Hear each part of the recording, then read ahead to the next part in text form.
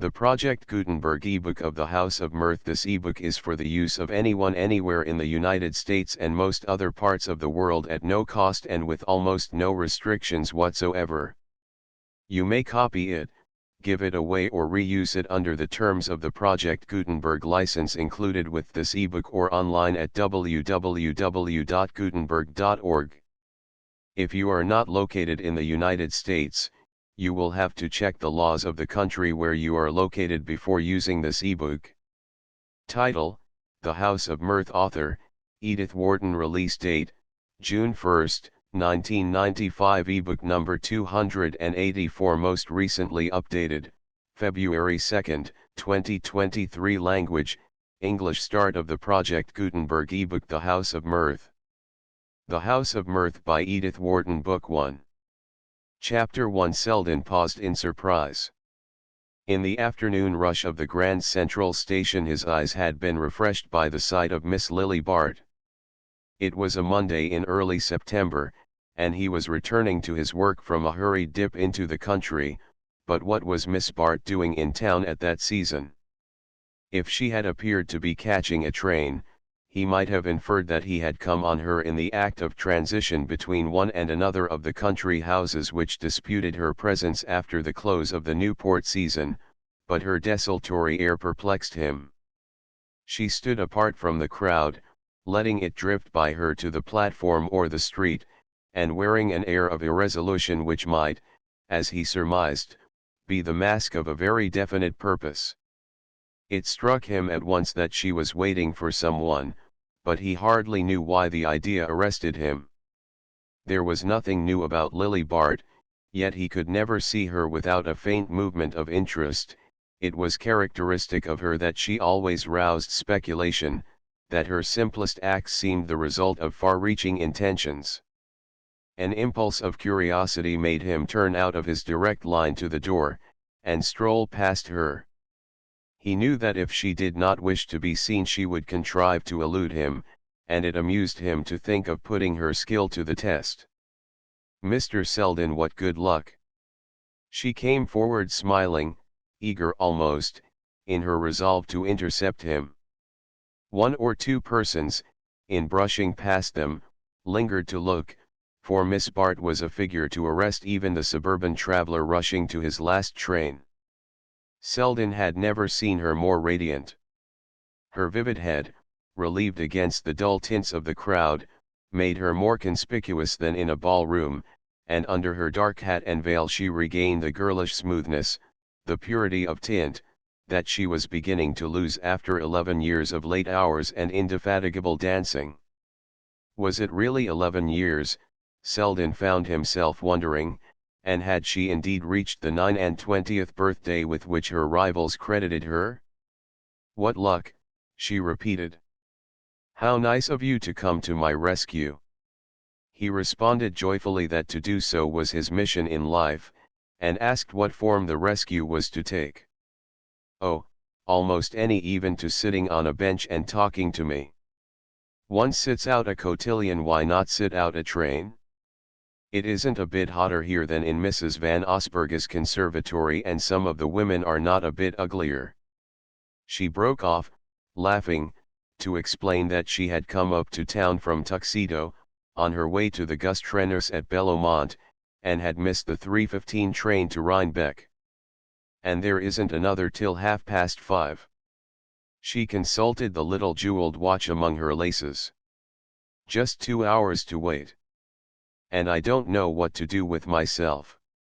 My maid came up this morning to do some shopping for me, and was to go on to Bellomont at 1 o'clock, and my aunt's house is closed, and I don't know a soul in town." She glanced plaintively about the station. "It is hotter than Mrs. Van Osburg's, after all. If you can spare the time, do take me somewhere for a breath of air." He declared himself entirely at her disposal. The adventure struck him as diverting. As a spectator, he had always enjoyed Lily Bart, and his course lay so far out of her orbit that it amused him to be drawn for a moment into the sudden intimacy which her proposal implied. "Shall we go over to Sherry's for a cup of tea?" She smiled assentingly, and then made a slight grimace. So many people come up to town on a Monday, one is sure to meet a lot of bores. I'm as old as the hills, of course, and it ought not to make any difference, but if I'm old enough, you're not, she objected gaily. I'm dying for tea, but isn't there a quieter place? He answered her smile, which rested on him vividly. Her discretions interested him almost as much as her imprudences, he was so sure that both were part of the same carefully elaborated plan. In judging Miss Bart, he had always made use of the argument from design. The resources of New York are rather meager, he said, but I'll find a hansom first, and then we'll invent something. He led her through the throng of returning holiday-makers, past sallow-faced girls in preposterous hats, and flat-chested women struggling with paper bundles and palm-leaf fans. Was it possible that she belonged to the same race? The dinginess, the crudity of this average section of womanhood made him feel how highly specialized she was. A rapid shower had cooled the air, and clouds still hung refreshingly over the moist street. How delicious! Let us walk a little, she said as they emerged from the station. They turned into Madison Avenue and began to stroll northward. As she moved beside him, with her long light step, Selden was conscious of taking a luxurious pleasure in her nearness, in the modeling of her little ear. The crisp upward wave of her hair was it ever so slightly brightened by art, and the thick planting of her straight black lashes. Everything about her was at once vigorous and exquisite, at once strong and fine. He had a confused sense that she must have cost a great deal to make, that a great many dull and ugly people must, in some mysterious way, have been sacrificed to produce her. He was aware that the qualities distinguishing her from the herd of her sex were chiefly external, as though a fine glaze of beauty and fastidiousness had been applied to vulgar clay.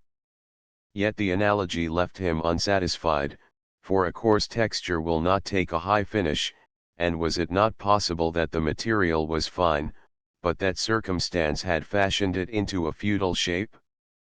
As he reached this point in his speculations, the sun came out, and her lifted parasol cut off his enjoyment. A moment or two later she paused with a sigh. "Oh, dear, I'm so hot and thirsty, and what a hideous place New York is." She looked despairingly up and down the dreary thoroughfare. Other cities put on their best clothes in summer, but New York seems to sit in its shirt sleeves. Her eyes wandered down one of the side streets. Someone has had the humanity to plant a few trees over there. Let us go into the shade. I am glad my street meets with your approval, said Selden as they turned the corner. Your street? Do you live here? She glanced with interest along the new brick and limestone house fronts, fantastically varied in obedience to the American craving for novelty, but fresh and inviting with their awnings and flower boxes. Ah, yes, to be sure, the Benedict. What a nice-looking building. I don't think I've ever seen it before. She looked across at the flat house with its marble porch and pseudo-Georgian facade. Which are your windows? Those with the awnings down. On the top floor, yes. And that nice little balcony is yours? How cool it looks up there. He paused a moment. Come up and see, he suggested. I can give you a cup of tea in no time and you won't meet any bores. Her color deepened. She still had the art of blushing at the right time, but she took the suggestion as lightly as it was made. Why not? It's too tempting. I'll take the risk, she declared. Oh, I'm not dangerous, he said in the same key. In truth, he had never liked her as well as at that moment. He knew she had accepted without afterthought, he could never be a factor in her calculations, and there was a surprise, a refreshment almost, in the spontaneity of her consent. On the threshold he paused a moment, feeling for his latchkey. There's no one here, but I have a servant who is supposed to come in the mornings, and it's just possible he may have put out the tea things and provided some cake." He ushered her into a slip of a hall hung with old prints. She noticed the letters and notes heaped on the table among his gloves and sticks. Then she found herself in a small library, dark but cheerful, with its walls of books, a pleasantly faded Turkey rug, a littered desk and, as he had foretold, a tea tray on a low table near the window. A breeze had sprung up, swaying inward the muslin curtains, and bringing a fresh scent of mignonette and petunias from the flower box on the balcony. Lily sank with a sigh into one of the shabby leather chairs. How delicious to have a place like this all to oneself. What a miserable thing it is to be a woman. She leaned back in a luxury of discontent. Selden was rummaging in a cupboard for the cake. "Even women," he said, "have been known to enjoy the privileges of a flat. Oh, governesses, or widows. But not girls, not poor, miserable, marriageable girls. I even know a girl who lives in a flat." She sat up in surprise. "You do?" "I do," he assured her, emerging from the cupboard with the sought-for cake. "Oh, I know you mean Gertie Farish." She smiled a little unkindly. "But I said marriageable, and besides, she has a horrid little place, and no maid, and such queer things to eat. Her cook does the washing and the food tastes of soap. I should hate that, you know." "You shouldn't dine with her on wash days," said Selden, cutting the cake. They both laughed, and he knelt by the table to light the lamp under the kettle, while she measured out the tea into a little teapot of green glaze. As he watched her hand, polished as a bit of old ivory, with its slender pink nails, and the sapphire bracelet slipping over her wrist, he was struck with the irony of suggesting to her such a life as his cousin Gertrude Farish had chosen. She was so evidently the victim of the civilization which had produced her, that the links of her bracelet seemed like monocles chaining her to her fate. She seemed to read his thought. "It was horrid of me to say that of Gertie," she said with charming compunction. "I forgot she was your cousin. But we're so different, you know. She likes being good, and I like being happy. And besides, she is free and I am not. If I were, I dare say I could manage to be happy even in her flat. It must be pure bliss to arrange the furniture just as one likes, and give all the horrors to the ashman. If I could only do over my aunt's drawing room, I know I should be a better woman." "Is it so very bad?" he asked sympathetically. She smiled at him across the teapot which she was holding up to be filled. "That shows how seldom you come there. Why don't you come oftener?" "When I do come, it's not to look at Mrs. Peniston's furniture." "Nonsense," she said. "You don't come at all, and yet we get on so well when we meet." "Perhaps that's the reason," he answered promptly. "I'm afraid I haven't any cream, you know. Shall you mind a slice of lemon instead?" "I shall like it better." She waited while he cut the lemon and dropped a thin disc into her cup. "But that is not the reason," she insisted. "The reason for what?" "For your never coming." She leaned forward with a shade of perplexity in her charming eyes. "I wish I knew. I wish I could make you out. Of course I know there are men who don't like me, one can tell that at a glance. And there are others who are afraid of me, they think I want to marry them." She smiled up at him frankly. "But I don't think you dislike me, and you can't possibly think I want to marry you." "No, I absolve you of that," he agreed. "Well, then." He had carried his cup to the fireplace, and stood leaning against the chimney-piece and looking down on her with an air of indolent amusement. The provocation in her eyes increased his amusement. He had not supposed she would waste her powder on such small game, but perhaps she was only keeping her hand in, or perhaps a girl of her type had no conversation but of the personal kind. At any rate, she was amazingly pretty, and he had asked her to tea and must live up to his obligations.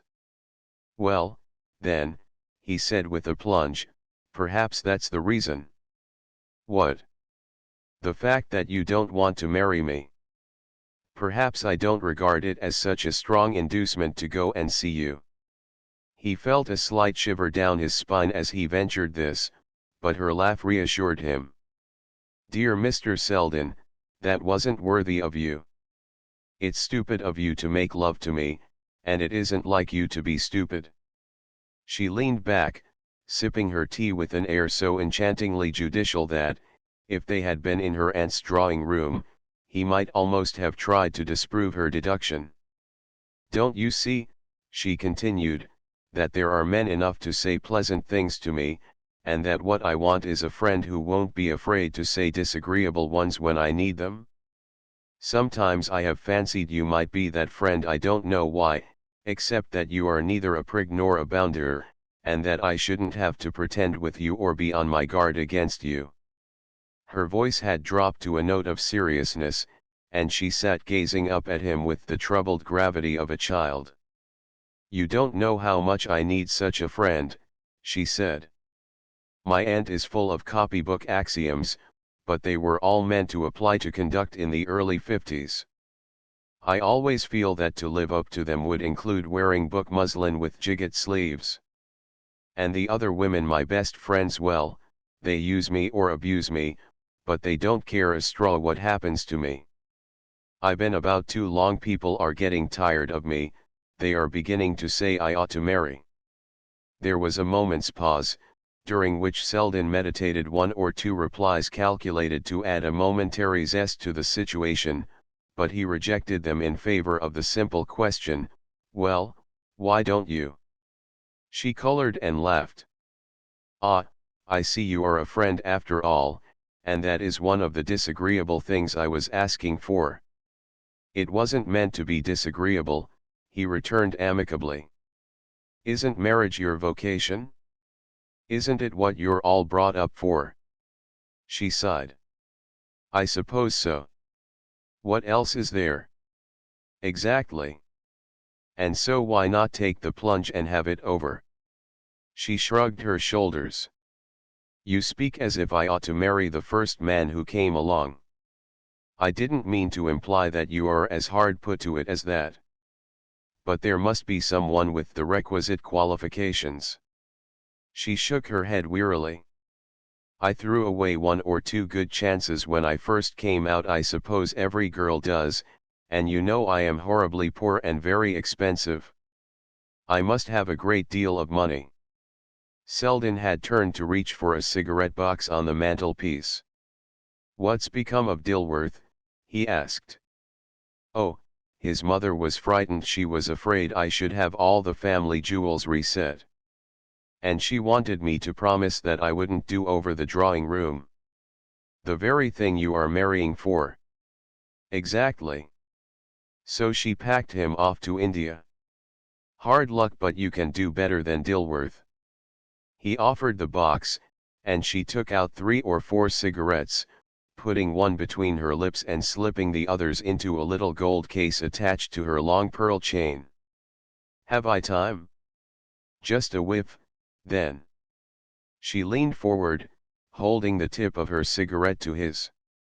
As she did so, he noted, with a purely impersonal enjoyment, how evenly the black lashes were set in her smooth white lids, and how the purplish shade beneath them melted into the pure pallor of the cheek.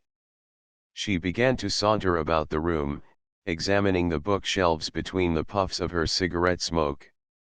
Some of the volumes had the ripe tints of good tooling and old Morocco, and her eyes lingered on them caressingly, not with the appreciation of the expert, but with the pleasure in agreeable tones and textures that was one of her inmost susceptibilities. Suddenly her expression changed from desultory enjoyment to active conjecture, and she turned to Selden with a question. You collect, don't you? You know about first editions and things. As much as a man may who has no money to spend. Now and then I pick up something in the rubbish heap, and I go and look on at the big sales. She had again addressed herself to the shelves, but her eyes now swept them inattentively, and he saw that she was preoccupied with a new idea. And Americana, do you collect Americana? Selden stared and laughed. No, that's rather out of my line. I'm not really a collector, you see, I simply like to have good editions of the books I am fond of. She made a slight grimace. And Americana are horribly dull, I suppose. I should fancy so, except to the historian. But your real collector values a thing for its rarity. I don't suppose the buyers of Americana sit up reading them all night. Old Jefferson Gryce certainly didn't. She was listening with keen attention. And yet they fetch fabulous prices, don't they? It seems so odd to want to pay a lot for an ugly, badly printed book that one is never going to read. And I suppose most of the owners of Americana are not historians either. No, very few of the historians can afford to buy them. They have to use those in the public libraries or in private collections. It seems to be the mere rarity that attracts the average collector. He had seated himself on an arm of the chair near which she was standing, and she continued to question him, asking which were the rarest volumes, whether the Jefferson Gryce collection was really considered the finest in the world, and what was the largest price ever fetched by a single volume. It was so pleasant to sit there looking up at her, as she lifted now one book and then another from the shelves, fluttering the pages between her fingers, while her drooping profile was outlined against the warm background of old bindings, that he talked on without pausing to wonder at her sudden interest in so unsuggestive a subject. But he could never be long with her without trying to find a reason for what she was doing, and as she replaced his first edition of La Bruyere and turned away from the bookcases, he began to ask himself what she had been driving at. Her next question was not of a nature to enlighten him. She paused before him with a smile which seemed at once designed to admit him to her familiarity, and to remind him of the restrictions it imposed. "Don't you ever mind," she asked suddenly, "not being rich enough to buy all the books you want?" He followed her glance about the room, with its worn furniture and shabby walls. "Don't I just? Do you take me for a saint on a pillar? And having to work, do you mind that?" "Oh, the work itself is not so bad. I'm rather fond of the law." "No, but the being tied down, the routine. Don't you ever want to get away, to see new places and people?" "Horribly, especially when I see all my friends rushing to the steamer." She drew a sympathetic breath. "But do you mind enough to marry to get out of it?" Selden broke into a laugh. "God forbid," he declared. She rose with a sigh, tossing her cigarette into the grate. "Ah, there's the difference. A girl must, a man may if he chooses." She surveyed him critically. "Your coat's a little shabby, but who cares? It doesn't keep people from asking you to dine.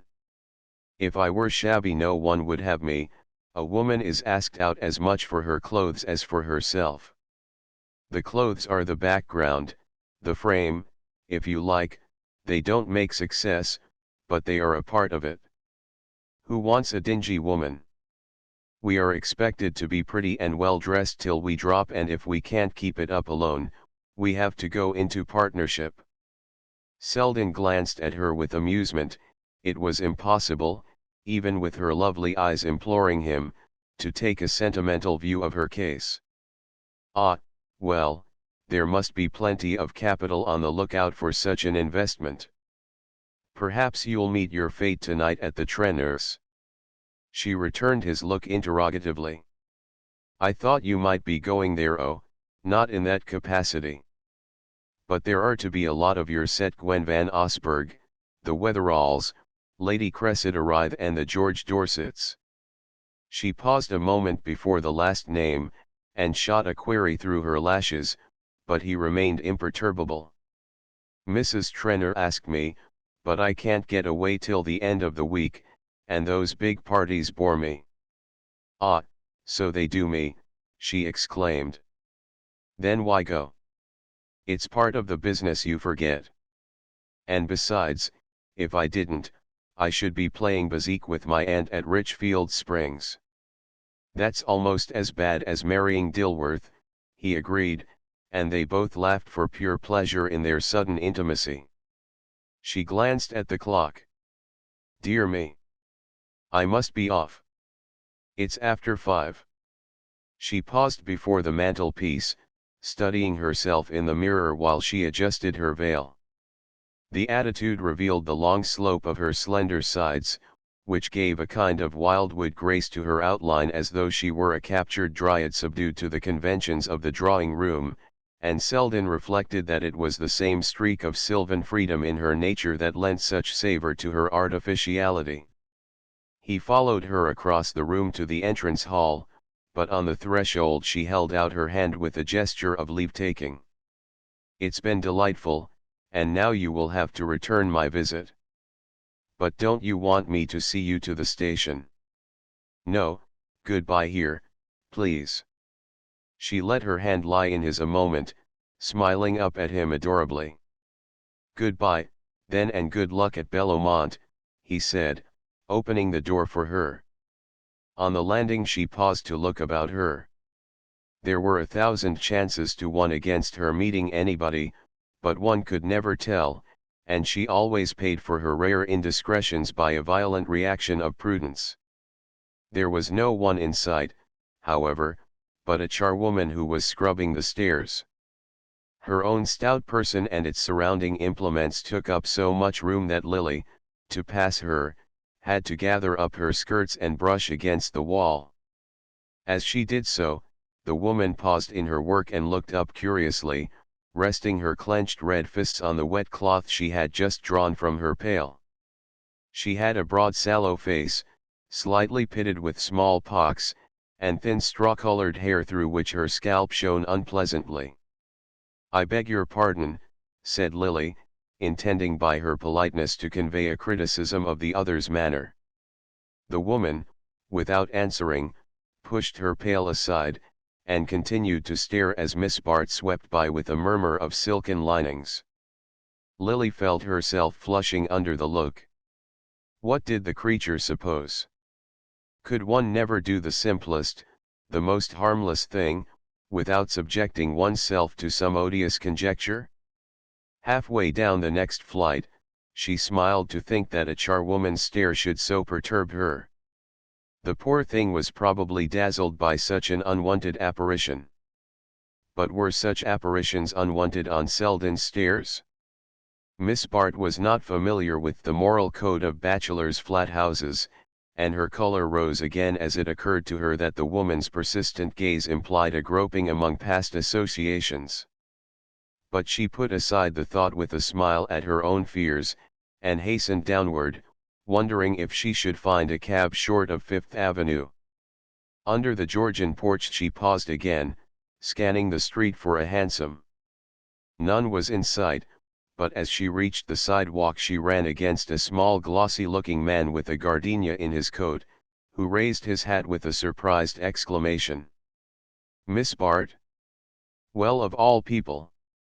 This is luck, he declared, and she caught a twinkle of amused curiosity between his screwed-up lids. Oh, Mr. Rosedale, how are you? She said, perceiving that the irrepressible annoyance on her face was reflected in the sudden intimacy of his smile. Mr. Rosedale stood scanning her with interest and approval. He was a plump rosy man of the blonde Jewish type, with smart London clothes fitting him like upholstery, and small sidelong eyes which gave him the air of appraising people as if they were bric-a-brac. He glanced up interrogatively at the porch of the Benedict. Been up to town for a little shopping, I suppose, he said, in a tone which had the familiarity of a touch. Miss Bart shrank from it slightly, and then flung herself into precipitate explanations. Yes, I came up to see my dressmaker. I am just on my way to catch the train to the Treners. Ah, your dressmaker, just so, he said blandly. I didn't know there were any dressmakers in the Benedict. The Benedict. She looked gently puzzled. Is that the name of this building? Yes, that's the name. I believe it's an old word for bachelor, isn't it? I happen to own the building, that's the way I know. His smile deepened as he added with increasing assurance, but you must let me take you to the station. The trainers are at Bellomont, of course. You've barely time to catch the 5:40. The dressmaker kept you waiting, I suppose. Lily stiffened under the pleasantry. Oh, thanks, she stammered, and at that moment her eye caught a hansom drifting down Madison Avenue, and she hailed it with a desperate gesture. You're very kind, but I couldn't think of troubling you, she said, extending her hand to Mr. Rosedale, and heedless of his protestations, she sprang into the rescuing vehicle, and called out a breathless order to the driver. Chapter 2. In the hansom she leaned back with a sigh. Why must a girl pay so dearly for her least escape from routine? Why could one never do a natural thing without having to screen it behind a structure of artifice? She had yielded to a passing impulse in going to Lawrence Selden's rooms, and it was so seldom that she could allow herself the luxury of an impulse. This one, at any rate, was going to cost her rather more than she could afford. She was vexed to see that, in spite of so many years of vigilance, she had blundered twice within 5 minutes. That stupid story about her dressmaker was bad enough. It would have been so simple to tell Rosedale that she had been taking tea with Selden. The mere statement of the fact would have rendered it innocuous. But, after having let herself be surprised in a falsehood, it was doubly stupid to snub the witness of her discomfiture. If she had had the presence of mind to let Rosedale drive her to the station, the concession might have purchased his silence. He had his race's accuracy in the appraisal of values, and to be seen walking down the platform at the crowded afternoon hour in the company of Miss Lily Bart would have been money in his pocket, as he might himself have phrased it. He knew, of course, that there would be a large house party at Bellomont, and the possibility of being taken for one of Mrs. Trenner's guests was doubtless included in his calculations. Mr. Rosedale was still at a stage in his social ascent when it was of importance to produce such impressions. The provoking part was that Lily knew all this, knew how easy it would have been to silence him on the spot, and how difficult it might be to do so afterward. Mr. Simon Rosedale was a man who made it his business to know everything about everyone, whose idea of showing himself to be at home in society was to display an inconvenient familiarity with the habits of those with whom he wished to be thought intimate. Lily was sure that within 24 hours the story of her visiting her dressmaker at the Benedict would be in active circulation among Mr. Rosedale's acquaintances. The worst of it was that she had always snubbed and ignored him. On his first appearance, when her improvident cousin, Jack Stepney, had obtained for him, in return for favors too easily guessed, a card to one of the vast impersonal Van Osburgh crushes, Rosedale, with that mixture of artistic sensibility and business astuteness which characterizes his race, had instantly gravitated toward Miss Bart. She understood his motives, for her own course was guided by as nice calculations. Training and experience had taught her to be hospitable to newcomers, since the most unpromising might be useful later on, and there were plenty of available oubliettes to swallow them if they were not. But some intuitive repugnance, getting the better of years of social discipline, had made her push Mr. Rosedale into his oubliette without a trial. He had left behind only the ripple of amusement which his speedy dispatch had caused among her friends, and though later, to shift the metaphor, he reappeared lower down the stream, it was only in fleeting glimpses, with long submergences between. Hitherto Lily had been undisturbed by scruples. In her little set Mr. Rosedale had been pronounced impossible, and Jack Stepney roundly snubbed for his attempt to pay his debts in dinner invitations.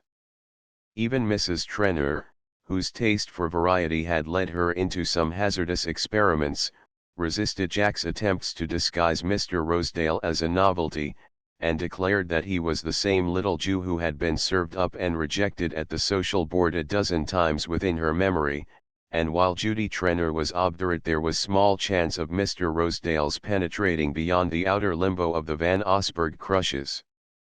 Jack gave up the contest with a laughing "you'll see," and, sticking manfully to his guns, showed himself with Rosedale at the fashionable restaurants, in company with the personally vivid if socially obscure ladies who are available for such purposes.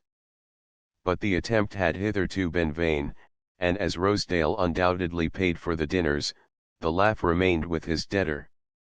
Mr. Rosedale, it will be seen, was thus far not a factor to be feared unless one put oneself in his power. And this was precisely what Miss Bart had done. Her clumsy fib had let him see that she had something to conceal, and she was sure he had a score to settle with her.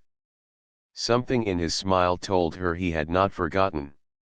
She turned from the thought with a little shiver, but it hung on her all the way to the station, and dogged her down the platform with the persistency of Mr. Rosedale himself. She had just time to take her seat before the train started, but having arranged herself in her corner with the instinctive feeling for effect which never forsook her, she glanced about in the hope of seeing some other member of the Trenors party. She wanted to get away from herself, and conversation was the only means of escape that she knew. Her search was rewarded by the discovery of a very blond young man with a soft reddish beard, who, at the other end of the carriage, appeared to be dissembling himself behind an unfolded newspaper. Lily's eye brightened, and a faint smile relaxed the drawn lines of her mouth. She had known that Mr. Percy Gryce was to be at Bellomont, but she had not counted on the luck of having him to herself in the train, and the fact banished all perturbing thoughts of Mr. Rosedale. Perhaps, after all, the day was to end more favorably than it had begun. She began to cut the pages of a novel, tranquilly studying her prey through downcast lashes while she organized a method of attack. Something in his attitude of conscious absorption told her that he was aware of her presence. No one had ever been quite so engrossed in an evening paper. She guessed that he was too shy to come up to her, and that she would have to devise some means of approach which should not appear to be an advance on her part. It amused her to think that anyone as rich as Mr. Percy Gryce should be shy, but she was gifted with treasures of indulgence for such idiosyncrasies, and besides, his timidity might serve her purpose better than too much assurance. She had the art of giving self-confidence to the embarrassed, but she was not equally sure of being able to embarrass the self-confident. She waited till the train had emerged from the tunnel and was racing between the ragged edges of the northern suburbs. Then, as it lowered its speed near Yonkers, she rose from her seat and drifted slowly down the carriage. As she passed Mr. Gryce, the train gave a lurch, and he was aware of a slender hand gripping the back of his chair. He rose with a start, his ingenuous face looking as though it had been dipped in crimson. Even the reddish tint in his beard seemed to deepen. The train swayed again, almost flinging Miss Bart into his arms. She steadied herself with a laugh and drew back, but he was enveloped in the scent of her dress, and his shoulder had felt her fugitive touch. "Oh, Mr. Gryce, is it you? I'm so sorry, I was trying to find the porter and get some tea." She held out her hand as the train resumed its level rush, and they stood exchanging a few words in the aisle. Yes, he was going to Bellomont. He had heard she was to be of the party. He blushed again as he admitted it. And was he to be there for a whole week? How delightful! But at this point one or two belated passengers from the last station forced their way into the carriage, and Lily had to retreat to her seat. "The chair next to mine is empty, do take it," she said over her shoulder, and Mr. Gryce, with considerable embarrassment, succeeded in effecting an exchange which enabled him to transport himself and his bags to her side. Ah, and here is the porter, and perhaps we can have some tea. She signaled to that official, and in a moment, with the ease that seemed to attend the fulfillment of all her wishes, a little table had been set up between the seats, and she had helped Mr. Gryce to bestow his encumbering properties beneath it. When the tea came, he watched her in silent fascination while her hands flitted above the tray, looking miraculously fine and slender in contrast to the coarse china and lumpy bread. It seemed wonderful to him that anyone should perform with such careless ease the difficult task of making tea in public in a lurching train. He would never have dared to order it for himself, lest he should attract the notice of his fellow passengers, but, secure in the shelter of her conspicuousness, he sipped the inky draught with a delicious sense of exhilaration. Lily, with the flavor of Selden's caravan tea on her lips, had no great fancy to drown it in the railway brew which seemed such nectar to her companion, but, rightly judging that one of the charms of tea is the fact of drinking it together, she proceeded to give the last touch to Mr. Gryce's enjoyment by smiling at him across her lifted cup. "Is it quite right I haven't made it too strong?" she asked solicitously, and he replied with conviction that he had never tasted better tea. "I dare say it is true," she reflected, and her imagination was fired by the thought that Mr. Gryce, who might have sounded the depths of the most complex self-indulgence, was perhaps actually taking his first journey alone with a pretty woman. It struck her as providential that she should be the instrument of his initiation. Some girls would not have known how to manage him.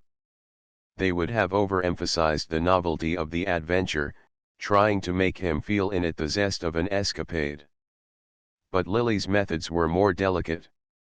She remembered that her cousin Jack Stepney had once defined Mr. Gryce as the young man who had promised his mother never to go out in the rain without his overshoes, and acting on this hint, she resolved to impart a gently domestic air to the scene, in the hope that her companion, instead of feeling that he was doing something reckless or unusual, would merely be led to dwell on the advantage of always having a companion to make one's tea in the train. But in spite of her efforts, conversation flagged after the tray had been removed, and she was driven to take a fresh measurement of Mr. Gryce's limitations. It was not, after all, opportunity but imagination that he lacked. He had a mental palate which would never learn to distinguish between railway tea and nectar. There was, however, one topic she could rely on, one spring that she had only to touch to set his simple machinery in motion. She had refrained from touching it because it was a last resource, and she had relied on other arts to stimulate other sensations, but as a settled look of dullness began to creep over his candid features, she saw that extreme measures were necessary. "And how," she said, leaning forward, "are you getting on with your Americana?" His eye became a degree less opaque, it was as though an incipient film had been removed from it, and she felt the pride of a skillful operator. "I've got a few new things," he said, suffused with pleasure, but lowering his voice as though he feared his fellow passengers might be in league to despoil him. She returned a sympathetic inquiry, and gradually he was drawn on to talk of his latest purchases. It was the one subject which enabled him to forget himself, or allowed him, rather, to remember himself without constraint, because he was at home in it, and could assert a superiority that there were few to dispute. Hardly any of his acquaintances cared for Americana, or knew anything about them, and the consciousness of this ignorance threw Mr. Gryce's knowledge into agreeable relief. The only difficulty was to introduce the topic and to keep it to the front. Most people showed no desire to have their ignorance dispelled, and Mr. Gryce was like a merchant whose warehouses are crammed with an unmarketable commodity. But Miss Bart, it appeared, really did want to know about Americana, and moreover, she was already sufficiently informed to make the task of farther instruction as easy as it was agreeable. She questioned him intelligently, she heard him submissively, and, prepared for the look of lassitude which usually crept over his listeners' faces, he grew eloquent under her receptive gaze. The points she had had the presence of mind to glean from Selden, in anticipation of this very contingency, were serving her to such good purpose that she began to think her visit to him had been the luckiest incident of the day. She had once more shown her talent for profiting by the unexpected, and dangerous theories as to the advisability of yielding to impulse were germinating under the surface of smiling attention which she continued to present to her companion. Mr. Gryce's sensations, if less definite, were equally agreeable. He felt the confused titillation with which the lower organisms welcome the gratification of their needs, and all his senses floundered in a vague well-being, through which Miss Bart's personality was dimly but pleasantly perceptible. Mr. Gryce's interest in Americana had not originated with himself. It was impossible to think of him as evolving any taste of his own. An uncle had left him a collection already noted among bibliophiles. The existence of the collection was the only fact that had ever shed glory on the name of Gryce, and the nephew took as much pride in his inheritance as though it had been his own work. Indeed, he gradually came to regard it as such, and to feel a sense of personal complacency when he chanced on any reference to the Gryce Americana. Anxious as he was to avoid personal notice, he took, in the printed mention of his name, a pleasure so exquisite and excessive that it seemed a compensation for his shrinking from publicity. To enjoy the sensation as often as possible, he subscribed to all the reviews dealing with book collecting in general, and American history in particular, and as allusions to his library abounded in the pages of these journals, which formed his only reading, he came to regard himself as figuring prominently in the public eye, and to enjoy the thought of the interest which would be excited if the persons he met in the street, or sat among in traveling, were suddenly to be told that he was the possessor of the Gryce Americana. Most timidities have such secret compensations, and Miss Bart was discerning enough to know that the inner vanity is generally in proportion to the outer self-depreciation. With a more confident person she would not have dared to dwell so long on one topic, or to show such exaggerated interest in it, but she had rightly guessed that Mr. Gryce's egoism was a thirsty soil, requiring constant nurture from without. Miss Bart had the gift of following an undercurrent of thought while she appeared to be sailing on the surface of conversation, and in this case her mental excursion took the form of a rapid survey of Mr. Percy Gryce's future as combined with her own. The Gryces were from Albany, and but lately introduced to the metropolis, where the mother and son had come, after old Jefferson Gryce's death, to take possession of his house in Madison Avenue, an appalling house, all brownstone without and black walnut within, with the Gryce library in a fireproof annex that looked like a mausoleum. Lily, however, knew all about them. Young Mr. Gryce's arrival had fluttered the maternal breasts of New York, and when a girl has no mother to palpitate for her she must needs be on the alert for herself.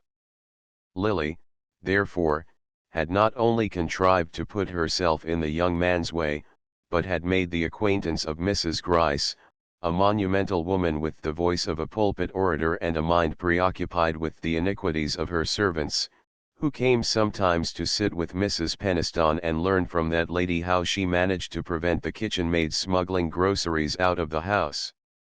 Mrs. Gryce had a kind of impersonal benevolence. Cases of individual need she regarded with suspicion, but she subscribed to institutions when their annual reports showed an impressive surplus. Her domestic duties were manifold, for they extended from furtive inspections of the servants' bedrooms to unannounced descents to the cellar, but she had never allowed herself many pleasures. Once, however, she had had a special edition of the Sarum Rule printed in rubric and presented to every clergyman in the diocese, and the gilt album in which their letters of thanks were pasted formed the chief ornament of her drawing-room table. Percy had been brought up in the principles which so excellent a woman was sure to inculcate. Every form of prudence and suspicion had been grafted on a nature originally reluctant and cautious, with the result that it would have seemed hardly needful for Mrs. Gryce to extract his promise about the overshoes, so little likely was he to hazard himself abroad in the rain. After attaining his majority, and coming into the fortune which the late Mr. Gryce had made out of a patent device for excluding fresh air from hotels, the young man continued to live with his mother in Albany, but on Jefferson Gryce's death, when another large property passed into her son's hands, Mrs. Gryce thought that what she called his interests demanded his presence in New York. She accordingly installed herself in the Madison Avenue house, and Percy, whose sense of duty was not inferior to his mother's, spent all his weekdays in the handsome Broad Street office where a batch of pale men on small salaries had grown gray in the management of the Gryce estate, and where he was initiated with becoming reverence into every detail of the art of accumulation. As far as Lily could learn, this had hitherto been Mr. Gryce's only occupation, and she might have been pardoned for thinking it not too hard a task to interest a young man who had been kept on such low diet. At any rate, she felt herself so completely in command of the situation that she yielded to a sense of security in which all fear of Mr. Rosedale, and of the difficulties on which that fear was contingent, vanished beyond the edge of thought. The stopping of the train at Garrison's would not have distracted her from these thoughts, had she not caught a sudden look of distress in her companion's eye. His seat faced toward the door, and she guessed that he had been perturbed by the approach of an acquaintance, a fact confirmed by the turning of heads and general sense of commotion which her own entrance into a railway carriage was apt to produce. She knew the symptoms at once, and was not surprised to be hailed by the high notes of a pretty woman, who entered the train accompanied by a maid, a bull terrier, and a footman staggering under a load of bags and dressing cases.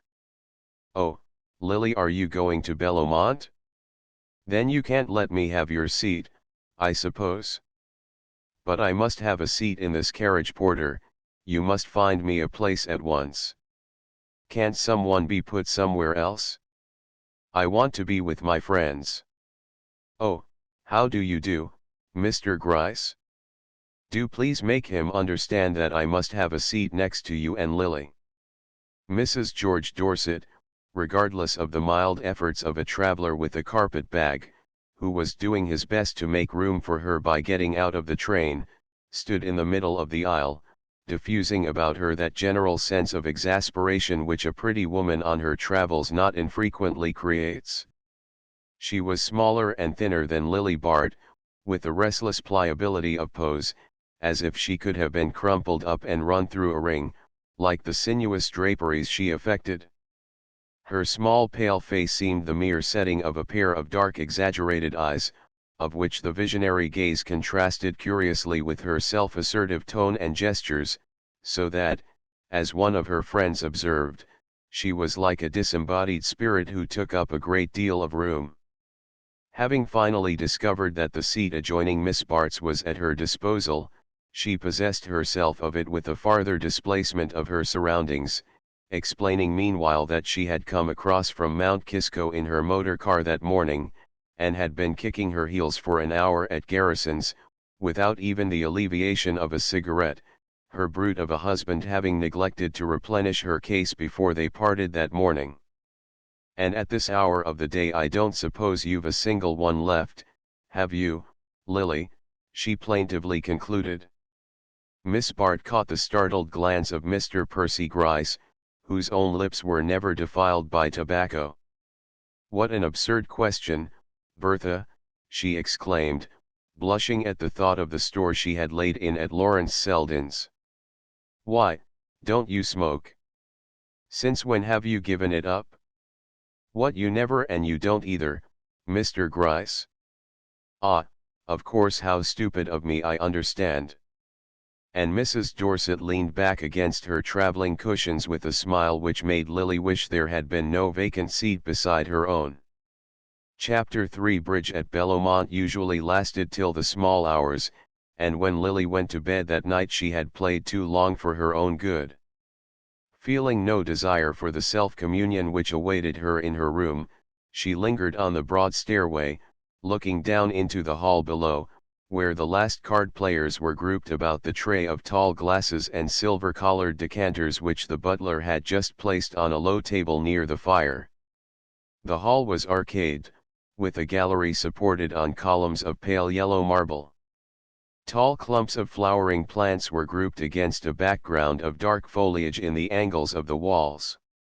On the crimson carpet a deer hound and 2 or 3 spaniels dozed luxuriously before the fire, and the light from the great central lantern overhead shed a brightness on the women's hair and struck sparks from their jewels as they moved.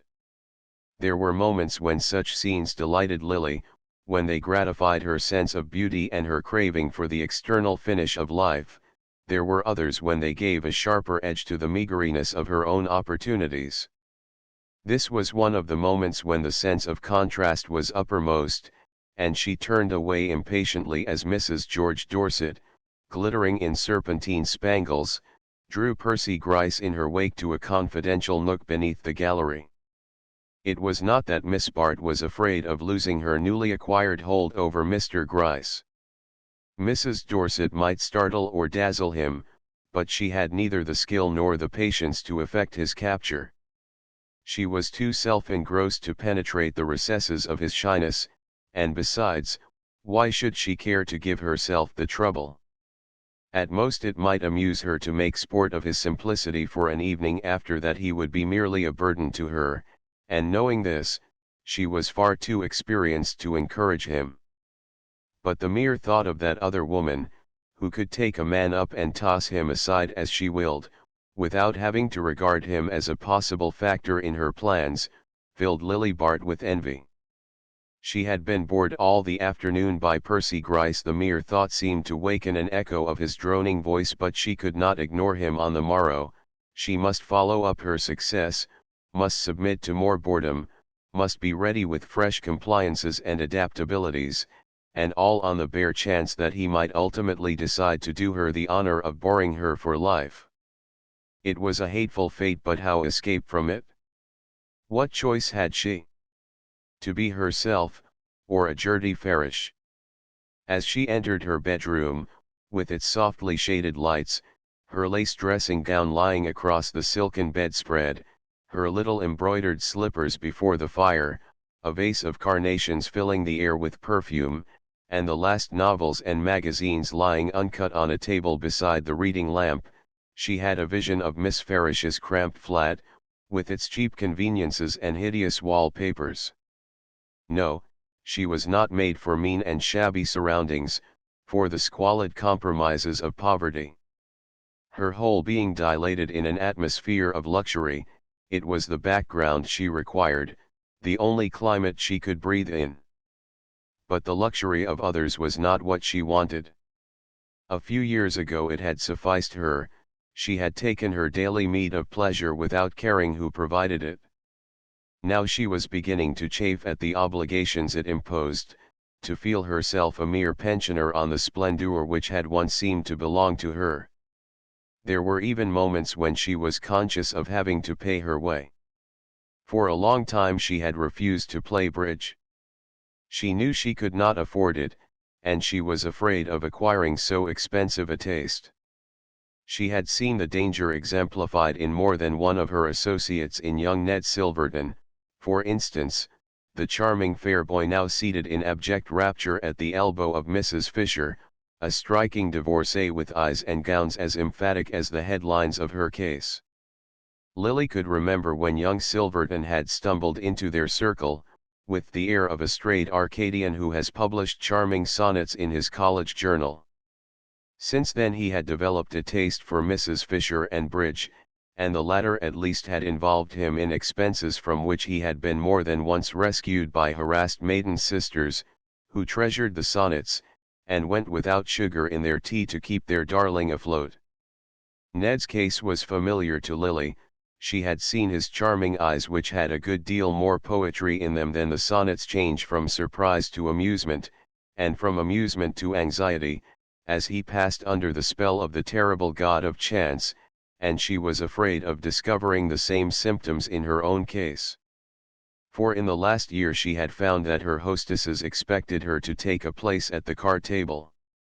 It was one of the taxes she had to pay for their prolonged hospitality, and for the dresses and trinkets which occasionally replenished her insufficient wardrobe. And since she had played regularly, the passion had grown on her. Once or twice of late she had won a large sum, and instead of keeping it against future losses, had spent it in dress or jewelry, and the desire to atone for this imprudence, combined with the increasing exhilaration of the game, drove her to risk higher stakes at each fresh venture. She tried to excuse herself on the plea that, in the trainer set, if one played at all one must either play high or be set down as priggish or stingy, but she knew that the gambling passion was upon her, and that in her present surroundings there was small hope of resisting it. Tonight the luck had been persistently bad, and the little gold purse which hung among her trinkets was almost empty when she returned to her room. She unlocked the wardrobe, and taking out her jewel case, looked under the tray for the roll of bills from which she had replenished the purse before going down to dinner. Only $20 were left. The discovery was so startling that for a moment she fancied she must have been robbed. Then she took paper and pencil, and seating herself at the writing table, tried to reckon up what she had spent during the day. Her head was throbbing with fatigue, and she had to go over the figures again and again, but at last it became clear to her that she had lost $300 at cards. She took out her checkbook to see if her balance was larger than she remembered, but found she had erred in the other direction. Then she returned to her calculations, but figure as she would, she could not conjure back the vanished $300. It was the sum she had set aside to pacify her dressmaker unless she should decide to use it as a sop to the jeweler. At any rate, she had so many uses for it that its very insufficiency had caused her to play high in the hope of doubling it. But of course she had lost, she who needed every penny, while Bertha Dorset, whose husband showered money on her, must have pocketed at least 500, and Judy Trenor, who could have afforded to lose 1,000 a night, had left the table clutching such a heap of bills that she had been unable to shake hands with her guests when they bade her good night. A world in which such things could be seemed a miserable place to Lily Bart, but then she had never been able to understand the laws of a universe which was so ready to leave her out of its calculations.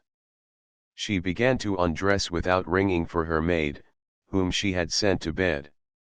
She had been long enough in bondage to other people's pleasure to be considerate of those who depended on hers, and in her bitter moods it sometimes struck her that she and her maid were in the same position, except that the latter received her wages more regularly.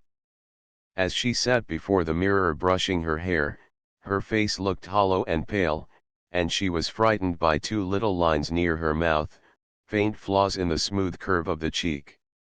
"Oh, I must stop worrying," she exclaimed. "Unless it's the electric light," she reflected, springing up from her seat and lighting the candles on the dressing table.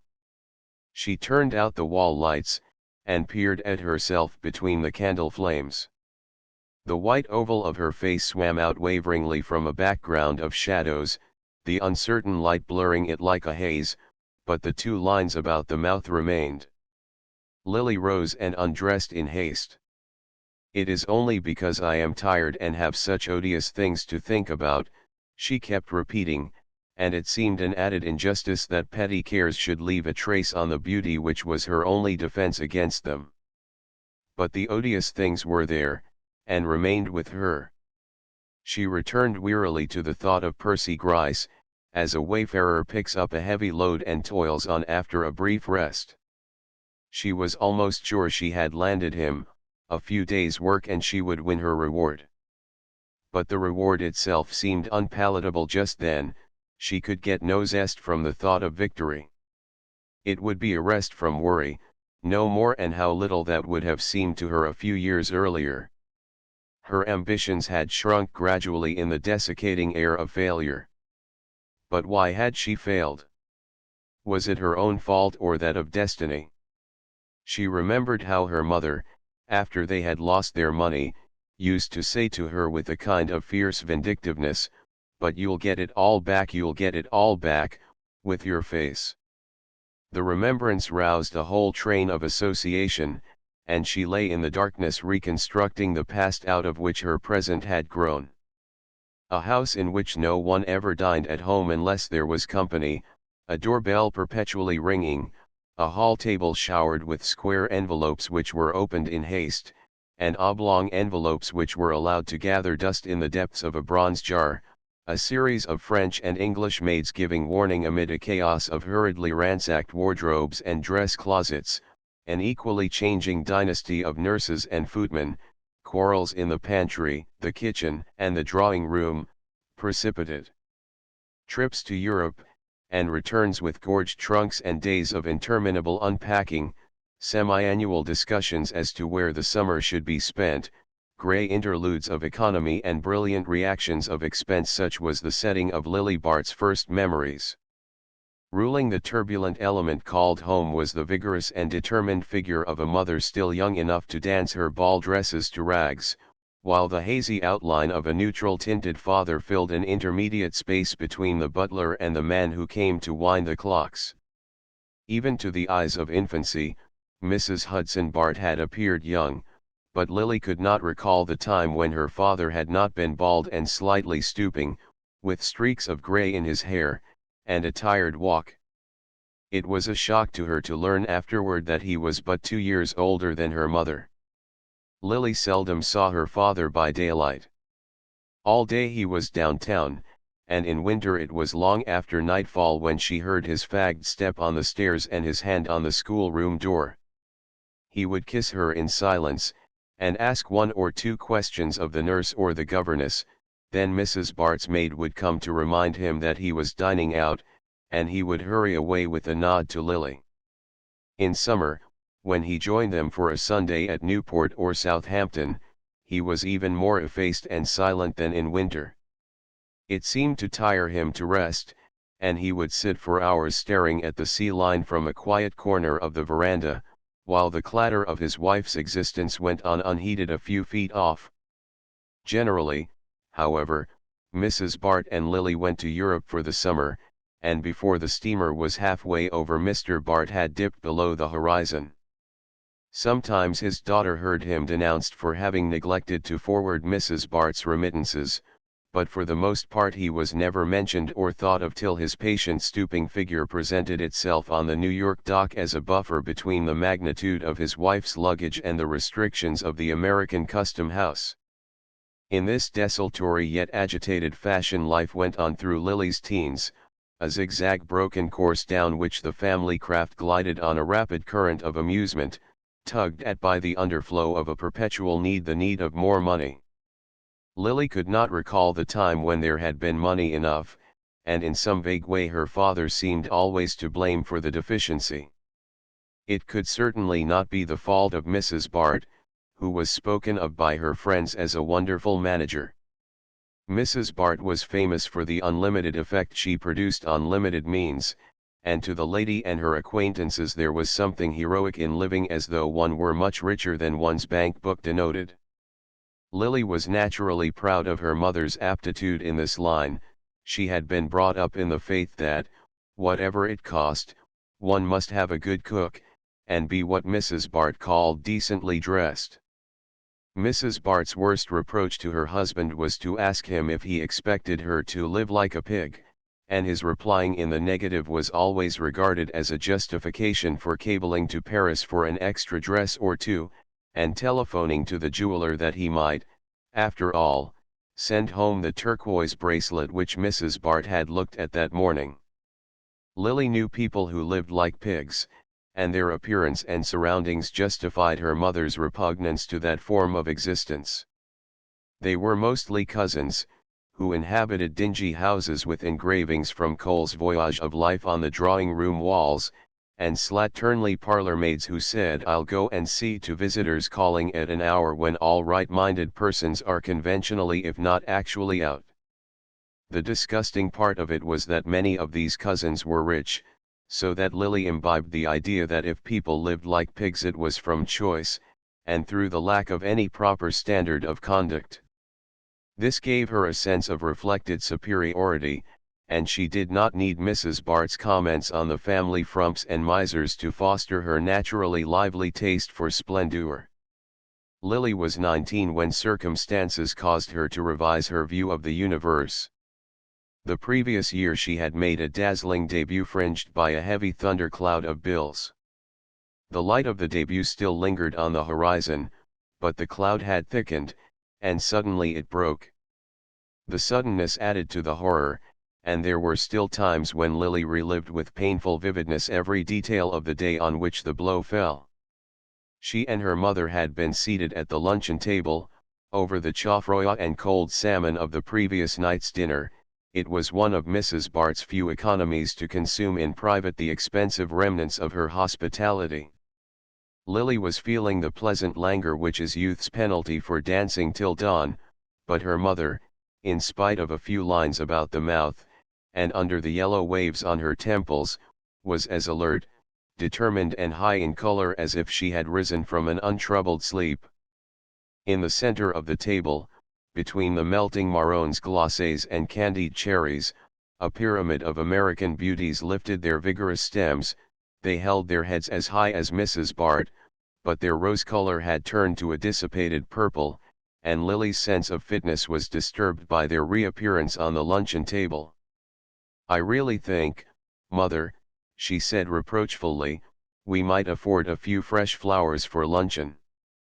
"Just some jonquils or lilies of the valley." Mrs. Bart stared. Her own fastidiousness had its eye fixed on the world, and she did not care how the luncheon table looked when there was no one present at it but the family. But she smiled at her daughter's innocence. "Lilies of the valley," she said calmly, "cost $2 a dozen at the season." Lily was not impressed. She knew very little of the value of money.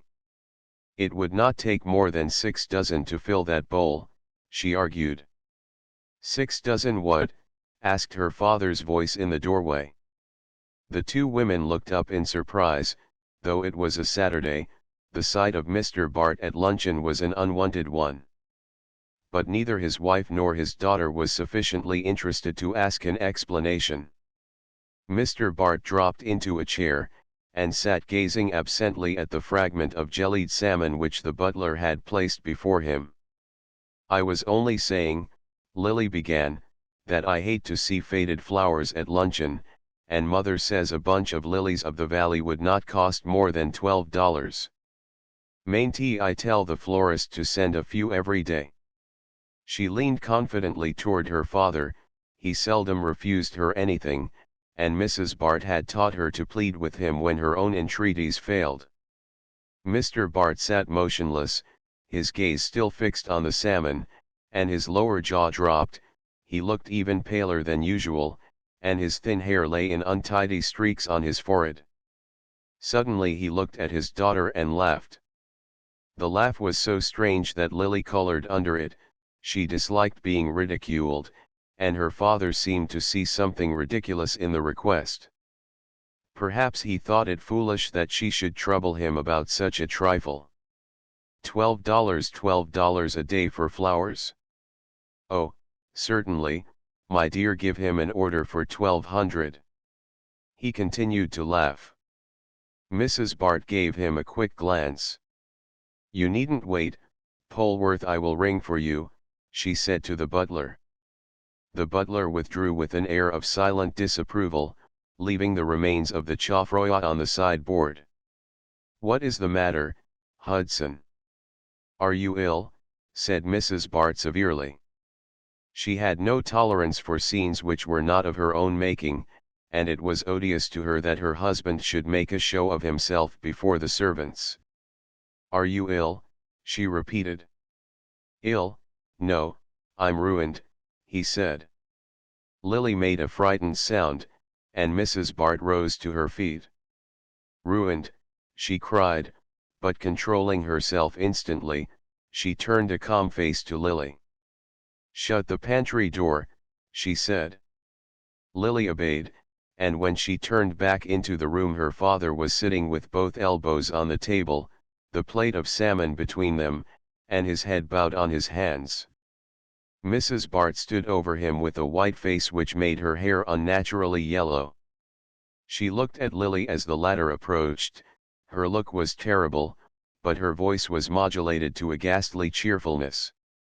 "Your father is not well, he doesn't know what he is saying. It is nothing, but you had better go upstairs, and don't talk to the servants," she added. Lily obeyed. She always obeyed when her mother spoke in that voice. She had not been deceived by Mrs. Bart's words, she knew at once that they were ruined. In the dark hours which followed, that awful fact overshadowed even her father's slow and difficult dying. To his wife he no longer counted, he had become extinct when he ceased to fulfill his purpose, and she sat at his side with the provisional air of a traveler who waits for a belated train to start. Lily's feelings were softer, she pitied him in a frightened, ineffectual way. But the fact that he was for the most part unconscious, and that his attention, when she stole into the room, drifted away from her after a moment, made him even more of a stranger than in the nursery days when he had never come home till after dark. She seemed always to have seen him through a blur, first of sleepiness, then of distance and indifference, and now the fog had thickened till he was almost indistinguishable. If she could have performed any little services for him, or have exchanged with him a few of those affecting words which an extensive perusal of fiction had led her to connect with such occasions, the filial instinct might have stirred in her, but her pity, finding no active expression, remained in a state of spectatorship, overshadowed by her mother's grim, unflagging resentment. Every look and act of Mrs. Bart seemed to say, "You are sorry for him now, but you will feel differently when you see what he has done to us." It was a relief to Lily when her father died. Then a long winter set in. There was a little money left, but to Mrs. Bart it seemed worse than nothing, the mere mockery of what she was entitled to. What was the use of living if one had to live like a pig? She sank into a kind of furious apathy, a state of inert anger against fate. Her faculty for managing deserted her, or she no longer took sufficient pride in it to exert it. It was well enough to manage when by so doing one could keep one's own carriage, but when one's best contrivance did not conceal the fact that one had to go on foot, the effort was no longer worth making. Lily and her mother wandered from place to place, now paying long visits to relations whose housekeeping Mrs. Bart criticized, and who deplored the fact that she let Lily breakfast in bed when the girl had no prospects before her, and now vegetating in cheap continental refuges, where Mrs. Bart held herself fiercely aloof from the frugal tea tables of her companions in misfortune. She was especially careful to avoid her old friends and the scenes of her former successes.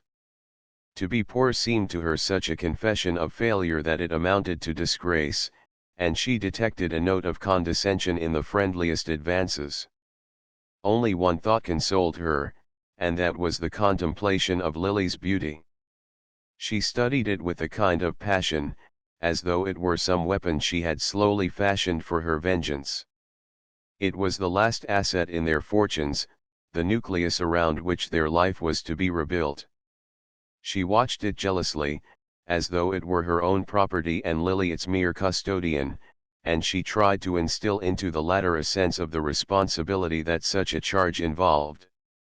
She followed in imagination the career of other beauties, pointing out to her daughter what might be achieved through such a gift, and dwelling on the awful warning of those who, in spite of it, had failed to get what they wanted. To Mrs. Bart, only stupidity could explain the lamentable denouement of some of her examples. She was not above the inconsistency of charging fate, rather than herself, with her own misfortunes, but she inveighed so acrimoniously against love matches that Lily would have fancied her own marriage had been of that nature, had not Mrs. Bart frequently assured her that she had been talked into it, by whom, she never made clear. Lily was duly impressed by the magnitude of her opportunities. The dinginess of her present life threw into enchanting relief the existence to which she felt herself entitled.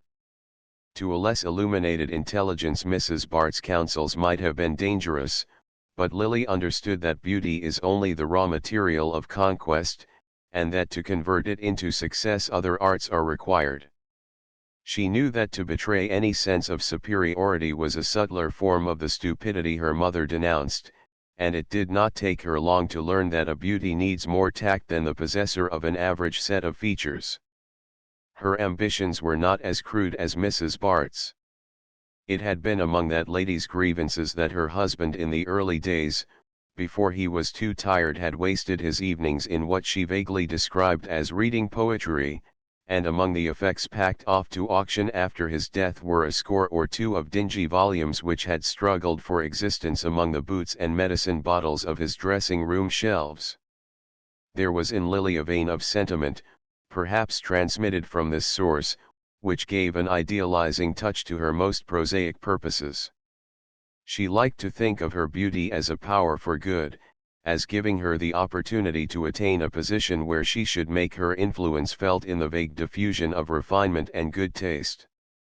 She was fond of pictures and flowers, and of sentimental fiction, and she could not help thinking that the possession of such tastes ennobled her desire for worldly advantages.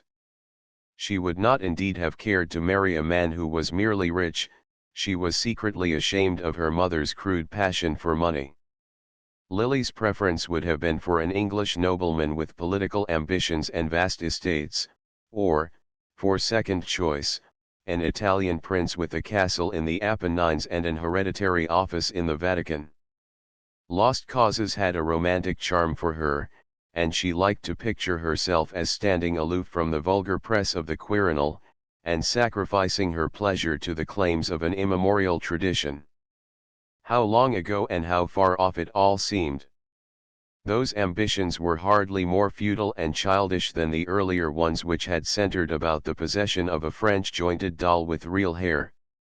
Was it only 10 years since she had wavered in imagination between the English earl and the Italian prince? Relentlessly her mind traveled on over the dreary interval.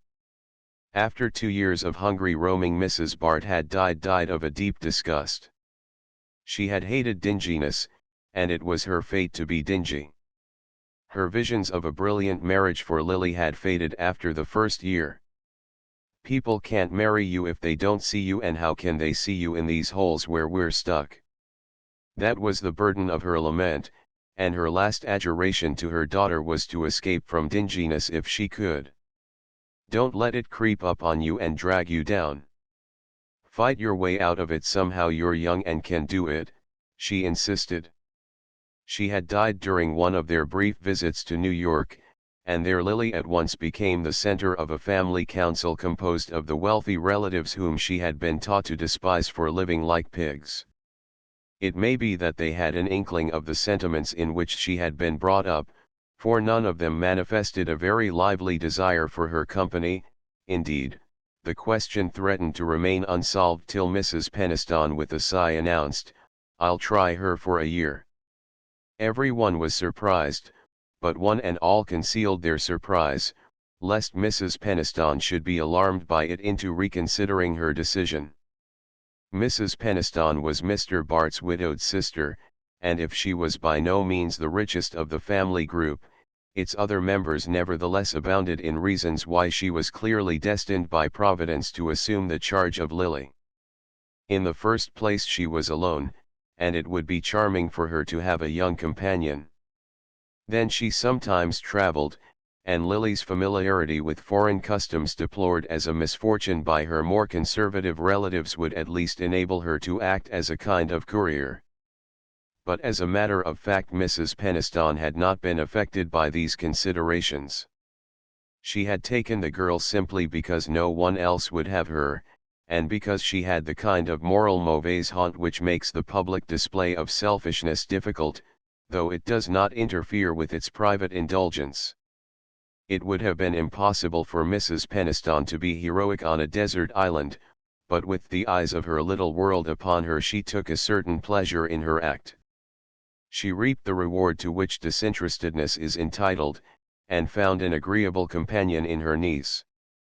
She had expected to find Lily headstrong, critical, and foreign, for even Mrs. Peniston, though she occasionally went abroad, had the family dread of foreignness, but the girl showed a pliancy, which, to a more penetrating mind than her aunt's, might have been less reassuring than the open selfishness of youth. Misfortune had made Lily supple instead of hardening her, and a pliable substance is less easy to break than a stiff one. Mrs. Peniston, however, did not suffer from her niece's adaptability. Lily had no intention of taking advantage of her aunt's good nature. She was in truth grateful for the refuge offered her. Mrs. Peniston's opulent interior was at least not externally dingy. But dinginess is a quality which assumes all manner of disguises, and Lily soon found that it was as latent in the expensive routine of her aunt's life as in the makeshift existence of a continental pension. Mrs. Peniston was one of the episodical persons who form the padding of life. It was impossible to believe that she had herself ever been a focus of activities. The most vivid thing about her was the fact that her grandmother had been a Van Alstyne. This connection with the well-fed and industrious stock of early New York revealed itself in the glacial neatness of Mrs. Peniston's drawing room and in the excellence of her cuisine. She belonged to the class of old New Yorkers who have always lived well, dressed expensively, and done little else, and to these inherited obligations Mrs. Peniston faithfully conformed. She had always been a looker-on at life, and her mind resembled one of those little mirrors which her Dutch ancestors were accustomed to affix to their upper windows, so that from the depths of an impenetrable domesticity they might see what was happening in the street. Mrs. Peniston was the owner of a country place in New Jersey, but she had never lived there since her husband's death, a remote event, which appeared to dwell in her memory chiefly as a dividing point in the personal reminiscences that formed the staple of her conversation. She was a woman who remembered dates with intensity, and could tell at a moment's notice whether the drawing-room curtains had been renewed before or after Mr. Peniston's last illness. Mrs. Peniston thought the country lonely and trees damp, and cherished a vague fear of meeting a bull. To guard against such contingencies she frequented the more populous watering places, where she installed herself impersonally in a hired house and looked on at life through the matting screen of her veranda. In the care of such a guardian, it soon became clear to Lily that she was to enjoy only the material advantages of good food and expensive clothing, and, though far from underrating these, she would gladly have exchanged them for what Mrs. Bart had taught her to regard as opportunities. She sighed to think what her mother's fierce energies would have accomplished, had they been coupled with Mrs. Peniston's resources. Lily had abundant energy of her own, but it was restricted by the necessity of adapting herself to her aunt's habits. She saw that at all costs she must keep Mrs. Peniston's favor till, as Mrs. Bart would have phrased it, she could stand on her own legs. Lily had no mind for the vagabond life of the poor relation, and to adapt herself to Mrs. Peniston she had, to some degree, to assume that lady's passive attitude. She had fancied at first that it would be easy to draw her aunt into the whirl of her own activities, but there was a static force in Mrs. Peniston against which her niece's efforts spent themselves in vain. To attempt to bring her into active relation with life was like tugging at a piece of furniture which has been screwed to the floor. She did not, indeed, expect Lily to remain equally immovable. She had all the American guardian's indulgence for the volatility of youth. She had indulgence also for certain other habits of her niece's. It seemed to her natural that Lily should spend all her money on dress, and she supplemented the girl's scanty income by occasional handsome presents meant to be applied to the same purpose. Lily, who was intensely practical, would have preferred a fixed allowance, but Mrs. Peniston liked the periodical recurrence of gratitude evoked by unexpected checks, and was perhaps shrewd enough to perceive that such a method of giving kept alive in her niece a salutary sense of dependence.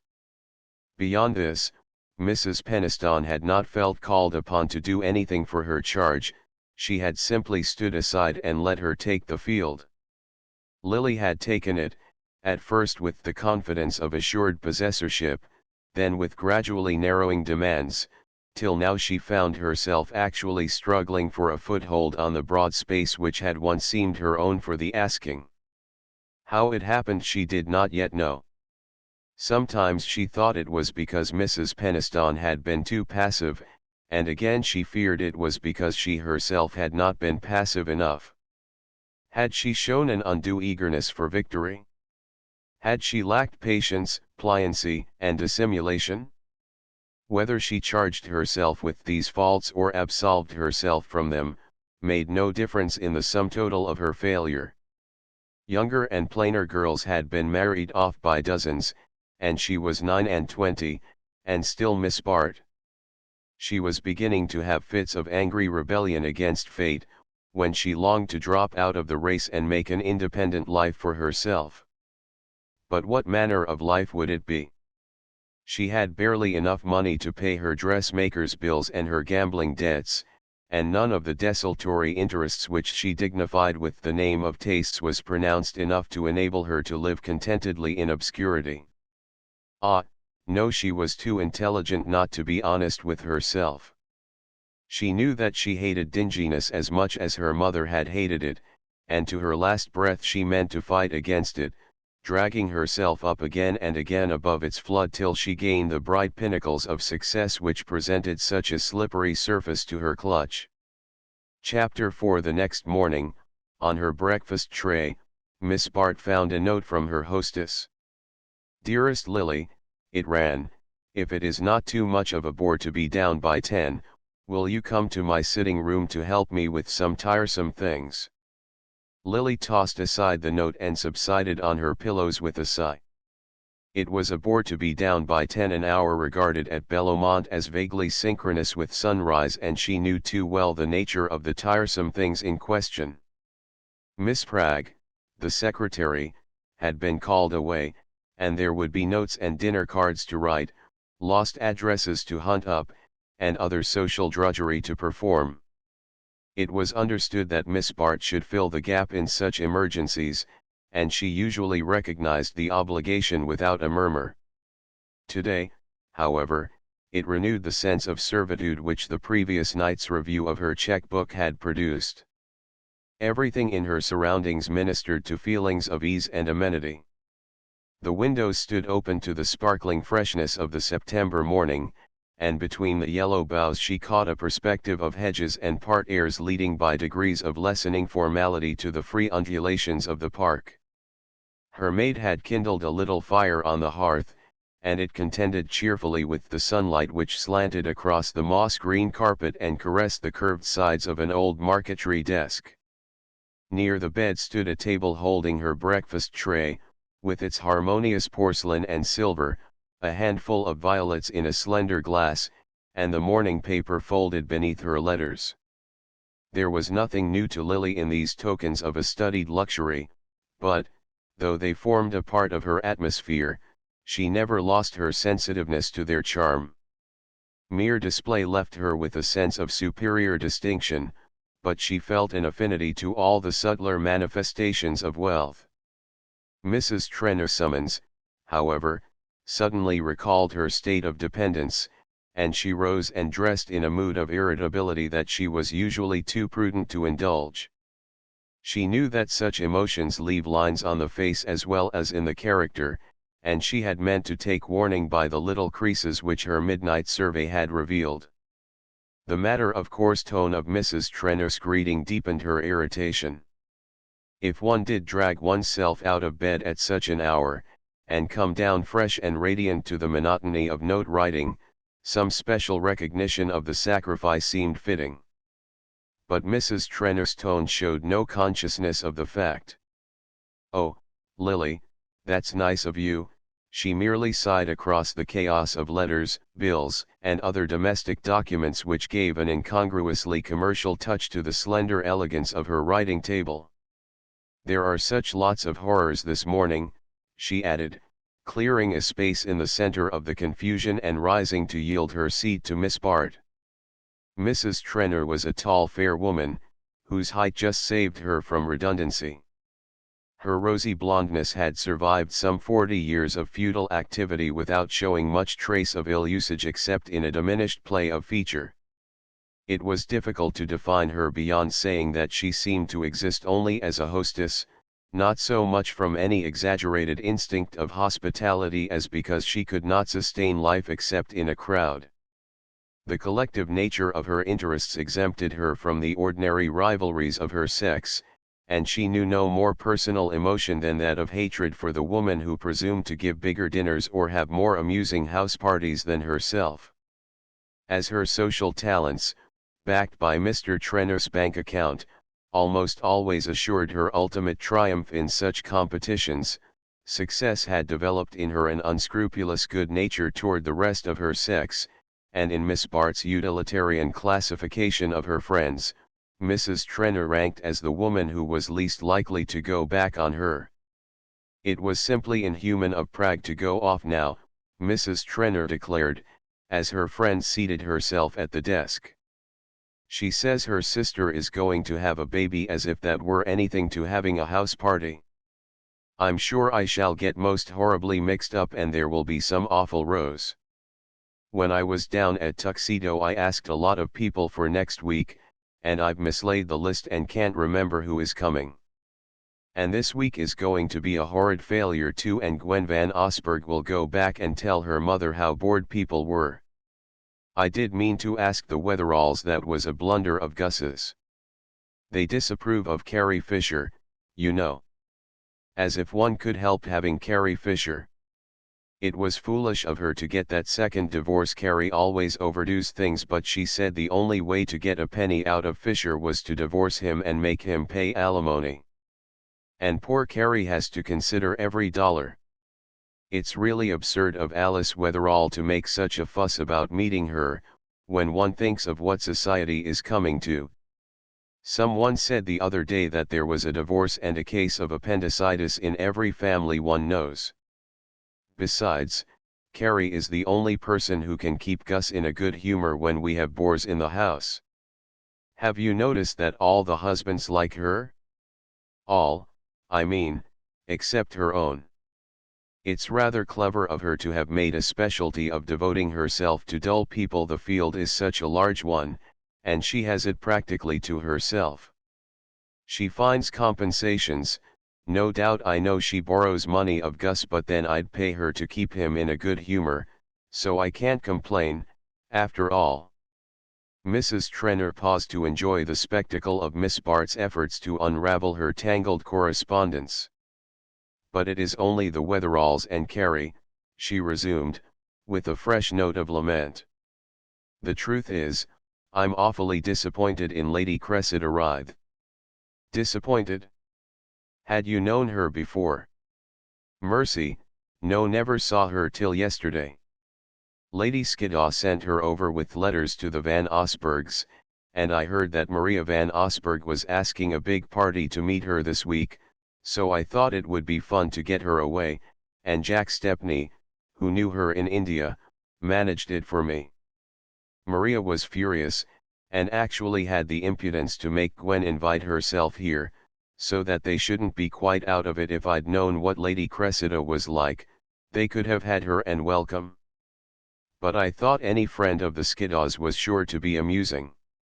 You remember what fun Lady Skiddaw was? There were times when I simply had to send the girls out of the room. Besides, Lady Cressida is the Duchess of Beltshire's sister, and I naturally supposed she was the same sort, but you never can tell in those English families. They are so big that there's room for all kinds, and it turns out that Lady Cressida is the moral one, married a clergyman and does missionary work in the East End. Think of my taking such a lot of trouble about a clergyman's wife, who wears Indian jewelry and botanizes.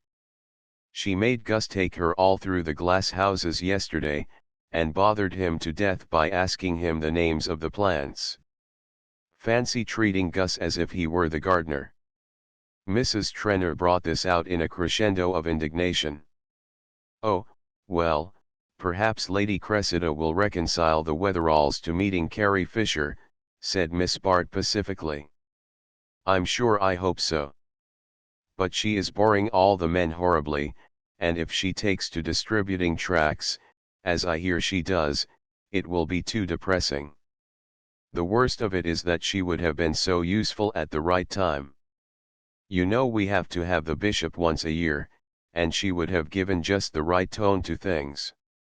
I always have horrid luck about the bishop's visits, added Mrs. Trenor, whose present misery was being fed by a rapidly rising tide of reminiscence.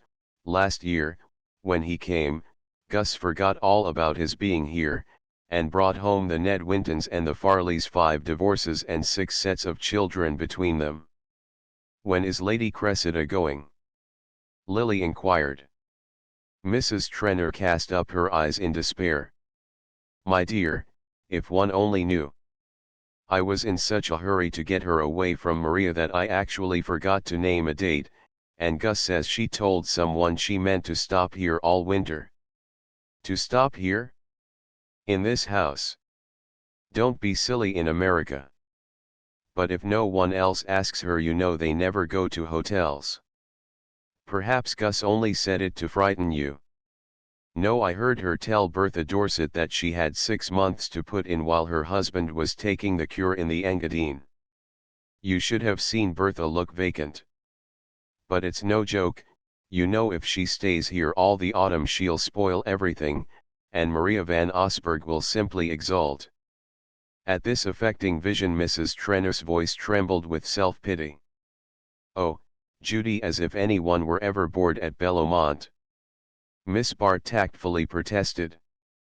You know perfectly well that, if Mrs. van Osburgh were to get all the right people and leave you with all the wrong ones, you'd manage to make things go off, and she wouldn't. Such an assurance would usually have restored Mrs. Trenor's complacency, but on this occasion it did not chase the cloud from her brow. It isn't only Lady Cressida, she lamented. Everything has gone wrong this week. I can see that Bertha Dorset is furious with me. Furious with you? Why? Because I told her that Lawrence Selden was coming, but he wouldn't, after all, and she's quite unreasonable enough to think it's my fault. Miss Bart put down her pen and sat absently gazing at the note she had begun. I thought that was all over, she said. So it is, on his side? And of course Bertha has been idle since. But I fancy she's out of a job just at present, and someone gave me a hint that I had better ask Lawrence. Well, I did ask him, but I couldn't make him come, and now I suppose she'll take it out of me by being perfectly nasty to everyone else. Oh, she may take it out of him by being perfectly charming to someone else. Mrs. Trenor shook her head dolefully. She knows he wouldn't mind. And who else is there? Alice Wetherall won't let Lucius out of her sight. Ned Silverton can't take his eyes off Carrie Fisher, poor boy. Gus is bored by Bertha, Jack Stepney knows her too well, and well, to be sure, there's Percy Gryce. She sat up smiling at the thought. Miss Bart's countenance did not reflect the smile. Oh, she and Mr. Gryce would not be likely to hit it off. You mean that she'd shock him and he'd bore her? Well, that's not such a bad beginning, you know. But I hope she won't take it into her head to be nice to him, for I asked him here on purpose for you. Lily laughed. Merci du compliment. I should certainly have no show against Bertha. Do you think I am uncomplimentary? I'm not really, you know. Everyone knows you're 1,000 times handsomer and cleverer than Bertha, but then you're not nasty. And for always getting what she wants in the long run, commend me to a nasty woman. Miss Bart stared in affected reproval. I thought you were so fond of Bertha. Oh, I am. It's much safer to be fond of dangerous people. But she is dangerous, and if I ever saw her up to mischief, it's now. I can tell by poor George's manner.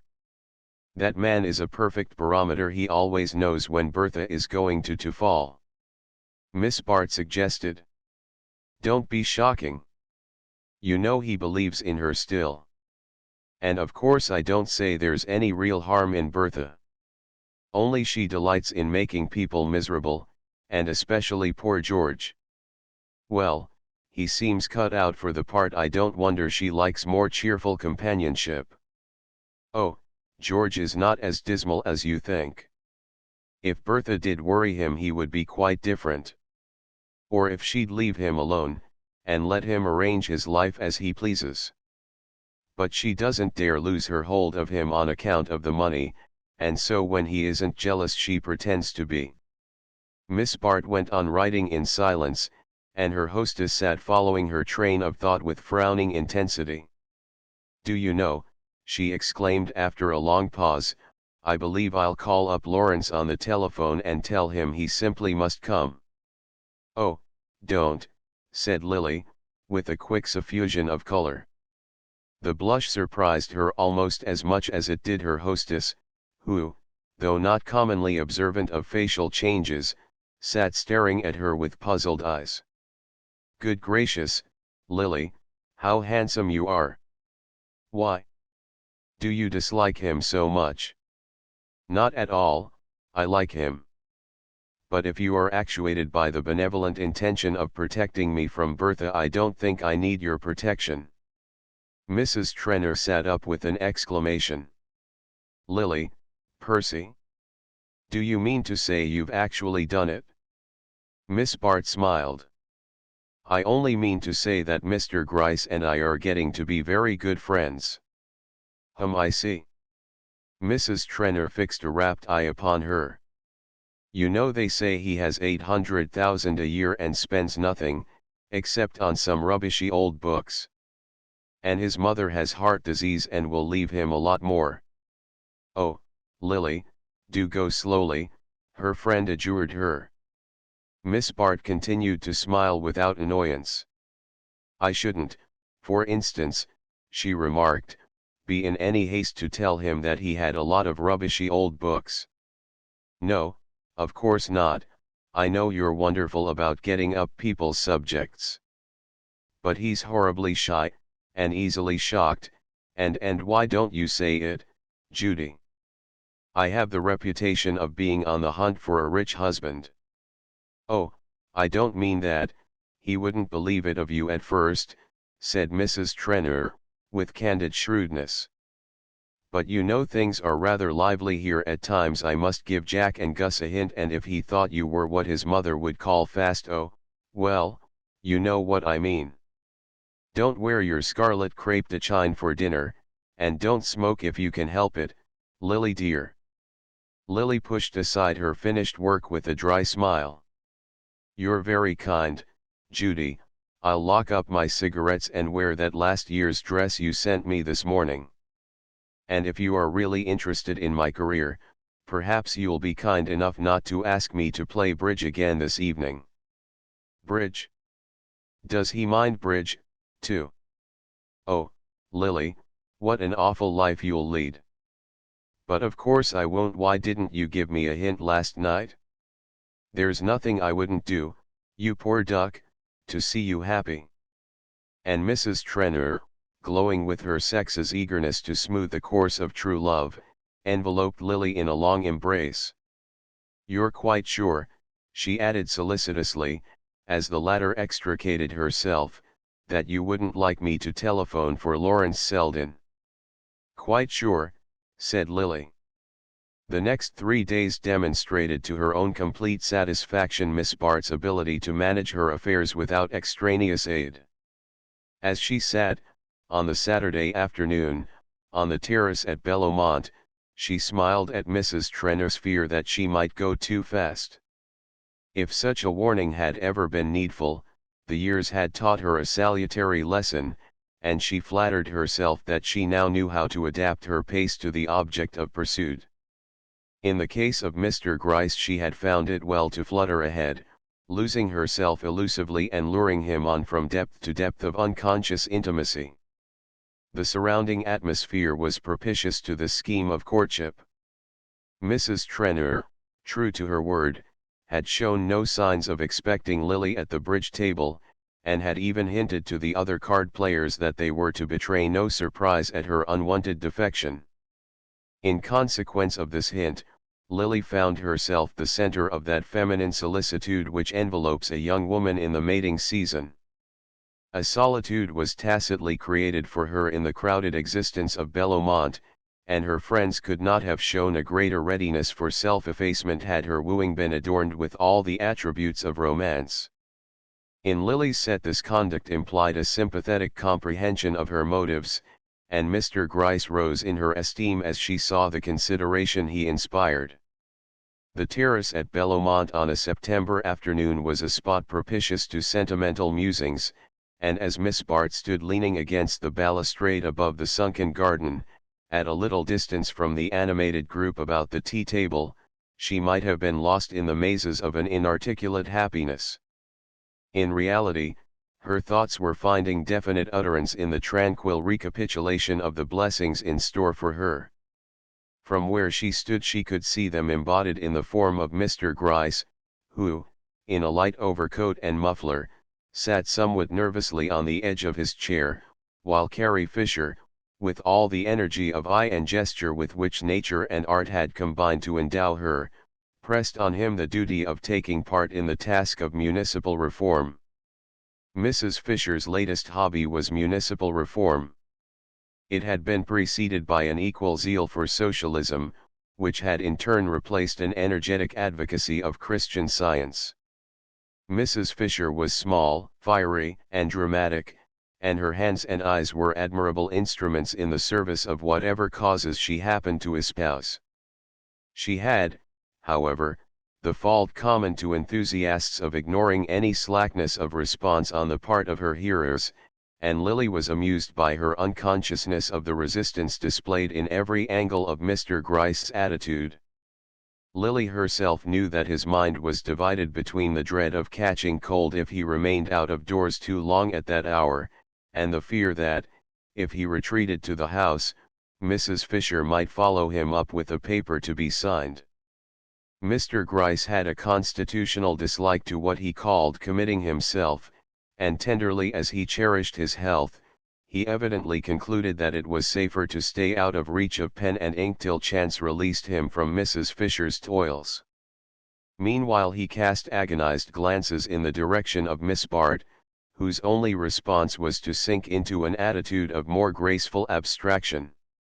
She had learned the value of contrast in throwing her charms into relief, and was fully aware of the extent to which Mrs. Fisher's volubility was enhancing her own repose. She was roused from her musings by the approach of her cousin Jack Stepney who, at Gwen Van Osburg's side, was returning across the garden from the tennis court. The couple in question were engaged in the same kind of romance in which Lily figured, and the latter felt a certain annoyance in contemplating what seemed to her a caricature of her own situation. Miss Van Osburgh was a large girl with flat surfaces and no highlights. Jack Stepney had once said of her that she was as reliable as roast mutton. His own taste was in the line of less solid and more highly seasoned diet, but hunger makes any fare palatable, and there had been times when Mr. Stepney had been reduced to a crust. Lily considered with interest the expression of their faces. The girls turned toward her companions like an empty plate held up to be filled, while the man lounging at her side already betrayed the encroaching boredom which would presently crack the thin veneer of his smile. How impatient men are! Lily reflected. All Jack has to do to get everything he wants is to keep quiet and let that girl marry him, whereas I have to calculate and contrive, and retreat and advance, as if I were going through an intricate dance, where one misstep would throw me hopelessly out of time. As they drew nearer she was whimsically struck by a kind of family likeness between Miss Van Osburgh and Percy Gryce. There was no resemblance of feature. Gryce was handsome in a didactic way. He looked like a clever pupil's drawing from a plaster cast, while Gwen's countenance had no more modeling than a face painted on a toy balloon. But the deeper affinity was unmistakable. The two had the same prejudices and ideals, and the same quality of making other standards non-existent by ignoring them. This attribute was common to most of Lily's set. They had a force of negation which eliminated everything beyond their own range of perception. Gryce and Miss Van Osburgh were, in short, made for each other by every law of moral and physical correspondence, yet they wouldn't look at each other, Lily mused, they never do. Each of them wants a creature of a different race, of Jack's race and mine, with all sorts of intuitions, sensations, and perceptions that they don't even guess the existence of. And they always get what they want.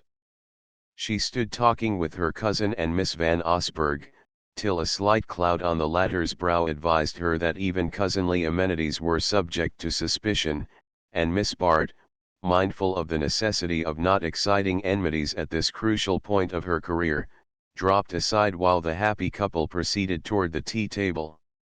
Seating herself on the upper step of the terrace, Lily leaned her head against the honeysuckles wreathing the balustrade. The fragrance of the late blossom seemed an emanation of the tranquil scene, a landscape tutored to the last degree of rural elegance. In the foreground glowed the warm tints of the gardens. Beyond the lawn, with its pyramidal pale gold maples and velvety firs, sloped pastures dotted with cattle, and through a long glade the river widened like a lake under the silver light of September. Lily did not want to join the circle about the tea table. They represented the future she had chosen, and she was content with it, but in no haste to anticipate its joys. The certainty that she could marry Percy Gryce when she pleased had lifted a heavy load from her mind, and her money troubles were too recent for their removal not to leave a sense of relief which a less discerning intelligence might have taken for happiness. Her vulgar cares were at an end. She would be able to arrange her life as she pleased, to soar into that empyrean of security where creditors cannot penetrate. She would have smarter gowns than Judy Trenor, and far more jewels than Bertha Dorset. She would be free forever from the shifts, the expedients, the humiliations of the relatively poor. Instead of having to flatter, she would be flattered; instead of being grateful, she would receive thanks. There were old scores she could pay off as well as old benefits she could return. And she had no doubts as to the extent of her power. She knew that Mr. Gryce was of the small cherry type most inaccessible to impulses and emotions. He had the kind of character in which prudence is a vice, and good advice the most dangerous nourishment. But Lily had known the species before. She was aware that such a guarded nature must find one huge outlet of egoism, and she determined to be to him what his Americana had hitherto been, the one possession in which he took sufficient pride to spend money on it. She knew that this generosity to self is one of the forms of meanness, and she resolved so to identify herself with her husband's vanity that to gratify her wishes would be to him the most exquisite form of self-indulgence. The system might at first necessitate a resort to some of the very shifts and expedients from which she intended it should free her, but she felt sure that in a short time she would be able to play the game in her own way. How should she have distrusted her powers? Her beauty itself was not the mere ephemeral possession it might have been in the hands of inexperience; her skill in enhancing it, the care she took of it, the use she made of it, seemed to give it a kind of permanence. She felt she could trust it to carry her through to the end. And the end, on the whole, was worthwhile. Life was not the mockery she had thought it 3 days ago. There was room for her, after all, in this crowded selfish world of pleasure whence, so short a time since, her poverty had seemed to exclude her. These people whom she had ridiculed and yet envied were glad to make a place for her in the charmed circle about which all her desires revolved. They were not as brutal and self-engrossed as she had fancied, or rather, since it would no longer be necessary to flatter and humor them, that side of their nature became less conspicuous. Society is a revolving body which is apt to be judged according to its place in each man's heaven, and at present it was turning its illuminated face to Lily. In the rosy glow it diffused her companion seemed full of amiable qualities. She liked their elegance, their lightness, their lack of emphasis, even the self-assurance which at times was so like obtuseness now seemed the natural sign of social ascendancy. They were lords of the only world she cared for, and they were ready to admit her to their ranks and let her lord it with them. Already she felt within her a stealing allegiance to their standards, an acceptance of their limitations, a disbelief in the things they did not believe in, a contemptuous pity for the people who were not able to live as they lived. The early sunset was slanting across the park. Through the boughs of the long avenue beyond the gardens she caught the flash of wheels, and divined that more visitors were approaching. There was a movement behind her, a scattering of steps and voices. It was evident that the party about the tea table was breaking up. Presently she heard a tread behind her on the terrace. She supposed that Mr. Gryce had at last found means to escape from his predicament, and she smiled at the significance of his coming to join her instead of beating an instant retreat to the fireside. She turned to give him the welcome which such gallantry deserved, but her greeting wavered into a blush of wonder, for the man who had approached her was Lawrence Selden. "You see, I came after all," he said, but before she had time to answer, Mrs. Dorset, breaking away from a lifeless colloquy with her host, had stepped between them with a little gesture of appropriation. Chapter 5 The observance of Sunday at Bellomont was chiefly marked by the punctual appearance of the smart omnibus destined to convey the household to the little church at the gates. Whether anyone got into the omnibus or not was a matter of secondary importance, since by standing there it not only bore witness to the orthodox intentions of the family, but made Mrs. Trenor feel, when she finally heard it drive away, that she had somehow vicariously made use of it. It was Mrs. Trenor's theory that her daughters actually did go to church every Sunday, but their French governess's convictions calling her to the rival fane, and the fatigues of the week keeping their mother in her room till luncheon, there was seldom any one present to verify the fact. Now and then, in a spasmodic burst of virtue when the house had been too uproarious overnight, Gus Trenor forced his genial bulk into a tight frock coat and rooted his daughters from their slumbers, but habitually, as Lily explained to Mr. Gryce, this parental duty was forgotten till the church bells were ringing across the park, and the omnibus had driven away empty. Lily had hinted to Mr. Gryce that this neglect of religious observances was repugnant to her early traditions, and that during her visits to Bellomont she regularly accompanied Muriel and Hilda to church. This tallied with the assurance, also confidentially imparted, that, never having played bridge before, she had been dragged into it on the night of her arrival, and had lost an appalling amount of money in consequence of her ignorance of the game and of the rules of betting. Mr. Gryce was undoubtedly enjoying Bellomont.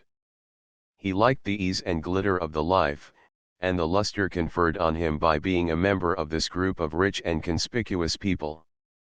But he thought it a very materialistic society.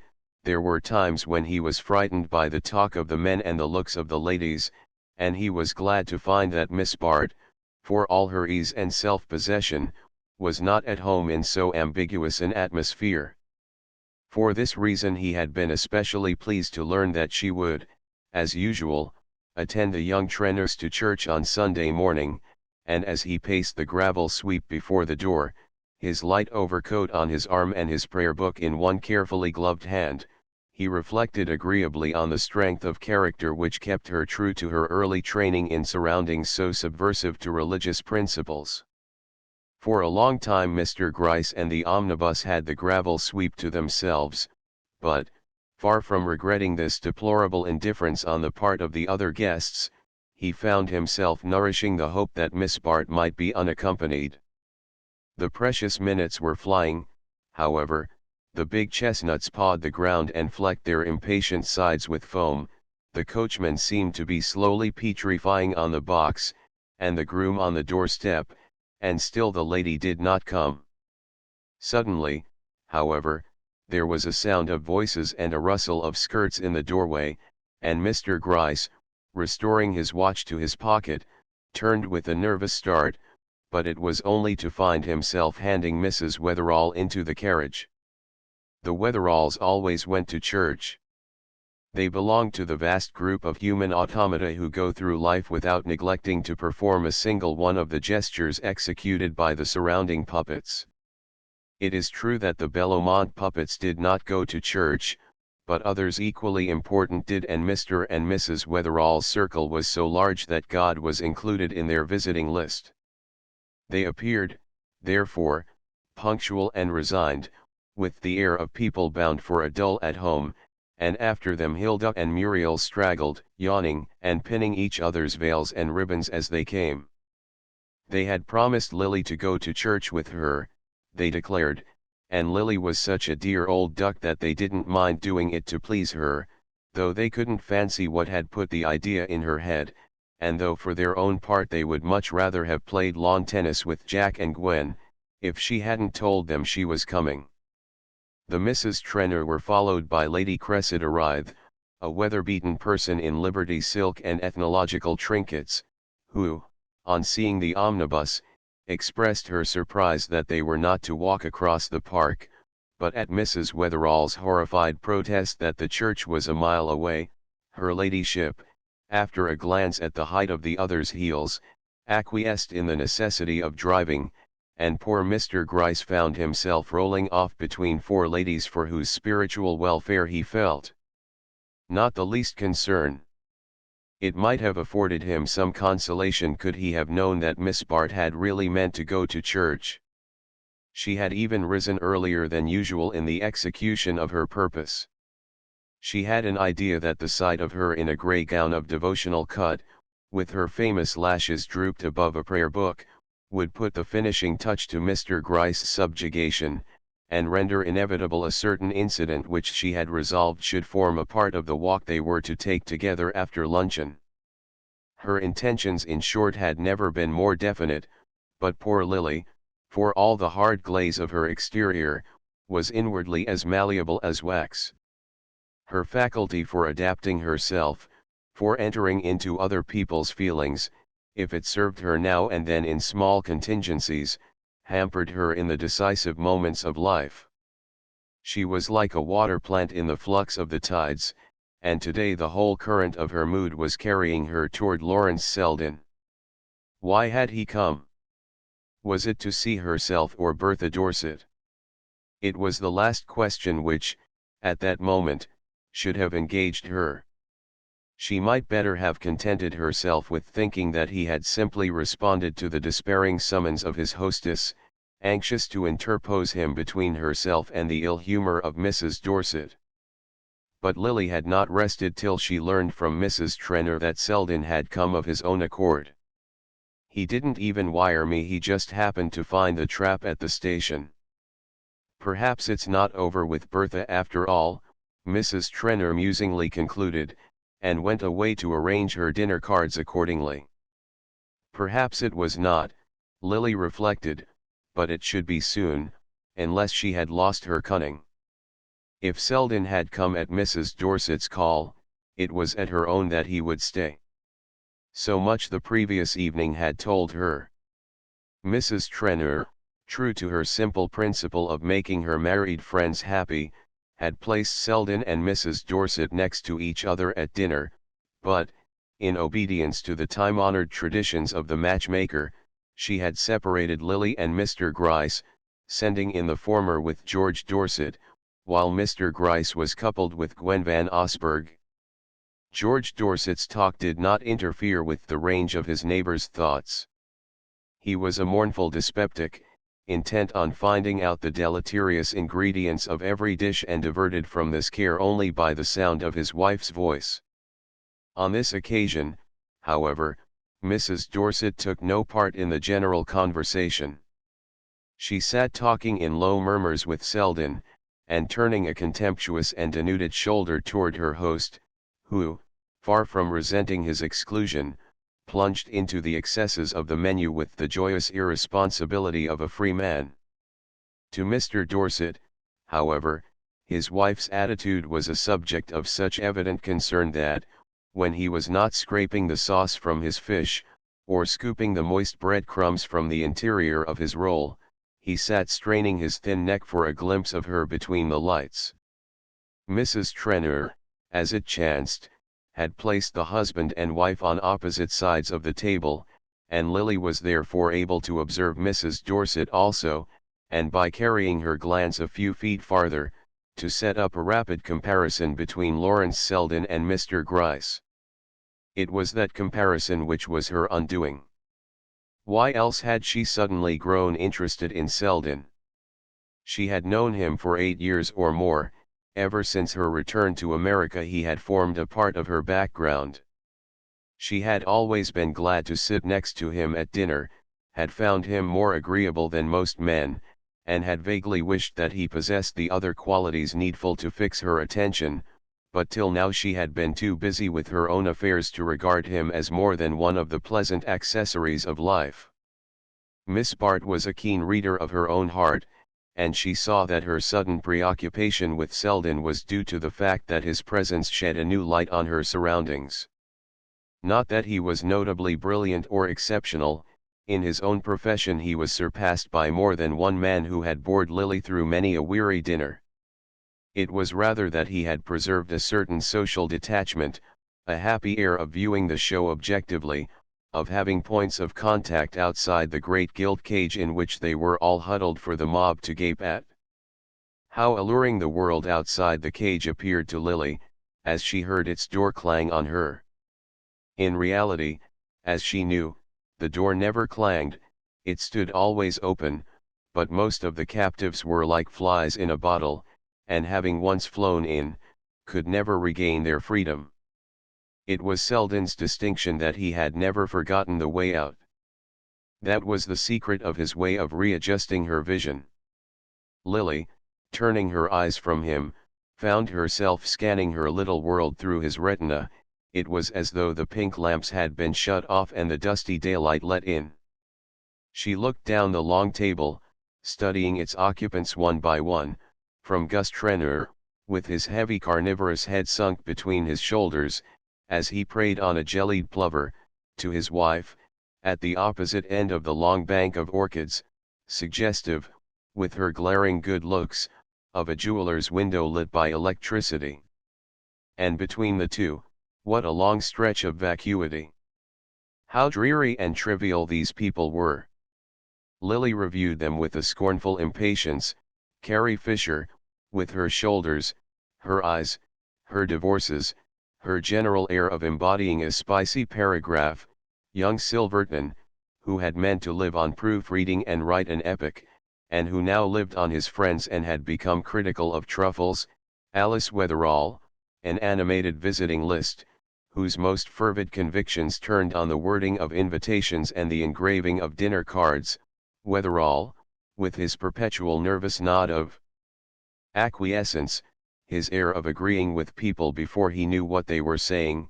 Jack Stepney, with his confident smile and anxious eyes, halfway between the sheriff and an heiress. Gwen Van Osburgh, with all the guileless confidence of a young girl who has always been told that there is no one richer than her father. Lily smiled at her classification of her friends. How different they had seemed to her a few hours ago. Then they had symbolized what she was gaining, now they stood for what she was giving up. That very afternoon they had seemed full of brilliant qualities, now she saw that they were merely dull in a loud way. Under the glitter of their opportunities she saw the poverty of their achievement. It was not that she wanted them to be more disinterested, but she would have liked them to be more picturesque. And she had a shamed recollection of the way in which, a few hours since, she had felt the centripetal force of their standards. She closed her eyes an instant, and the vacuous routine of the life she had chosen stretched before her like a long white road without dip or turning. It was true she was to roll over it in a carriage instead of trudging it on foot, but sometimes the pedestrian enjoys the diversion of a short cut which is denied to those on wheels. She was roused by a chuckle which Mr. Dorset seemed to eject from the depths of his lean throat. "I say, do look at her," he exclaimed, turning to Miss Bart with lugubrious merriment. "I beg your pardon, but do just look at my wife making a fool of that poor devil over there. One would really suppose she was gone on him, and it's all the other way round, I assure you." Thus adjured, Lily turned her eyes on the spectacle which was affording Mr. Dorset such legitimate mirth. It certainly appeared, as he said, that Mrs. Dorset was the more active participant in the scene. Her neighbor seemed to receive her advances with a temperate zest which did not distract him from his dinner. The sight restored Lily's good humor, and knowing the peculiar disguise which Mr. Dorset's marital fears assumed, she asked gaily, "Aren't you horribly jealous of her?" Dorset greeted the sally with delight. "Oh, abominably, you've just hit it, keeps me awake at night. The doctors tell me that's what has knocked my digestion out, being so infernally jealous of her. I can't eat a mouthful of this stuff, you know," he added suddenly, pushing back his plate with a clouded countenance, and Lily, unfailingly adaptable, accorded her radiant attention to his prolonged denunciation of other people's cooks, with a supplementary tirade on the toxic qualities of melted butter. It was not often that he found so ready an ear, and, being a man as well as a dyspeptic, it may be that as he poured his grievances into it he was not insensible to its rosy symmetry. At any rate, he engaged Lily so long that the sweets were being handed when she caught a phrase on her other side, where Miss Corby, the comic woman of the company, was bantering Jack Stepney on his approaching engagement. Miss Corby's rôle was jocularity. She always entered the conversation with a handspring. "And of course you'll have Sim Rosedale as best man," Lily heard her fling out as the climax of her prognostications, and Stepney responded, as if struck, "Jove, that's an idea. What a thumping present I'd get out of him. Sim Rosedale." The name, made more odious by its diminutive, obtruded itself on Lily's thoughts like a leer. It stood for one of the many hated possibilities hovering on the edge of life. If she did not marry Percy Gryce, the day might come when she would have to be civil to such men as Rosedale. If she did not marry him. But she meant to marry him. She was sure of him and sure of herself. She drew back with a shiver from the pleasant paths in which her thoughts had been straying, and set her feet once more in the middle of the long white road. When she went upstairs that night she found that the late post had brought her a fresh batch of bills. Mrs. Peniston, who was a conscientious woman, had forwarded them all to Bellomont. Miss Bart, accordingly, rose the next morning with the most earnest conviction that it was her duty to go to church. She tore herself betimes from the lingering enjoyment of her breakfast tray, rang to have her grey gown laid out, and dispatched her maid to borrow a prayer book from Mrs. Trenor. But her course was too purely reasonable not to contain the germs of rebellion. No sooner were her preparations made than they roused a smothered sense of resistance. A small spark was enough to kindle Lily's imagination, and the sight of the grey dress and the borrowed prayer book flashed a long light down the years. She would have to go to church with Percy Gryce every Sunday. They would have a front pew in the most expensive church in New York, and his name would figure handsomely in the list of parish charities. In a few years, when he grew stouter, he would be made a warden. Once in the winter the rector would come to dine, and her husband would beg her to go over the list and see that no divorcees were included, except those who had showed signs of penitence by being remarried to the very wealthy. There was nothing especially arduous in this round of religious obligations, but it stood for a fraction of that great bulk of boredom which loomed across her path. And who could consent to be bored on such a morning? Lily had slept well, and her bath had filled her with a pleasant glow, which was becomingly reflected in the clear curve of her cheek. No lines were visible this morning, or else the glass was at a happier angle. And the day was the accomplice of her mood. It was a day for impulse and truancy. The light air seemed full of powdered gold, below the dewy bloom of the lawns the woodlands blushed and smouldered, and the hills across the river swam in molten blue. Every drop of blood in Lily's veins invited her to happiness. The sound of wheels roused her from these musings, and leaning behind her shutters she saw the omnibus take up its freight. She was too late, then, but the fact did not alarm her. A glimpse of Mr. Gryce's crestfallen face even suggested that she had done wisely in absenting herself, since the disappointment he so candidly betrayed would surely whet his appetite for the afternoon walk.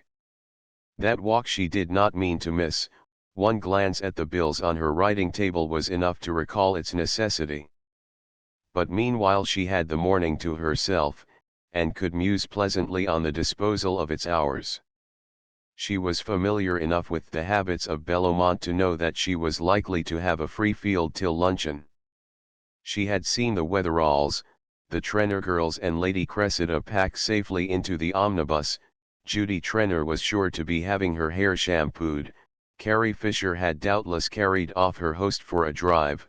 Ned Silverton was probably smoking the cigarette of young despair in his bedroom, and Kate Corby was certain to be playing tennis with Jack Stepney and Miss Van Osburgh. Of the ladies, this left only Mrs. Dorset unaccounted for, and Mrs. Dorset never came down till luncheon. Her doctors, she averred, had forbidden her to expose herself to the crude air of the morning. To the remaining members of the party Lily gave no special thought. Wherever they were not likely to interfere with her plans. These, for the moment, took the shape of assuming a dress somewhat more rustic and summer-like in style than the garment she had first selected, and rustling downstairs, sunshade in hand, with the disengaged air of a lady in quest of exercise. The great hall was empty but for the knot of dogs by the fire, who, taking in at a glance the outdoor aspect of Miss Bart, were upon her at once with lavish offers of companionship. She put aside the ramming paws which conveyed these offers, and assuring the joyous volunteers that she might presently have a use for their company, sauntered on through the empty drawing room to the library at the end of the house. The library was almost the only surviving portion of the old manor house of Bellomont, a long spacious room, revealing the traditions of the mother country in its classically cased doors, the Dutch tiles of the chimney, and the elaborate hob grate with its shining brass urns. A few family portraits of lantern-jawed gentlemen in tie-wigs, and ladies with large head-dresses and small bodies, hung between the shelves lined with pleasantly shabby books mostly contemporaneous with the ancestors in question, and to which the subsequent Trenors had made no perceptible additions. The library at Bellomont was in fact never used for reading, though it had a certain popularity as a smoking room or a quiet retreat for flirtation. It had occurred to Lily, however, that it might on this occasion have been resorted to by the only member of the party in the least likely to put it to its original use. She advanced noiselessly over the dense old rug scattered with easy chairs, and before she reached the middle of the room she saw that she had not been mistaken. Lawrence Selden was in fact seated at its farther end, but though a book lay on his knee, his attention was not engaged with it, but directed to a lady whose lace-clad figure, as she leaned back in an adjoining chair, detached itself with exaggerated slimness against the dusky leather upholstery. Lily paused as she caught sight of the group. For a moment she seemed about to withdraw, but thinking better of this, she announced her approach by a slight shake of her skirts which made the couple raise their heads, Mrs. Dorset with a look of frank displeasure, and Selden with his usual quiet smile. The sight of his composure had a disturbing effect on Lily, but to be disturbed was in her case to make a more brilliant effort at self-possession. "Dear me, am I late?" she asked, putting a hand in his as he advanced to greet her. "Late for what?"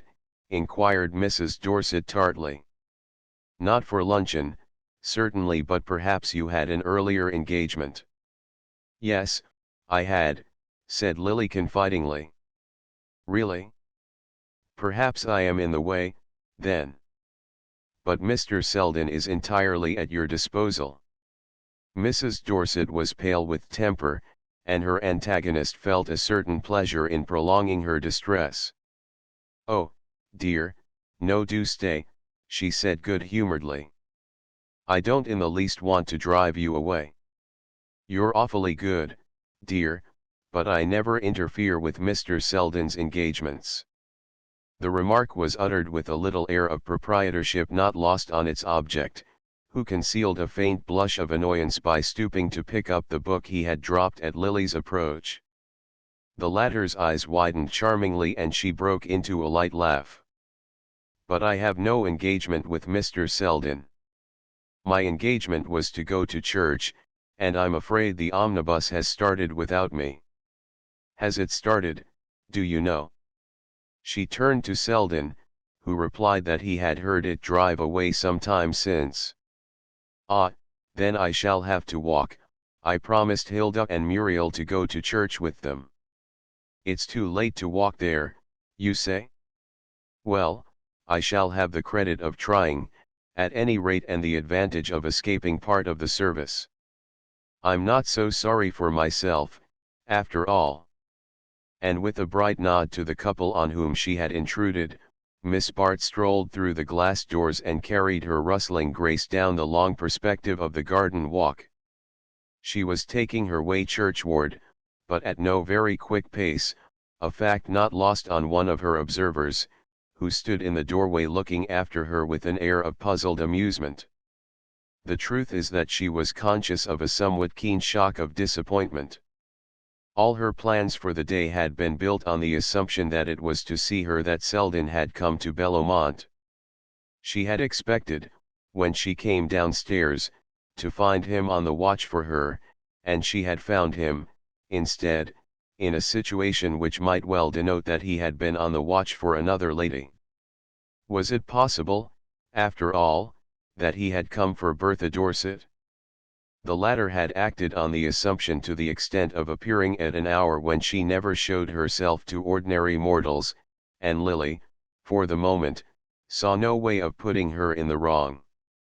It did not occur to her that Selden might have been actuated merely by the desire to spend a Sunday out of town. Women never learn to dispense with the sentimental motive in their judgments of men.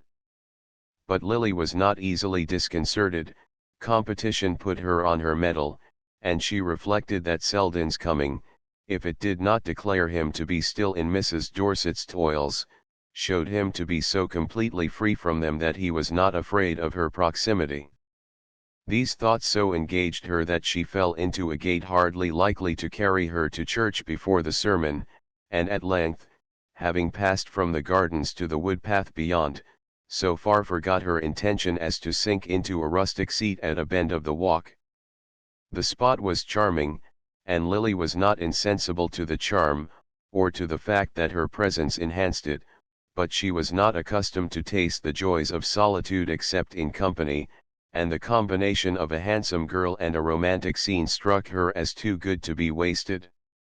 No one, however, appeared to profit by the opportunity, and after a half-hour of fruitless waiting she rose and wandered on. She felt a stealing sense of fatigue as she walked. The sparkle had died out of her, and the taste of life was stale on her lips. She hardly knew what she had been seeking, or why the failure to find it had so blotted the light from her sky.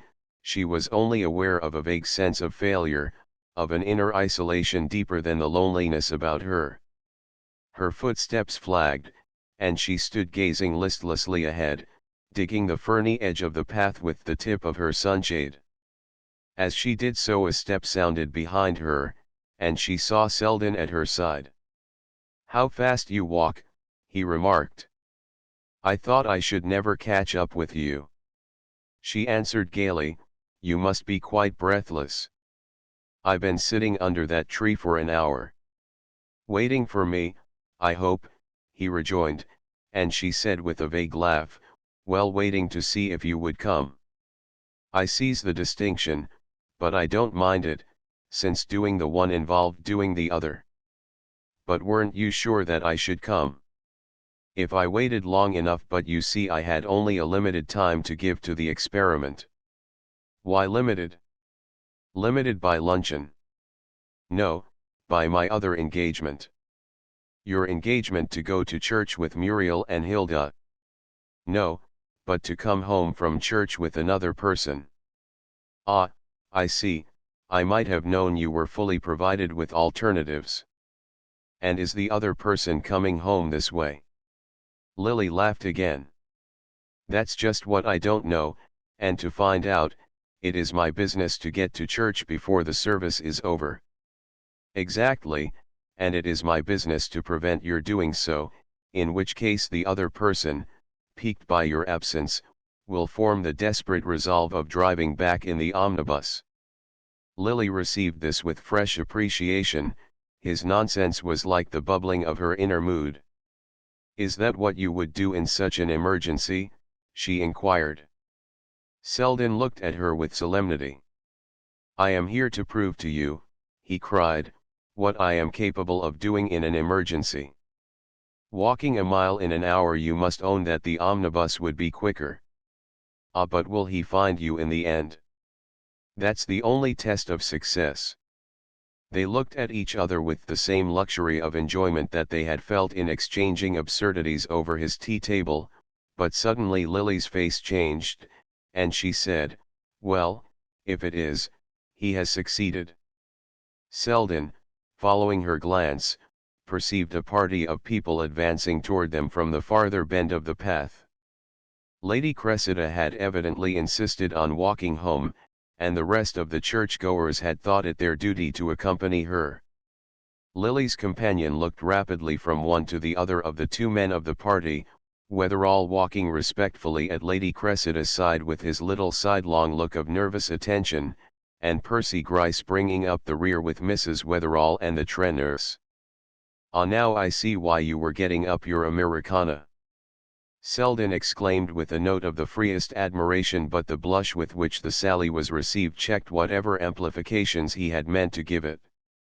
That Lily Bart should object to being bantered about her suitors, or even about her means of attracting them, was so new to Selden that he had a momentary flash of surprise, which lit up a number of possibilities, but she rose gallantly to the defense of her confusion, by saying, as its object approached, that was why I was waiting for you to thank you for having given me so many points. Ah, you can hardly do justice to the subject in such a short time, said Selden, as the Trenor girls caught sight of Miss Bart, and while she signalled a response to their boisterous greeting, he added quickly, won't you devote your afternoon to it? You know I must be off tomorrow morning. We'll take a walk, and you can thank me at your leisure. Chapter 6. The afternoon was perfect.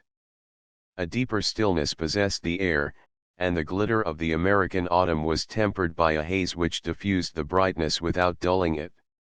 In the woody hollows of the park there was already a faint chill, but as the ground rose the air grew lighter, and ascending the long slopes beyond the high road, Lily and her companion reached a zone of lingering summer. The path wound across a meadow with scattered trees, then it dipped into a lane plumed with asters and purpling sprays of bramble, whence, through the light quiver of ash leaves, the country unrolled itself in pastoral distances.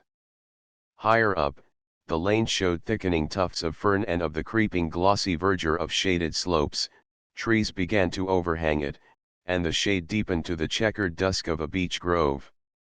The boles of the trees stood well apart, with only a light feathering of undergrowth. The path wound along the edge of the wood, now and then looking out on a sunlit pasture or on an orchard spangled with fruit. Lily had no real intimacy with nature, but she had a passion for the appropriate and could be keenly sensitive to a scene which was the fitting background of her own sensations. The landscape outspread below her seemed an enlargement of her present mood, and she found something of herself in its calmness, its breadth, its long free reaches. On the nearer slopes the sugar maples wavered like pyres of light, lower down was a massing of grey orchards, and here and there the lingering green of an oak grove. 2 or 3 red farmhouses dozed under the apple trees, and the white wooden spire of a village church showed beyond the shoulder of the hill, while far below, in a haze of dust, the high road ran between the fields. "Let us sit here," Selden suggested, as they reached an open ledge of rock above which the beaches rose steeply between mossy boulders. Lily dropped down on the rock, glowing with her long climb. She sat quiet, her lips parted by the stress of the ascent, her eyes wandering peacefully over the broken ranges of the landscape. Selden stretched himself on the grass at her feet, tilting his hat against the level sun rays, and clasping his hands behind his head, which rested against the side of the rock. He had no wish to make her talk, her quick breathing silence seemed a part of the general hush and harmony of things. In his own mind there was only a lazy sense of pleasure, veiling the sharp edges of sensation as the September haze veiled the scene at their feet. But Lily, though her attitude was as calm as his, was throbbing inwardly with a rush of thoughts. There were in her at the moment two beings, one drawing deep breaths of freedom and exhilaration, the other gasping for air in a little black prison house of fears. But gradually the captive's gasps grew fainter, or the other paid less heed to them, the horizon expanded, the air grew stronger, and the free spirit quivered for flight. She could not herself have explained the sense of buoyancy which seemed to lift and swing her above the sun-suffused world at her feet. Was it love, she wondered, or a mere fortuitous combination of happy thoughts and sensations? How much of it was owing to the spell of the perfect afternoon, the scent of the fading woods, the thought of the dullness she had fled from? Lily had no definite experience by which to test the quality of her feelings. She had several times been in love with fortunes or careers, but only once with a man. That was years ago, when she first came out, and had been smitten with a romantic passion for a young gentleman named Herbert Melson, who had blue eyes and a little wave in his hair.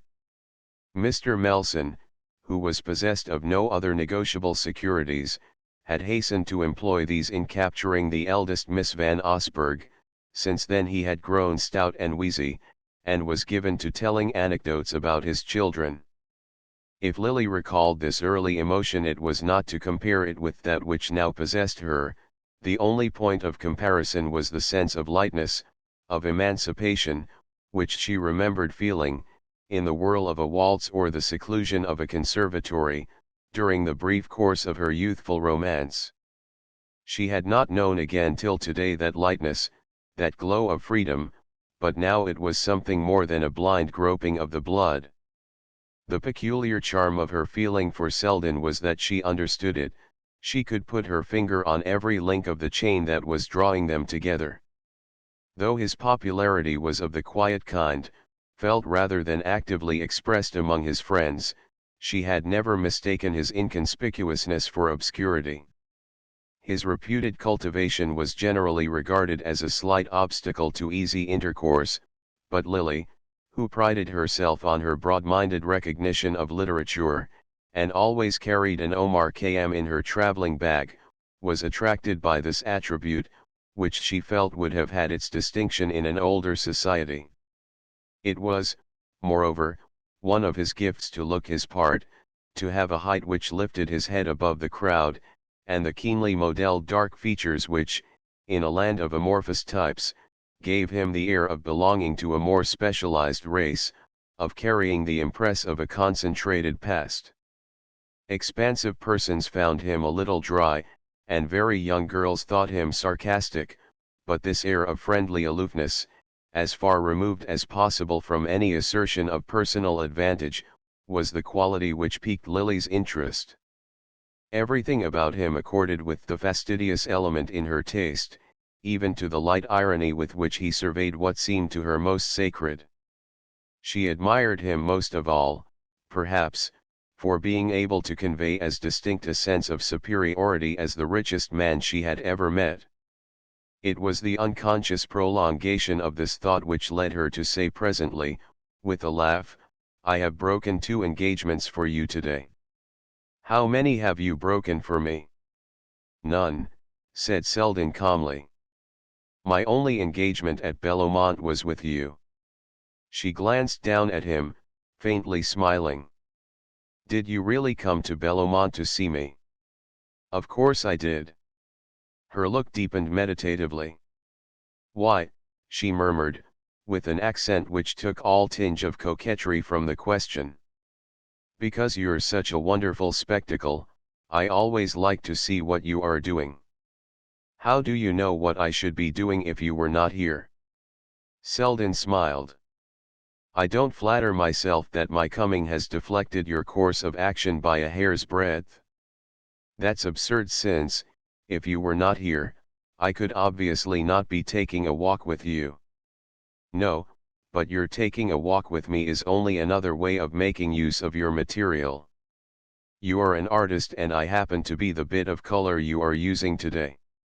It's a part of your cleverness to be able to produce premeditated effects extemporaneously." Lily smiled also. His words were too acute not to strike her sense of humor. It was true that she meant to use the accident of his presence as part of a very definite effect, or that, at least, was the secret pretext she had found for breaking her promise to walk with Mr. Gryce. She had sometimes been accused of being too eager. Even Judy Trenor had warned her to go slowly. Well, she would not be too eager in this case. She would give her suitor a longer taste of suspense. Where duty and inclination jumped together, it was not in Lily's nature to hold them asunder. She had excused herself from the walk on the plea of a headache, the horrid headache which, in the morning, had prevented her venturing to church. Her appearance at luncheon justified the excuse. She looked languid, full of a suffering sweetness. She carried a scent bottle in her hand. Mr. Gryce was new to such manifestations. He wondered rather nervously if she were delicate, having far-reaching fears about the future of his progeny. But sympathy won the day, and he besought her not to expose herself. He always connected the outer air with ideas of exposure. Lily had received his sympathy with languid gratitude, urging him, since she should be such poor company, to join the rest of the party who, after luncheon, were starting in automobiles on a visit to the Van Osbergs at Peekskill. Mr. Gryce was touched by her disinterestedness, and, to escape from the threatened vacuity of the afternoon, had taken her advice and departed mournfully, in a dust hood and goggles. As the motor car plunged down the avenue, she smiled at his resemblance to a baffled beetle. Selden had watched her maneuvers with lazy amusement. She had made no reply to his suggestion that they should spend the afternoon together, but as her plan unfolded itself he felt fairly confident of being included in it. The house was empty when at length he heard her step on the stair and strolled out of the billiard room to join her. She had on a hat and walking dress, and the dogs were bounding at her feet.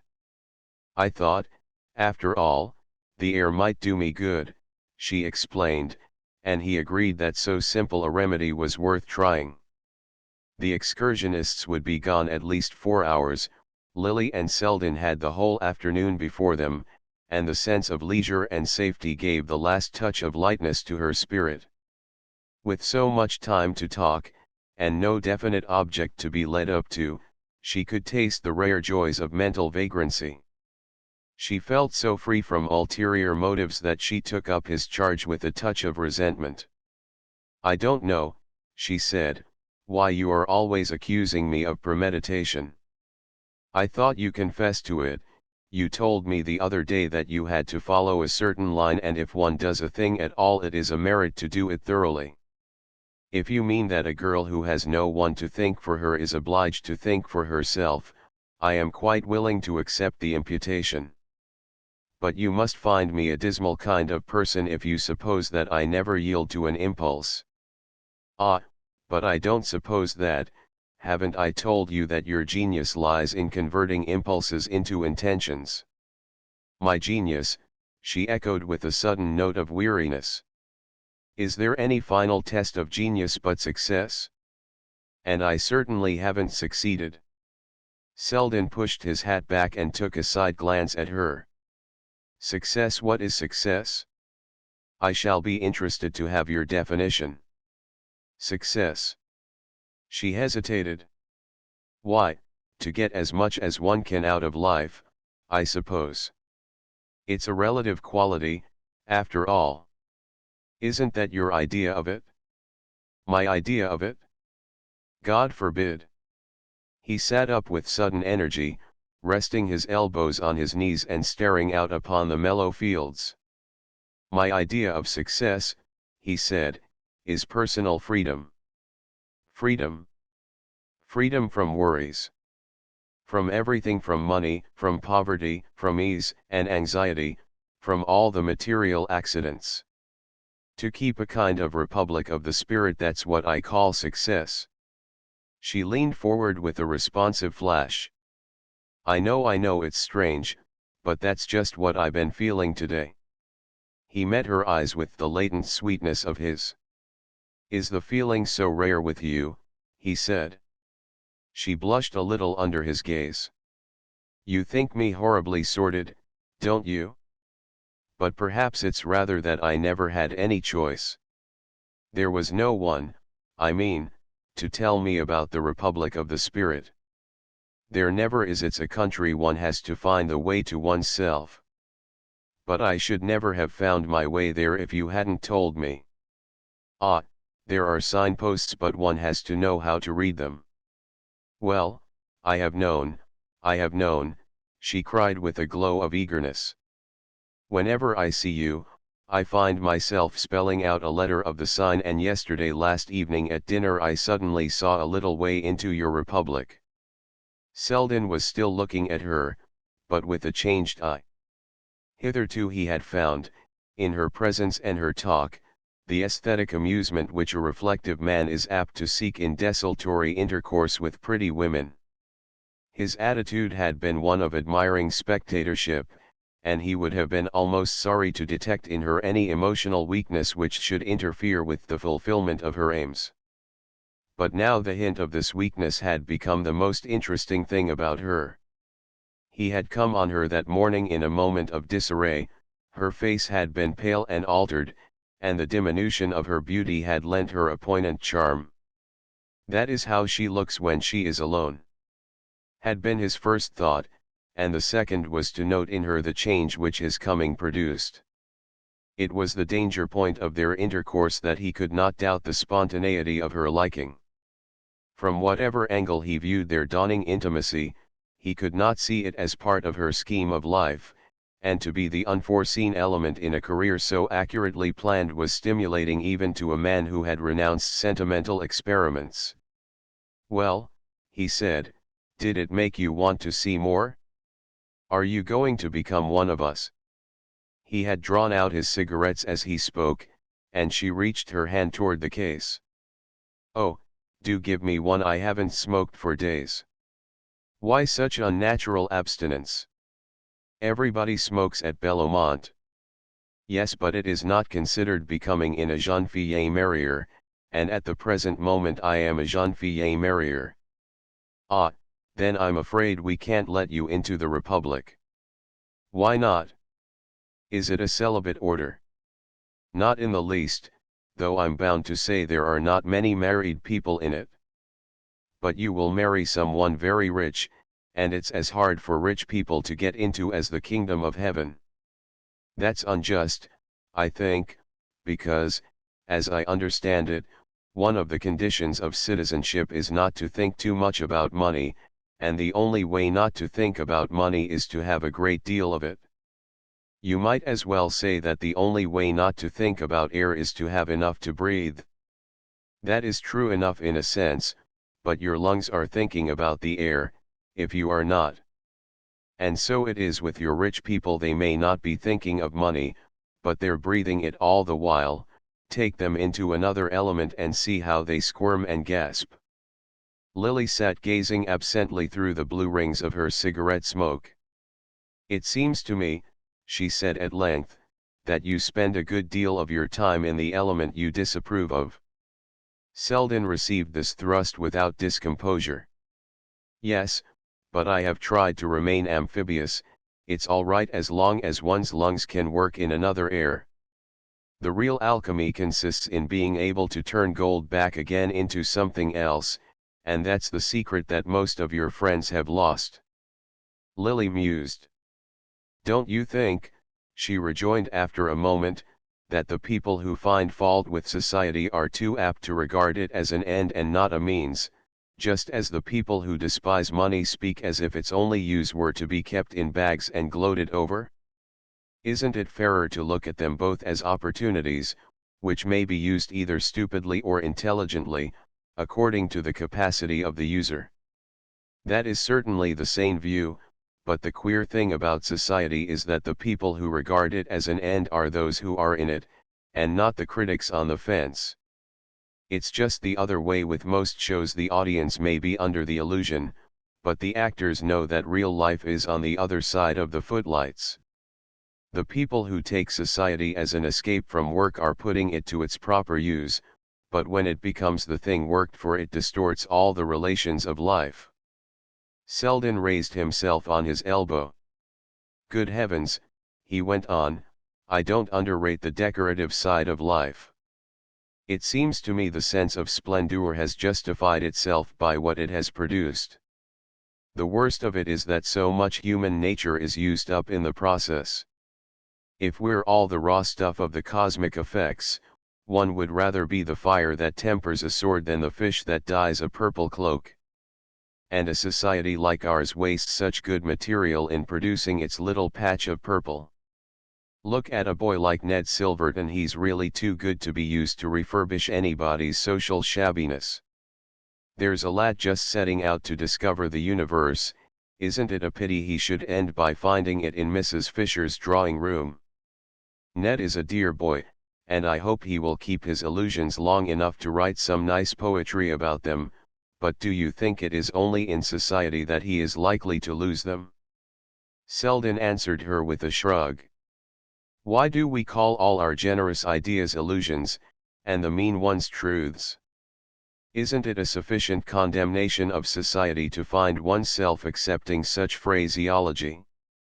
I very nearly acquired the jargon at Silverton's age, and I know how names can alter the color of beliefs.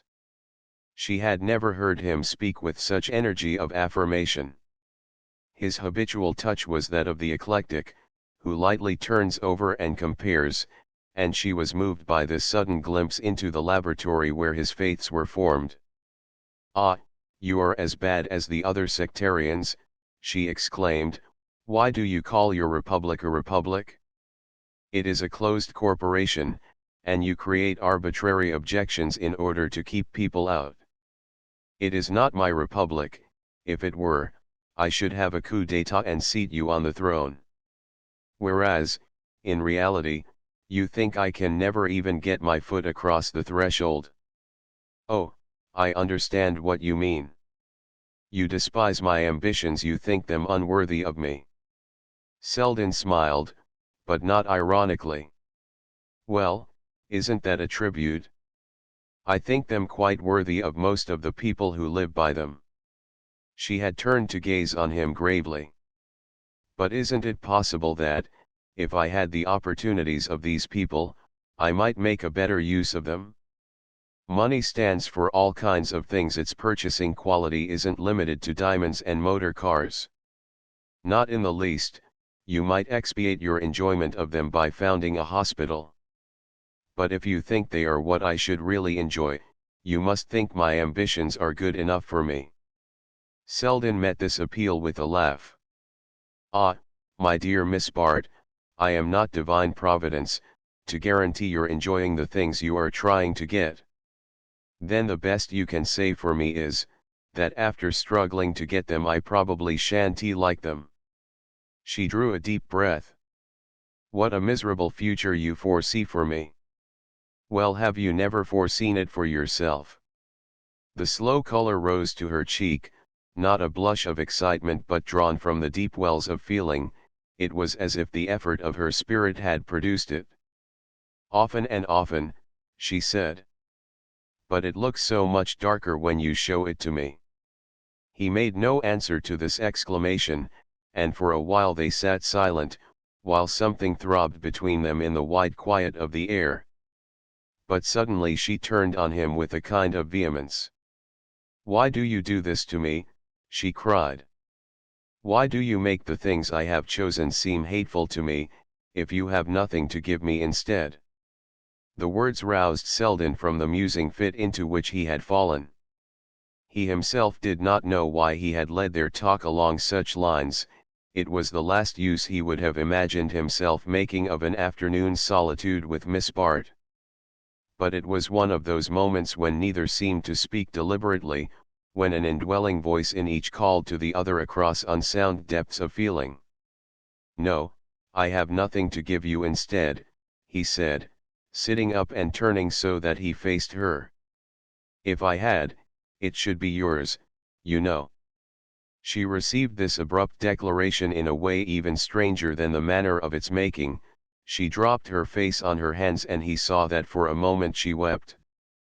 It was for a moment only, however, for when he leaned nearer and drew down her hands with a gesture less passionate than grave, she turned on him a face softened but not disfigured by emotion, and he said to himself, somewhat cruelly, that even her weeping was an art.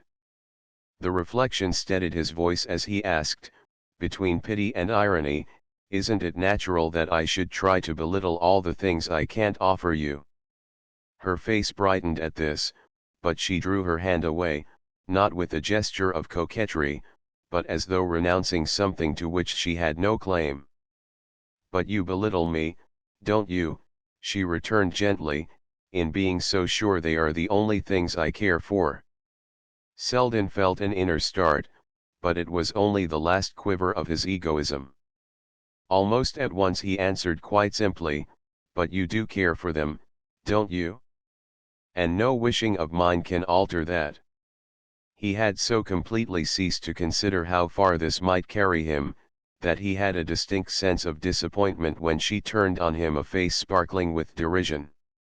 "Ah," she cried, "for all your fine phrases you're really as great a coward as I am, for you wouldn't have made one of them if you hadn't been so sure of my answer." The shock of this retort had the effect of crystallizing Selden's wavering intentions. "I am not so sure of your answer," he said quietly. "And I do you the justice to believe that you are not either." It was her turn to look at him with surprise, and after a moment, "Do you want to marry me?" she asked. He broke into a laugh. "No, I don't want to, but perhaps I should if you did." "That's what I told you, you're so sure of me that you can amuse yourself with experiments." She drew back the hand he had regained, and sat looking down on him sadly.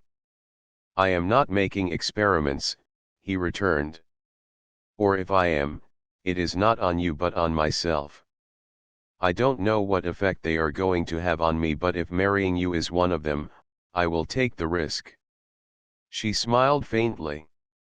"It would be a great risk, certainly. I have never concealed from you how great." "Ah, it's you who are the coward," he exclaimed. She had risen, and he stood facing her with his eyes on hers. The soft isolation of the falling day enveloped them, they seemed lifted into a finer air.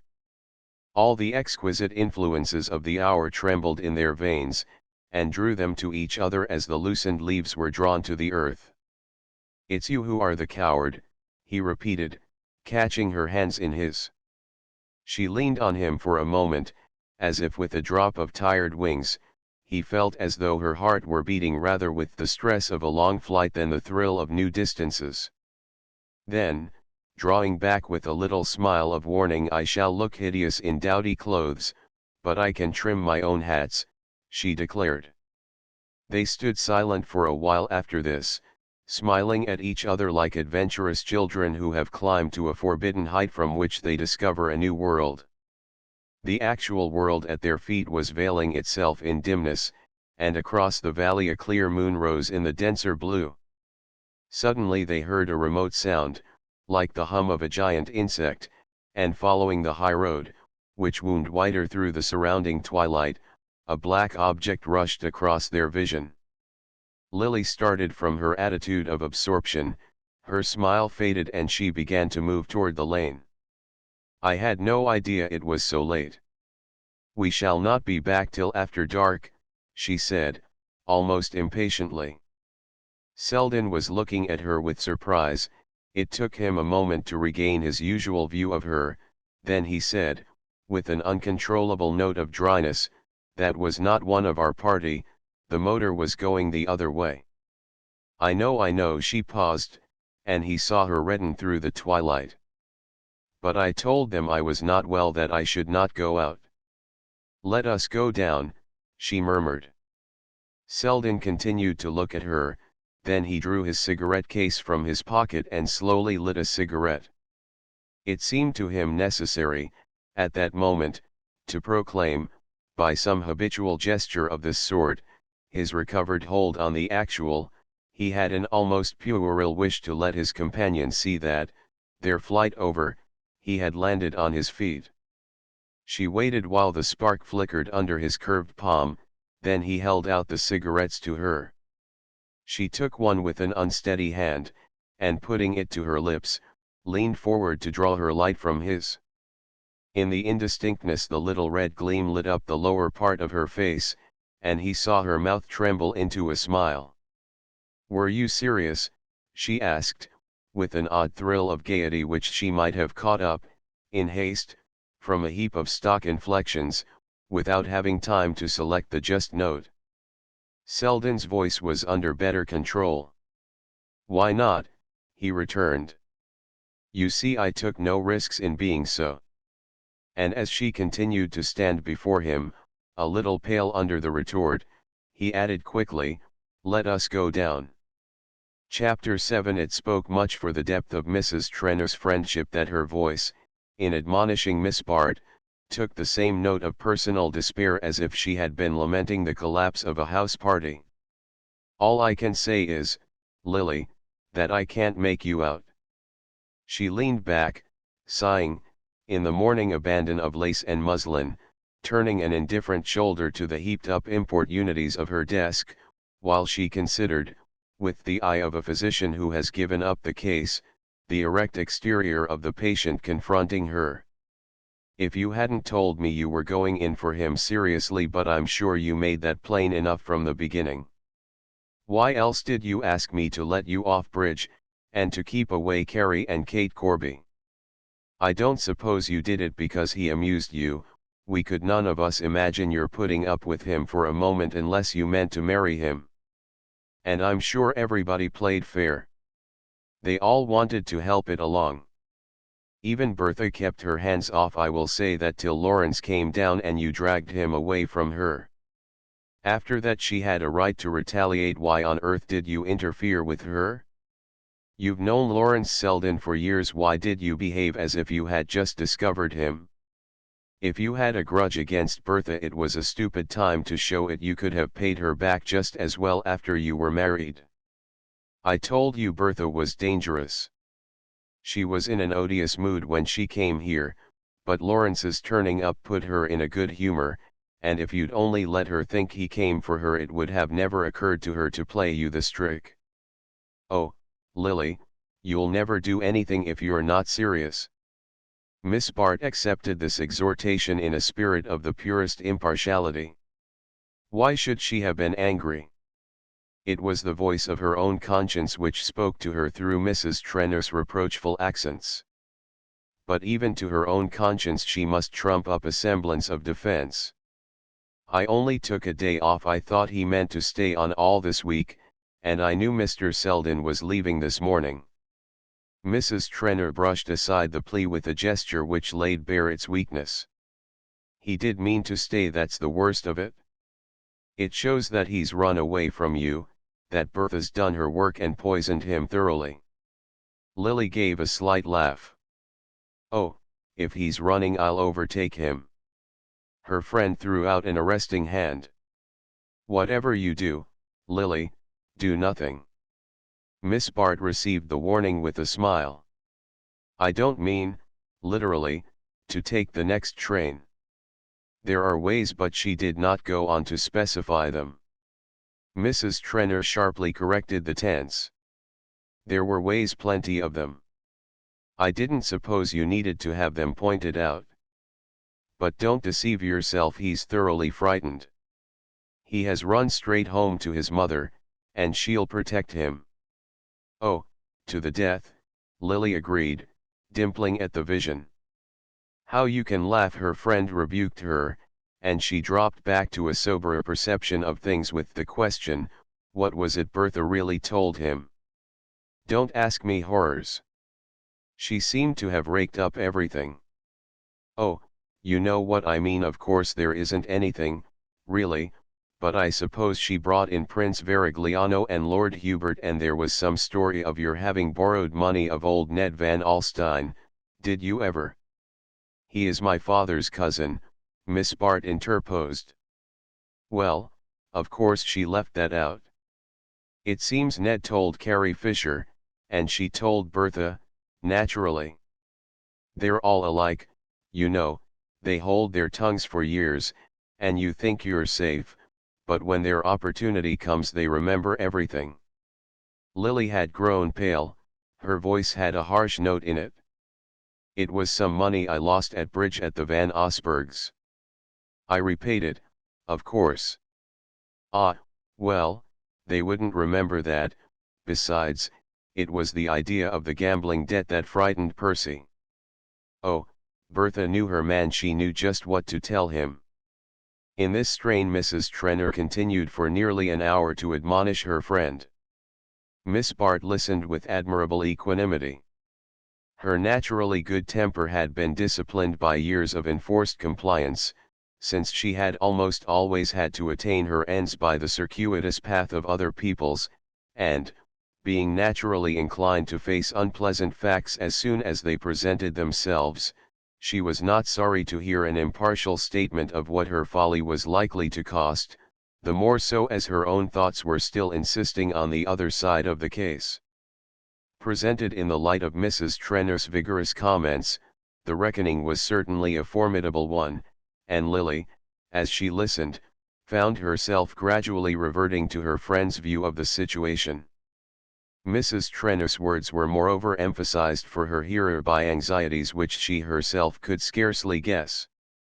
Affluence, unless stimulated by a keen imagination, forms but the vaguest notion of the practical strain of poverty. Judy knew it must be horrid for poor Lily to have to stop to consider whether she could afford real lace on her petticoats, and not to have a motor car and a steam yacht at her orders, but the daily friction of unpaid bills, the daily nibble of small temptations to expenditure, were trials as far out of her experience as the domestic problems of the charwoman. Mrs. Trenor's unconsciousness of the real stress of the situation had the effect of making it more galling to Lily. While her friend reproached her for missing the opportunity to eclipse her rivals, she was once more battling in imagination with the mounting tide of indebtedness from which she had so nearly escaped. What wind of folly had driven her out again on those dark seas? If anything was needed to put the last touch to her self-abasement, it was the sense of the way her old life was opening its ruts again to receive her. Yesterday her fancy had fluttered free pinions above a choice of occupations, now she had to drop to the level of the familiar routine, in which moments of seeming brilliancy and freedom alternated with long hours of subjection. She laid a deprecating hand on her friend's. Dear Judy, I'm sorry to have been such a bore, and you are very good to me. But you must have some letters for me to answer, let me at least be useful. She settled herself at the desk, and Mrs. Trenor accepted her resumption of the morning's task with a sigh which implied that, after all, she had proved herself unfit for higher uses. The luncheon table showed a depleted circle. All the men but Jack Stepney and Dorset had returned to town.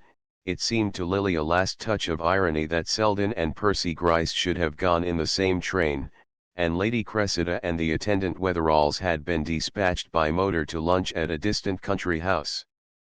At such moments of diminished interest it was usual for Mrs. Dorset to keep her room till the afternoon, but on this occasion she drifted in when luncheon was half over, hollow-eyed and drooping, but with an edge of malice under her indifference.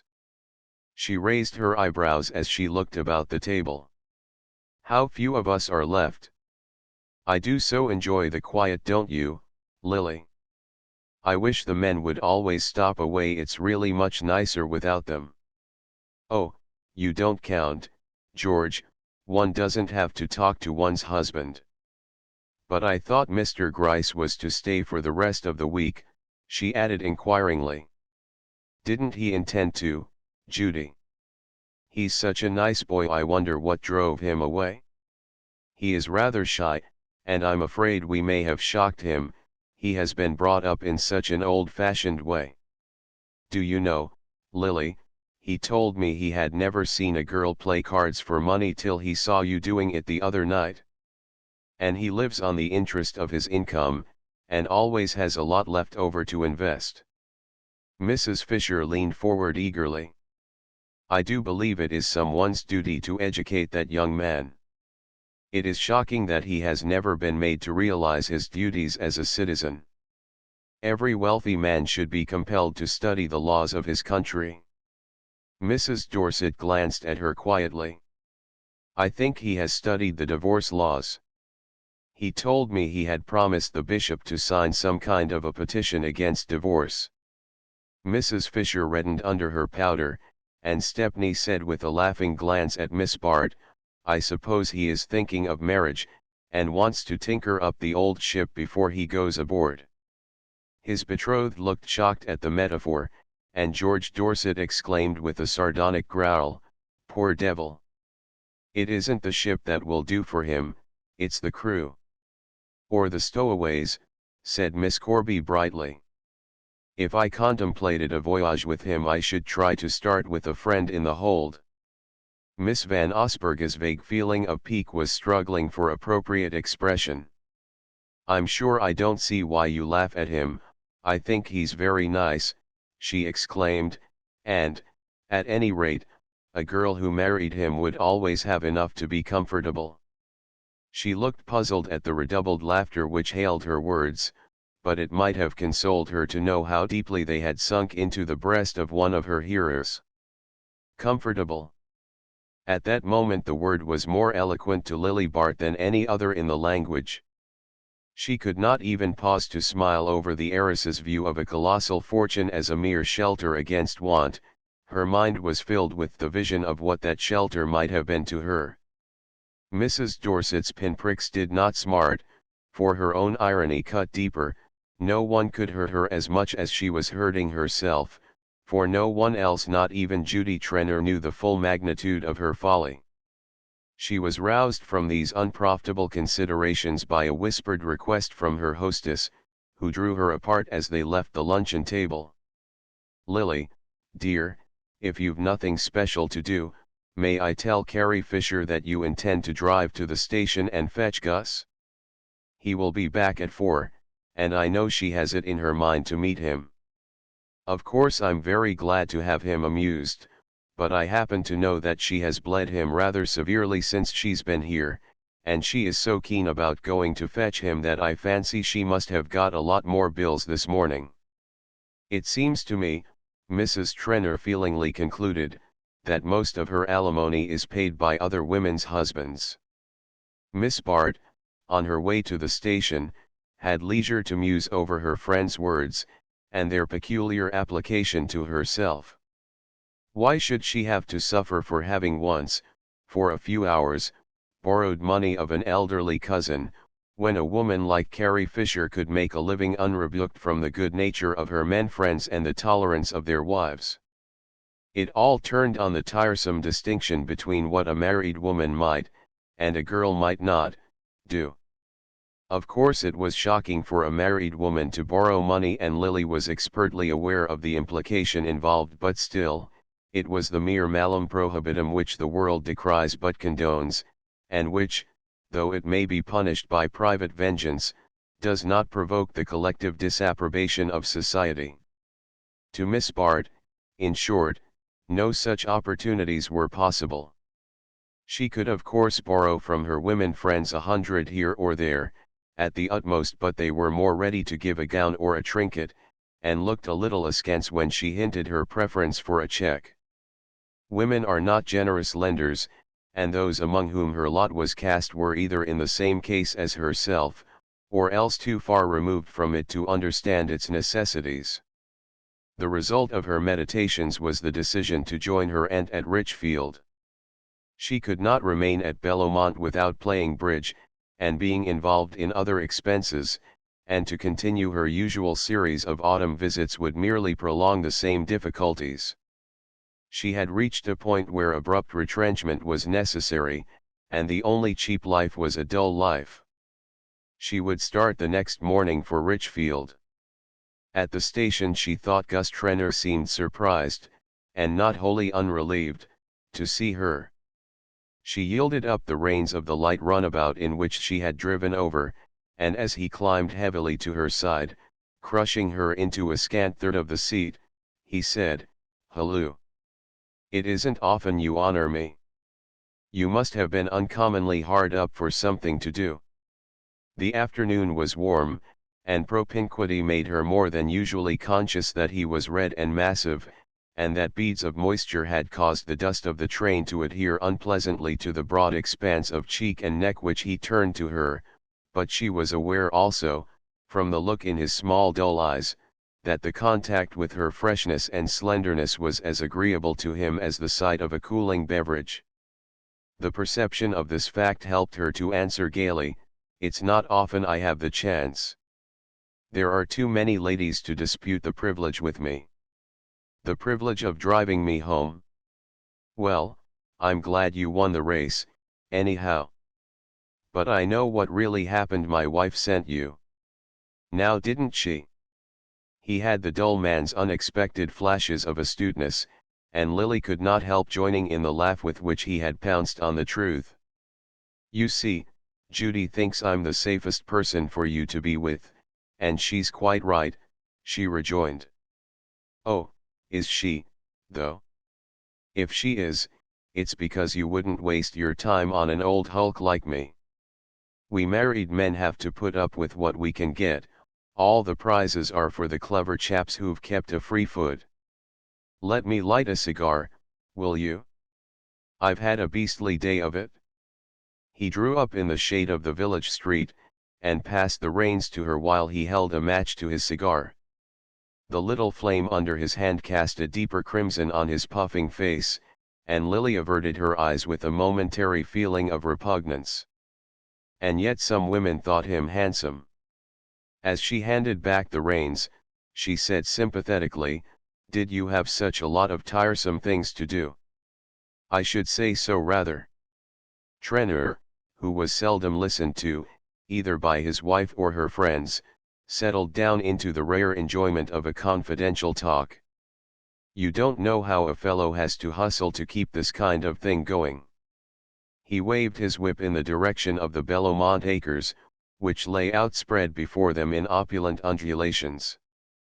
"Judy has no idea of what she spends. Not that there isn't plenty to keep the thing going," he interrupted himself, "but a man has got to keep his eyes open and pick up all the tips he can. My father and mother used to live like fighting cocks on their income, and put by a good bit of it too, luckily for me, but at the pace we go now, I don't know where I should be if it weren't for taking a flyer now and then. The women all think, I mean Judy thinks, I've nothing to do but to go downtown once a month and cut off coupons, but the truth is it takes a devilish lot of hard work to keep the machinery running. Not that I ought to complain today, though," he went on after a moment, "for I did a very neat stroke of business, thanks to Stepney's friend Rosedale. By the way, Miss Lily, I wish you'd try to persuade Judy to be decently civil to that chap. He's going to be rich enough to buy us all out one of these days, and if she'd only ask him to dine now and then I could get almost anything out of him.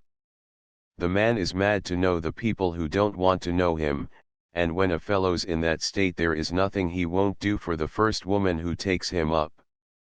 Lily hesitated a moment. The first part of her companion's discourse had started an interesting train of thought, which was rudely interrupted by the mention of Mr. Rosedale's name. She uttered a faint protest. "But you know Jack did try to take him about, and he was impossible." "Oh, hang it, because he's fat and shiny, and has a sloppy manner. Well, all I can say is that the people who are clever enough to be civil to him now will make a mighty good thing of it."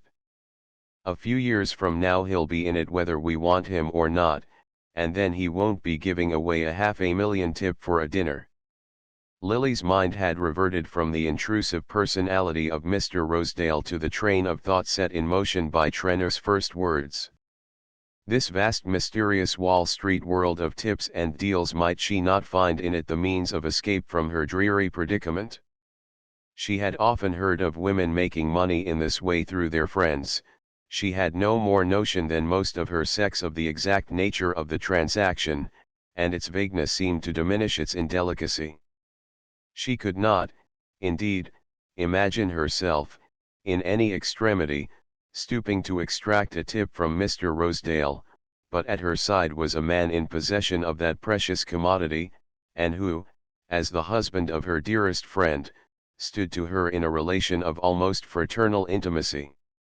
In her inmost heart Lily knew it was not by appealing to the fraternal instinct that she was likely to move Gus Trenor, but this way of explaining the situation helped to drape its crudity, and she was always scrupulous about keeping up appearances to herself.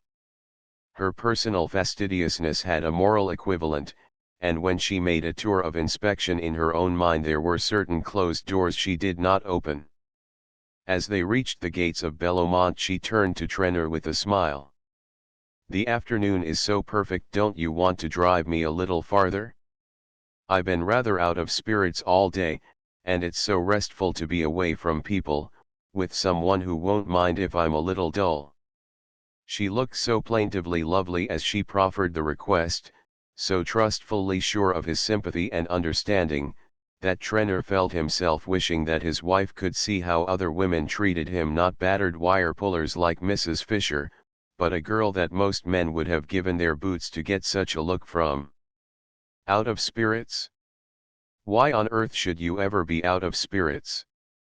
Is your last box of Doucet dresses a failure, or did Judy rook you out of everything at bridge last night? Lily shook her head with a sigh. "I have had to give up Doucet, and bridge too. I can't afford it. In fact, I can't afford any of the things my friends do, and I am afraid Judy often thinks me a bore because I don't play cards any longer, and because I am not as smartly dressed as the other women. But you will think me a bore too if I talk to you about my worries, and I only mention them because I want you to do me a favor, the very greatest of favors." Her eyes sought his once more, and she smiled inwardly at the tinge of apprehension that she read in them. "Why, of course, if it's anything I can manage," he broke off, and she guessed that his enjoyment was disturbed by the remembrance of Mrs. Fisher's methods. "The greatest of favors," she rejoined gently. "The fact is, Judy is angry with me, and I want you to make my peace." "Angry with you? Oh, come, nonsense." His relief broke through in a laugh. "Why, you know she's devoted to you. She is the best friend I have, and that is why I mind having to vex her. But I dare say you know what she has wanted me to do. She has set her heart, poor dear, on my marrying a great deal of money." She paused with a slight falter of embarrassment, and Trenor, turning abruptly, fixed on her a look of growing intelligence. "A great deal of money? Oh, by Jove, you don't mean Grice? What you do?" "Oh, no, of course I won't mention it. You can trust me to keep my mouth shut. But Grice, good Lord, Grice! Did Judy really think you could bring yourself to marry that portentous little ass? But you couldn't, eh? And so you gave him the sack, and that's the reason why he lit out by the first train this morning." He leaned back, spreading himself farther across the seat, as if dilated by the joyful sense of his own discernment. "How on earth could Judy think you would do such a thing? I could have told her you'd never put up with such a little milksop." Lily sighed more deeply. "I sometimes think," she murmured, "that men understand a woman's motives better than other women do. Some men, I'm certain of it." "I could have told Judy," he repeated, exulting in the implied superiority over his wife. "I thought you would understand, that's why I wanted to speak to you, Miss Bart rejoined. I can't make that kind of marriage, it's impossible. But neither can I go on living as all the women in my set do. I am almost entirely dependent on my aunt, and though she is very kind to me she makes me no regular allowance, and lately I've lost money at cards, and I don't dare tell her about it. I have paid my card debts, of course, but there is hardly anything left for my other expenses, and if I go on with my present life I shall be in horrible difficulties. I have a tiny income of my own, but I'm afraid it's badly invested, for it seems to bring in less every year, and I am so ignorant of money matters that I don't know if my aunt's agent, who looks after it, is a good adviser. She paused a moment, and added in a lighter tone, I didn't mean to bore you with all this, but I want your help in making Judy understand that I can't, at present, go on living as one must live among you all. I am going away tomorrow to join my aunt at Richfield, and I shall stay there for the rest of the autumn, and dismiss my maid and learn how to mend my own clothes. At this picture of loveliness in distress, the pathos of which was heightened by the light touch with which it was drawn, a murmur of indignant sympathy broke from Trenor.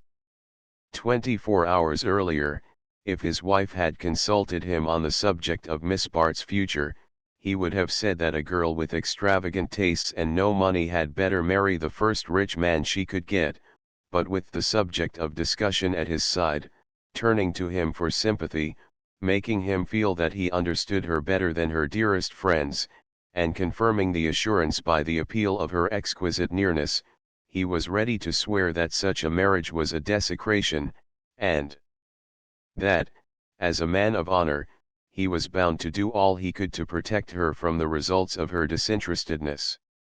This impulse was reinforced by the reflection that if she had married Gryce she would have been surrounded by flattery and approval, whereas, having refused to sacrifice herself to expediency, she was left to bear the whole cost of her resistance.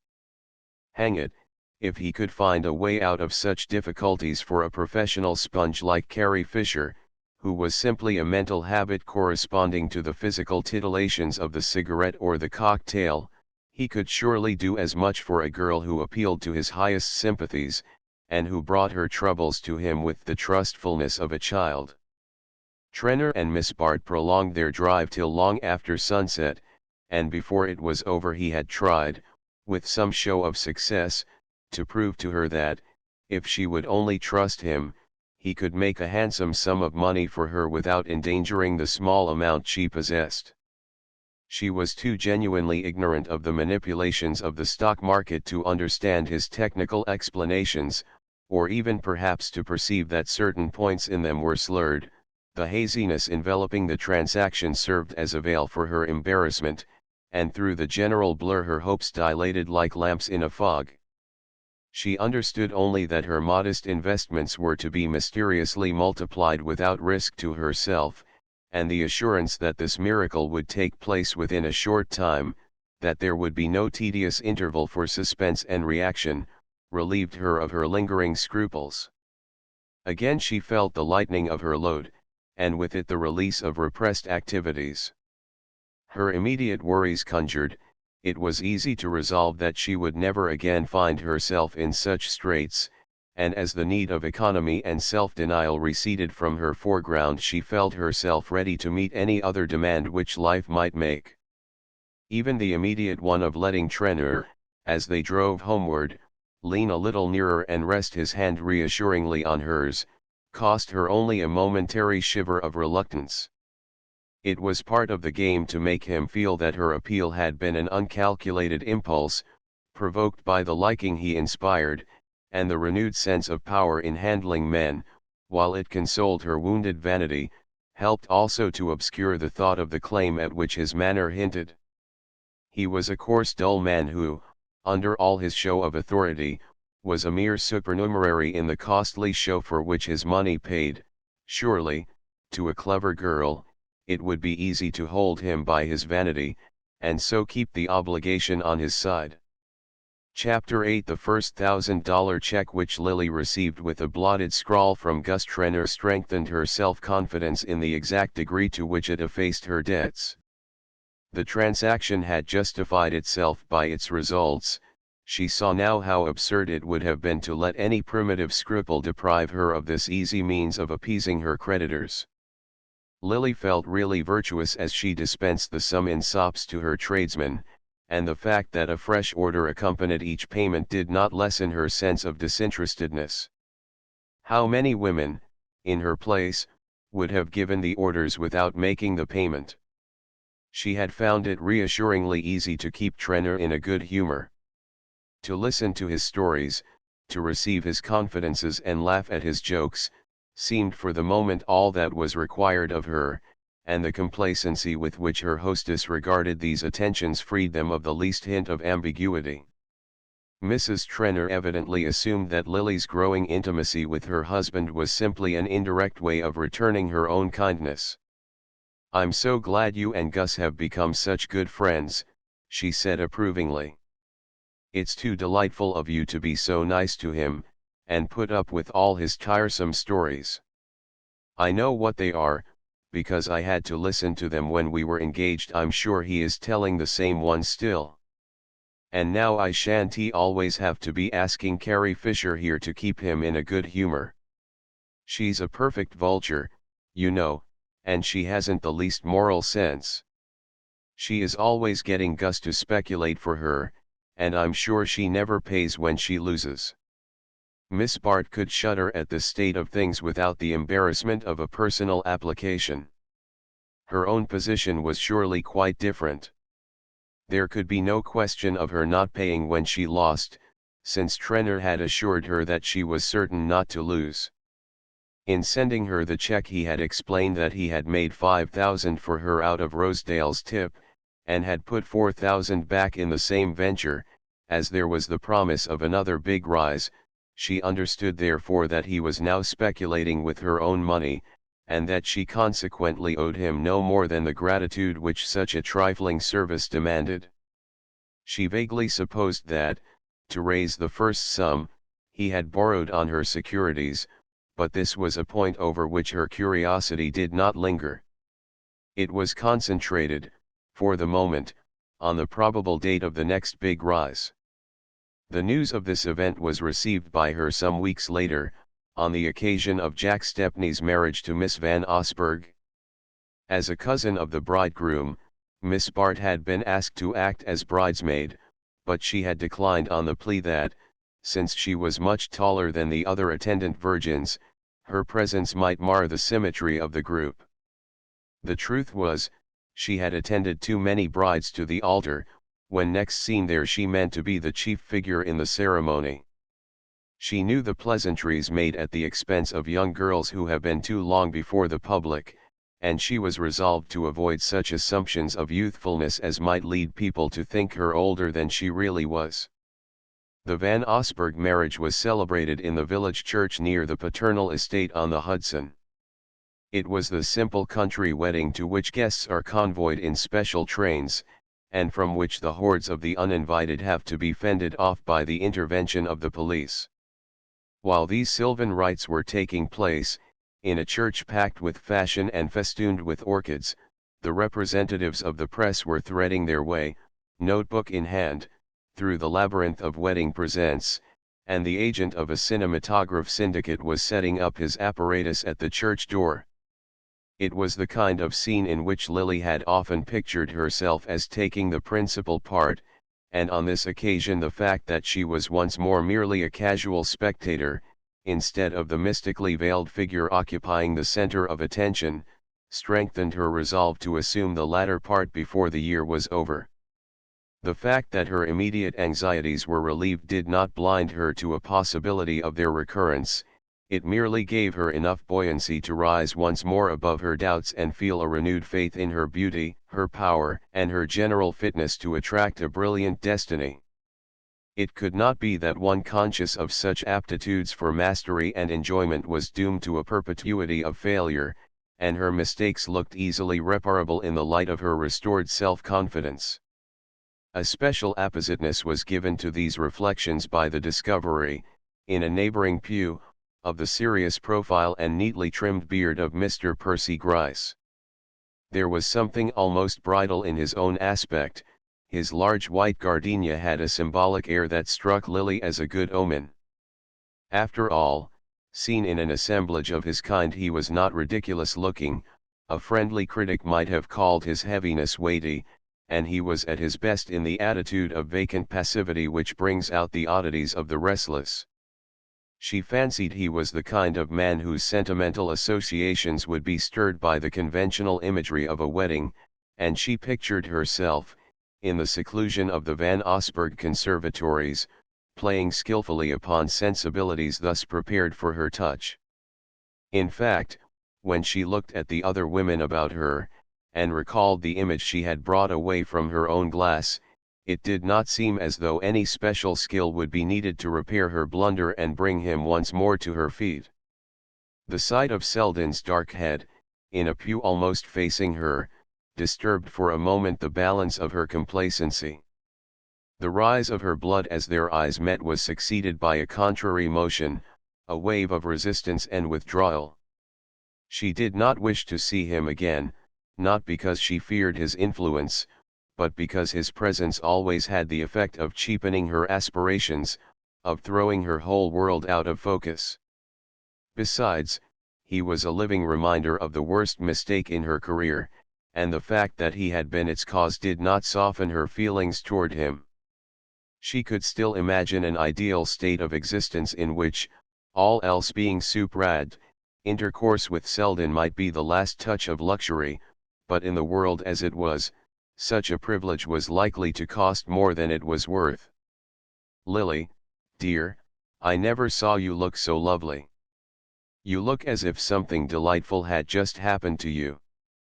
The young lady who thus formulated her admiration of her brilliant friend did not, in her own person, suggest such happy possibilities. Miss Gertrude Farish, in fact, typified the mediocre and the ineffectual. If there were compensating qualities in her wide frank glance and the freshness of her smile, these were qualities which only the sympathetic observer would perceive before noticing that her eyes were of a workaday grey and her lips without haunting curves. Lily's own view of her wavered between pity for her limitations and impatience at her cheerful acceptance of them. To Miss Bart, as to her mother, acquiescence in dinginess was evidence of stupidity, and there were moments when, in the consciousness of her own power to look and to be so exactly what the occasion required, she almost felt that other girls were plain and inferior from choice.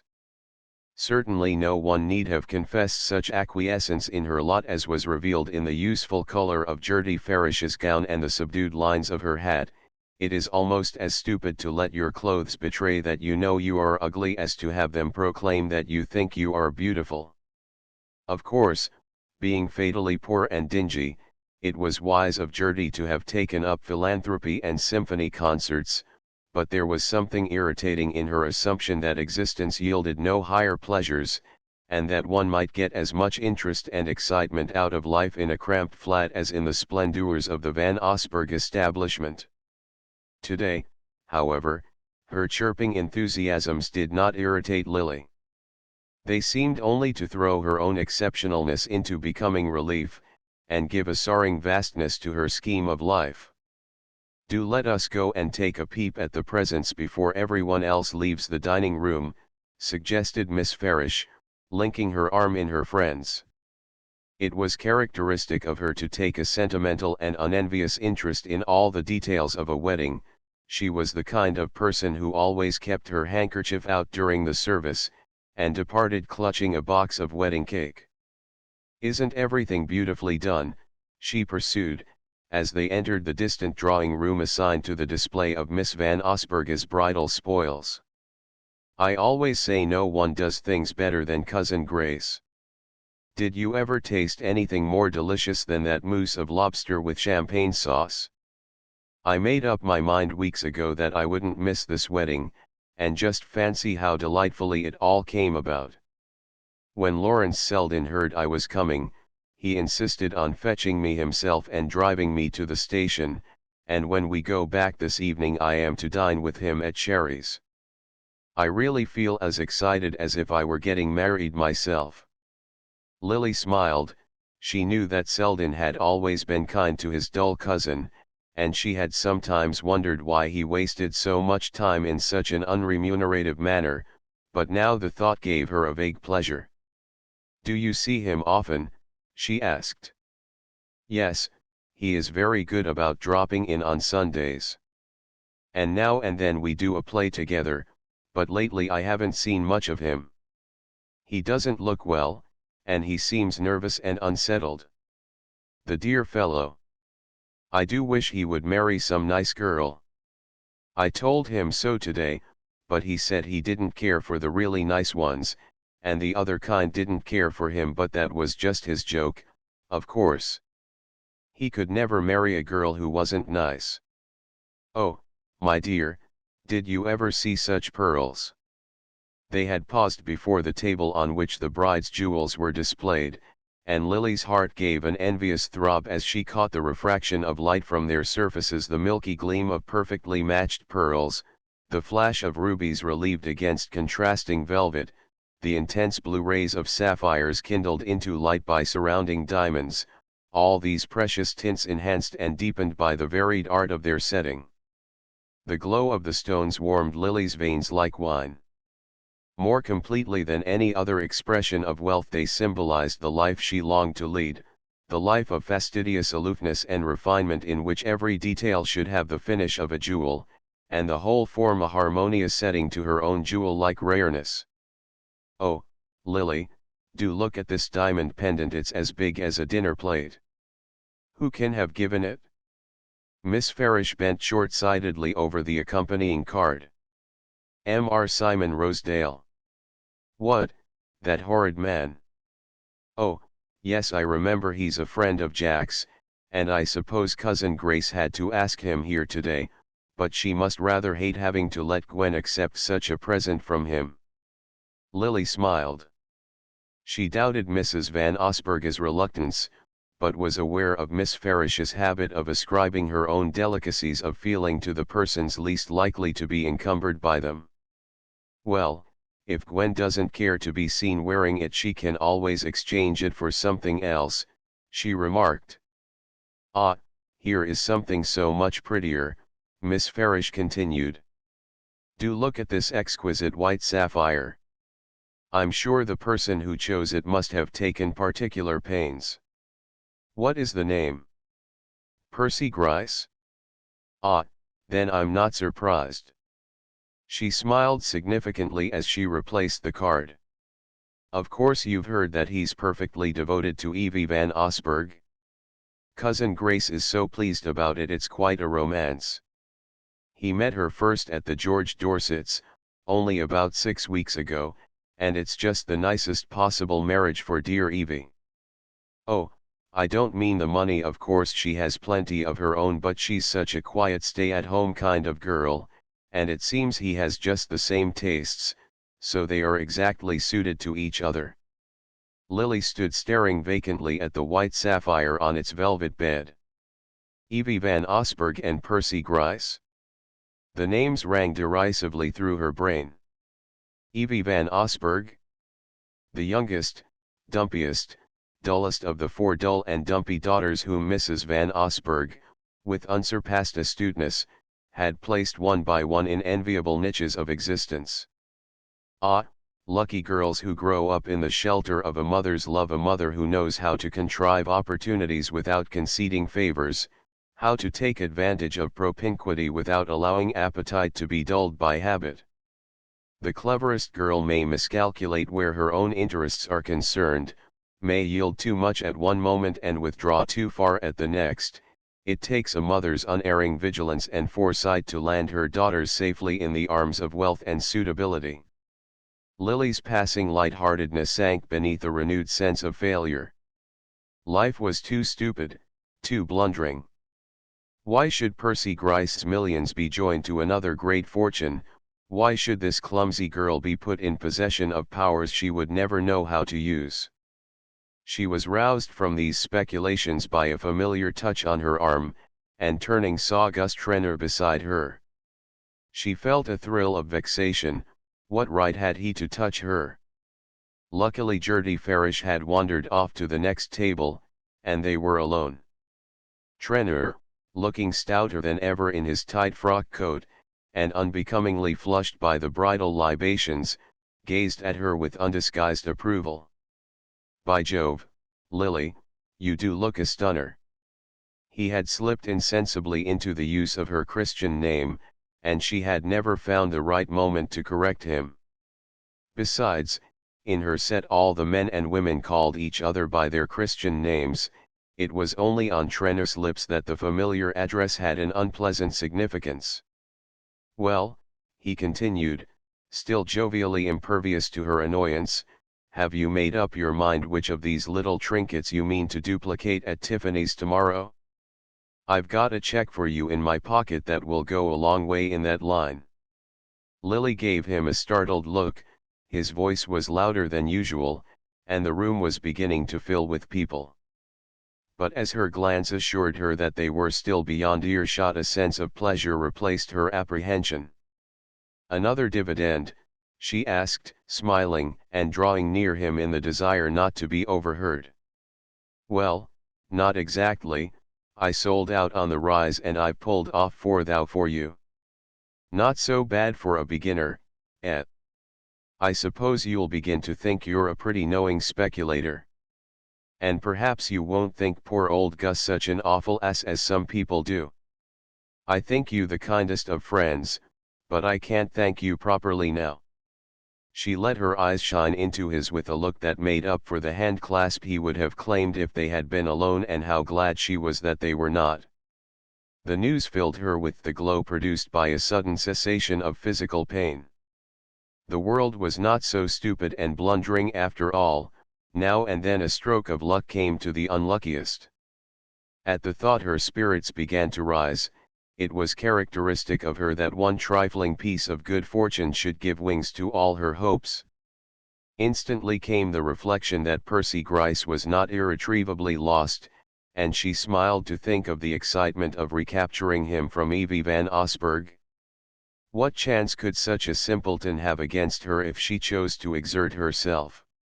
She glanced about, hoping to catch a glimpse of Gryce, but her eyes lit instead on the glossy countenance of Mr. Rosedale, who was slipping through the crowd with an air half obsequious, half obtrusive, as though, the moment his presence was recognized, it would swell to the dimensions of the room.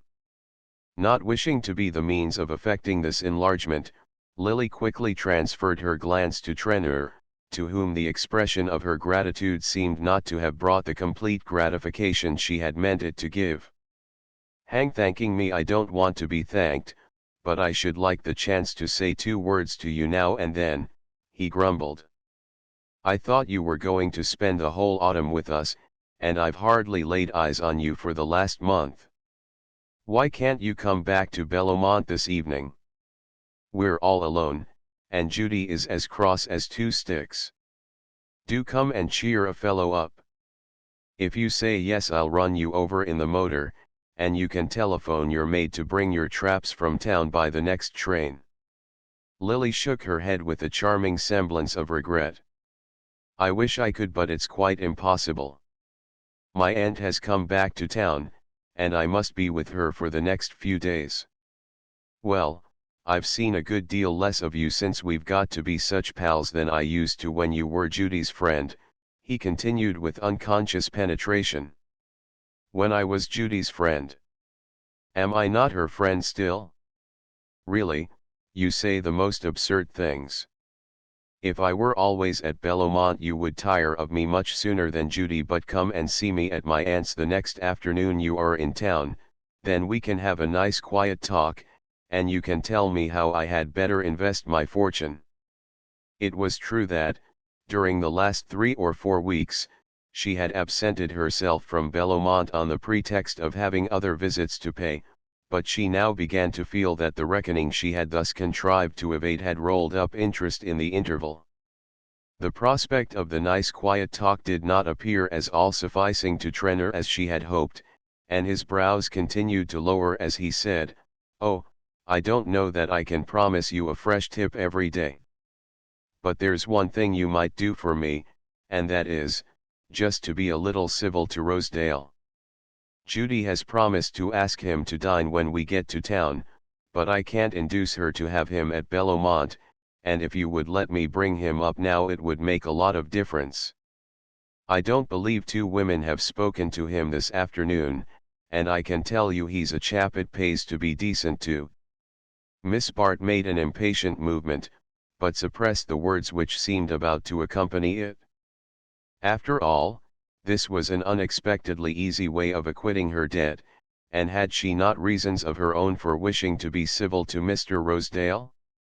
"Oh, bring him by all means," she said smiling, "perhaps I can get a tip out of him on my own account." Trenor paused abruptly, and his eyes fixed themselves on hers with a look which made her change colour. "I say, you know you'll please remember he's a blooming bounder," he said, and with a slight laugh she turned toward the open window near which they had been standing. The throng in the room had increased, and she felt a desire for space and fresh air. Both of these she found on the terrace, where only a few men were lingering over cigarettes and liqueur, while scattered couples strolled across the lawn to the autumn-tinted borders of the flower garden. As she emerged, a man moved toward her from the knot of smokers, and she found herself face to face with Selden. The stir of the pulses which his nearness always caused was increased by a slight sense of constraint. They had not met since their Sunday afternoon walk at Bellomont, and that episode was still so vivid to her that she could hardly believe him to be less conscious of it. But his greeting expressed no more than the satisfaction which every pretty woman expects to see reflected in masculine eyes, and the discovery, if distasteful to her vanity, was reassuring to her nerves. Between the relief of her escape from Trenor, and the vague apprehension of her meeting with Rosedale, it was pleasant to rest a moment on the sense of complete understanding which Lawrence Selden's manner always conveyed. "This is luck," he said smiling. "I was wondering if I should be able to have a word with you before the special snatches us away.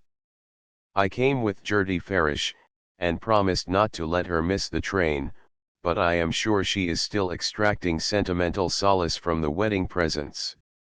She appears to regard their number and value as evidence of the disinterested affection of the contracting parties." There was not the least trace of embarrassment in his voice, and as he spoke, leaning slightly against the jamb of the window, and letting his eyes rest on her in the frank enjoyment of her grace, she felt with a faint chill of regret that he had gone back without an effort to the footing on which they had stood before their last talk together. Her vanity was stung by the sight of his unscathed smile. She longed to be to him something more than a piece of sentient prettiness, a passing diversion to his eye and brain, and the longing betrayed itself in her reply. "Ah," she said, "I envy Gertie that power she has of dressing up with romance all our ugly and prosaic arrangements. I have never recovered my self-respect since you showed me how poor and unimportant my ambitions were." The words were hardly spoken when she realized their infelicity. It seemed to be her fate to appear at her worst to Selden. "I thought, on the contrary," he returned lightly, "that I had been the means of proving they were more important to you than anything else." It was as if the eager current of her being had been checked by a sudden obstacle which drove it back upon itself. She looked at him helplessly, like a hurt or frightened child. This real self of hers, which he had the faculty of drawing out of the depths, was so little accustomed to go alone. The appeal of her helplessness touched in him, as it always did, a latent chord of inclination. It would have meant nothing to him to discover that his nearness made her more brilliant, but this glimpse of a twilight mood to which he alone had the clue seemed once more to set him in a world apart with her. "At least you can't think worse things of me than you say," she exclaimed with a trembling laugh, but before he could answer, The flow of comprehension between them was abruptly stayed by the reappearance of Gus Trenor, who advanced with Mr. Rosedale in his wake. "Hang it, Lily, I thought you'd given me the slip. Rosedale and I have been hunting all over for you." His voice had a note of conjugal familiarity. Miss Bart fancied she detected in Rosedale's eye a twinkling perception of the fact, and the idea turned her dislike of him to repugnance. She returned his profound bow with a slight nod, made more disdainful by the sense of Selden's surprise that she should number Rosedale among her acquaintances. Trenor had turned away, and his companion continued to stand before Miss Bart, alert and expectant, his lips parted in a smile at whatever she might be about to say, and his very back conscious of the privilege of being seen with her. It was the moment for tact, for the quick bridging over of gaps, but Selden still leaned against the window, a detached observer of the scene, and under the spell of his observation Lily felt herself powerless to exert her usual arts. The dread of Selden suspecting that there was any need for her to propitiate such a man as Rosedale checked the trivial phrases of politeness. Rosedale still stood before her in an expectant attitude, and she continued to face him in silence, her glance just level with his polished baldness. The look put the finishing touch to what her silence implied. He reddened slowly, shifting from one foot to the other, fingered the plump black pearl in his tie, and gave a nervous twist to his mustache. Then, running his eye over her, he drew back, and said, with a side glance at Selden, "Upon my soul, I never saw a more ripping get-up. Is that the last creation of the dressmaker you go to see at the Benedick? If so, I wonder all the other women don't go to her too." The words were projected sharply against Lily's silence, and she saw in a flash that her own act had given them their emphasis. In ordinary talk they might have passed unheeded, but following on her prolonged pause they acquired a special meaning. She felt, without looking, that Selden had immediately seized it, and would inevitably connect the allusion with her visit to himself. The consciousness increased her irritation against Rosedale, but also her feeling that now, if ever, was the moment to propitiate him, hateful as it was to do so in Selden's presence. "How do you know the other women don't go to my dressmaker?" she returned. "You see, I'm not afraid to give her address to my friends." Her glance and accent so plainly included Rosedale in this privileged circle that his small eyes puckered with gratification, and a knowing smile drew up his mustache. "By Jove, you needn't be," he declared. "You could give em the whole outfit and win at a canter." "Ah, that's nice of you, and it would be nicer still if you would carry me off to a quiet corner, and get me a glass of lemonade or some innocent drink before we all have to rush for the train." She turned away as she spoke, letting him strut at her side through the gathering groups on the terrace, while every nerve in her throbbed with the consciousness of what Selden must have thought of the scene. But under her angry sense of the perverseness of things, and the light surface of her talk with Rosedale, a third idea persisted. She did not mean to leave without an attempt to discover the truth about Percy Gryce. Chance, or perhaps his own resolve, had kept them apart since his hasty withdrawal from Bellomont, but Miss Bart was an expert in making the most of the unexpected, and the distasteful incidents of the last few minutes the revelation to Selden of precisely that part of her life which she most wished him to ignore increased her longing for shelter, for escape from such humiliating contingencies. Any definite situation would be more tolerable than this buffeting of chances, which kept her in an attitude of uneasy alertness toward every possibility of life. Indoors there was a general sense of dispersal in the air, as of an audience gathering itself up for departure after the principal actors had left the stage, but among the remaining groups, Lily could discover neither Gryce nor the youngest Miss Van Osburgh. That both should be missing struck her with foreboding, and she charmed Mr. Rosedale by proposing that they should make their way to the conservatories at the farther end of the house. There were just enough people left in the long suite of rooms to make their progress conspicuous, and Lily was aware of being followed by looks of amusement and interrogation, which glanced off as harmlessly from her indifference as from her companion's self-satisfaction. She cared very little at that moment about being seen with Rosedale, all her thoughts were centered on the object of her search. The latter, however, was not discoverable in the conservatories, and Lily, oppressed by a sudden conviction of failure, was casting about for a way to rid herself of her now superfluous companion, when they came upon Mrs. Van Osburgh, flushed and exhausted, but beaming with the consciousness of duty performed. She glanced at them a moment with the benign but vacant eye of the tired hostess, to whom her guests have become mere whirling spots in a kaleidoscope of fatigue, then her attention became suddenly fixed, and she seized on Miss Bart with a confidential gesture. "My dear Lily, I haven't had time for a word with you, and now I suppose you are just off. Have you seen Evie? She's been looking everywhere for you. She wanted to tell you her little secret, but I dare say you have guessed it already. The engagement is not to be announced till next week, but you are such a friend of Mr. Gryce's that they both wished you to be the first to know of their happiness." Chapter 9. In Mrs. Peniston's youth, fashion had returned to town in October, therefore on the 10th day of the month the blinds of her Fifth Avenue residence were drawn up, and the eyes of the dying gladiator in bronze who occupied the drawing-room window resumed their survey of that deserted thoroughfare. The first 2 weeks after her return represented to Mrs. Peniston the domestic equivalent of a religious retreat. She went through the linen and blankets in the precise spirit of the penitent exploring the inner folds of conscience. She sought for moths as the stricken soul seeks for lurking infirmities.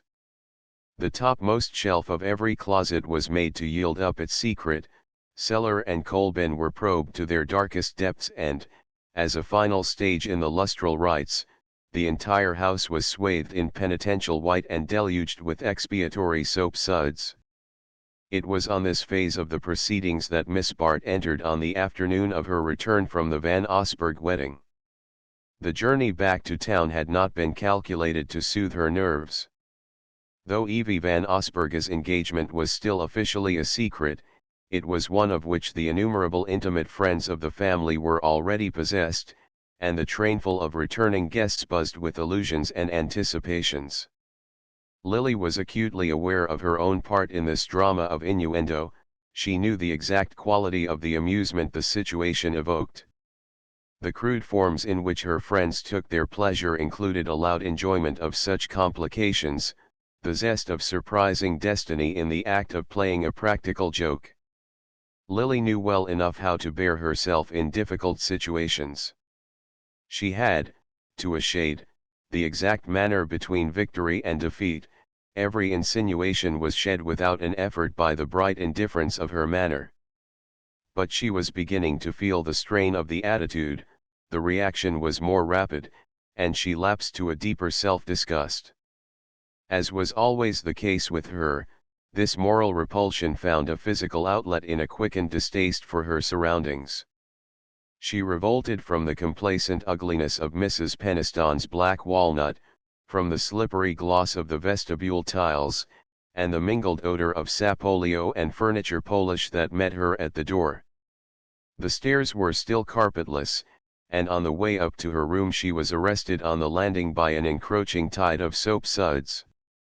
Gathering up her skirts, she drew aside with an impatient gesture, and as she did so she had the odd sensation of having already found herself in the same situation but in different surroundings.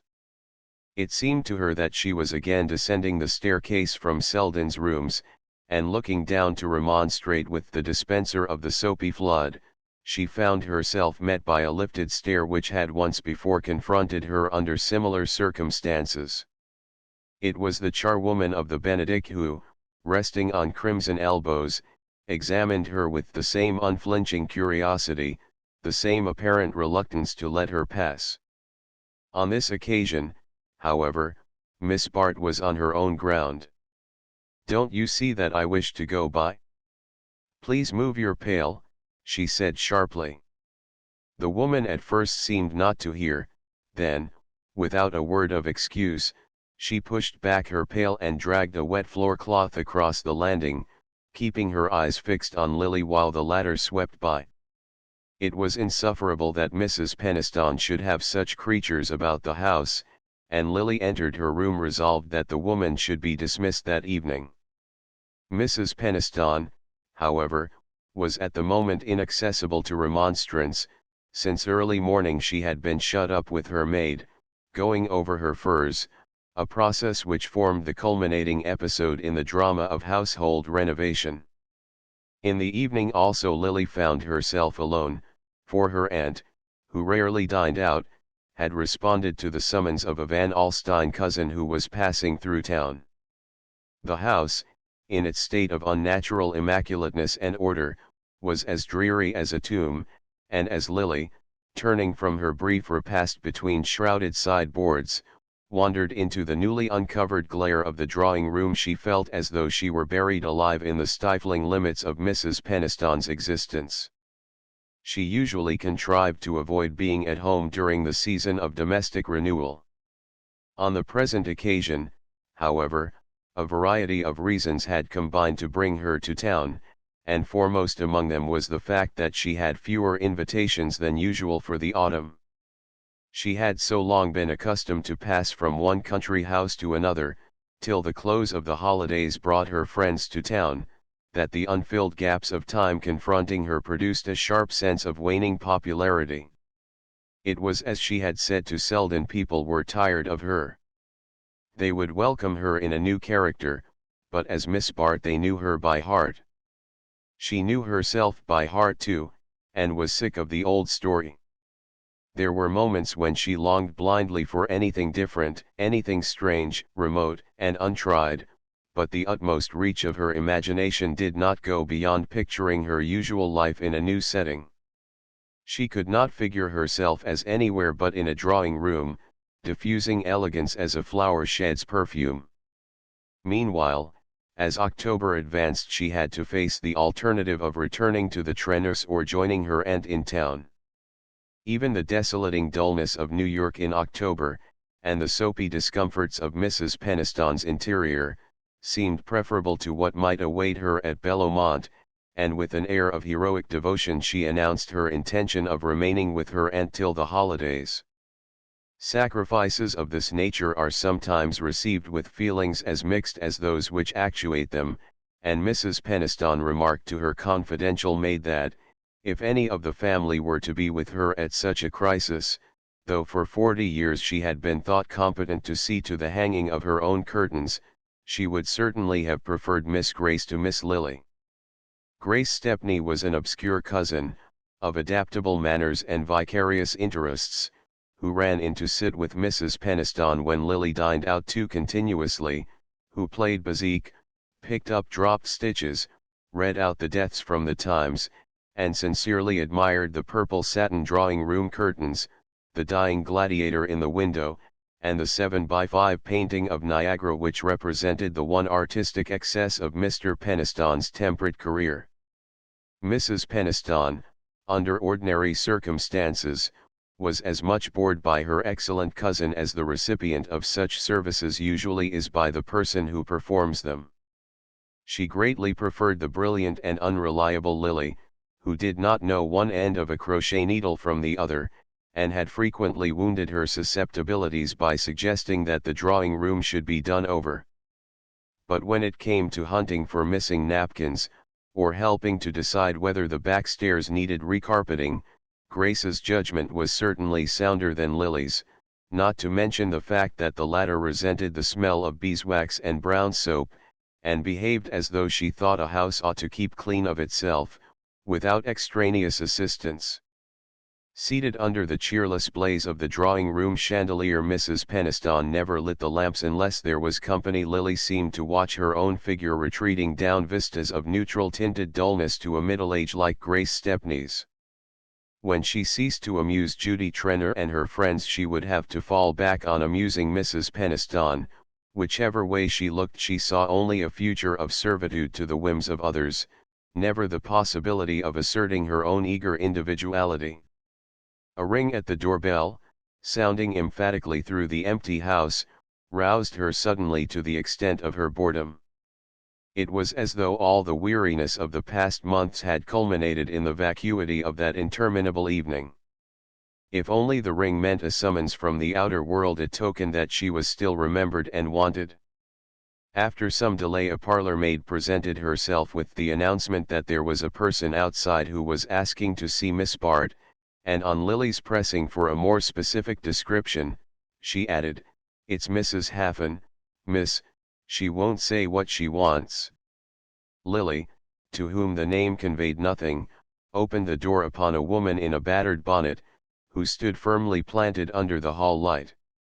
The glare of the unshaded gas shone familiarly on her pock-marked face and the reddish baldness visible through thin strands of straw-colored hair.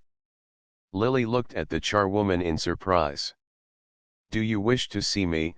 she asked. "I should like to say a word to you, miss." The tone was neither aggressive nor conciliatory, it revealed nothing of the speaker's errand. Nevertheless, some precautionary instinct warned Lily to withdraw beyond earshot of the hovering parlor maid. She signed to Mrs. Haffen to follow her into the drawing room, and closed the door when they had entered. "What is it that you wish?" she inquired. The charwoman, after the manner of her kind, stood with her arms folded in her shawl. Unwinding the latter, she produced a small parcel wrapped in dirty newspaper. "I have something here that you might like to see, Miss Bart." She spoke the name with an unpleasant emphasis, as though her knowing it made a part of her reason for being there. To Lily the intonation sounded like a threat. "You have found something belonging to me?" she asked, extending her hand. Mrs. Haffen drew back. "Well, if it comes to that, I guess it's mine as much as anybody's," she returned. Lily looked at her perplexedly. She was sure, now, that her visitor's manner conveyed a threat, but, expert as she was in certain directions, there was nothing in her experience to prepare her for the exact significance of the present scene. She felt, however, that it must be ended as promptly as possible. "I don't understand, if this parcel is not mine, why have you asked for me?" The woman was unabashed by the question. She was evidently prepared to answer it, but like all her class she had to go a long way back to make a beginning, and it was only after a pause that she replied, "My husband was janitor to the Benedict till the 1st of the month, since then he can't get nothing to do." Lily remained silent and she continued, "It wasn't no fault of our own, neither, the agent had another man he wanted the place for, and we was put out, bag and baggage, just to suit his fancy. I had a long sickness last winter, and an operation that ate up all we'd put by, and it's hard for me and the children, Haffen being so long out of a job." After all, then, she had come only to ask Miss Bart to find a place for her husband, or, more probably, to seek the young lady's intervention with Mrs. Peniston. Lily had such an air of always getting what she wanted that she was used to being appealed to as an intermediary, and, relieved of her vague apprehension, she took refuge in the conventional formula. "I am sorry you have been in trouble," she said. "Oh, that we have, miss, and it's on'y just beginning. If on'y we'd a got another situation, but the agent, he's dead against us. It ain't no fault of ours, neither," but at this point Lily's impatience overcame her. "If you have anything to say to me," she interposed. The woman's resentment of the rebuff seemed to spur her lagging ideas. "Yes, miss, I'm coming to that," she said. She paused again, with her eyes on Lily, and then continued, in a tone of diffuse narrative, "When we was at the Benedict I had charge of some of the gentlemen's rooms, leastways, I swep 'em out on Saturdays. Some of the gentlemen got the greatest sight of letters, I never saw the like of it. their waste paper baskets be fairly brimming, and papers falling over on the floor. Maybe having so many is how they get so careless. Some of 'em is worse than others. Mr. Selden, Mr. Lawrence Selden, he was always one of the carefulest, burnt his letters in winter, and tore 'em in little bits in summer. But sometimes he'd have so many he'd just bunch 'em together, the way the others did, and tear the lot through once like this. While she spoke she had loosened the string from the parcel in her hand, and now she drew forth a letter which she laid on the table between Miss Bart and herself. As she had said, the letter was torn in two, but with a rapid gesture she laid the torn edges together and smoothed out the page. A wave of indignation swept over Lily. She felt herself in the presence of something vile, as yet but dimly conjectured the kind of vileness of which people whispered, but which she had never thought of as touching her own life. She drew back with a motion of disgust, but her withdrawal was checked by a sudden discovery. Under the glare of Mrs. Peniston's chandelier she had recognized the handwriting of the letter. It was a large disjointed hand, with a flourish of masculinity which but slightly disguised its rambling weakness, and the words, scrawled in heavy ink on pale tinted notepaper, smote on Lily's ear as though she had heard them spoken.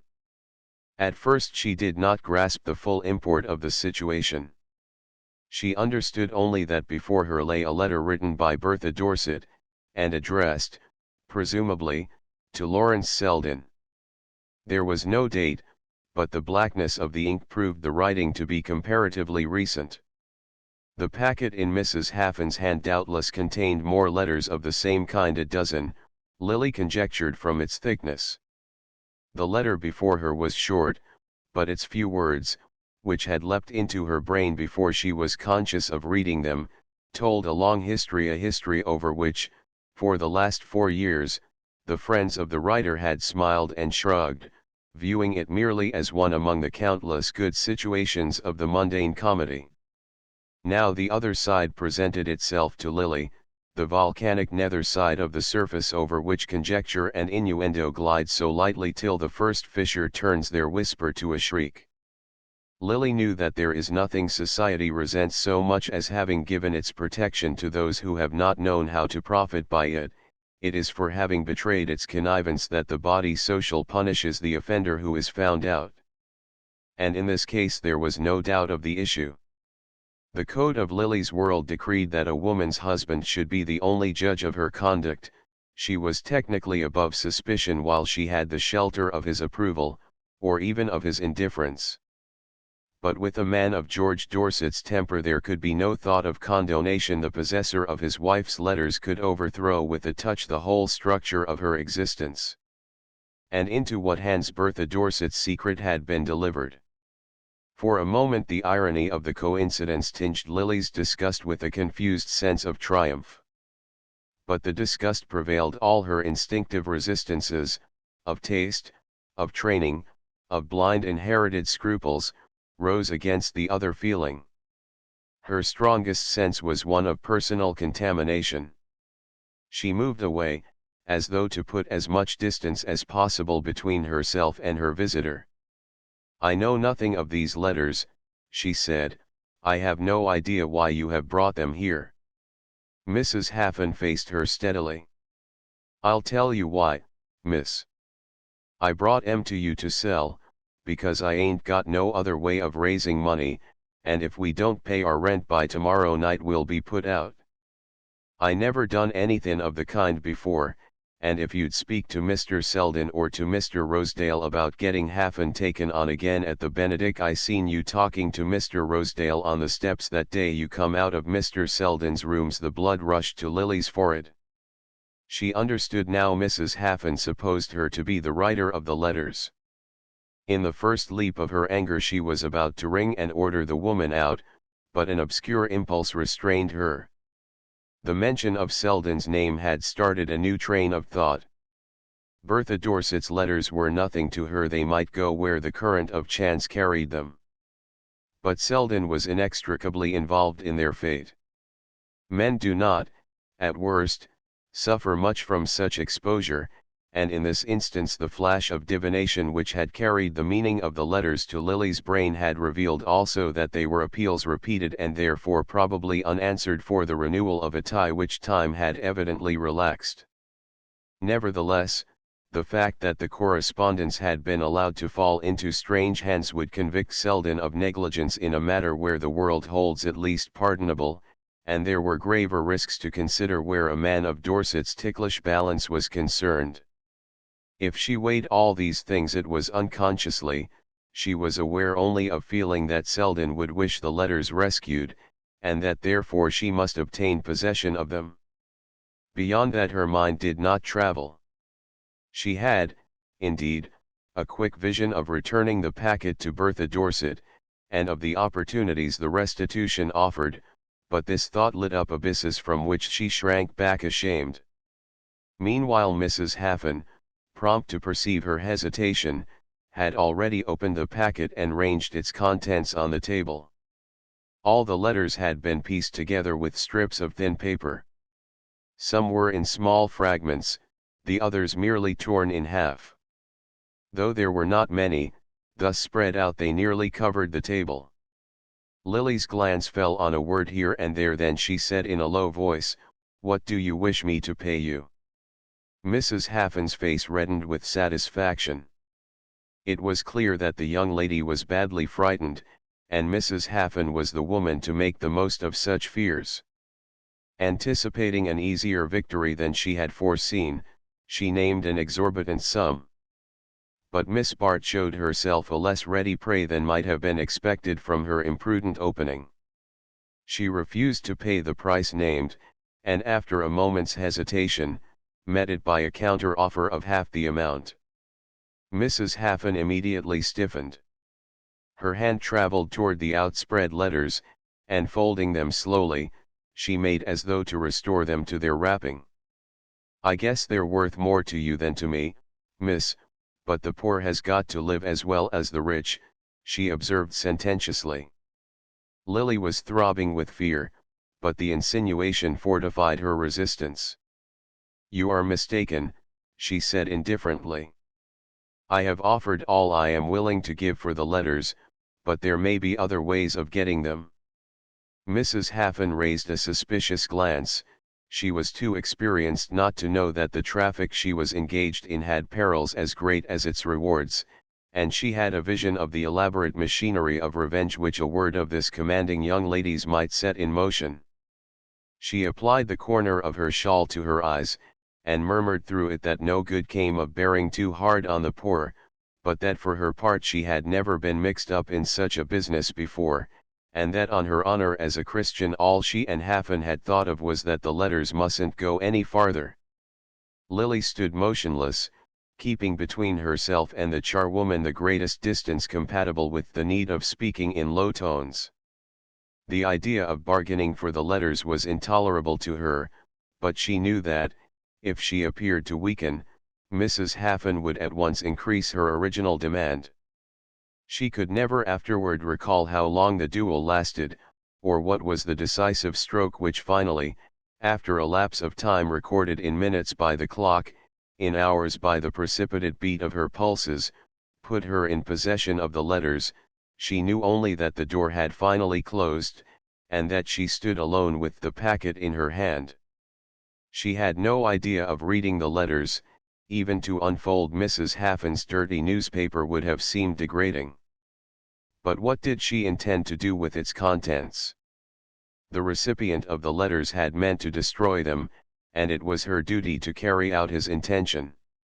She had no right to keep them. To do so was to lessen whatever merit lay in having secured their possession. But how destroy them so effectually that there should be no second risk of their falling in such hands? Mrs. Peniston's icy drawing-room grate shone with a forbidding luster. The fire, like the lamps, was never lit except when there was company. Miss Bart was turning to carry the letters upstairs when she heard the opening of the outer door, and her aunt entered the drawing-room. Mrs. Peniston was a small plump woman, with a colorless skin lined with trivial wrinkles. Her grey hair was arranged with precision, and her clothes looked excessively new and yet slightly old-fashioned. They were always black and tightly fitting, with an expensive glitter. She was the kind of woman who wore jet at breakfast. Lily had never seen her when she was not cuirassed in shining black, with small tight boots, and an air of being packed and ready to start, yet she never started. She looked about the drawing room with an expression of minute scrutiny. I saw a streak of light under one of the blinds as I drove up. It's extraordinary that I can never teach that woman to draw them down evenly. Having corrected the irregularity, she seated herself on one of the glossy purple armchairs. Mrs. Peniston always sat on a chair, never in it. Then she turned her glance to Miss Bart. "My dear, you look tired. I suppose it's the excitement of the wedding." Cornelia Van Alstyne was full of it. Molly was there, and Gertie Farish ran in for a minute to tell us about it. I think it was odd, they're serving melons before the consommé. A wedding breakfast should always begin with consommé. Molly didn't care for the bridesmaids' dresses. She had it straight from Julia Melson that they cost $300 apiece at Celeste's, but she says they didn't look it. I'm glad you decided not to be a bridesmaid. That shade of salmon pink wouldn't have suited you. Mrs. Peniston delighted in discussing the minutest details of festivities in which she had not taken part. Nothing would have induced her to undergo the exertion and fatigue of attending the Van Osburgh wedding, but so great was her interest in the event that, having heard two versions of it, she now prepared to extract a third from her niece. Lily, however, had been deplorably careless in noting the particulars of the entertainment. She had failed to observe the color of Mrs. Van Osburgh's gown, and could not even say whether the old Van Osburgh Sèvres had been used at the bride's table. Mrs. Peniston, in short, found that she was of more service as a listener than as a narrator. "Really, Lily, I don't see why you took the trouble to go to the wedding, if you don't remember what happened or whom you saw there. When I was a girl I used to keep the menu of every dinner I went to, and write the names of the people on the back, and I never threw away my cotillion favors till after your uncle's death, when it seemed unsuitable to have so many colored things about the house. I had a whole closet full, I remember, and I can tell to this day what balls I got them at. Molly Van Alstyne reminds me of what I was at that age. It's wonderful how she notices. She was able to tell her mother exactly how the wedding dress was cut, and we knew at once, from the fold in the back, that it must have come from Paquin." Mrs. Peniston rose abruptly, and, advancing to the ormolu clock surmounted by a helmeted Minerva, which throned on the chimney-piece between two malachite vases, passed her lace handkerchief between the helmet and its visor. "I knew it, the parlour maid never dusts there," she exclaimed, triumphantly displaying a minute spot on the handkerchief. Then, reciting herself, she went on, "Molly thought Mrs. Dorset the best dressed woman at the wedding. I've no doubt her dress did cost more than anyone else's, but I can't quite like the idea, a combination of sable and Point de Milan. It seems she goes to a new man in Paris, who won't take an order till his client has spent a day with him at his villa at Neuilly. He says he must study his subject's home life, a most peculiar arrangement, I should say. But Mrs. Dorset told Molly about it herself. She said the villa was full of the most exquisite things and she was really sorry to leave. Molly said she never saw her looking better, she was in tremendous spirits, and said she had made a match between Evie Van Osburgh and Percy Gryce. She really seems to have a very good influence on young men. I hear she is interesting herself now in that silly Silverton boy, who has had his head turned by Carrie Fisher, and has been gambling so dreadfully. Well, as I was saying, Evie is really engaged.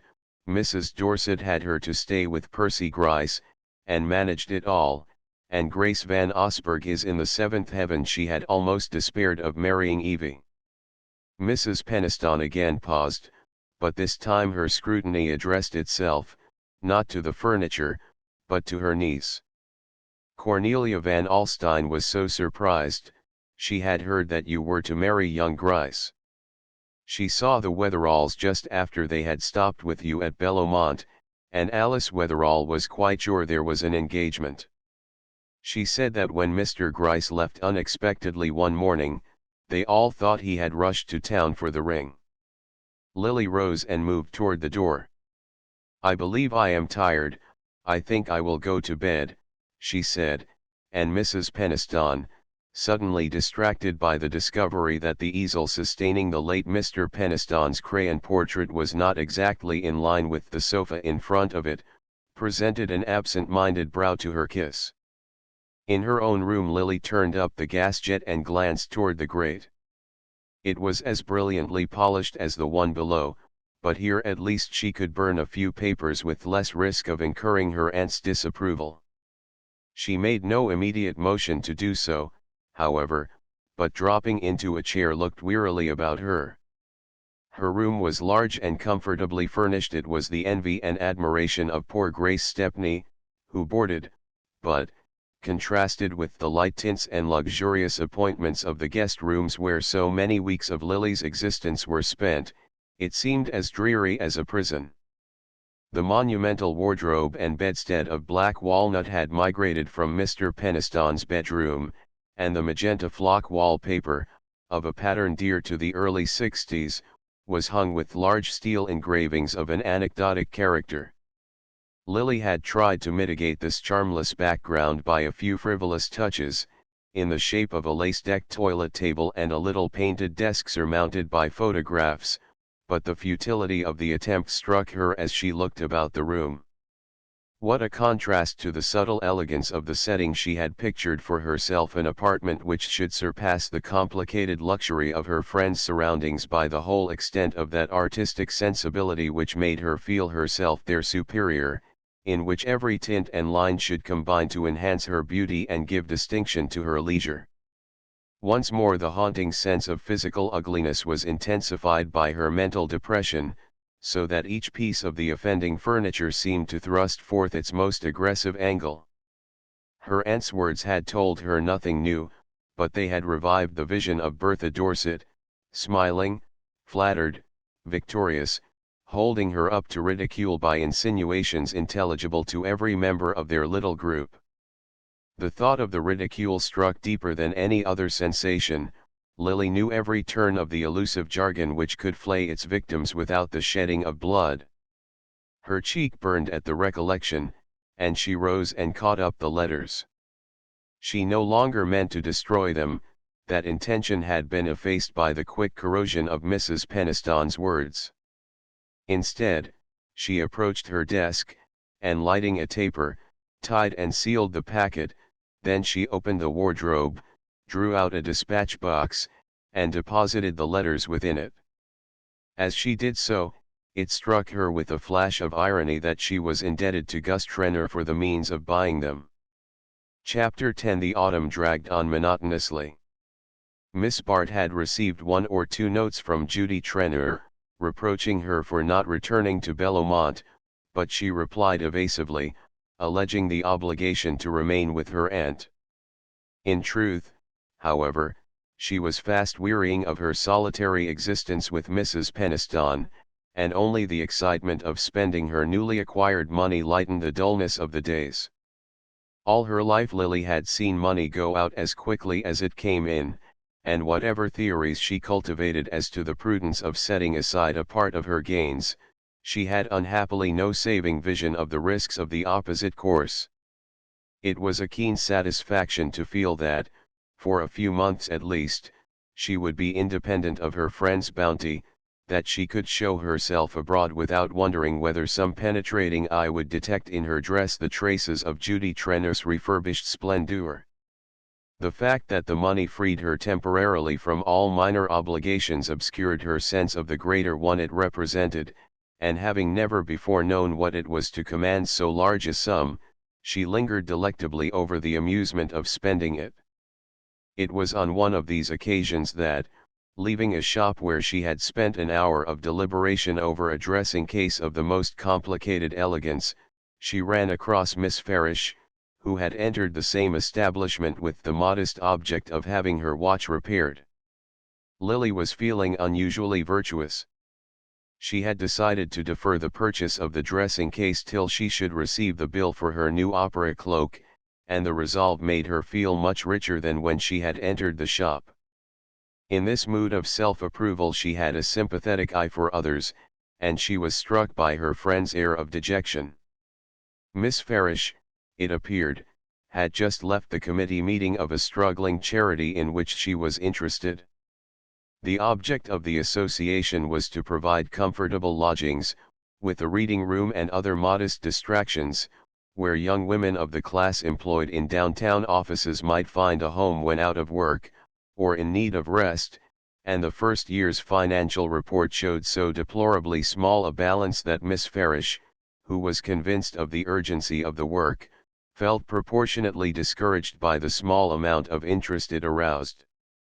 The other regarding sentiments had not been cultivated in Lily, and she was often bored by the relation of her friend's philanthropic efforts, but today her quick dramatizing fancy seized on the contrast between her own situation and that represented by some of Gertie's cases. These were young girls, like herself, some perhaps pretty, some not without a trace of her finer sensibilities. She pictured herself leading such a life as theirs, a life in which achievement seemed as squalid as failure, and the vision made her shudder sympathetically. The price of the dressing case was still in her pocket, and drawing out her little gold purse she slipped a liberal fraction of the amount into Miss Farish's hand. The satisfaction derived from this act was all that the most ardent moralist could have desired. Lily felt a new interest in herself as a person of charitable instincts. She had never before thought of doing good with the wealth she had so often dreamed of possessing, but now her horizon was enlarged by the vision of a prodigal philanthropy. Moreover, by some obscure process of logic, she felt that her momentary burst of generosity had justified all previous extravagances, and excused any in which she might subsequently indulge. Miss Farish's surprise and gratitude confirmed this feeling, and Lily parted from her with a sense of self-esteem which she naturally mistook for the fruits of altruism. About this time she was farther cheered by an invitation to spend the Thanksgiving week at a camp in the Adirondacks. The invitation was one which, a year earlier, would have provoked a less ready response, for the party, though organized by Mrs. Fisher, was ostensibly given by a lady of obscure origin and indomitable social ambitions, whose acquaintance Lily had hitherto avoided. Now, however, she was disposed to coincide with Mrs. Fisher's view, that it didn't matter who gave the party, as long as things were well done, and doing things well, under competent direction, was Mrs. Wellington Bry's strong point. The lady, whose consort was known as Welly Bry on the Stock Exchange and in sporting circles, had already sacrificed one husband, and sundry minor considerations, to her determination to get on, and, having obtained a hold on Carrie Fisher, she was astute enough to perceive the wisdom of committing herself entirely to that lady's guidance. Everything, accordingly, was well done, for there was no limit to Mrs. Fisher's prodigality when she was not spending her own money, and as she remarked to her pupil, a good cook was the best introduction to society. If the company was not as select as the cuisine, the Welly-Brys at least had the satisfaction of figuring for the first time in the society columns in company with one or two noticeable names, and foremost among these was of course Miss Bart's. The young lady was treated by her hosts with corresponding deference, and she was in the mood when such attentions are acceptable, whatever their source. Mrs. Bry's admiration was a mirror in which Lily's self-complacency recovered its lost outline. No insect hangs its nest on threads as frail as those which will sustain the weight of human vanity, and the sense of being of importance among the insignificant was enough to restore to Miss Bart the gratifying consciousness of power. If these people paid court to her, it proved that she was still conspicuous in the world to which they aspired, and she was not above a certain enjoyment in dazzling them by her fineness, in developing their puzzled perception of her superiorities. Perhaps, however, her enjoyment proceeded more than she was aware from the physical stimulus of the excursion, the challenge of crisp cold and hard exercise, the responsive thrill of her body to the influences of the winter woods. She returned to town in a glow of rejuvenation, conscious of a clearer color in her cheeks, a fresh elasticity in her muscles. The future seemed full of a vague promise, and all her apprehensions were swept out of sight on the buoyant current of her mood. A few days after her return to town she had the unpleasant surprise of a visit from Mr. Rosedale. He came late, at the confidential hour when the tea table still lingers by the fire in friendly expectancy, and his manner showed a readiness to adapt itself to the intimacy of the occasion. Lily, who had a vague sense of his being somehow connected with her lucky speculations, tried to give him the welcome he expected, but there was something in the quality of his geniality which chilled her own, and she was conscious of marking each step in their acquaintance by a fresh blunder. Mr. Rosedale, making himself promptly at home in an adjoining easy chair, and sipping his tea critically, with the comment, "You ought to go to my man for something really good," appeared totally unconscious of the repugnance which kept her in frozen erectness behind the urn. It was perhaps her very manner of holding herself aloof that appealed to his collector's passion for the rare and unattainable. He gave, at any rate, no sign of resenting it, and seemed prepared to supply in his own manner all the ease that was lacking in hers. His object in calling was to ask her to go to the opera in his box on the opening night, and seeing her hesitate he said persuasively, "Mrs. Fisher is coming, and I've secured a tremendous admirer of yours, who'll never forgive me if you don't accept." As Lily's silence left him with this illusion on his hands, he added with a confidential smile, "Gus Trenor has promised to come to town on purpose. I fancy he'd go a good deal farther for the pleasure of seeing you." Miss Bart felt an inward motion of annoyance. It was distasteful enough to hear her name coupled with Trenor's, and on Rosedale's lips the allusion was peculiarly unpleasant. "The Trenors are my best friends. I think we should all go a long way to see each other," she said, absorbing herself in the preparation of fresh tea. Her visitor's smile grew increasingly intimate. "Well, I wasn't thinking of Mrs. Trenor at the moment. They say Gus doesn't always, you know." Then, dimly conscious that he had not struck the right note, he added, with a well-meant effort at diversion, "How's your luck been going in Wall Street, by the way? I hear Gus pulled off a nice little pile for you last month." Lily put down the tea caddy with an abrupt gesture. She felt that her hands were trembling, and clasped them on her knee to steady them, but her lip trembled too, and for a moment she was afraid the tremor might communicate itself to her voice. When she spoke, however, it was in a tone of perfect lightness. "Ah, yes, I had a little bit of money to invest, and Mr. Trenor, who helps me about such matters, advised my putting it in stocks instead of a mortgage, as my aunt's agent wanted me to do, and as it happened, I made a lucky turn. Is that what you call it? For you make a great many yourself, I believe." She was smiling back at him now, relaxing the tension of her attitude, and admitting him, by imperceptible gradations of glance and manner, a step farther toward intimacy. The protective instinct always nerved her to successful dissimulation, and it was not the first time she had used her beauty to divert attention from an inconvenient topic. When Mr. Rosedale took leave, he carried with him, not only her acceptance of his invitation, but a general sense of having comported himself in a way calculated to advance his cause. He had always believed he had a light touch and a knowing way with women, and the prompt manner in which Miss Bart, as he would have phrased it, had come into line, confirmed his confidence in his powers of handling this skittish sex. Her way of glossing over the transaction with Trenor he regarded at once as a tribute to his own acuteness, and a confirmation of his suspicions. The girl was evidently nervous, and Mr. Rosedale, if he saw no other means of advancing his acquaintance with her, was not above taking advantage of her nervousness. He left Lily to a passion of disgust and fear. It seemed incredible that Gus Trenor should have spoken of her to Rosedale. With all his faults, Trenor had the safeguard of his traditions, and was the less likely to overstep them because they were so purely instinctive. But Lily recalled with a pang that there were convivial moments when, as Judy had confided to her, Gus talked foolishly. In one of these, no doubt, the fatal word had slipped from him. As for Rosedale, she did not, after the first shock, greatly care what conclusions he had drawn.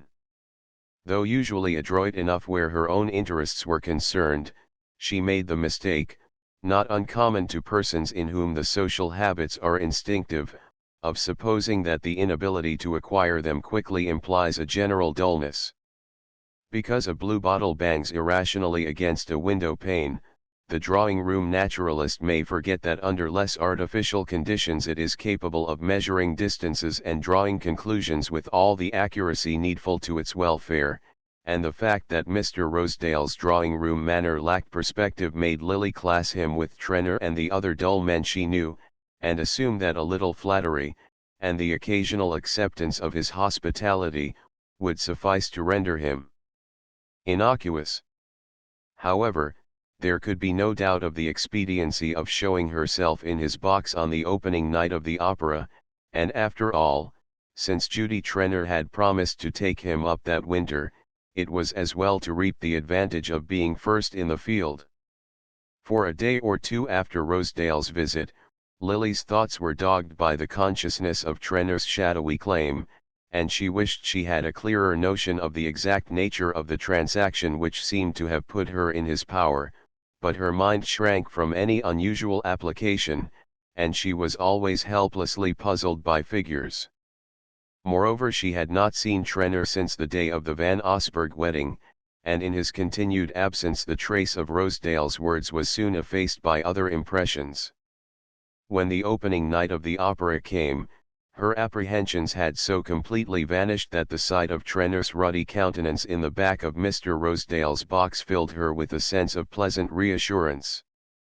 Lily had not quite reconciled herself to the necessity of appearing as Rosedale's guest on so conspicuous an occasion, and it was a relief to find herself supported by any one of her own set, for Mrs. Fisher's social habits were too promiscuous for her presence to justify Miss Bart's. To Lily, always inspirited by the prospect of showing her beauty in public, and conscious tonight of all the added enhancements of dress, the insistency of Trenor's gaze merged itself in the general stream of admiring looks of which she felt herself the center. It was good to be young, to be radiant, to glow with the sense of slenderness, strength, and elasticity, of well-poised lines and happy tints, to feel oneself lifted to a height apart by that incommunicable grace which is the bodily counterpart of genius.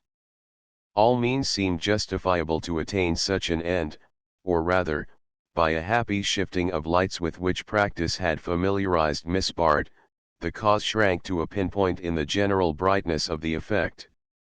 But brilliant young ladies, a little blinded by their own effulgence, are apt to forget that the modest satellite drowned in their light is still performing its own revolutions and generating heat at its own rate. If Lily's poetic enjoyment of the moment was undisturbed by the base thought that her gown and opera cloak had been indirectly paid for by Gus Trenor, the latter had not sufficient poetry in his composition to lose sight of these prosaic facts. He knew only that he had never seen Lily look smarter in her life, that there wasn't a woman in the house who showed off good clothes as she did, and that hitherto he, to whom she owed the opportunity of making this display, had reaped no return beyond that of gazing at her in company with several hundred other pairs of eyes. It came to Lily therefore as a disagreeable surprise when, in the back of the box, where they found themselves alone between two acts, Trenor said, without preamble, and in a tone of sulky authority, "Look here, Lily, how is a fellow ever to see anything of you? I'm in town 3 or 4 days in the week, and you know a line to the club will always find me, but you don't seem to remember my existence nowadays unless you want to get a tip out of me." The fact that the remark was in distinctly bad taste did not make it any easier to answer, for Lily was vividly aware that it was not the moment for that drawing up of her slim figure and surprised lifting of the brows by which she usually quelled incipient signs of familiarity. "I'm very much flattered by your wanting to see me," she returned, essaying lightness instead, "but, unless you have mislaid my address, it would have been easy to find me any afternoon at my aunt's. In fact, I rather expected you to look me up there." If she hoped to mollify him by this last concession, the attempt was a failure, for he only replied, with the familiar lowering of the brows that made him look his dullest when he was angry, "Hang going to your aunt's, and wasting the afternoon listening to a lot of other chaps talking to you. You know I'm not the kind to sit in a crowd and jaw. I'd always rather clear out when that sort of circus is going on. But why can't we go off somewhere on a little lark together, a nice quiet little expedition like that drive at Bellomont, the day you met me at the station?"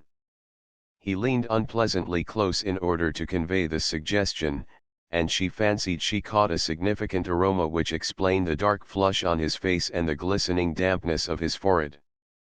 The idea that any rash answer might provoke an unpleasant outburst tempered her disgust with caution, and she answered with a laugh, "I don't see how one can very well take country drives in town, but I am not always surrounded by an admiring throng, and if you will let me know what afternoon you are coming, I will arrange things so that we can have a nice quiet talk." "Hang talking. That's what you always say," returned Trenor, whose expletives lacked variety. "You put me off with that at the Van Osburgh wedding, but the plain English of it is that, now you've got what you wanted out of me, you'd rather have any other fellow about." His voice had risen sharply with the last words, and Lily flushed with annoyance, but she kept command of the situation and laid a persuasive hand on his arm. "Don't be foolish, Gus, I can't let you talk to me in that ridiculous way. If you really want to see me, why shouldn't we take a walk in the park some afternoon? I agree with you that it's amusing to be rustic in town, and if you like I'll meet you there, and we'll go and feed the squirrels, and you shall take me out on the lake in the steam gondola." She smiled as she spoke, letting her eyes rest on his in a way that took the edge from her banter and made him suddenly malleable to her will. "All right, then, that's a go. Will you come tomorrow?" "Tomorrow at 3 o'clock, at the end of the mall." "I'll be there sharp, remember, you won't go back on me, Lily." But to Miss Bart's relief the repetition of her promise was cut short by the opening of the box door to admit George Dorset. Trenor sulkily yielded his place, and Lily turned a brilliant smile on the newcomer. She had not talked with Dorset since their visit at Bellomont, but something in his look and manner told her that he recalled the friendly footing on which they had last met. He was not a man to whom the expression of admiration came easily. His long sallow face and distrustful eyes seemed always barricaded against the expansive emotions.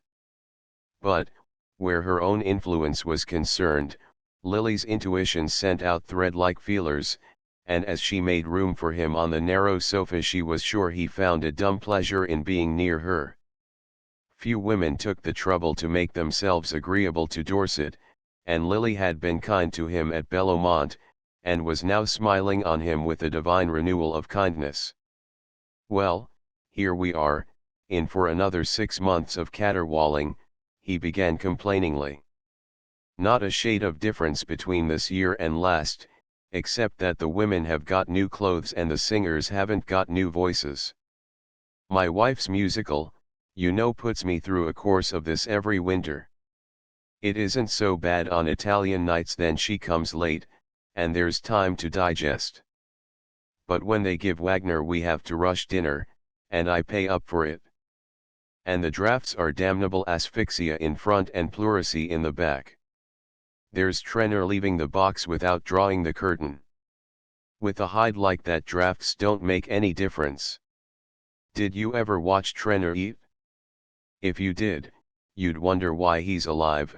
I suppose he's leather inside too, but I came to say that my wife wants you to come down to our place next Sunday. Do for heaven's sake say yes. She's got a lot of bores coming, intellectual ones, I mean, that's her new line, you know, and I'm not sure it ain't worse than the music. Some of 'em have long hair, and they start an argument with the soup, and don't notice when things are handed to them. The consequence is the dinner gets cold, and I have dyspepsia. That silly ass Silverton brings them to the house. He writes poetry, you know, and Bertha and he are getting tremendously thick. She could write better than any of 'em if she chose, and I don't blame her for wanting clever fellows about. All I say is, don't let me see 'em eat. The gist of this strange communication gave Lily a distinct thrill of pleasure. Under ordinary circumstances, there would have been nothing surprising in an invitation from Bertha Dorset, but since the Bellomont episode an unavowed hostility had kept the two women apart. Now, with a start of inner wonder, Lily felt that her thirst for retaliation had died out. If you would forgive your enemy, says the Malay proverb, first inflict a hurt on him, and Lily was experiencing the truth of the apothegm. If she had destroyed Mrs. Dorset's letters, she might have continued to hate her, but the fact that they remained in her possession had fed her resentment to satiety. She uttered a smiling acceptance, hailing in the renewal of the tie and escape from Trenner's importunities. Chapter 11. Meanwhile the holidays had gone by and the season was beginning. Fifth Avenue had become a nightly torrent of carriages surging upward to the fashionable quarters about the park, where illuminated windows and outspread awnings betoken the usual routine of hospitality. Other tributary currents crossed the mainstream, bearing their freight to the theaters, restaurants, or opera, and Mrs. Peniston, from the secluded watchtower of her upper window, could tell to a nicety just when the chronic volume of sound was increased by the sudden influx setting toward a Van Osburgh ball, or when the multiplication of wheels meant merely that the opera was over, or that there was a big supper at Sherry's. Mrs. Peniston followed the rise and culmination of the season as keenly as the most active sharer in its gaieties, and, as a looker-on, she enjoyed opportunities of comparison and generalization such as those who take part must proverbially forego. No one could have kept a more accurate record of social fluctuations, or have put a more unerring finger on the distinguishing features of each season, its dullness, its extravagance, its lack of balls or excess of divorces. She had a special memory for the vicissitudes of the new people who rose to the surface with each recurring tide, and were either submerged beneath its rush or landed triumphantly beyond the reach of envious breakers, and she was apt to display a remarkable retrospective insight into their ultimate fate, so that, when they had fulfilled their destiny, she was almost always able to say to Grace Stepney, the recipient of her prophecies, that she had known exactly what would happen. This particular season Mrs. Peniston would have characterized as that in which everybody felt poor except the Welly Briss and Mr. Simon Rosedale. It had been a bad autumn in Wall Street, where prices fell in accordance with that peculiar law which proves railway stocks and bales of cotton to be more sensitive to the allotment of executive power than many estimable citizens trained to all the advantages of self-government. Even fortunes supposed to be independent of the market either betrayed a secret dependence on it, or suffered from a sympathetic affection. Fashion sulked in its country houses, or came to town incognito. General entertainments were discountenanced, and informality and short dinners became the fashion. But society, amused for a while at playing Cinderella, soon wearied of the hearthside role, and welcomed the fairy godmother in the shape of any magician powerful enough to turn the shrunken pumpkin back again into the golden coach. The mere fact of growing richer at a time when most people's investments are shrinking, is calculated to attract envious attention, and according to Wall Street rumors, Welly Bry and Rosedale had found the secret of performing this miracle. Rosedale, in particular, was said to have doubled his fortune, and there was talk of his buying the newly finished house of one of the victims of the crash, who, in the space of 12 short months, had made the same number of millions, built a house in Fifth Avenue, filled a picture gallery with old masters, entertained all New York in it, and been smuggled out of the country between a trained nurse and a doctor, while his creditors mounted guard over the old masters, and his guests explained to each other that they had dined with him only because they wanted to see the pictures. Mr. Rosedale meant to have a less meteoric career. He knew he should have to go slowly, and the instincts of his race fitted him to suffer rebuffs and put up with delays. But he was prompt to perceive that the general dullness of the season afforded him an unusual opportunity to shine, and he set about with patient industry to form a background for his growing glory. Mrs. Fisher was of immense service to him at this period.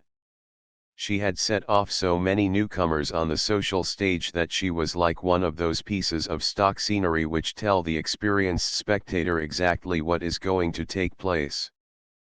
But Mr. Rosedale wanted, in the long run, a more individual environment.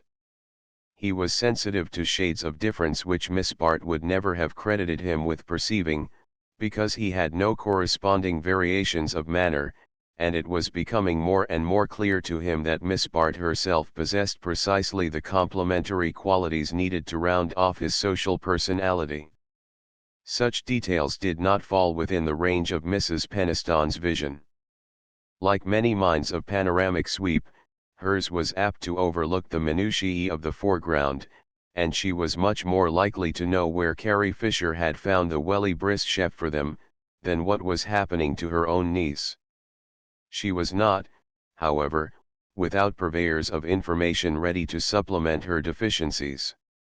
Grace Stepney's mind was like a kind of moral flypaper, to which the buzzing items of gossip were drawn by a fatal attraction, and where they hung fast in the toils of an inexorable memory. Lily would have been surprised to know how many trivial facts concerning herself were lodged in Miss Stepney's head.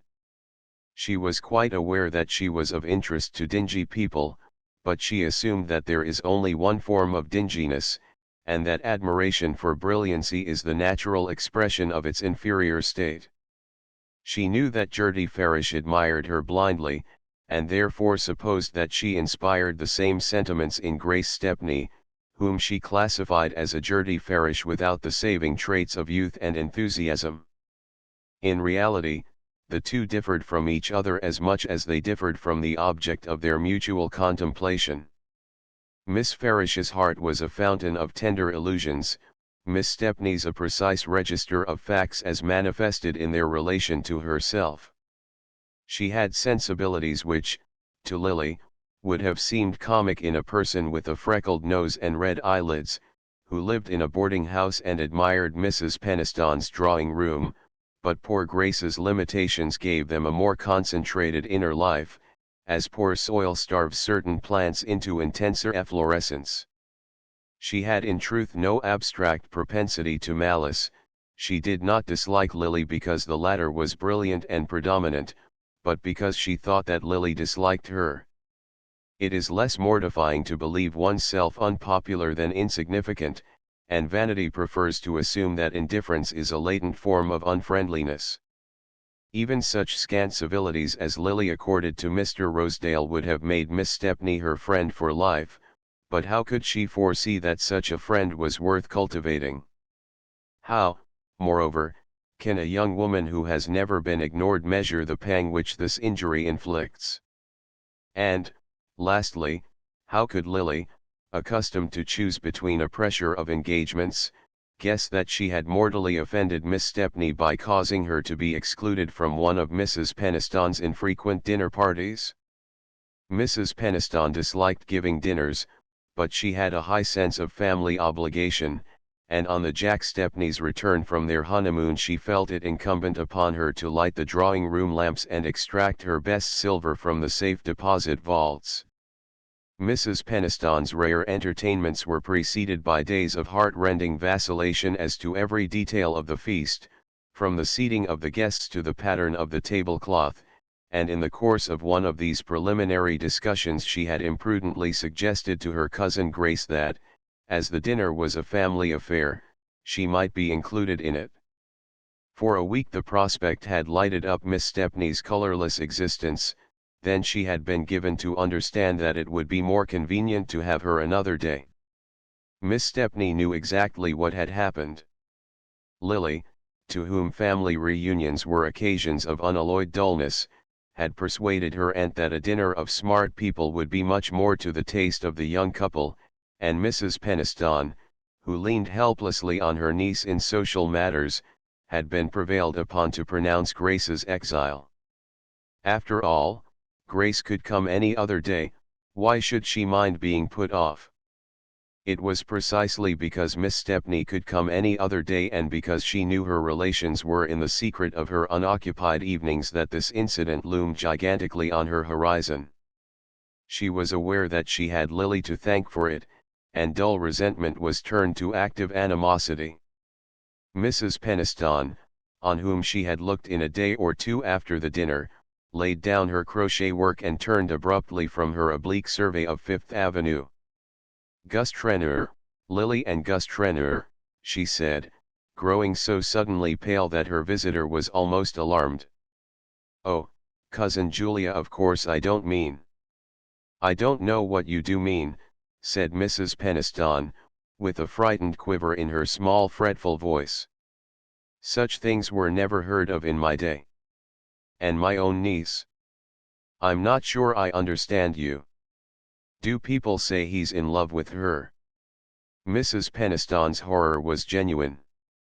Though she boasted an unequaled familiarity with the secret chronicles of society, she had the innocence of the schoolgirl who regards wickedness as a part of history, and to whom it never occurs that the scandals she reads of in lesson hours may be repeating themselves in the next street.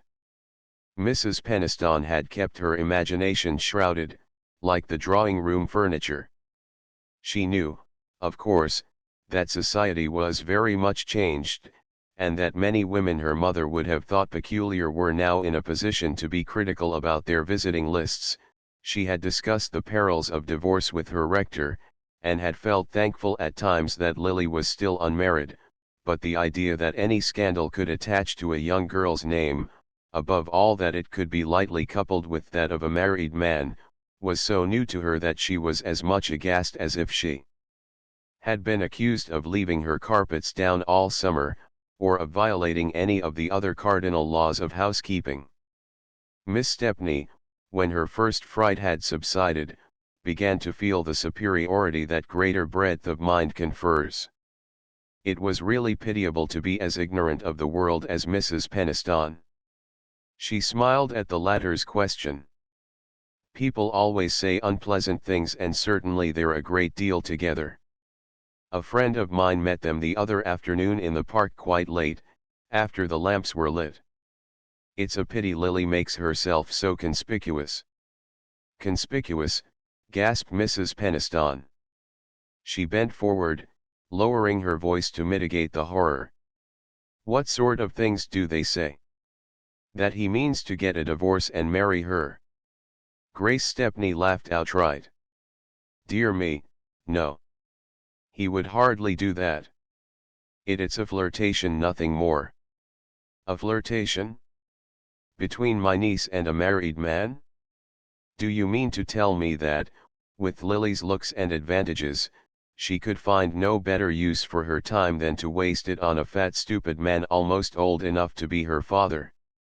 This argument had such a convincing ring that it gave Mrs. Peniston sufficient reassurance to pick up her work, while she waited for Grace Stepney to rally her scattered forces. But Miss Stepney was on the spot in an instant. "That's the worst of it, people say she isn't wasting her time. Everyone knows, as you say, That Lily is too handsome and charming to devote herself to a man like Gus Trenor unless, echoed Mrs. Penistone. Her visitor drew breath nervously. It was agreeable to shock Mrs. Penistone, but not to shock her to the verge of anger. Miss Stepney was not sufficiently familiar with the classic drama to have recalled in advance how bearers of bad tidings are proverbially received, but she now had a rapid vision of forfeited dinners and a reduced wardrobe as the possible consequence of her disinterestedness. To the honor of her sex, however, hatred of Lily prevailed over more personal considerations. Mrs. Penistone had chosen the wrong moment to boast of her niece's charms. Unless, said Grace, leaning forward to speak with low-toned emphasis, unless there are material advantages to be gained by making herself agreeable to him. She felt that the moment was tremendous, and remembered suddenly that Mrs. Penistone's black brocade, with the cut jet fringe, would have been hers at the end of the season. Mrs. Penistone put down her work again. Another aspect of the same idea had presented itself to her, and she felt that it was beneath her dignity to have her nerves racked by a dependent relative who wore her old clothes. "If you take pleasure in annoying me by mysterious insinuations," she said coldly, "you might at least have chosen a more suitable time than just as I am recovering from the strain of giving a large dinner." The mention of the dinner dispelled Miss Stepney's last scruples. "I don't know why I should be accused of taking pleasure in telling you about Lily. I was sure I shouldn't get any thanks for it," she returned with a flare of temper. "But I have some family feeling left, and as you are the only person who has any authority over Lily, I thought you ought to know what is being said of her." "Well," said Mrs. Penistone, "what I complain of is that you haven't told me yet what is being said." "I didn't suppose I should have to put it so plainly. People say that Gus Trenor pays her bills." "Pays her bills, her bills?" Mrs. Penistone broke into a laugh. "I can't imagine where you can have picked up such rubbish. Lily has her own income and I provide for her very handsomely." "Oh, we all know that," interposed Miss Stepney drily. "But Lily wears a great many smart gowns. I like her to be well dressed, it's only suitable." "Certainly, but then there are her gambling debts besides." Miss Stepney, in the beginning, had not meant to bring up this point, but Mrs. Penistone had only her own incredulity to blame. She was like the stiff-necked unbelievers of Scripture, who must be annihilated to be convinced. Gambling debts? Lily. Mrs. Penistone's voice shook with anger and bewilderment. She wondered whether Grace Stepney had gone out of her mind. "What do you mean by her gambling debts?" "Simply that if one plays bridge for money in Lily's set one is liable to lose a great deal, and I don't suppose Lily always wins." "Who told you that my niece played cards for money?" "Mercy, Cousin Julia, don't look at me as if I were trying to turn you against Lily. Everybody knows she is crazy about bridge. Mrs. Gryce told me herself that it was her gambling that frightened Percy Gryce. It seems he was really taken with her at first. But, of course, among Lily's friends it's quite the custom for girls to play for money. In fact, people are inclined to excuse her on that account." "To excuse her for what?" "For being hard up and accepting attentions from men like Gus Trenor and George Dorset." Mrs. Penistone gave another cry. "George Dorset? Is there anyone else? I should like to know the worst, if you please." "Don't put it in that way, Cousin Julia. Lately Lily has been a good deal with the Dorsets, and he seems to admire her, but of course that's only natural. And I'm sure there is no truth in the horrid things people say, but she has been spending a great deal of money this winter. Evie van Osburgh was at Celeste's ordering her trousseau the other day. Yes, the marriage takes place next month, and she told me that Celeste showed her the most exquisite things she was just sending home to Lily. And people say that Judy Trenor has quarrelled with her on account of Gus, but I'm sure I'm sorry I spoke, though I only meant it as a kindness." Mrs. Peniston's genuine incredulity enabled her to dismiss Miss Stepney with a disdain which boded ill for that lady's prospect of succeeding to the black brocade, but minds impenetrable to reason have generally some crack through which suspicion filters, and her visitor's insinuations did not glide off as easily as she had expected. Mrs. Peniston disliked scenes, and her determination to avoid them had always led her to hold herself aloof from the details of Lily's life. In her youth, girls had not been supposed to require close supervision. They were generally assumed to be taken up with the legitimate business of courtship and marriage, and interference in such affairs on the part of their natural guardians was considered as unwarrantable as a spectator's suddenly joining in a game. There had of course been fast girls even in Mrs. Peniston's early experience, but their fastness, at worst, was understood to be a mere excess of animal spirits, against which there could be no graver charge than that of being unladylike. The modern fastness appeared synonymous with immorality, and the mere idea of immorality was as offensive to Mrs. Peniston as a smell of cooking in the drawing-room. It was one of the conceptions her mind refused to admit. She had no immediate intention of repeating to Lily what she had heard, or even of trying to ascertain its truth by means of discreet interrogation. To do so might be to provoke a scene, and a scene, in the shaken state of Mrs. Peniston's nerves, with the effects of her dinner not worn off, and her mind still tremulous with new impressions, was a risk she deemed it her duty to avoid. But there remained in her thoughts a settled deposit of resentment against her niece, all the denser because it was not to be cleared by explanation or discussion. It was horrible of a young girl to let herself be talked about, however unfounded the charges against her, she must be to blame for their having been made. Mrs. Peniston felt as if there had been a contagious illness in the house, and she was doomed to sit shivering among her contaminated furniture. Chapter 12. Miss Bart had in fact been treading a devious way, and none of her critics could have been more alive to the fact than herself, but she had a fatalistic sense of being drawn from one wrong turning to another, without ever perceiving the right road till it was too late to take it. Lily, who considered herself above narrow prejudices, had not imagined that the fact of letting Gus Trenor make a little money for her would ever disturb her self-complacency. And the fact in itself still seemed harmless enough, only it was a fertile source of harmful complications. As she exhausted the amusement of spending the money, these complications became more pressing, and Lily, whose mind could be severely logical in tracing the causes of her ill luck to others, justified herself by the thought that she owed all her troubles to the enmity of Bertha Dorset. This enmity, however, had apparently expired in a renewal of friendliness between the two women. Lily's visit to the Dorsets had resulted, for both, in the discovery that they could be of use to each other, and the civilized instinct finds a subtler pleasure in making use of its antagonist than in confounding him. Mrs. Dorset was, in fact, engaged in a new sentimental experiment, of which Mrs. Fisher's late property, Ned Silverton, was the rosy victim, and at such moments, as Judy Trenor had once remarked, she felt a peculiar need of distracting her husband's attention.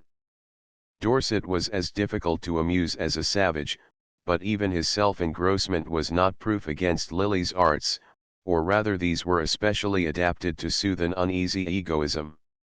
Her experience with Percy Gryce stood her in good stead in ministering to Dorset's humours, and if the incentive to please was less urgent, the difficulties of her situation were teaching her to make much of minor opportunities.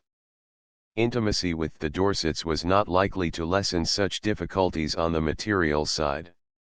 Mrs. Dorset had none of Judy Trenor's lavish impulses, and Dorset's admiration was not likely to express itself in financial tips, even had Lily cared to renew her experiences in that line. What she required, for the moment, of the Dorsets' friendship, was simply its social sanction. She knew that people were beginning to talk of her, but this fact did not alarm her as it had alarmed Mrs. Peniston. In her set such gossip was not unusual, and a handsome girl who flirted with a married man was merely assumed to be pressing to the limit of her opportunities. It was Trenor himself who frightened her. Their walk in the park had not been a success. Trenor had married young, and since his marriage his intercourse with women had not taken the form of the sentimental small talk which doubles upon itself like the paths in a maze. He was first puzzled and then irritated to find himself always led back to the same starting point, and Lily felt that she was gradually losing control of the situation. Trenor was in truth in an unmanageable mood. In spite of his understanding with Rosedale, he had been somewhat heavily touched by the fall in stocks, his household expenses weighed on him, and he seemed to be meeting, on all sides, a sullen opposition to his wishes, instead of the easy good luck he had hitherto encountered. Mrs. Trenor was still at Bellomont, keeping the town house open, and descending on it now and then for a taste of the world, but preferring the recurrent excitement of week-end parties to the restrictions of a dull season. Since the holidays she had not urged Lily to return to Bellomont, and the first time they met in town Lily fancied there was a shade of coldness in her manner. Was it merely the expression of her displeasure at Miss Bart's neglect, or had disquieting rumors reached her? The latter contingency seemed improbable, yet Lily was not without a sense of uneasiness. If her roaming sympathies had struck root anywhere, it was in her friendship with Judy Trenor. She believed in the sincerity of her friend's affection, though it sometimes showed itself in self-interested ways, and she shrank with peculiar reluctance from any risk of estranging it. But, aside from this, she was keenly conscious of the way in which such an estrangement would react on herself. The fact that Gus Trenor was Judy's husband was at times Lily's strongest reason for disliking him, and for resenting the obligation under which he had placed her. To set her doubts at rest, Miss Bart, soon after the New Year, proposed herself for a week-end at Bellomont. She had learned in advance that the presence of a large party would protect her from too great assiduity on Trenor's part, and his wife's telegraphic "come by all means" seemed to assure her of her usual welcome. Judy received her amicably. The cares of a large party always prevailed over personal feelings, and Lily saw no change in her hostess's manner. Nevertheless, she was soon aware that the experiment of coming to Bellomont was destined not to be successful. The party was made up of what Mrs. Trenor called poky people, her generic name for persons who did not play bridge, and, it being her habit to group all such obstructionists in one class, she usually invited them together, regardless of their other characteristics.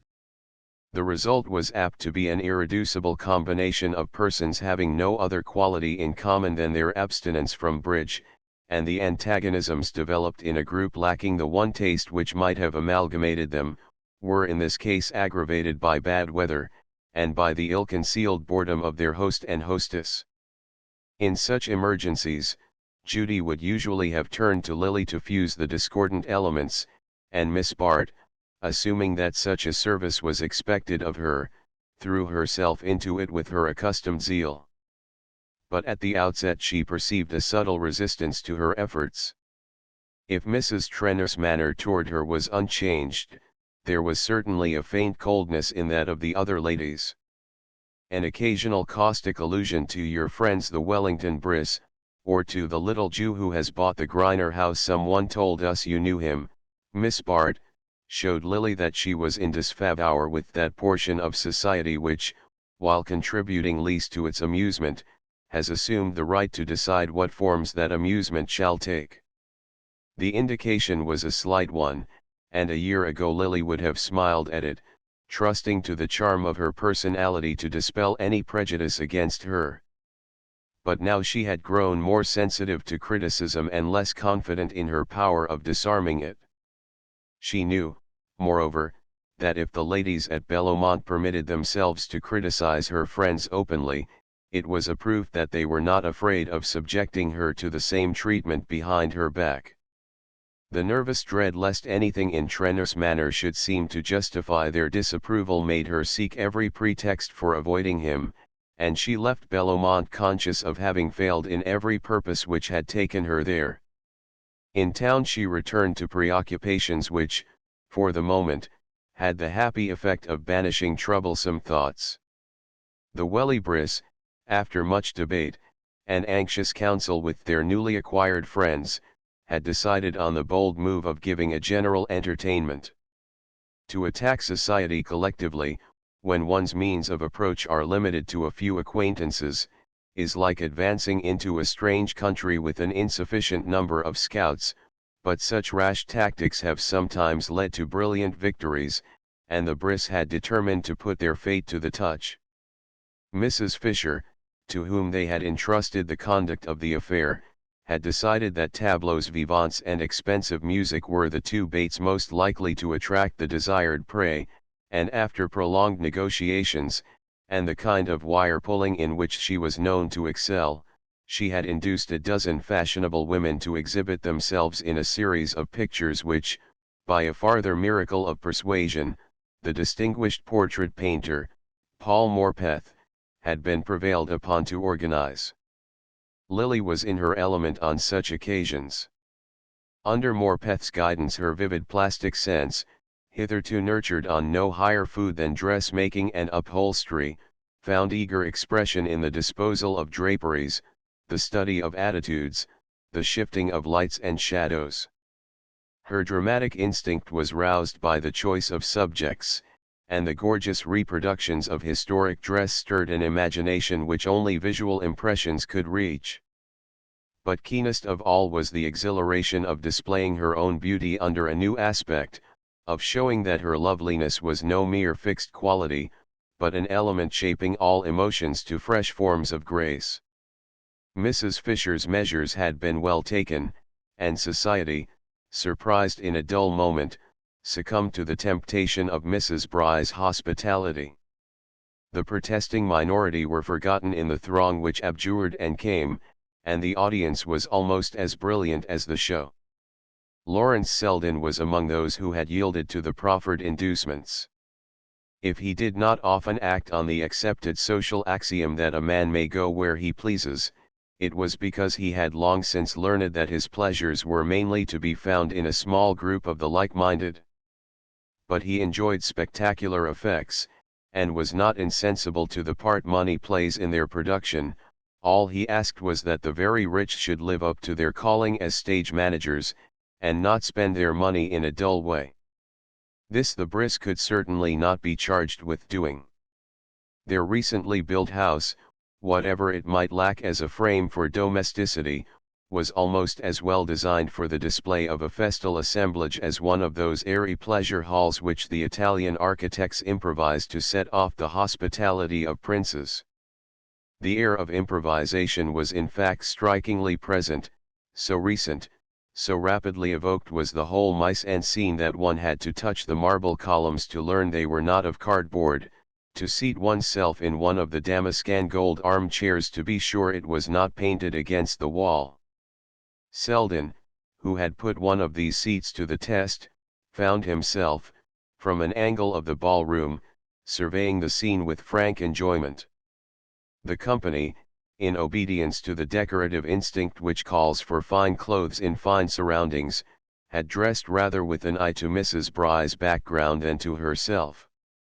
The seated throng, filling the immense room without undue crowding, presented a surface of rich tissues and jeweled shoulders in harmony with the festooned and gilded walls, and the flushed splendors of the Venetian ceiling. At the farther end of the room a stage had been constructed behind a proscenium arch curtained with folds of old damask, but in the pause before the parting of the folds there was little thought of what they might reveal, for every woman who had accepted Mrs. Bry's invitation was engaged in trying to find out how many of her friends had done the same.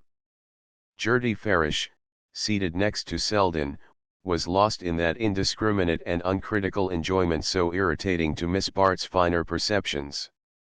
It may be that Selden's nearness had something to do with the quality of his cousin's pleasure, But Miss Farish was so little accustomed to refer her enjoyment of such scenes to her own share in them, that she was merely conscious of a deeper sense of contentment.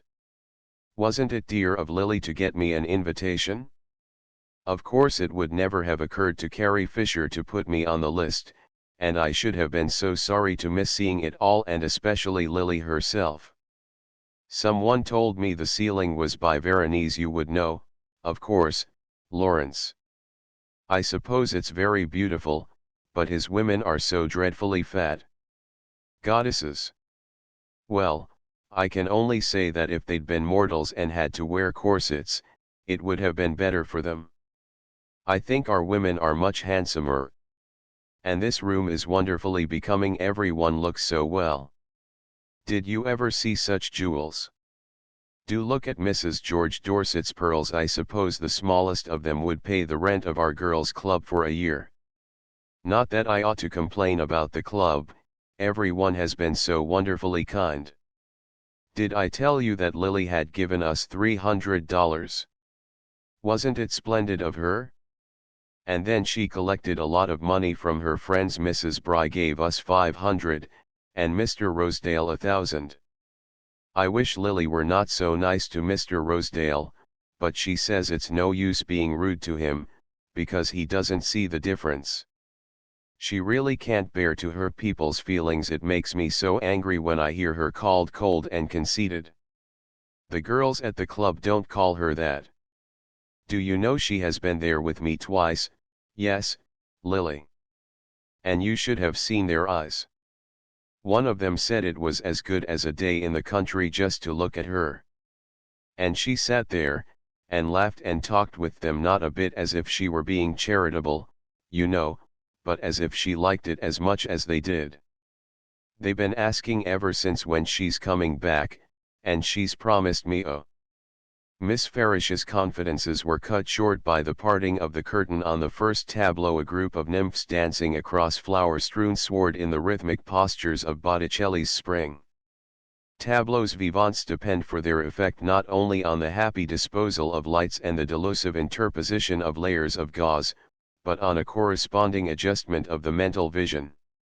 To unfurnished minds they remain, in spite of every enhancement of art, only a superior kind of waxworks, but to the responsive fancy they may give magic glimpses of the boundary world between fact and imagination. Selden's mind was of this order. He could yield to vision-making influences as completely as a child to the spell of a fairy tale. Mrs. Bry's tableaux wanted none of the qualities which go to the producing of such illusions, and under Morpeth's organizing hand the pictures succeeded each other with the rhythmic march of some splendid frieze, in which the fugitive curves of living flesh and the wandering light of young eyes have been subdued to plastic harmony without losing the charm of life. The scenes were taken from old pictures, and the participators had been cleverly fitted with characters suited to their types. No one, for instance, could have made a more typical Goya than Carrie Fisher, with her short dark-skinned face, the exaggerated glow of her eyes, the provocation of her frankly painted smile.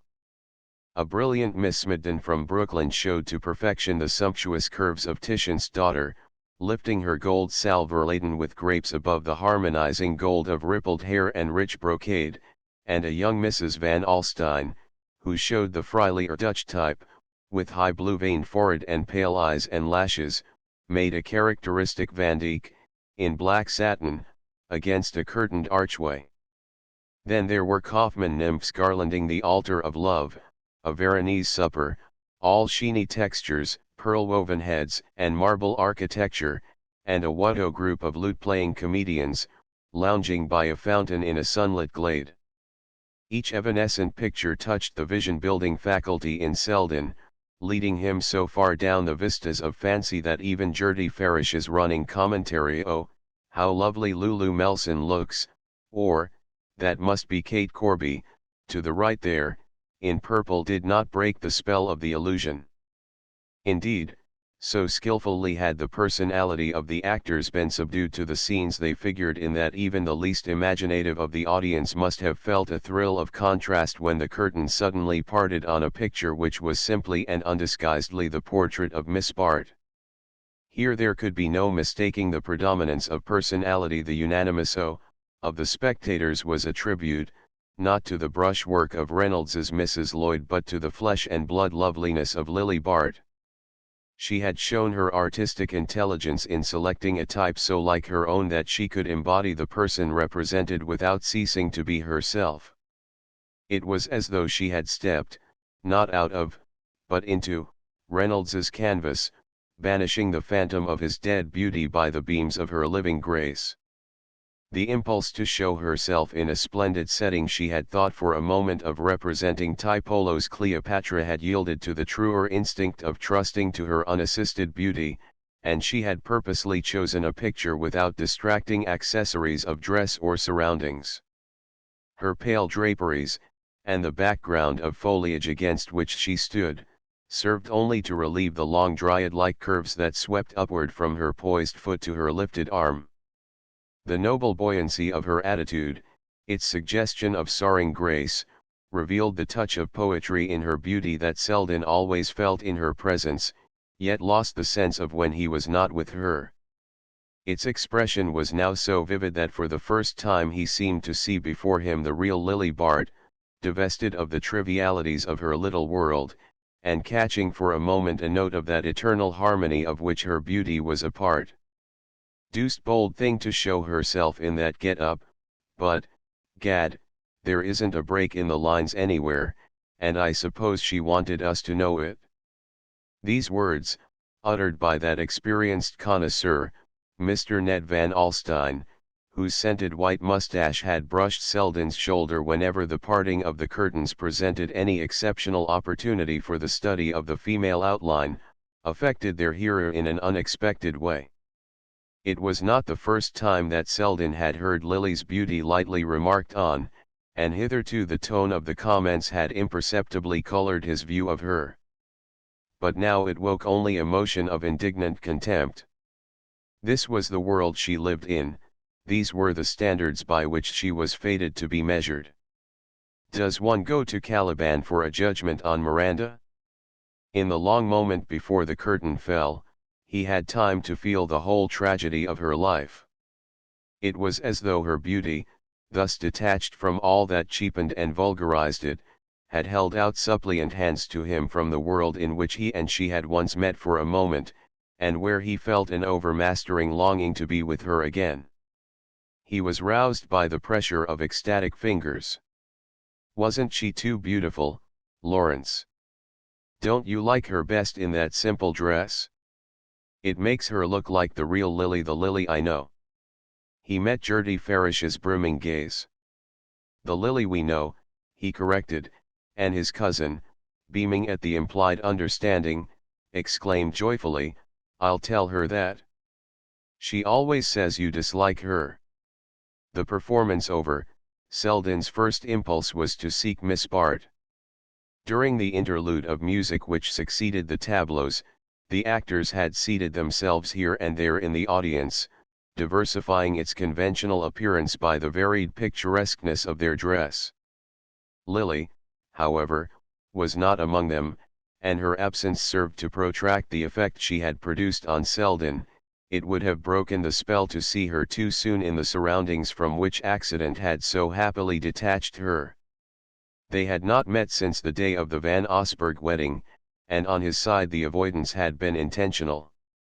Tonight, however, he knew that, sooner or later, he should find himself at her side, and though he let the dispersing crowd drift him whither it would, without making an immediate effort to reach her, his procrastination was not due to any lingering resistance, but to the desire to luxuriate a moment in the sense of complete surrender.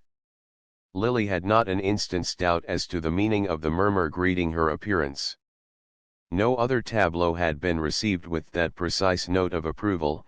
It had obviously been called forth by herself, and not by the picture she impersonated. She had feared at the last moment that she was risking too much in dispensing with the advantages of a more sumptuous setting, and the completeness of her triumph gave her an intoxicating sense of recovered power. Not caring to diminish the impression she had produced, she held herself aloof from the audience till the movement of dispersal before supper, and thus had a second opportunity of showing herself to advantage, as the throng poured slowly into the empty drawing-room where she was standing. She was soon the center of a group which increased and renewed itself as the circulation became general, and the individual comments on her success were a delightful prolongation of the collective applause. At such moments she lost something of her natural fastidiousness, and cared less for the quality of the admiration received than for its quantity.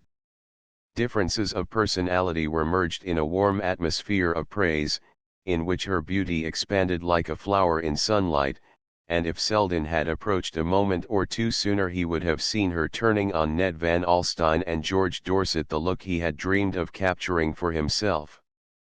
Fortune willed, however, that the hurried approach of Mrs. Fisher, as whose aide-de-camp Van Alstyne was acting, should break up the group before Selden reached the threshold of the room.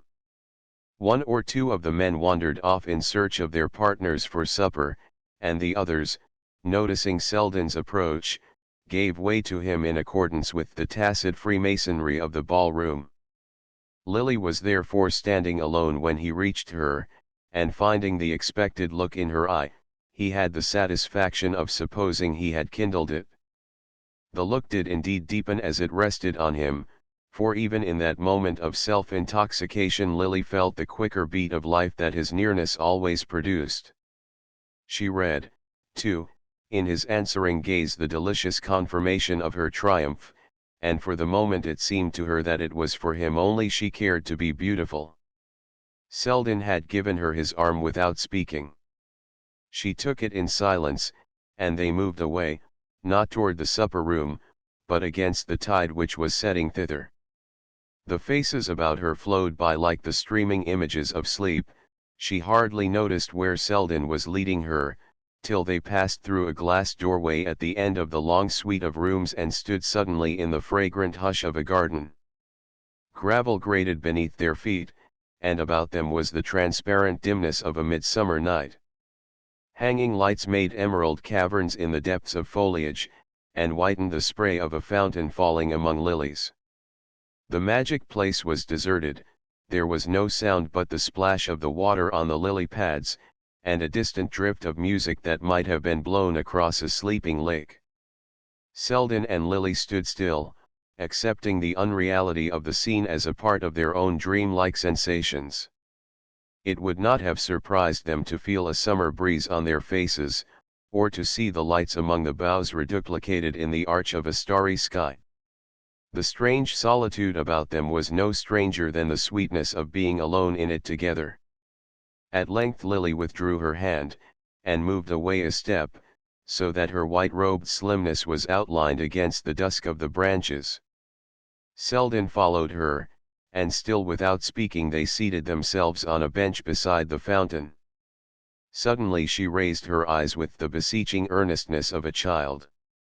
"You never speak to me, you think hard things of me," she murmured. "I think of you at any rate, God knows," he said. "Then why do we never see each other? Why can't we be friends?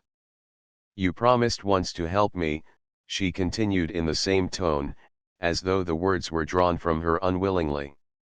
"The only way I can help you is by loving you," Selden said in a low voice.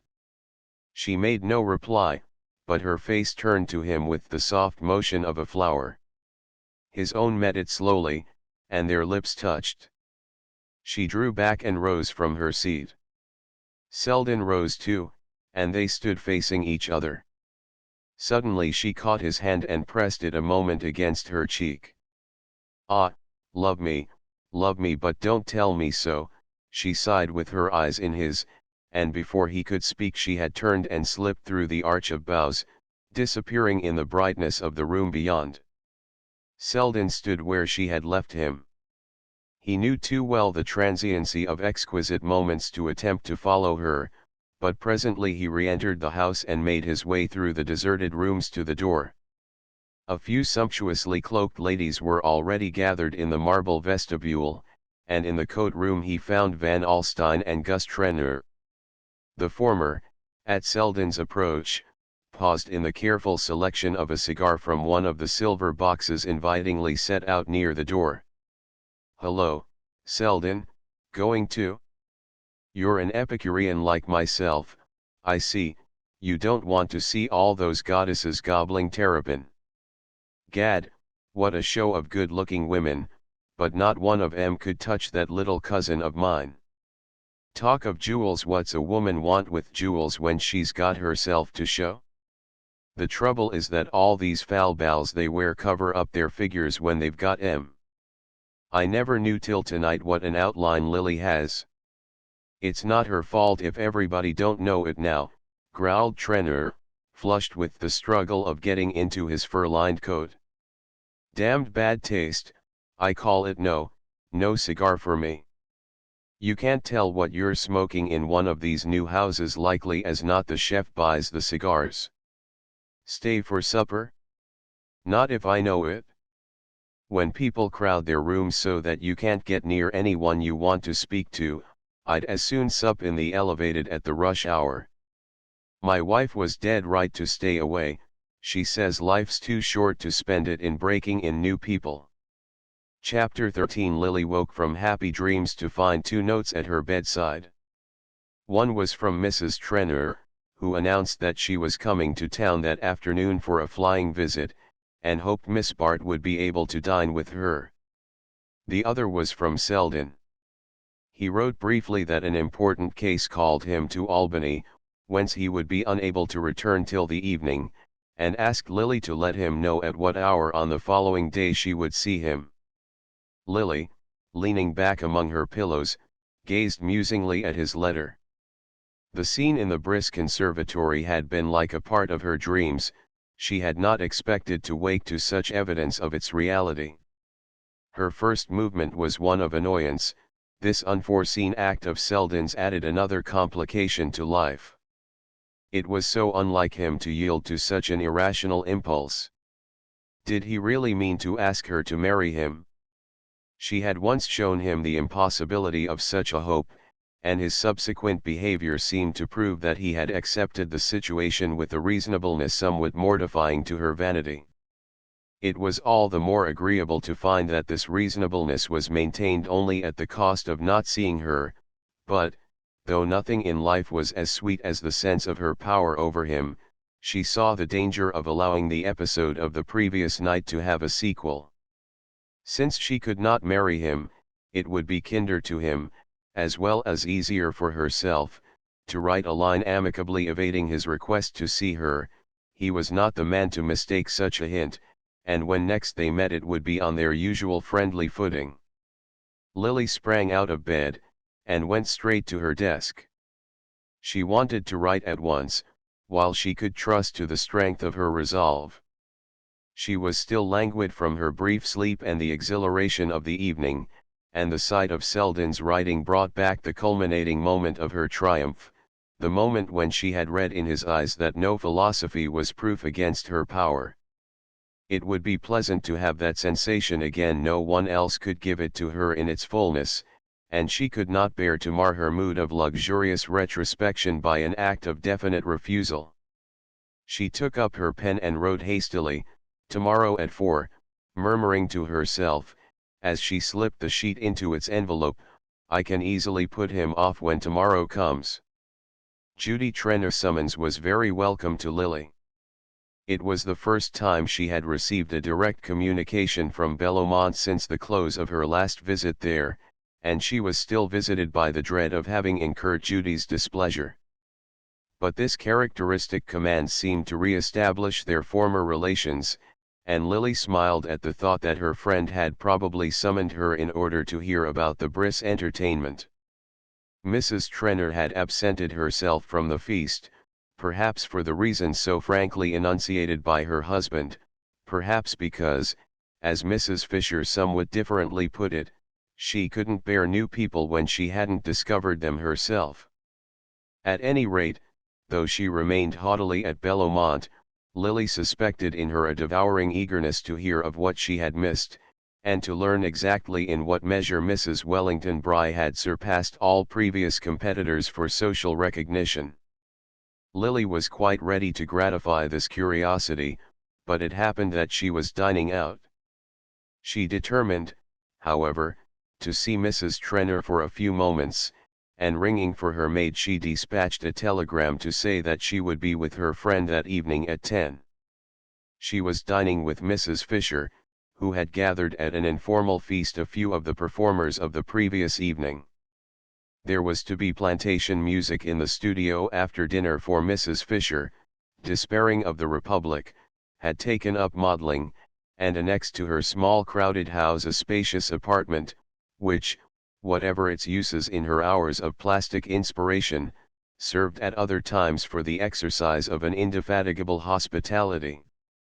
Lily was reluctant to leave, for the dinner was amusing, and she would have liked to lounge over a cigarette and hear a few songs, but she could not break her engagement with Judy, and shortly after 10 she asked her hostess to ring for a hansom, and drove up Fifth Avenue to the Trenors.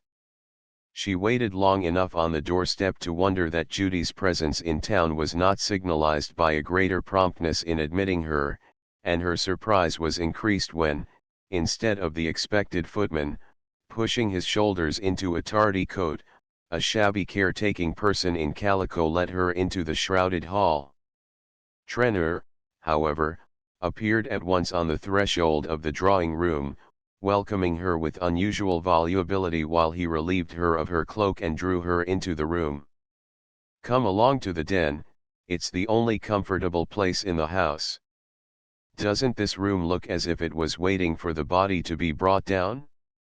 Can't see why Judy keeps the house wrapped up in this awful slippery white stuff. It's enough to give a fellow pneumonia to walk through these rooms on a cold day. You look a little pinched yourself, by the way. It's rather a sharp night out. I noticed it walking up from the club. Come along, and I'll give you a nip of brandy, and you can toast yourself over the fire and try some of my new Egyptians that little Turkish chap at the embassy put me onto a brand that I want you to try, and if you like 'em I'll get out a lot for you. They don't have 'em here yet, but I'll cable." He led her through the house to the large room at the back, where Mrs. Trenor usually sat, and where, even in her absence, there was an air of occupancy. Here, as usual, were flowers, newspapers, a littered writing table, and a general aspect of lamp-lit familiarity, so that it was a surprise not to see Judy's energetic figure start up from the armchair near the fire. It was apparently Trenor himself who had been occupying the seat in question, for it was overhung by a cloud of cigar smoke, and near it stood one of those intricate folding tables which British ingenuity has devised to facilitate the circulation of tobacco and spirits. The sight of such appliances in a drawing-room was not unusual in Lily's set, where smoking and drinking were unrestricted by considerations of time and place, and her first movement was to help herself to one of the cigarettes recommended by Trenor, while she checked his loquacity by asking, with a surprised glance, "Where's Judy?" Trenor, a little heated by his unusual flow of words, and perhaps by prolonged propinquity with the decanters, was bending over the latter to decipher their silver labels. "Here, now, Lily, just a drop of cognac in a little fizzy water. You do look pinched, you know. I swear the end of your nose is red." "I'll take another glass to keep you company, Judy. Why, you see, Judy's got a devil of a headache, quite knocked out with it, poor thing. She asked me to explain, make it all right, you know. Do come up to the fire, though, you look dead beat, really. Now do let me make you comfortable, there's a good girl." He had taken her hand, half banteringly, and was drawing her toward a low seat by the hearth, but she stopped and freed herself quietly. "Do you mean to say that Judy's not well enough to see me? Doesn't she want me to go upstairs?" Trenor drained the glass he had filled for himself, and paused to set it down before he answered. Why, no, the fact is, she's not up to seeing anybody. It came on suddenly, you know, and she asked me to tell you how awfully sorry she was. If she'd known where you were dining she'd have sent you word. She did know where I was dining, I mentioned it in my telegram. But it doesn't matter, of course. I suppose if she's so poorly she won't go back to Bellomont in the morning, and I can come and see her then. Yes, exactly, that's capital. I'll tell her you'll pop in tomorrow morning. And now do sit down a minute, there's a dear, and let's have a nice quiet jaw together. You won't take a drop, just for sociability? Tell me what you think of that cigarette. Why, don't you like it? What are you chucking it away for? I am chucking it away because I must go, if you'll have the goodness to call a cab for me, Lily returned with a smile. She did not like Trenor's unusual excitability, with its too evident explanation, and the thought of being alone with him, with her friend out of reach upstairs, at the other end of the great empty house, did not conduce to a desire to prolong their tête-à-tête. But Trenor, with a promptness which did not escape her, had moved between herself and the door. Why must you go, I should like to know? If Judy'd been here you'd have sat gossiping till all hours and you can't even give me 5 minutes. It's always the same story. Last night I couldn't get near you. I went to that damned vulgar party just to see you, and there was everybody talking about you, and asking me if I'd ever seen anything so stunning, and when I tried to come up and say a word, you never took any notice, but just went on laughing and joking with a lot of asses who only wanted to be able to swagger about afterward, and look knowing when you were mentioned. He paused, flushed by his diatribe, and fixing on her a look in which resentment was the ingredient she least disliked. But she had regained her presence of mind, and stood composedly in the middle of the room, while her slight smile seemed to put an ever-increasing distance between herself and Trenor. Across it she said, "Don't be absurd, Gus. It's past 11, and I must really ask you to ring for a cab." He remained immovable, with the lowering forehead she had grown to detest. "And supposing I won't ring for one, what'll you do then?" "I shall go upstairs to Judy if you force me to disturb her." Trenor drew a step nearer and laid his hand on her arm.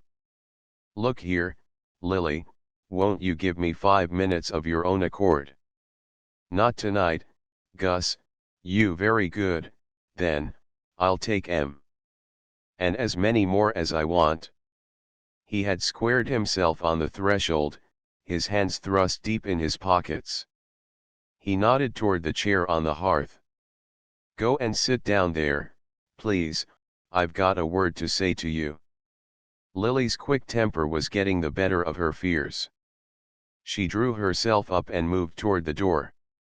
"If you have anything to say to me, you must say it another time. I shall go up to Judy unless you call a cab for me at once." He burst into a laugh. "Go upstairs and welcome, my dear, but you won't find Judy. She ain't there." Lily cast a startled look upon him. "Do you mean that Judy is not in the house, not in town?" she exclaimed. "That's just what I do mean," returned Trenor, his bluster sinking to sullenness under her look. "Nonsense, I don't believe you." "I am going upstairs," she said impatiently. He drew unexpectedly aside, letting her reach the threshold unimpeded. "Go up and welcome, but my wife is at Bellomont." But Lily had a flash of reassurance. "If she hadn't come she would have sent me word. She did, she telephoned me this afternoon to let you know." "I received no message." "I didn't send any." The two measured each other for a moment, but Lily still saw her opponent through a blur of scorn that made all other considerations indistinct. "I can't imagine your object in playing such a stupid trick on me," but if you have fully gratified your peculiar sense of humor, I must again ask you to send for a cab. It was the wrong note, and she knew it as she spoke. To be stung by irony, it is not necessary to understand it, and the angry streaks on Trenor's face might have been raised by an actual lash. Look here, Lily, don't take that high and mighty tone with me. He had again moved toward the door, and in her instinctive shrinking from him she let him regain command of the threshold. I did play a trick on you, I own up to it, but if you think I'm ashamed, you're mistaken. Lord knows I've been patient enough, I've hung round and looked like an ass.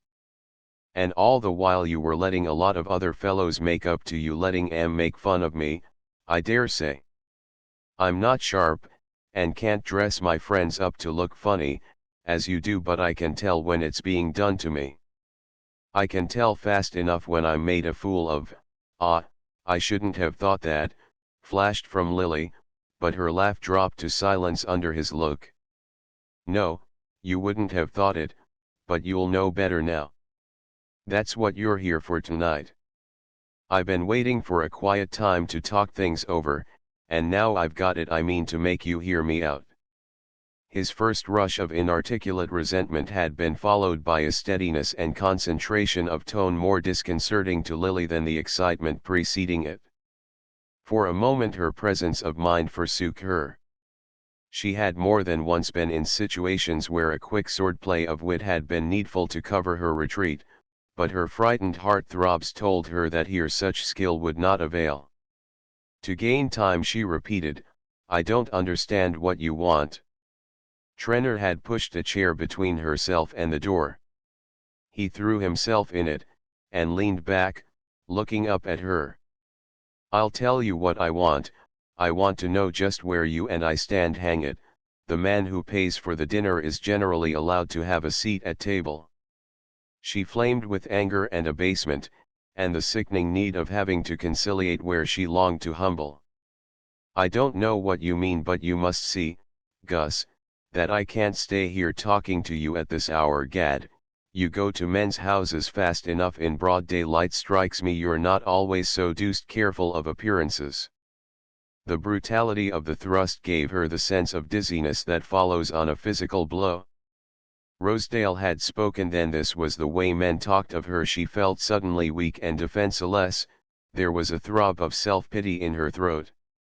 But all the while another self was sharpening her to vigilance, whispering the terrified warning that every word and gesture must be measured. If you have brought me here to say insulting things, she began. Trenor laughed. Don't talk stage rot. I don't want to insult you. But a man's got his feelings, and you've played with mine too long. I didn't begin this business, kept out of the way, and left the track clear for the other chaps, till you rummaged me out and set to work to make an ass of me, and an easy job you had of it, too. That's the trouble, it was too easy for you. You got reckless, thought you could turn me inside out, and chuck me in the gutter like an empty purse. But, by gad, that ain't playing fair, that's dodging the rules of the game. Of course I know now what you wanted. It wasn't my beautiful eyes you were after, but I tell you what, Miss Lily, you've got to pay up for making me think so. He rose, squaring his shoulders aggressively, and stepped toward her with a reddening brow, but she held her footing, though every nerve tore at her to retreat as he advanced. Pay up, she faltered. Do you mean that I owe you money? He laughed again. Oh, I'm not asking for payment in kind. But there's such a thing as fair play and interest on one's money, and hang me if I've had as much as a look from you. Your money? What have I to do with your money? You advised me how to invest mine. You must have seen I knew nothing of business. You told me it was all right. It was all right. It is, Lily, you're welcome to all of it, and 10 times more. I'm only asking for a word of thanks from you. He was closer still, with a hand that grew formidable, and the frightened self in her was dragging the other down. I have thanked you, I've shown I was grateful. What more have you done than any friend might do, or anyone except from a friend? Trenor caught her up with a sneer. I don't doubt you've accepted as much before and chucked the other chaps as you'd like to chuck me. I don't care how you settled your score with them if you fooled 'em, I'm that much to the good. Don't stare at me like that, I know I'm not talking the way a man is supposed to talk to a girl, but, hang it, if you don't like it you can stop me quick enough. You know I'm mad about you, damn the money, there's plenty more of it if that bothers you. I was a brute, Lily, just look at me. Over and over her the sea of humiliation broke, wave crashing on wave so close that the moral shame was one with the physical dread. It seemed to her that self-esteem would have made her invulnerable, that it was her own disiannure which put a fearful solitude about her. His touch was a shock to her drowning consciousness. She drew back from him with a desperate assumption of scorn. I've told you I don't understand, but if I owe you money you shall be paid. Trenor's face darkened to rage, her recoil of abhorrence had called out the primitive man. You'll borrow from Selden or Rosedale and take your chances of fooling them as you've fooled me. Unless you've settled your other scores already and I'm the only one left out in the cold. She stood silent, frozen to her place. The words were worse than the touch. Her heart was beating all over her body, in her throat, her limbs, her helpless useless hands. Her eyes traveled despairingly about the room. They lit on the bell, and she remembered that help was in call. Yes, but scandal with it, a hideous mustering of tongues. No, she must fight her way out alone. It was enough that the servants knew her to be in the house with Trenor. There must be nothing to excite conjecture in her way of leaving it. She raised her head, and achieved a last clear look at him. I am here alone with you, she said. What more have you to say? To her surprise, Trenor answered the look with a speechless stare. With his last gust of words the flame had died out, leaving him chill and humbled. It was as though a cold air had dispersed the fumes of his libations, and the situation loomed before him black and naked as the ruins of a fire. Old habits, old restraints, the hand of inherited order, plucked back the bewildered mind which passion had jolted from its ruts. Trenor's eye had the haggard look of the sleepwalker waked on a deathly lech. Go home. Go away from here, he stammered, and turning his back on her walked toward the hearth. The sharp release from her fears restored Lily to immediate lucidity.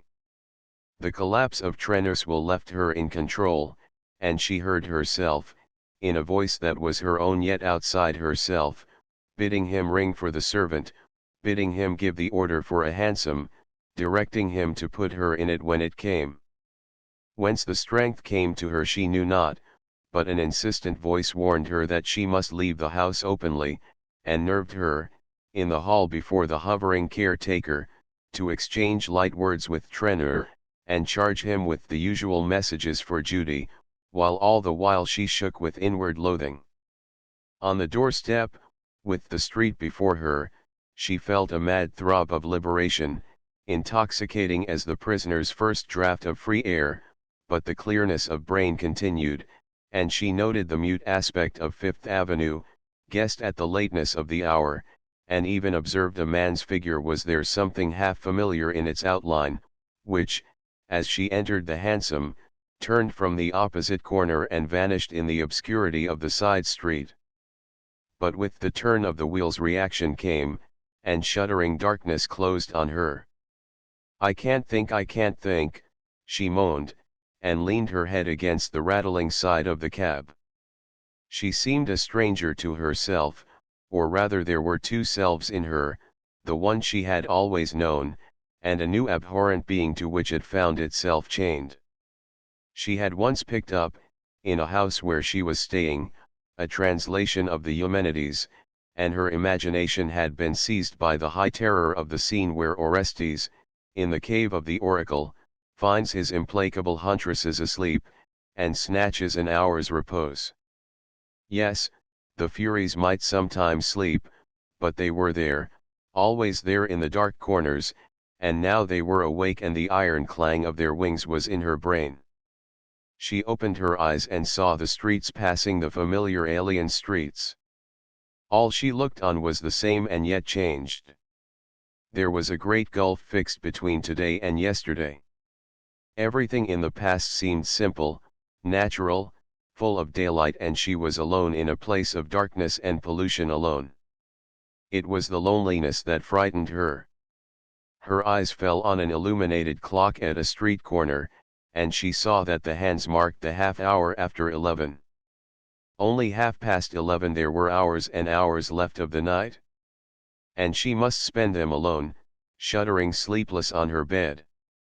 Her soft nature recoiled from this ordeal, which had none of the stimulus of conflict to goad her through it. Oh, the slow cold drip of the minutes on her head. She had a vision of herself lying on the black walnut bed, and the darkness would frighten her, and if she left the light burning, the dreary details of the room would brand themselves forever on her brain. She had always hated her room at Mrs. Peniston's, its ugliness, its impersonality, the fact that nothing in it was really hers. To a torn heart uncomforted by human nearness, a room may open almost human arms, and the being to whom no four walls mean more than any others, is, at such hours, expatriate everywhere. Lily had no heart to lean on. Her relation with her aunt was as superficial as that of chance lodgers who pass on the stairs. But even had the two been in closer contact, it was impossible to think of Mrs. Peniston's mind as offering shelter or comprehension to such misery as Lily's. As the pain that can be told is but half a pain, so the pity that questions has little healing in its touch. What Lily craved was the darkness made by enfolding arms, the silence which is not solitude, but compassion holding its breath. She started up and looked forth on the passing streets. Gertie, they were nearing Gertie's corner. If only she could reach there before this slobbering anguish burst from her breast to her lips, if only she could feel the hold of Gertie's arms while she shook in the ague fit of fear that was coming upon her. She pushed up the door in the roof and called the address to the driver.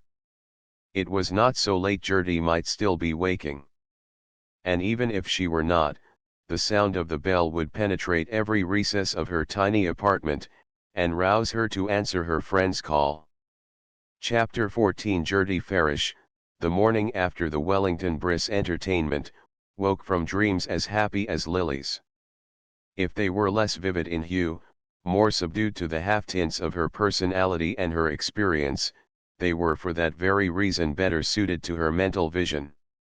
Such flashes of joy as Lily moved in would have blinded Miss Farish, who was accustomed, in the way of happiness, to such scant light as shone through the cracks of other people's lives. Now she was the center of a little illumination of her own, a mild but unmistakable beam, compounded of Lawrence Selden's growing kindness to herself and the discovery that he extended his liking to Lily Bart. If these two factors seem incompatible to the student of feminine psychology, it must be remembered that Gertie had always been a parasite in the moral order, living on the crumbs of other tables, and content to look through the window at the banquet spread for her friends. Now that she was enjoying a little private feast of her own, it would have seemed incredibly selfish not to lay a plate for a friend, and there was no one with whom she would rather have shared her enjoyment than Miss Bart. As to the nature of Selden's growing kindness, Gertie would no more have dared to define it than she would have tried to learn a butterfly's colors by knocking the dust from its wings. To seize on the wonder would be to brush off its bloom, and perhaps see it fade and stiffen in her hand, better the sense of beauty palpitating out of reach, while she held her breath and watched where it would alight.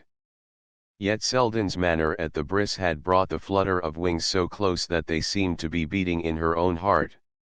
She had never seen him so alert, so responsive, so attentive to what she had to say. His habitual manner had an absent-minded kindliness which she accepted, and was grateful for, as the liveliest sentiment her presence was likely to inspire, but she was quick to feel in him a change implying that for once she could give pleasure as well as receive it. and it was so delightful that this higher degree of sympathy should be reached through their interest in Lily Bart. Gertie's affection for her friend, a sentiment that had learned to keep itself alive on the scantiest diet, had grown to active adoration since Lily's restless curiosity had drawn her into the circle of Miss Farish's work. Lily's taste of beneficence had wakened in her a momentary appetite for well-doing. Her visit to the girls' club had first brought her in contact with the dramatic contrasts of life. She had always accepted with philosophic calm the fact that such existences as hers were pedestaled on foundations of obscure humanity. The dreary limbo of dinginess lay all around and beneath that little illuminated circle in which life reached its finest efflorescence, as the mud and sleet of a winter night enclose a hothouse filled with tropical flowers.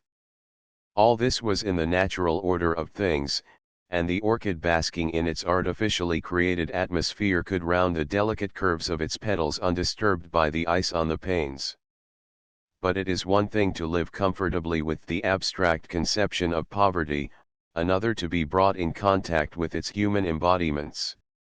Lily had never conceived of these victims of fate otherwise than in the mass. That the mass was composed of individual lives, innumerable separate centers of sensation, with her own eager reachings for pleasure, her own fierce revulsions from pain, that some of these bundles of feeling were clothed in shapes not so unlike her own, with eyes meant to look on gladness, and young lips shaped for love. This discovery gave Lily one of those sudden shocks of pity that sometimes decentralize a life. Lily's nature was incapable of such renewal, she could feel other demands only through her own, and no pain was long vivid which did not press on an answering nerve. But for the moment she was drawn out of herself by the interest of her direct relation with a world so unlike her own. She had supplemented her first gift by personal assistance to one or two of Miss Farish's most appealing subjects, and the admiration and interest her presence excited among the tired workers at the club ministered in a new form to her insatiable desire to please. Gertie Farish was not a close enough reader of character to disentangle the mixed threads of which Lily's philanthropy was woven. She supposed her beautiful friend to be actuated by the same motive as herself, that sharpening of the moral vision which makes all human suffering so near and insistent that the other aspects of life fade into remoteness. Gertie lived by such simple formulas that she did not hesitate to class her friend's state with the emotional change of heart to which her dealings with the poor had accustomed her, and she rejoiced in the thought that she had been the humble instrument of this renewal. Now she had an answer to all criticisms of Lily's conduct. As she had said, she knew the real Lily, and the discovery that Selden shared her knowledge raised her placid acceptance of life to a dazzled sense of its possibilities, a sense farther enlarged, in the course of the afternoon, by the receipt of a telegram from Selden asking if he might dine with her that evening. While Gertie was lost in the happy bustle which this announcement produced in her small household, Selden was at one with her in thinking with intensity of Lily Bart. The case which had called him to Albany was not complicated enough to absorb all his attention, and he had the professional faculty of keeping a part of his mind free when its services were not needed. This part, which at the moment seemed dangerously like the whole, was filled to the brim with the sensations of the previous evening. Selden understood the symptoms, he recognized the fact that he was paying up, as there had always been a chance of his having to pay up, for the voluntary exclusions of his past. He had meant to keep free from permanent ties, not from any poverty of feeling, but because, in a different way, he was, as much as Lily, the victim of his environment. There had been a germ of truth in his declaration to Gertie Farish that he had never wanted to marry a nice girl, the adjective connoting, in his cousin's vocabulary, certain utilitarian qualities which are apt to preclude the luxury of charm. Now it had been Selden's fate to have a charming mother. Her graceful portrait, all smiles and cashmere, still emitted a faded scent of the undefinable quality. His father was the kind of man who delights in a charming woman, who quotes her, stimulates her, and keeps her perennially charming. Neither one of the couple cared for money, but their disdain of it took the form of always spending a little more than was prudent. If their house was shabby, it was exquisitely kept; if there were good books on the shelves, there were also good dishes on the table. Selden Sr. had an eye for a picture, his wife an understanding of old lace, and both were so conscious of restraint and discrimination in buying that they never quite knew how it was that the bills mounted up. Though many of Selden's friends would have called his parents poor, he had grown up in an atmosphere where restricted means were felt only as a check on aimless profusion, where the few possessions were so good that their rarity gave them a merited relief, and abstinence was combined with elegance in a way exemplified by Mrs. Selden's knack of wearing her old velvet as if it were new. A man has the advantage of being delivered early from the home point of view, and before Selden left college he had learned that there are as many different ways of going without money as of spending it. Unfortunately, he found no way as agreeable as that practiced at home, and his views of womankind in especial were tinged by the remembrance of the one woman who had given him his sense of values. It was from her that he inherited his detachment from the sumptuary side of life, the Stoic's carelessness of material things, combined with the Epicurean's pleasure in them. Life shorn of either feeling appeared to him a diminished thing, and nowhere was the blending of the two ingredients so essential as in the character of a pretty woman. It had always seemed to Selden that experience offered a great deal besides the sentimental adventure, yet he could vividly conceive of a love which should broaden and deepen till it became the central fact of life. What he could not accept, in his own case, was the makeshift alternative of a relation that should be less than this, that should leave some portions of his nature unsatisfied, while it put an undue strain on others. He would not, in other words, yield to the growth of an affection which might appeal to pity yet leave the understanding untouched. Sympathy should no more delude him than a trick of the eyes, the grace of helplessness than a curve of the cheek. But now that little but passed like a sponge over all his vows. His reasoned out resistances seemed for the moment so much less important than the question as to when Lily would receive his note. He yielded himself to the charm of trivial preoccupations, wondering at what hour her reply would be sent, with what words it would begin. As to its import he had no doubt he was as sure of her surrender as of his own. And so he had leisure to muse on all its exquisite details, as a hard worker, on a holiday morning, might lie still and watch the beam of light travel gradually across his room. But if the new light dazzled, it did not blind him. He could still discern the outline of facts, though his own relation to them had changed. He was no less conscious than before of what was said of Lily Bart, but he could separate the woman he knew from the vulgar estimate of her. His mind turned to Gerty Farish's words, and the wisdom of the world seemed a groping thing beside the insight of innocence. Blessed are the pure in heart, for they shall see God, even the hidden God in their neighbor's breast. Selden was in the state of impassioned self-absorption that the first surrender to love produces. His craving was for the companionship of one whose point of view should justify his own, who should confirm, by deliberate observation, the truth to which his intuitions had leaped. He could not wait for the midday recess, but seized a moment's leisure in court to scribble his telegram to Gerty Farish. Reaching town, he was driven direct to his club, where he hoped a note from Miss Bart might await him. But his box contained only a line of rapturous assent from Gerty, and he was turning away disappointed when he was hailed by a voice from the smoking room. "Hello, Lawrence. Dining here? Take a bite with me, I've ordered a canvasback." He discovered Trenor, in his day clothes, sitting, with a tall glass at his elbow, behind the folds of a sporting journal. Selden thanked him, but pleaded an engagement. "Hang it, I believe every man in town has an engagement tonight. I shall have the club to myself. You know how I'm living this winter, rattling round in that empty house. My wife meant to come to town today, but she's put it off again, and how is a fellow to dine alone in a room with the looking glasses covered, and nothing but a bottle of Harvey sauce on the sideboard? I say, Lawrence, chuck your engagement and take pity on me. It gives me the blue devils to dine alone, and there's nobody but that containg ass Weatherall in the club. Sorry, Gus, I can't do it.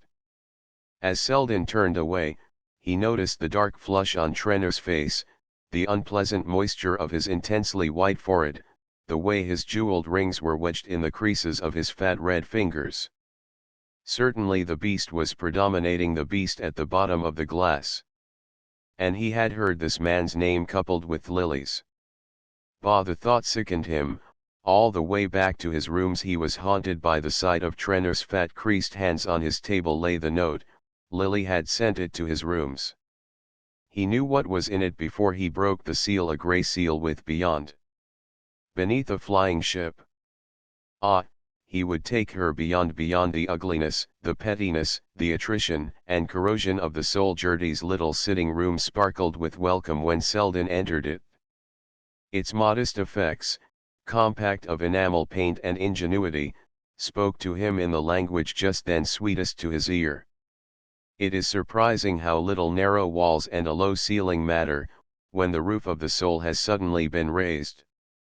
Gertie sparkled too, or at least shone with a tempered radiance. He had never before noticed that she had points really. Some good fellow might do worse. Over the little dinner, and here, again, the effects were wonderful. He told her she ought to marry. He was in a mood to pair off the whole world. She had made the caramel custard with her own hands. It was sinful to keep such gifts to herself. He reflected with a throb of pride that Lily could trim her own hats. She had told him so the day of their walk at Bellomont. He did not speak of Lily till after dinner. During the little repast he kept the talk on his hostess, who, fluttered at being the center of observation, shone as rosy as the candle shades she had manufactured for the occasion. Selden evinced an extraordinary interest in her household arrangements, complimented her on the ingenuity with which she had utilized every inch of her small quarters, asked how her servant managed about afternoons out, learned that one may improvise delicious dinners in a chafing dish, and uttered thoughtful generalizations on the burden of a large establishment. When they were in the sitting room again, where they fitted as snugly as bits in a puzzle, and she had brewed the coffee, and poured it into her grandmother's eggshell cups, his eye, as he leaned back, basking in the warm fragrance, lighted on a recent photograph of Miss Bart, and the desired transition was effected without an effort. The photograph was well enough but to catch her as she had looked last night. Gertie agreed with him, never had she been so radiant. But could photography capture that light? There had been a new look in her face, something different. Yes, Selden agreed, there had been something different. The coffee was so exquisite that he asked for a second cup, such a contrast to the watery stuff at the club. Ah, your poor bachelor with his impersonal club fare, alternating with the equally impersonal cuisine of the dinner party. A man who lived in lodgings missed the best part of life. He pictured the flavorless solitude of Trenner's repast, and felt a moment's compassion for the man. But to return to Lily, and again he returned, questioning, conjecturing, leading Gertie on, draining her inmost thoughts of their stored tenderness for her friend. At first she poured herself out unstintingly, happy in this perfect communion of their sympathies. His understanding of Lily helped to confirm her own belief in her friend. They dwelt together on the fact that Lily had had no chance. Gertie instanced her generous impulses, her restlessness and discontent. The fact that her life had never satisfied her proved that she was made for better things. She might have married more than once, the conventional rich marriage which she had been taught to consider the sole end of existence, but when the opportunity came she had always shrunk from it. Percy Gryce, for instance, had been in love with her. Everyone at Bellomont had supposed them to be engaged, and her dismissal of him was thought inexplicable. This view of the Grice incident chimed too well with Selden's mood not to be instantly adopted by him, with a flash of retrospective contempt for what had once seemed the obvious solution. If rejection there had been, and he wondered now that he had ever doubted it, then he held the key to the secret, and the hillsides of Bellomont were lit up, not with sunset, but with dawn. It was he who had wavered and disowned the face of opportunity, and the joy now warming his breast might have been a familiar inmate if he had captured it in its first flight. It was at this point, perhaps, that a joy just trying its wings in Gertie's heart dropped to earth and lay still. She sat facing Selden, repeating mechanically, "No, she has never been understood," and all the while she herself seemed to be sitting in the center of a great glare of comprehension. The little confidential room, where a moment ago their thoughts had touched elbows like their chairs, grew to unfriendly vastness, separating her from Selden by all the length of her new vision of the future, and that future stretched out interminably, with her lonely figure toiling down it, a mere speck on the solitude. "She is herself with a few people only, and you are one of them," she heard Selden saying. And again, "Be good to her, Gertie, won't you, and, she has it in her to become whatever she is believed to be. You'll help her by believing the best of her." The words beat on Gertie's brain like the sound of a language which has seemed familiar at a distance, but on approaching is found to be unintelligible. He had come to talk to her of Lily, that was all. There had been a third at the feast she had spread for him, and that third had taken her own place. She tried to follow what he was saying, to cling to her own part in the talk, but it was all as meaningless as the boom of waves in a drowning head, and she felt, as the drowning may feel, that to sink would be nothing beside the pain of struggling to keep up. Selden rose, and she drew a deep breath, feeling that soon she could yield to the blessed waves. "Mrs. Fisher's. You say she was dining there? There's music afterward. I believe I had a card from her." He glanced at the foolish pink-faced clock that was drumming out this hideous hour. 10:15? I might look in there now. The Fisher evenings are amusing. I haven't kept you up too late, Gertie. You look tired. I've rambled on and bored you." And in the unwanted overflow of his feelings, he left a cousinly kiss upon her cheek. At Mrs. Fisher's, through the cigar smoke of the studio, a dozen voices greeted Selden. A song was pending as he entered, and he dropped into a seat near his hostess, his eyes roaming in search of Miss Bart. But she was not there, and the discovery gave him a pang out of all proportion to its seriousness, since the note in his breast pocket assured him that at 4 the next day they would meet. To his impatience it seemed immeasurably long to wait, and half ashamed of the impulse, he leaned to Mrs. Fisher to ask, as the music ceased, if Miss Bart had not dined with her. "Lily? She's just gone. She had to run off, I forget where.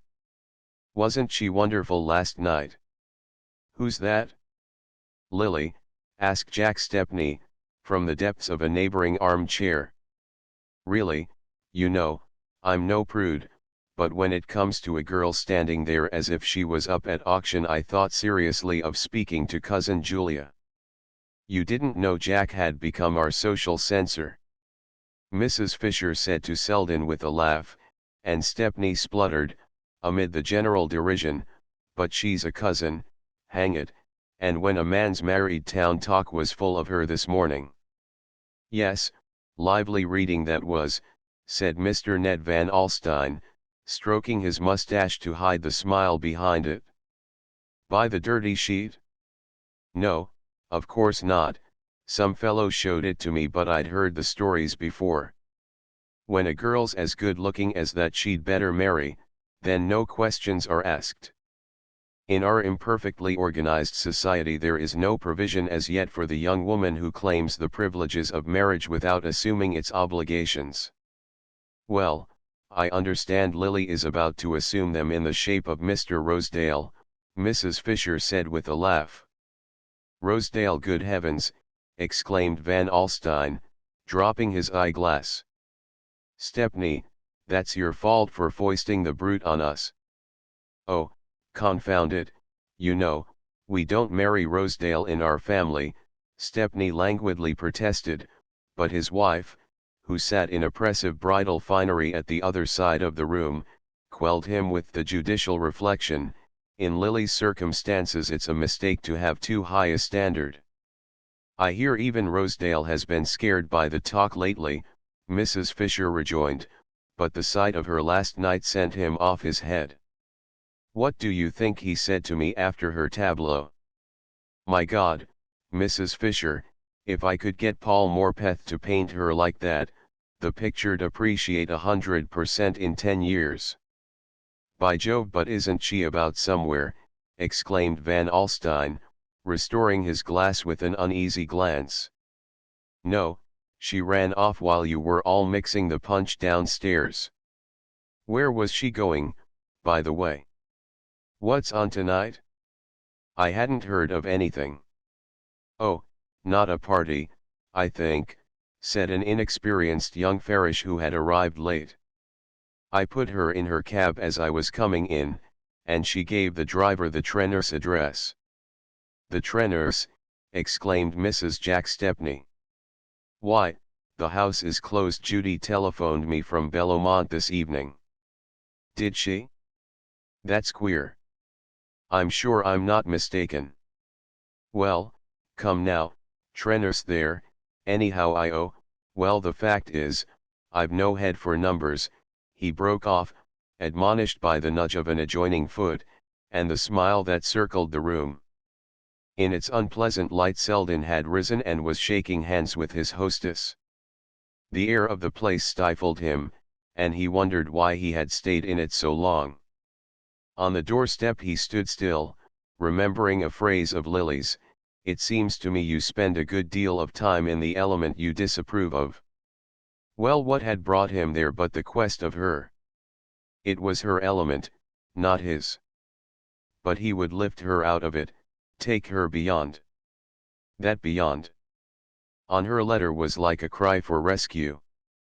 He knew that Perseus's task is not done when he has loosed Andromeda's chains, for her limbs are numb with bondage, and she cannot rise and walk, but clings to him with dragging arms as he beats back to land with his burden.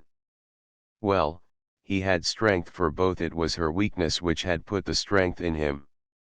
It was not, alas, a clean rush of waves they had to win through, but a clogging morass of old associations and habits, and for the moment its vapors were in his throat. But he would see clearer, breathe freer in her presence. She was at once the dead weight at his breast and the spar which should float them to safety. He smiled at the whirl of metaphor with which he was trying to build up a defense against the influences of the last hour. It was pitiable that he, who knew the mixed motives on which social judgments depend, should still feel himself so swayed by them.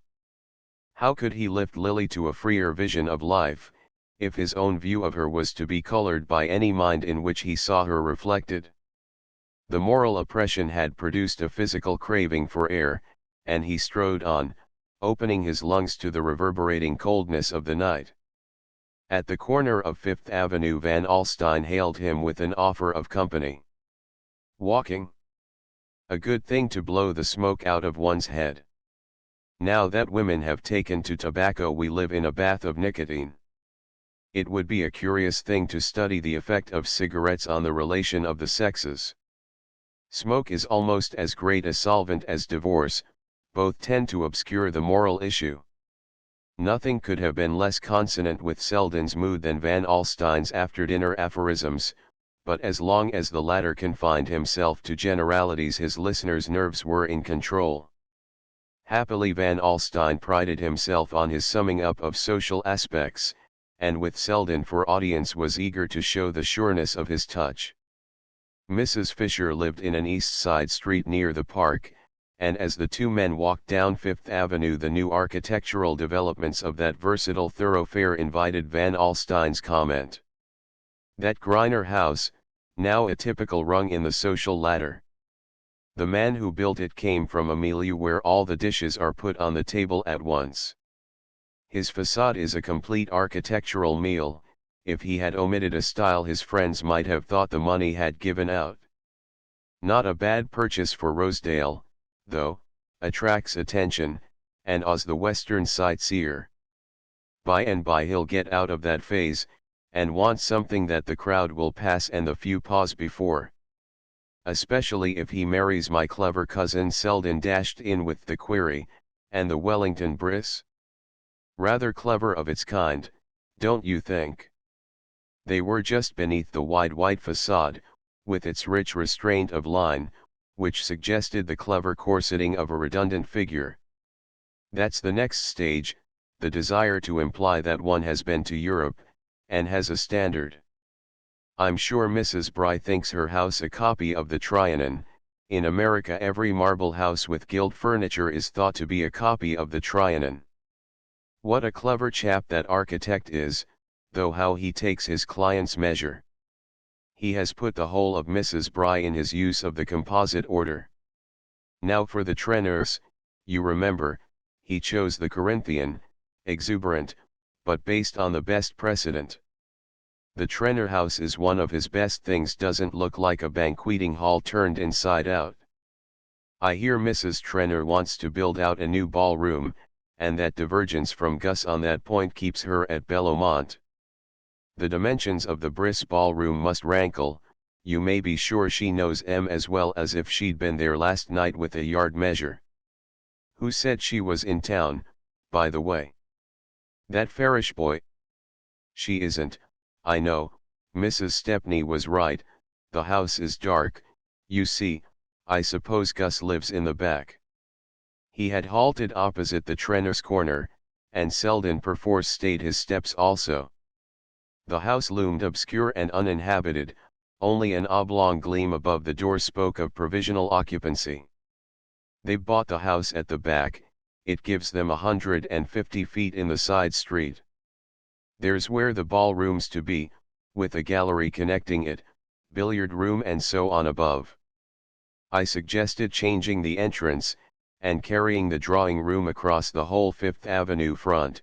You see, the front door corresponds with the windows. The walking stick which Van Alstyne swung in demonstration dropped to a startled hello, as the door opened and two figures were seen silhouetted against the hall light. At the same moment a hansom halted at the curbstone, and one of the figures floated down to it in a haze of evening draperies, while the other, black and bulky, remained persistently projected against the light. For an immeasurable second the two spectators of the incident were silent, then the house door closed, the hansom rolled off, and the whole scene slipped by as if with the turn of a stereopticon. Van Alstyne dropped his eyeglass with a low whistle. Ahem, nothing of this, Selden. As one of the family, I know I may count on you. Appearances are deceptive and Fifth Avenue is so imperfectly lighted. Good night, said Selden, turning sharply down the side street without seeing the other's extended hand. Alone with her cousin's kiss, Gertie stared upon her thoughts. He had kissed her before, but not with another woman on his lips. If he had spared her that, she could have drowned quietly, welcoming the dark flood as it submerged her. But now the flood was shot through with glory, and it was harder to drown at sunrise than in darkness. Gertie hid her face from the light, but it pierced to the crannies of her soul. She had been so contented, life had seemed so simple and sufficient. Why had he come to trouble her with new hopes? And Lily, her best friend. Woman-like, she accused the woman. Perhaps, had it not been for Lily, her fond imagining might have become truth. Selden had always liked her, had understood and sympathized with the modest independence of her life. He, who had the reputation of weighing all things in the nice balance of fastidious perceptions, had been uncritical and simple in his view of her. His cleverness had never overawed her because she had felt at home in his heart. And now she was thrust out, and the door barred against her by Lily's hand. Lily, for whose admission there she herself had pleaded. The situation was lighted up by a dreary flash of irony. She knew Selden. She saw how the force of her faith in Lily must have helped to dispel his hesitations. She remembered, too, how Lily had talked of him. She saw herself bringing the two together, making them known to each other. On Selden's part, no doubt, the wound inflicted was inconscient. He had never guessed her foolish secret, but Lily must have known. When, in such matters, are a woman's perceptions at fault? And if she knew, then she had deliberately despoiled her friend, and in mere wantonness of power, since, even to Gertie's suddenly flaming jealousy, it seemed incredible that Lily should wish to be Selden's wife. Lily might be incapable of marrying for money, but she was equally incapable of living without it, and Selden's eager investigations into the small economies of housekeeping made him appear to Gertie as tragically duped as herself. She remained long in her sitting room, where the embers were crumbling to cold grey, and the lamp paled under its gay shade. Just beneath it stood the photograph of Lily Bart, looking out imperially on the cheap gimcracks, the cramped furniture of the little room. Could Selden picture her in such an interior? Gertie felt the poverty, the insignificance of her surroundings. She beheld her life as it must appear to Lily. And the cruelty of Lily's judgments smote upon her memory. She saw that she had dressed her idol with attributes of her own making. When had Lily ever really felt, or pitied, or understood? All she wanted was the taste of new experiences. She seemed like some cruel creature experimenting in a laboratory. The pink-faced clock drummed out another hour, and Gertie rose with a start. She had an appointment early the next morning with a district visitor on the east side. She put out her lamp, covered the fire, and went into her bedroom to undress. In the little glass above her dressing table she saw her face reflected against the shadows of the room, and tears blotted the reflection. What right had she to dream the dreams of loveliness? A dull face invited a dull fate. She cried quietly as she undressed, laying aside her clothes with her habitual precision, setting everything in order for the next day, when the old life must be taken up as though there had been no break in its routine.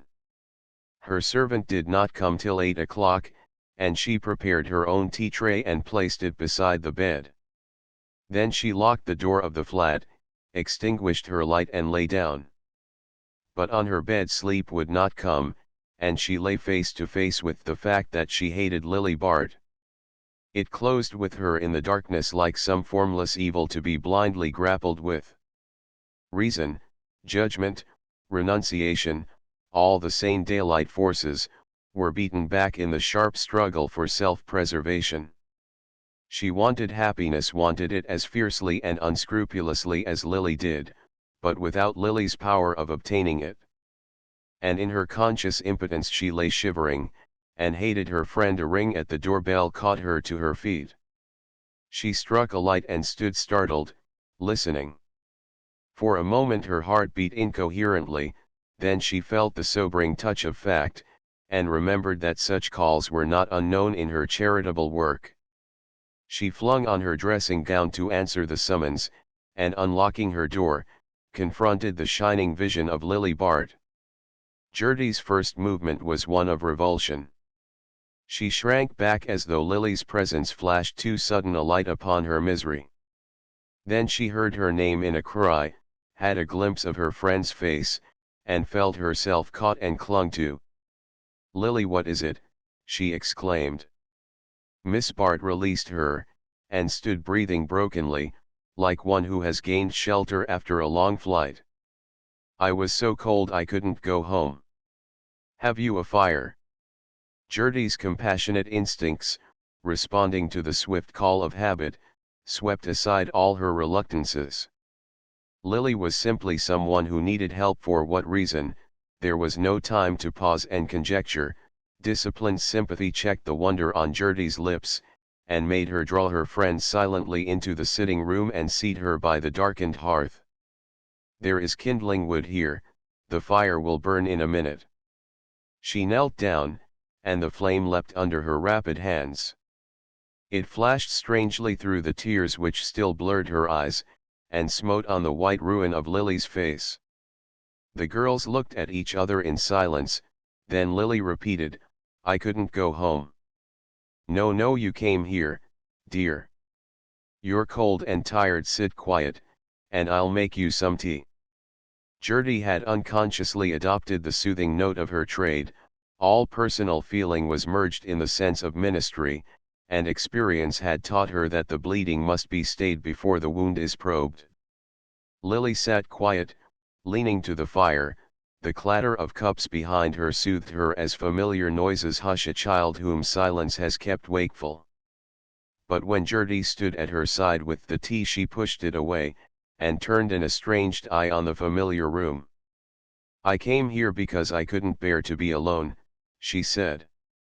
Gertie set down the cup and knelt beside her. "Lily, something has happened, can't you tell me?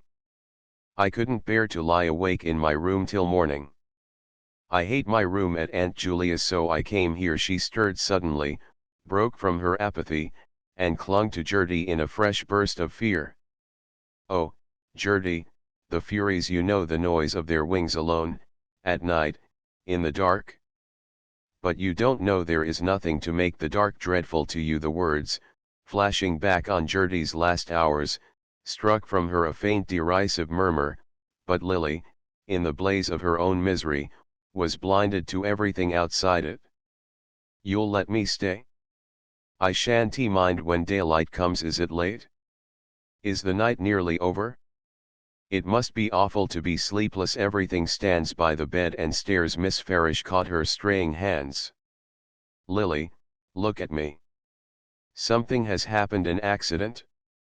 You have been frightened. What has frightened you? Tell me if you can, a word or two so that I can help you." Lily shook her head. "I am not frightened, that's not the word. Can you imagine looking into your glass some morning and seeing a disfigurement, some hideous change that has come to you while you slept? Well, I seem to myself like that. I can't bear to see myself in my own thoughts. I hate ugliness, you know. I've always turned from it, but I can't explain to you, you wouldn't understand." She lifted her head and her eyes fell on the clock. "How long the night is!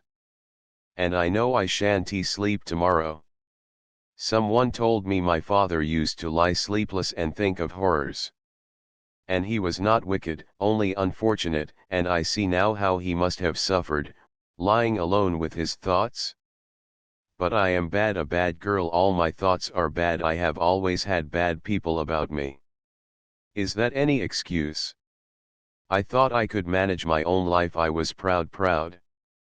But now I'm on their level." Sobs shook her, and she bowed to them like a tree in a dry storm.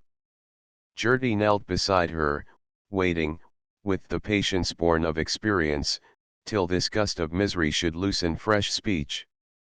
She had first imagined some physical shock, some peril of the crowded streets, since Lily was presumably on her way home from Carrie Fisher's, but she now saw that other nerve centers were smitten, and her mind trembled back from conjecture.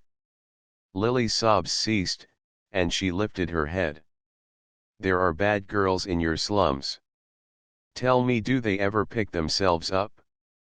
Ever forget, and feel as they did before? Lily, you mustn't speak so, you're dreaming. Don't they always go from bad to worse? There's no turning back. Your old self rejects you, and shuts you out." She rose, stretching her arms as if in utter physical weariness. "Go to bed, dear. You work hard and get up early. I'll watch here by the fire, and you'll leave the light, and your door open. All I want is to feel that you are near me."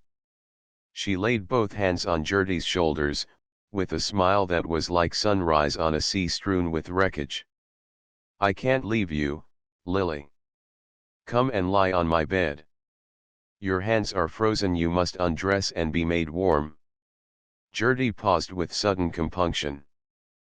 "But Mrs. Peniston, it's past midnight. What will she think? She goes to bed. I have a latchkey. It doesn't matter, I can't go back there. There's no need to, you shall stay here. But you must tell me where you have been. Listen, Lily, it will help you to speak. She regained Miss Bart's hands, and pressed them against her. Try to tell me, it will clear your poor head. Listen, you were dining at Carrie Fisher's. Gertie paused and added with a flash of heroism, Lawrence Selden went from here to find you. At the word, Lily's face melted from locked anguish to the open misery of a child. Her lips trembled and her gaze widened with tears. He went to find me? And I missed him. Oh, Gertie, he tried to help me. He told me, he warned me long ago, he foresaw that I should grow hateful to myself. The name, as Gertie saw with a clutch at the heart, had loosened the springs of self-pity in her friend's dry breast, and tear by tear Lily poured out the measure of her anguish. She had dropped sideways in Gertie's big armchair, her head buried where lately Selden's had leaned, in a beauty of abandonment that drove home to Gertie's aching senses the inevitableness of her own defeat. Ah, it needed no deliberate purpose on Lily's part to rob her of her dream. To look on that prone loveliness was to see in it a natural force, to recognize that love and power belong to such as Lily, as renunciation and service are the lot of those they despoil. But if Selden's infatuation seemed a fatal necessity, the effect that his name produced shook Gertie's steadfastness with a last pang. Men pass through such superhuman loves and outlive them, they are the probation subduing the heart to human joys. How gladly Gertie would have welcomed the ministry of healing, how willingly have soothed the sufferer back to tolerance of life. But Lily's self-betrayal took this last hope from her. The mortal maid on the shore is helpless against the siren who loves her prey, such victims are floated back dead from their adventure. Lily sprang up and caught her with strong hands. Gertie, you know him, you understand him, tell me, if I went to him, if I told him everything, if I said, I am bad through and through, I want admiration, I want excitement, I want money, yes, money. That's my shame, Gertie, and it's known, it's said of me, it's what men think of me. If I said it all to him, told him the whole story, said plainly, I've sunk lower than the lowest, for I've taken what they take, and not paid as they pay. Oh, Gertie, you know him, you can speak for him, if I told him everything, would he loathe me? Or would he pity me, and understand me, and save me from loathing myself? Gertie stood cold and passive. She knew the hour of her probation had come, and her poor heart beat wildly against its destiny. As a dark river sweeps by under a lightning flash, she saw her chance of happiness surge past under a flash of temptation. What prevented her from saying, he is like other men? She was not so sure of him, after all. But to do so would have been like blaspheming her love. She could not put him before herself in any light but the noblest, she must trust him to the height of her own passion. Yes, I know him, he will help you, she said, and in a moment Lily's passion was weeping itself out against her breast. There was but one bed in the little flat, and the two girls lay down on it side by side when Gertie had unlaced Lily's dress and persuaded her to put her lips to the warm tea. The light extinguished, they lay still in the darkness, Gertie shrinking to the outer edge of the narrow couch to avoid contact with her bedfellow. Knowing that Lily disliked to be caressed, she had long ago learned to check her demonstrative impulses toward her friend. But tonight every fiber in her body shrank from Lily's nearness. It was torture to listen to her breathing, and feel the sheet stir with it. As Lily turned, and settled to complete a rest, a strand of her hair swept Gertie's cheek with its fragrance. Everything about her was warm and soft and scented, even the stains of her grief became her as raindrops do the beaten rose. But as Gertie lay with arms drawn down her side, in the motionless narrowness of an effigy, she felt a stir of sobs from the breathing warmth beside her, and Lily flung out her hand, groped for her friends, and held it fast. "Hold me, Gertie, hold me, or I shall think of things," she moaned, and Gertie silently slipped an arm under her, pillowing her head in its hollow as a mother makes a nest for a tossing child. In the warm hollow Lily lay still and her breathing grew low and regular. Her hands still clung to Gertie's as if to ward off evil dreams, but the hold of her fingers relaxed, her head sank deeper into its shelter, and Gertie felt that she slept. Chapter 15. When Lily woke she had the bed to herself, and the winter light was in the room. She sat up, bewildered by the strangeness of her surroundings, then memory returned, and she looked about her with a shiver. In the cold slant of light reflected from the back wall of a neighboring building, she saw her evening dress and opera cloak lying in a tawdry heap on a chair. Finery laid off is as unappetizing as the remains of a feast, and it occurred to Lily that, at home, her maid's vigilance had always spared her the sight of such incongruities. Her body ached with fatigue, and with the constriction of her attitude in Gertie's bed. All through her troubled sleep she had been conscious of having no space to toss in, and the long effort to remain motionless made her feel as if she had spent her night in a train. This sense of physical discomfort was the first to assert itself, then she perceived, beneath it, a corresponding mental prostration, a languor of horror more insufferable than the first rush of her disgust. The thought of having to wake every morning with this weight on her breast roused her tired mind to fresh effort. She must find some way out of the slough into which she had stumbled. It was not so much compunction as the dread of her morning thoughts that pressed on her the need of action. But she was unutterably tired, it was weariness to think connectedly. She lay back, looking about the poor slit of a room with a renewal of physical distaste. The outer air, penned between high buildings, brought no freshness through the window, steam heat was beginning to sing in a coil of dingy pipes, and a smell of cooking penetrated the crack of the door. The door opened, and Gertie, dressed and hatted, entered with a cup of tea. Her face looked sallow and swollen in the dreary light, and her dull hair shaded imperceptibly into the tones of her skin. She glanced shyly at Lily, asking in an embarrassed tone how she felt. Lily answered with the same constraint, and raised herself up to drink the tea. "I must have been overtired last night, I think I had a nervous attack in the carriage," she said, as the drink brought clearness to her sluggish thoughts. "You were not well, I am so glad you came here," Gertie returned. "But how am I to get home? And Aunt Julia?" "She knows, I telephoned early, and your maid has brought your things.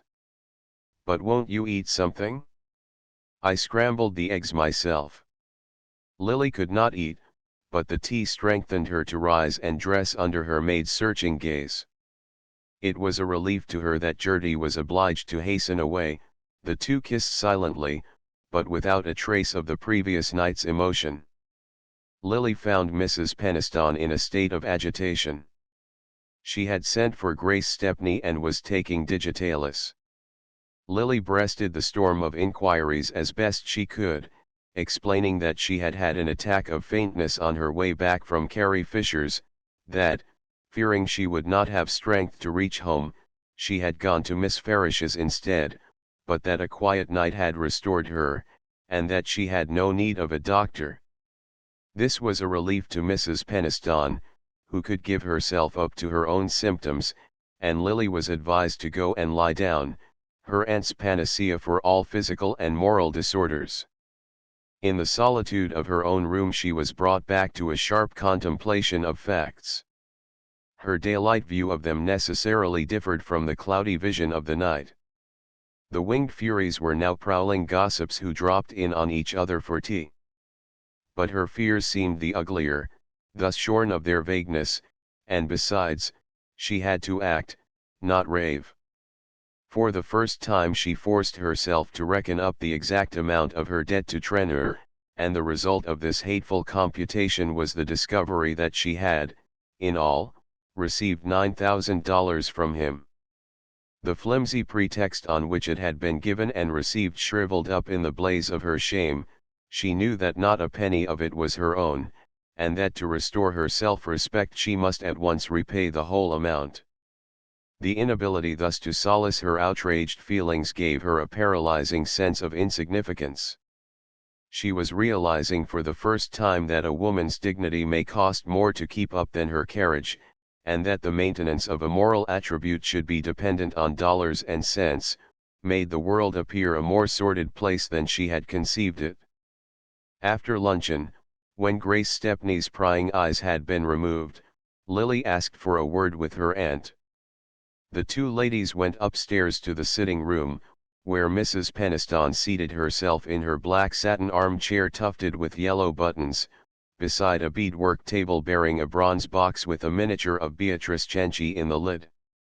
Lily felt for these objects the same distaste which the prisoner may entertain for the fittings of the courtroom.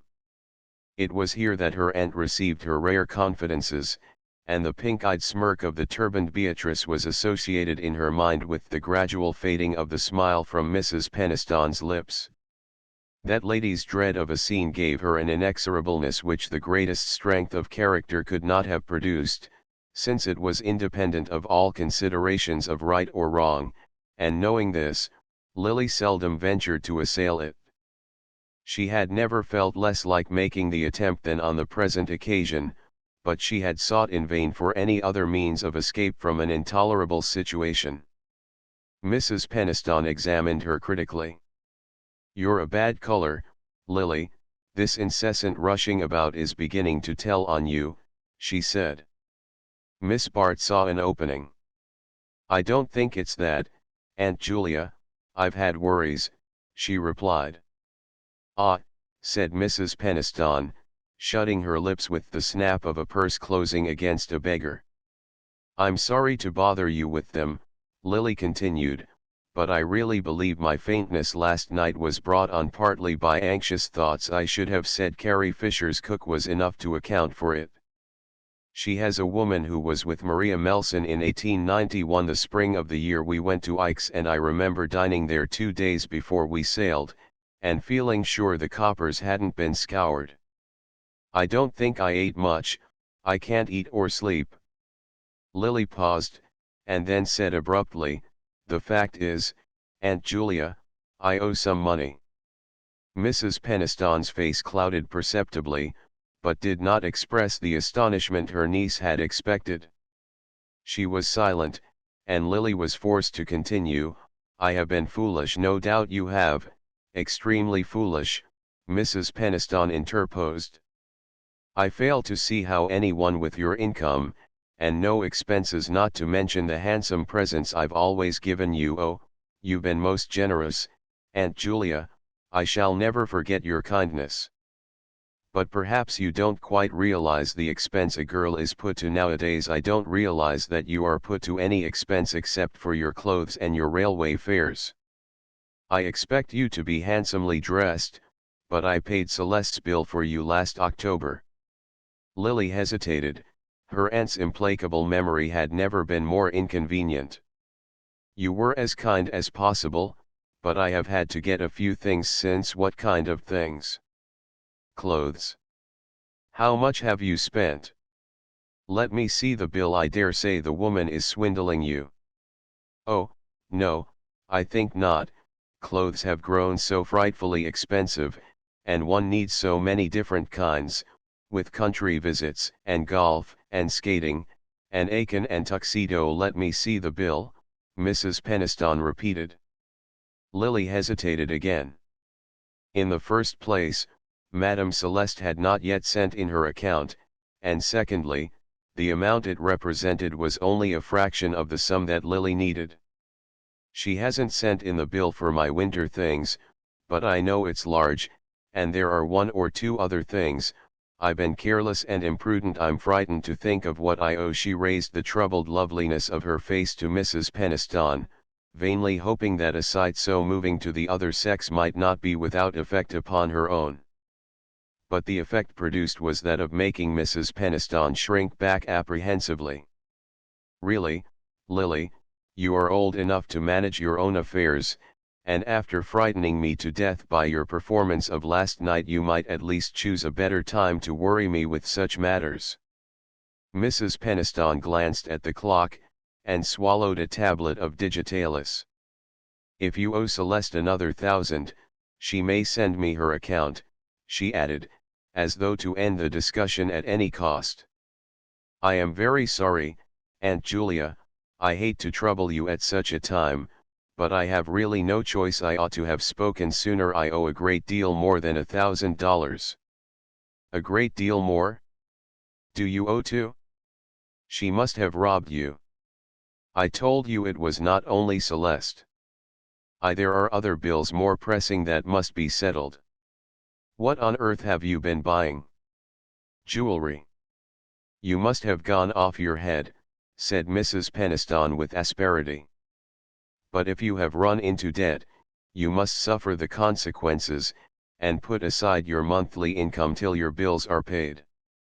If you stay quietly here until next spring, instead of racing about all over the country, you will have no expenses at all, and surely in 4 or 5 months you can settle the rest of your bills if I pay the dressmaker now. Lily was again silent. She knew she could not hope to extract even $1,000 from Mrs. Peniston on the mere plea of paying Celeste's bill. Mrs. Peniston would expect to go over the dressmaker's account, and would make out the check to her and not to Lily. And yet the money must be obtained before the day was over. The debts I speak of are different, not like tradesmen's bills, she began confusedly, but Mrs. Peniston's look made her almost afraid to continue. Could it be that her aunt suspected anything? The idea precipitated Lily's avowal. The fact is, I've played cards a good deal, bridge, the women all do it, girls too, it's expected.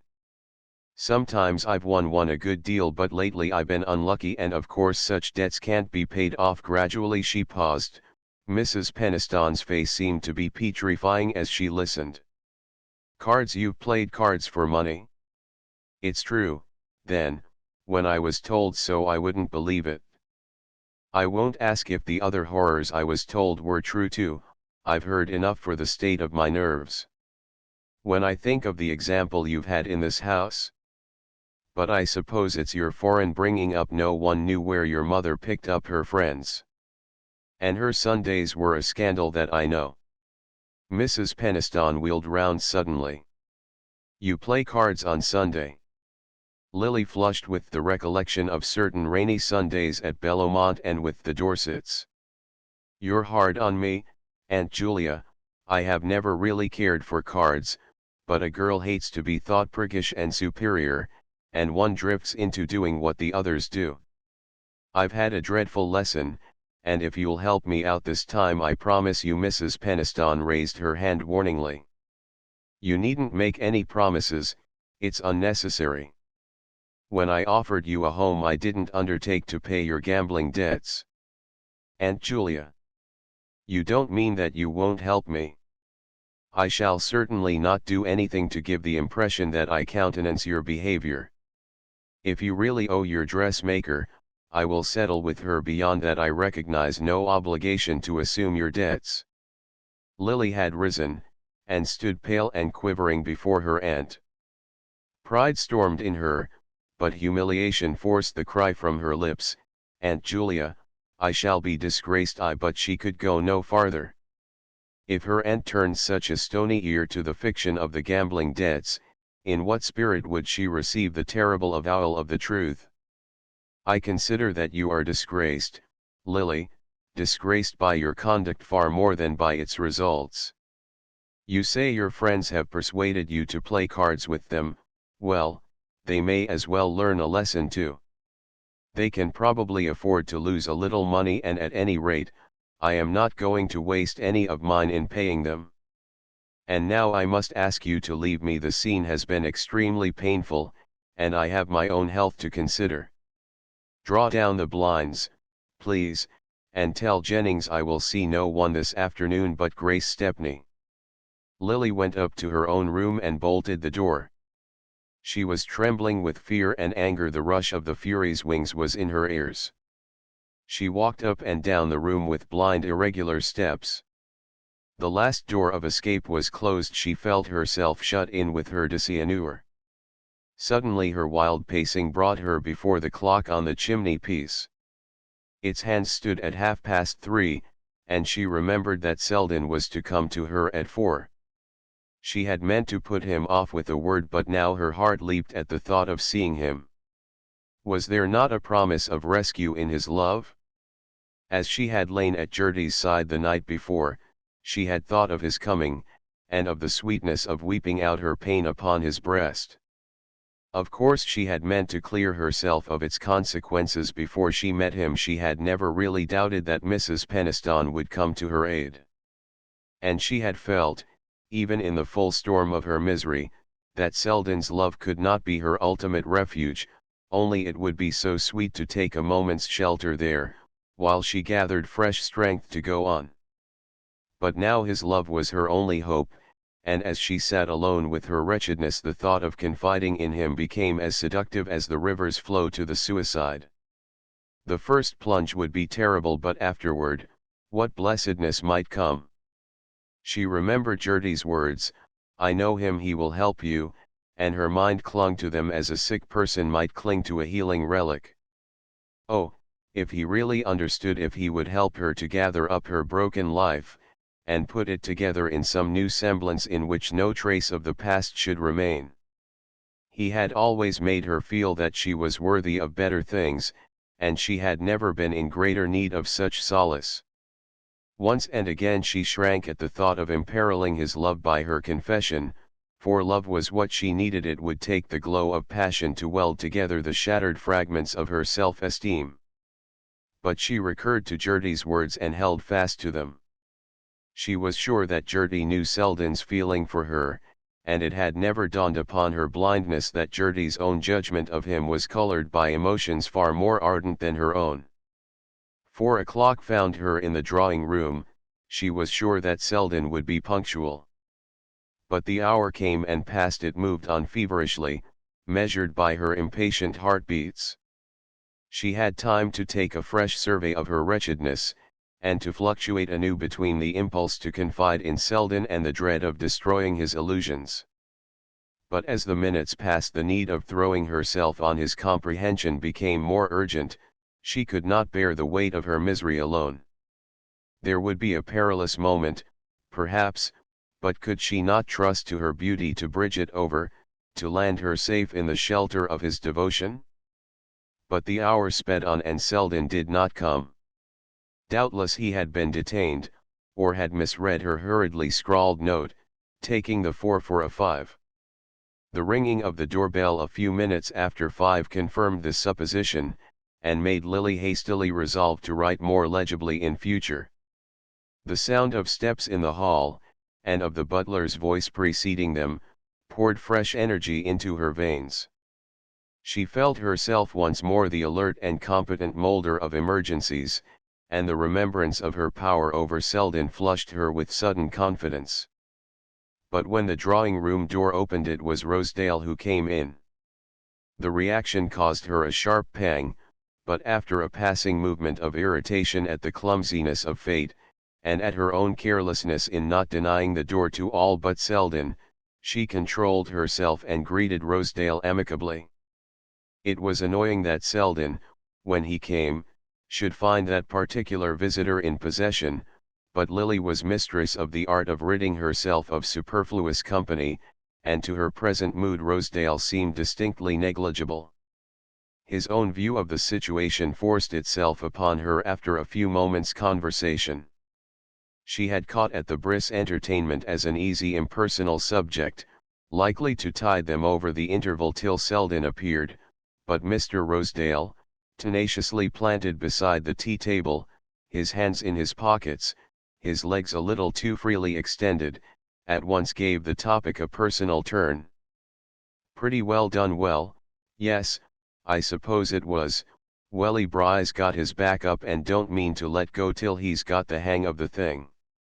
Of course, there were things here and there, things Mrs. Fisher couldn't be expected to see to. The champagne wasn't cold, and the coats got mixed in the coat room. I would have spent more money on the music. But that's my character. If I want a thing I'm willing to pay. I don't go up to the counter, and then wonder if the article's worth the price. I wouldn't be satisfied to entertain like the Welly Briss. I'd want something that would look more easy and natural, more as if I took it in my stride. And it takes just two things to do that, Miss Bart, money, and the right woman to spend it. He paused, and examined her attentively while she affected to rearrange the teacups. I've got the money, he continued, clearing his throat, and what I want is the woman, and I mean to have her too. He leaned forward a little, resting his hands on the head of his walking stick. He had seen men of Ned Van Alstyne's type bring their hats and sticks into a drawing room, and he thought it added a touch of elegant familiarity to their appearance. Lily was silent, smiling faintly, with her eyes absently resting on his face.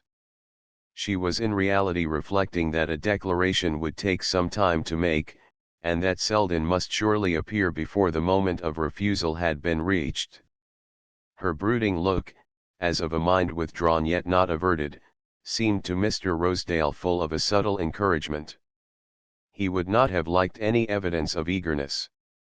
I mean to have her too, he repeated, with a laugh intended to strengthen his self-assurance.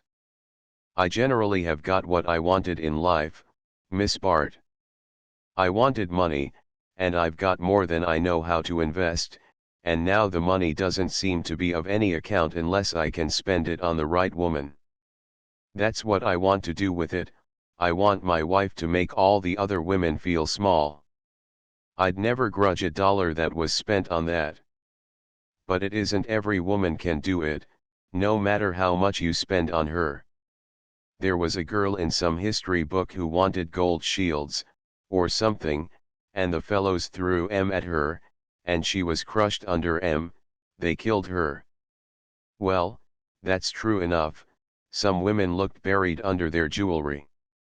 What I want is a woman who'll hold her head higher the more diamonds I put on it. And when I looked at you the other night at the Briss, in that plain white dress, looking as if you had a crown on, I said to myself, by gad, if she had one she'd wear it as if it grew on her. Still Lily did not speak, and he continued, warming with his theme, tell you what it is, though, that kind of woman costs more than all the rest of 'em put together. If a woman's going to ignore her pearls, they want to be better than anybody else's, and so it is with everything else. You know what I mean, you know it's only the showy things that are cheap. Well, I should want my wife to be able to take the earth for granted if she wanted to. I know there's one thing vulgar about money, and that's the thinking about it, and my wife would never have to demean herself in that way. He paused, and then added, with an unfortunate lapse to an earlier manner, I guess you know the lady I've got in view, Miss Bart. Lily raised her head, brightening a little under the challenge. Even through the dark tumult of her thoughts, the clink of Mr. Rosedale's millions had a faintly seductive note. Oh, for enough of them to cancel her one miserable debt. But the man behind them grew increasingly repugnant in the light of Selden's expected coming. The contrast was too grotesque, she could scarcely suppress the smile it provoked. She decided that directness would be best. If you mean me, Mr. Rosedale, I am very grateful, very much flattered, but I don't know what I have ever done to make you think. Oh, if you mean you're not dead in love with me, I've got sense enough left to see that. And I ain't talking to you as if you were. I presume I know the kind of talk that's expected under those circumstances. I'm confoundedly gone on you, that's about the size of it, and I'm just giving you a plain business statement of the consequences. You're not very fond of me yet, but you're fond of luxury, and style, and amusement, and of not having to worry about cash. You like to have a good time, and not have to settle for it, and what I propose to do is to provide for the good time and do the settling." He paused, and she returned with a chilling smile, "You are mistaken in one point, Mr. Rosedale. Whatever I enjoy I am prepared to settle for." She spoke with the intention of making him see that, if his words implied a tentative allusion to her private affairs, she was prepared to meet and repudiate it. But if he recognized her meaning it failed to abash him, and he went on in the same tone, "I didn't mean to give offense, excuse me if I've spoken too plainly. But why ain't you straight with me? Why do you put up that kind of bluff? You know there've been times when you were bothered, damned bothered, and as a girl gets older, and things keep moving along, why, before she knows it, the things she wants are liable to move past her and not come back.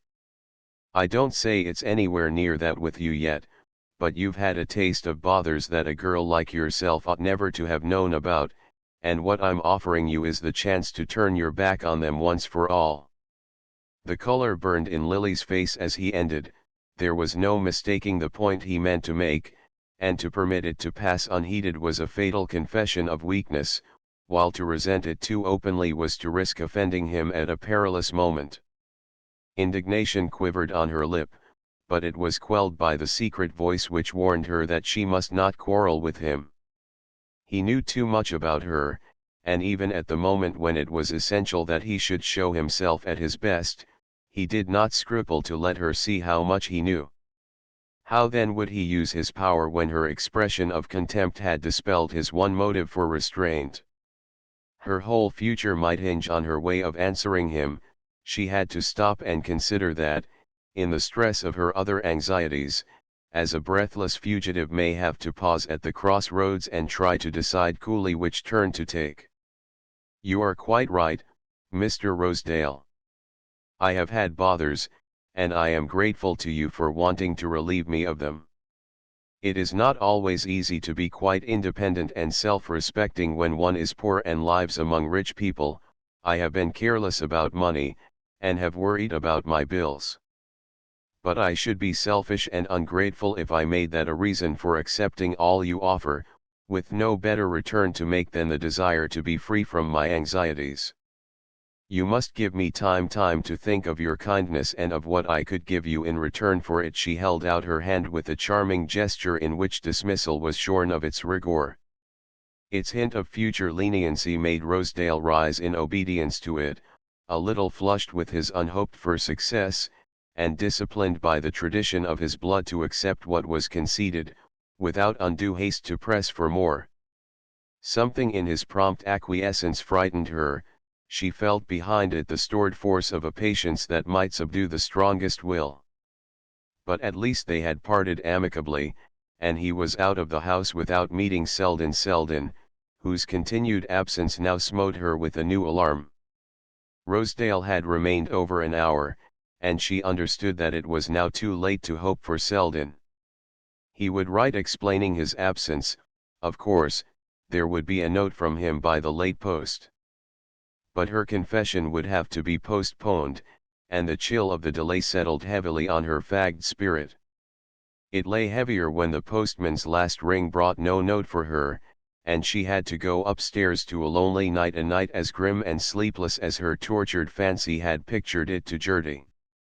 She had never learned to live with her own thoughts, and to be confronted with them through such hours of lucid misery made the confused wretchedness of her previous vigil seem easily bearable.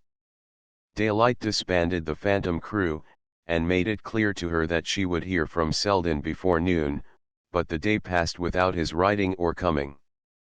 Lily remained at home, lunching and dining alone with her aunt, who complained of flutterings of the heart, and talked icily on general topics. Mrs. Peniston went to bed early, and when she had gone Lily sat down and wrote a note to Selden. She was about to ring for a messenger to dispatch it when her eye fell on a paragraph in the evening paper which lay at her elbow. Mr. Lawrence Selden was among the passengers sailing this afternoon for Havana and the West Indies on the windward liner Antilles. She laid down the paper and sat motionless, staring at her note. She understood now that he was never coming, that he had gone away because he was afraid that he might come. She rose, and walking across the floor stood gazing at herself for a long time in the brightly lit mirror above the mantelpiece. The lines in her face came out terribly. She looked old, and when a girl looks old to herself, how does she look to other people? She moved away, and began to wander aimlessly about the room, fitting her steps with mechanical precision between the monstrous roses of Mrs. Peniston's Axminster. Suddenly she noticed that the pen with which she had written to Selden still rested against the uncovered inkstand. She seated herself again, and taking out an envelope, addressed it rapidly to Rosedale. Then she laid out a sheet of paper, and sat over it with suspended pen. It had been easy enough to write the date, and "Dear Mr. Rosedale," but after that her inspiration flagged. She meant to tell him to come to her, but the words refused to shape themselves. At length she began, "I have been thinking." Then she laid the pen down, and sat with her elbows on the table and her face hidden in her hands. Suddenly she started up at the sound of the doorbell. It was not late, barely 10 o'clock, and there might still be a note from Selden, or a message, or he might be there himself, on the other side of the door. The announcement of his sailing might have been a mistake. It might be another Lawrence Selden who had gone to Havana. All these possibilities had time to flash through her mind, and build up the conviction that she was after all to see or hear from him, before the drawing-room door opened to admit a servant carrying a telegram. Lily tore it open with shaking hands, and read Bertha Dorset's name below the message, "Sailing unexpectedly tomorrow. Will you join us on a cruise in Mediterranean?" Book 2 Chapter 1. It came vividly to Selden on the casino steps that Monte Carlo had, more than any other place he knew, the gift of accommodating itself to each man's humor. His own, at the moment, lent it a festive readiness of welcome that might well, in a disenchanted eye, have turned to paint and facility. So frank an appeal for participation, so outspoken a recognition of the holiday vein in human nature, struck refreshingly on a mind jaded by prolonged hard work in surroundings made for the discipline of the senses. As he surveyed the white square set in an exotic coquetry of architecture, the studied tropicality of the gardens, the groups loitering in the foreground against mauve mountains which suggested a sublime stage setting forgotten in a hurried shifting of scenes, as he took in the whole outspread effect of light and leisure, he felt a movement of revulsion from the last few months of his life. The New York winter had presented an interminable perspective of snow-burdened days, reaching toward a spring of raw sunshine and furious air, when the ugliness of things rasped the eye as the gritty wind ground into the skin. Selden, immersed in his work, had told himself that external conditions did not matter to a man in his state, and that cold and ugliness were a good tonic for relaxed sensibilities. When an urgent case summoned him abroad to confer with a client in Paris, he broke reluctantly with the routine of the office, and it was only now that, having dispatched his business, and slipped away for a week in the South, he began to feel the renewed zest of spectatorship that is the solace of those who take an objective interest in life. The multiplicity of its appeals, the perpetual surprise of its contrasts and resemblances. All these tricks and turns of the show were upon him with a spring as he descended the casino steps and paused on the pavement at its doors. He had not been abroad for 7 years, and what changes the renewed contact produced! If the central depths were untouched, hardly a pinpoint of surface remained the same. And this was the very place to bring out the completeness of the renewal. The sublimities, the perpetuities, might have left him as he was, but this tent pitched for a day's revelry spread a roof of oblivion between himself and his fixed sky. It was mid-April, and one felt that the revelry had reached its climax, and that the desultory groups in the square and gardens would soon dissolve and reform in other scenes. Meanwhile the last moments of the performance seemed to gain an added brightness from the hovering thread of the curtain. The quality of the air, the exuberance of the flowers, the blue intensity of sea and sky, produced the effect of a closing tableau, when all the lights are turned on at once. This impression was presently heightened by the way in which a consciously conspicuous group of people advanced to the middle front, and stood before Selden with the air of the chief performers gathered together by the exigencies of the final effect. Their appearance confirmed the impression that the show had been staged regardless of expense, and emphasized its resemblance to one of those costume plays in which the protagonists walk through the passions without displacing a drapery. The ladies stood in unrelated attitudes calculated to isolate their effects, and the men hung about them as irrelevantly as stage heroes whose tailors are named in the program. It was Selden himself who unwittingly fused the group by arresting the attention of one of its members. "Why, Mr. Selden!" Mrs. Fisher exclaimed in surprise, and with a gesture toward Mrs. Jack Stepney and Mrs. Wellington Bry, she added plaintively, "We're starving to death because we can't decide where to lunch." Welcomed into their group, and made the confidant of their difficulty, Selden learned with amusement that there were several places where one might miss something by not lunching, or forfeit something by lunching, so that eating actually became a minor consideration on the very spot consecrated to its rights. Of course one gets the best things at the terrace, but that looks as if one hadn't any other reason for being there. The Americans who don't know anyone always rush for the best food. And the Duchess of Beltshire has taken up Becassins lately, Mrs. Bry earnestly summed up. Mrs. Bry, to Mrs. Fisher's despair, had not progressed beyond the point of weighing her social alternatives in public. She could not acquire the air of doing things because she wanted to, and making her choice the final seal of their fitness. Mr. Bry, a short pale man, with a business face and leisure clothes, met the dilemma hilariously. "I guess the Duchess goes where it's cheapest, unless she can get her meal paid for. If you offered to blow her off at the terrace she'd turn up fast enough." But Mrs. Jack Stepney interposed. "The Grand Dukes go to that little place at the Condamine. Lord Hubert says it's the only restaurant in Europe where they can cook peas." Lord Hubert Dacey, a slender shabby-looking man, with a charming worn smile, and the air of having spent his best years in piloting the wealthy to the right restaurant, assented with gentle emphasis, "It's quite that." "Peas," said Mr. Bry contemptuously. "Can they cook terrapin? It just shows," he continued, "what these European markets are, when a fellow can make a reputation cooking peas." Jack Stepney intervened with authority. "I don't know that I quite agree with Dacey. There's a little hole in Paris, off the Quai Voltaire, but in any case, I can't advise the Condamine Gargote, at least not with ladies." Stepney, since his marriage, had thickened and grown prudish, as the Van Osburgh husbands were apt to do, but his wife, to his surprise and discomfiture, had developed an earth-shaking fastness of gait which left him trailing breathlessly in her wake.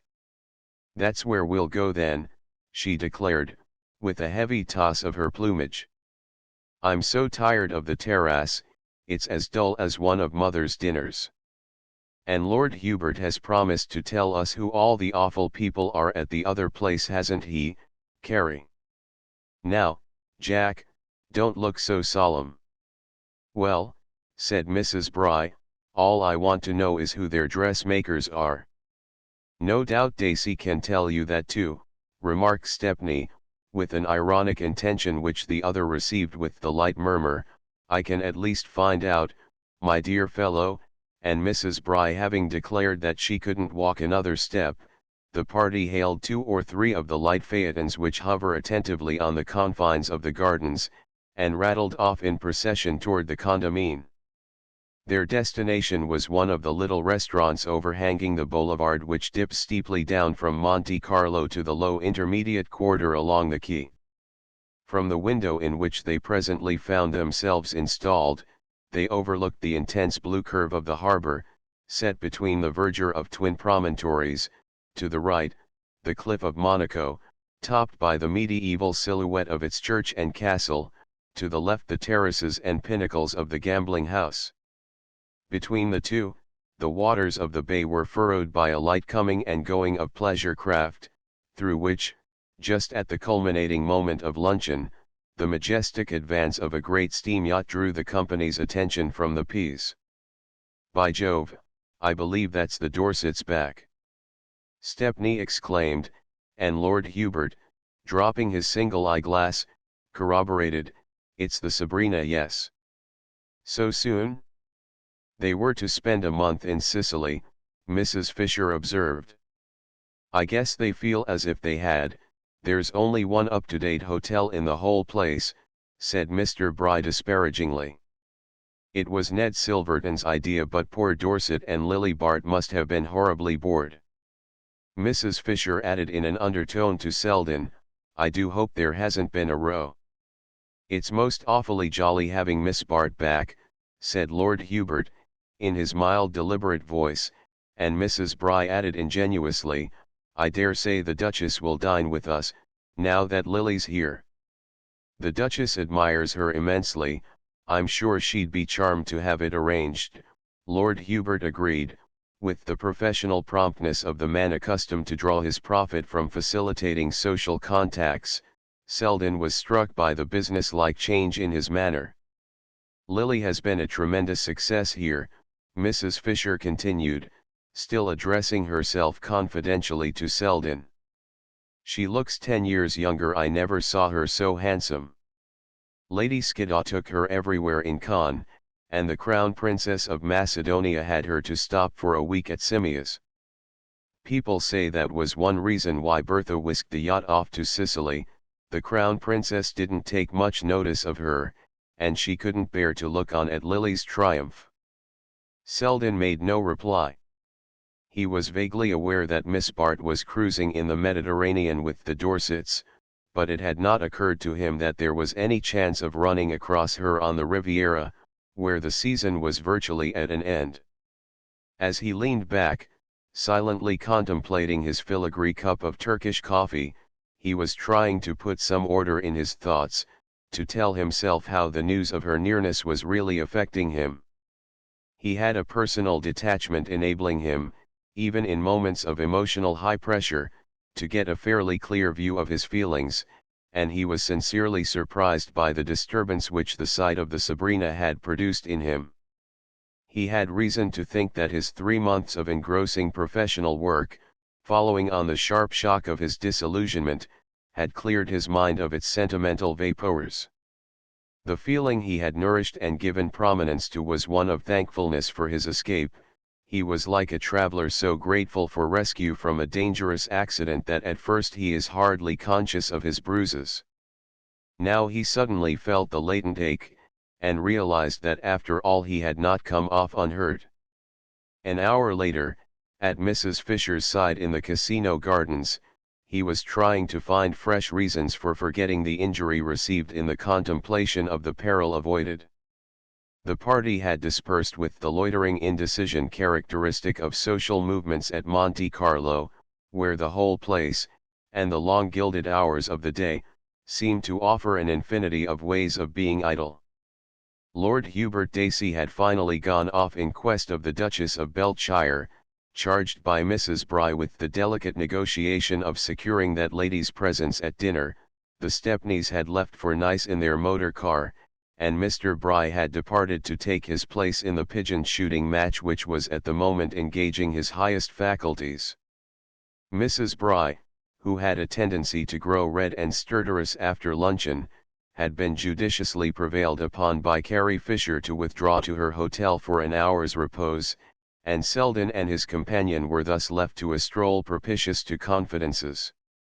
The stroll soon resolved itself into a tranquil session on a bench overhung with laurel and Banksia roses, from which they caught a dazzle of blue sea between marble balusters, and the fiery shafts of cactus blossoms shooting meteor-like from the rock.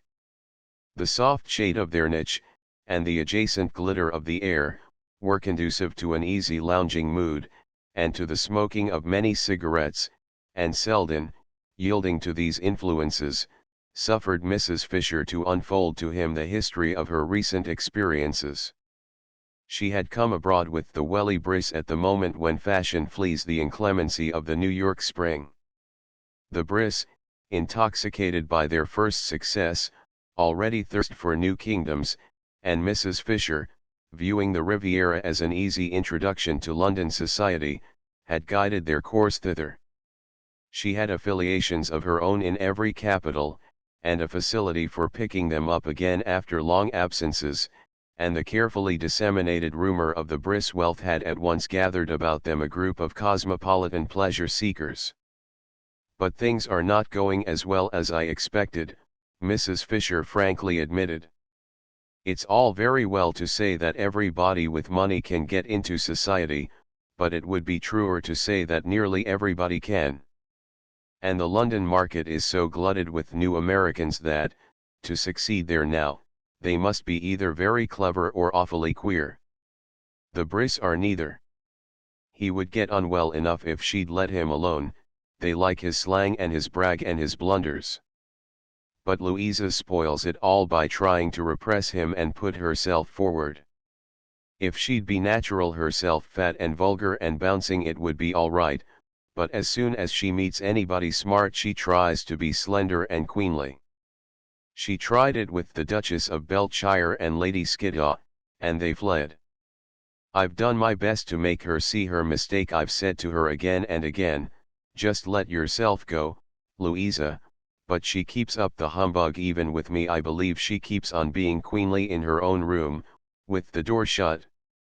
The worst of it is, Mrs. Fisher went on, that she thinks it's all my fault. When the Dorsets turned up here 6 weeks ago, and everybody began to make a fuss about Lily Bart, I could see Louisa thought that if she'd had Lily in tow instead of me she would have been hobnobbing with all the royalties by this time. She doesn't realize that it's Lily's beauty that does it. Lord Hubert tells me Lily is thought even handsomer than when he knew her at Ike's 10 years ago. It seems she was tremendously admired there. An Italian prince, rich and the real thing, wanted to marry her, but just at the critical moment a good-looking stepson turned up, and Lily was silly enough to flirt with him while her marriage settlements with the stepfather were being drawn up. Some people said the young man did it on purpose. You can fancy the scandal. There was an awful row between the men, and people began to look at Lily so queerly that Mrs. Peniston had to pack up and finish her cure elsewhere. Not that she ever understood. To this day she thinks that Ike's didn't suit her, and mentions her having been sent there as proof of the incompetence of French doctors. That's Lily all over, you know. She works like a slave preparing the ground and sowing her seed, but the day she ought to be reaping the harvest she oversleeps herself or goes off on a picnic. Mrs. Fisher paused and looked reflectively at the deep shimmer of sea between the cactus flowers. Sometimes, she added, I think it's just flightiness, and sometimes I think it's because, at heart, she despises the things she's trying for. And it's the difficulty of deciding that makes her such an interesting study. She glanced tentatively at Selden's motionless profile, and resumed with a slight sigh, well, all I can say is, I wish she'd give me some of her discarded opportunities. I wish we could change places now, for instance. She could make a very good thing out of the bris if she managed them properly, and I should know just how to look after George Dorset while Bertha is reading Verlaine with Nettie Silverton. She met Selden's sound of protest with a sharp derisive glance. Well, what's the use of mincing matters? We all know that's what Bertha brought her abroad for. When Bertha wants to have a good time she has to provide occupation for George. At first I thought Lily was going to play her cards well this time, but there are rumors that Bertha is jealous of her success here and at Cannes, and I shouldn't be surprised if there were a break any day. Lily's only safeguard is that Bertha needs her badly, oh, very badly. The Silverton affair is in the acute stage. It's necessary that George's attention should be pretty continuously distracted. And I'm bound to say Lily does distract it.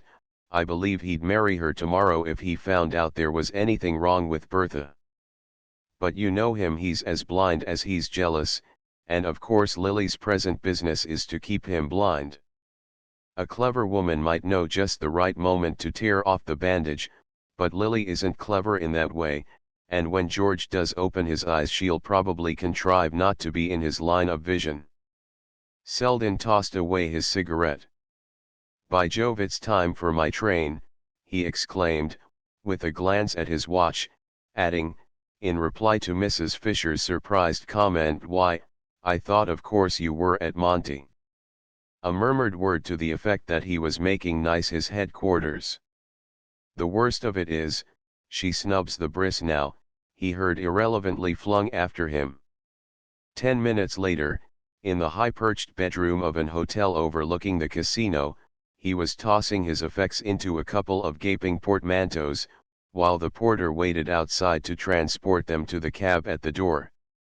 It took but a brief plunge down the steep white road to the station to land him safely in the afternoon express for Nice, and not till he was installed in the corner of an empty carriage, did he exclaim to himself, with a reaction of self-contempt, what the deuce am I running away from?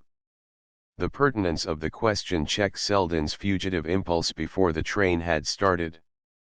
It was ridiculous to be flying like an emotional coward from an infatuation his reason had conquered. He had instructed his bankers to forward some important business letters to Nice, and at Nice he would quietly await them. He was already annoyed with himself for having left Monte Carlo, where he had intended to pass the week which remained to him before sailing, but it would now be difficult to return on his steps without an appearance of inconsistency from which his pride recoiled. In his inmost heart he was not sorry to put himself beyond the probability of meeting Miss Bart. Completely as he had detached himself from her, he could not yet regard her merely as a social instance, and viewed in a more personal ways she was not likely to be a reassuring object of study. Chance encounters, or even the repeated mention of her name, would send his thoughts back into grooves from which he had resolutely detached them, whereas, if she could be entirely excluded from his life, the pressure of new and varied impressions, with which no thought of her was connected, would soon complete the work of separation. Mrs. Fisher's conversation had, indeed, operated to that end, but the treatment was too painful to be voluntarily chosen while milder remedies were untried, and Selden thought he could trust himself to return gradually to a reasonable view of Miss Bart, if only he did not see her. Having reached the station early, he had arrived at this point in his reflections before the increasing throng on the platform warned him that he could not hope to preserve his privacy. The next moment there was a hand on the door, and he turned to confront the very face he was fleeing. Miss Bart, glowing with the haste of a precipitate descent upon the train, headed a group composed of the Dorsets, young Silverton, and Lord Hubert Dacey, who had barely time to spring into the carriage, and envelop Selden in ejaculations of surprise and welcome, before the whistle of departure sounded. The party, it appeared, were hastening to Nice in response to a sudden summons to dine with the Duchess of Beltshire and to see the water fete in the bay, a plan evidently improvised in spite of Lord Hubert's protesting, "Oh, I say, you know, for the express purpose of defeating Mrs. Bry's endeavour to capture the Duchess." During the laughing relation of this manoeuvre, Selden had time for a rapid impression of Miss Bart, who had seated herself opposite to him in the golden afternoon light. Scarcely 3 months had elapsed since he had parted from her on the threshold of the brisk conservatory, but a subtle change had passed over the quality of her beauty. Then it had had a transparency through which the fluctuations of the spirit were sometimes tragically visible, now its impenetrable surface suggested a process of crystallization which had fused her whole being into one hard brilliant substance. The change had struck Mrs. Fisher as a rejuvenation. To Selden it seemed like that moment of pause and arrest when the warm fluidity of youth is chilled into its final shape. He felt it in the way she smiled on him, and in the readiness and competence with which, flung unexpectedly into his presence, she took up the thread of their intercourse as though that thread had not been snapped with a violence from which he still reeled. Such facility sickened him, but he told himself that it was with the pang which precedes recovery. Now he would really get well, would eject the last drop of poison from his blood. Already he felt himself calmer in her presence than he had learned to be in the thought of her.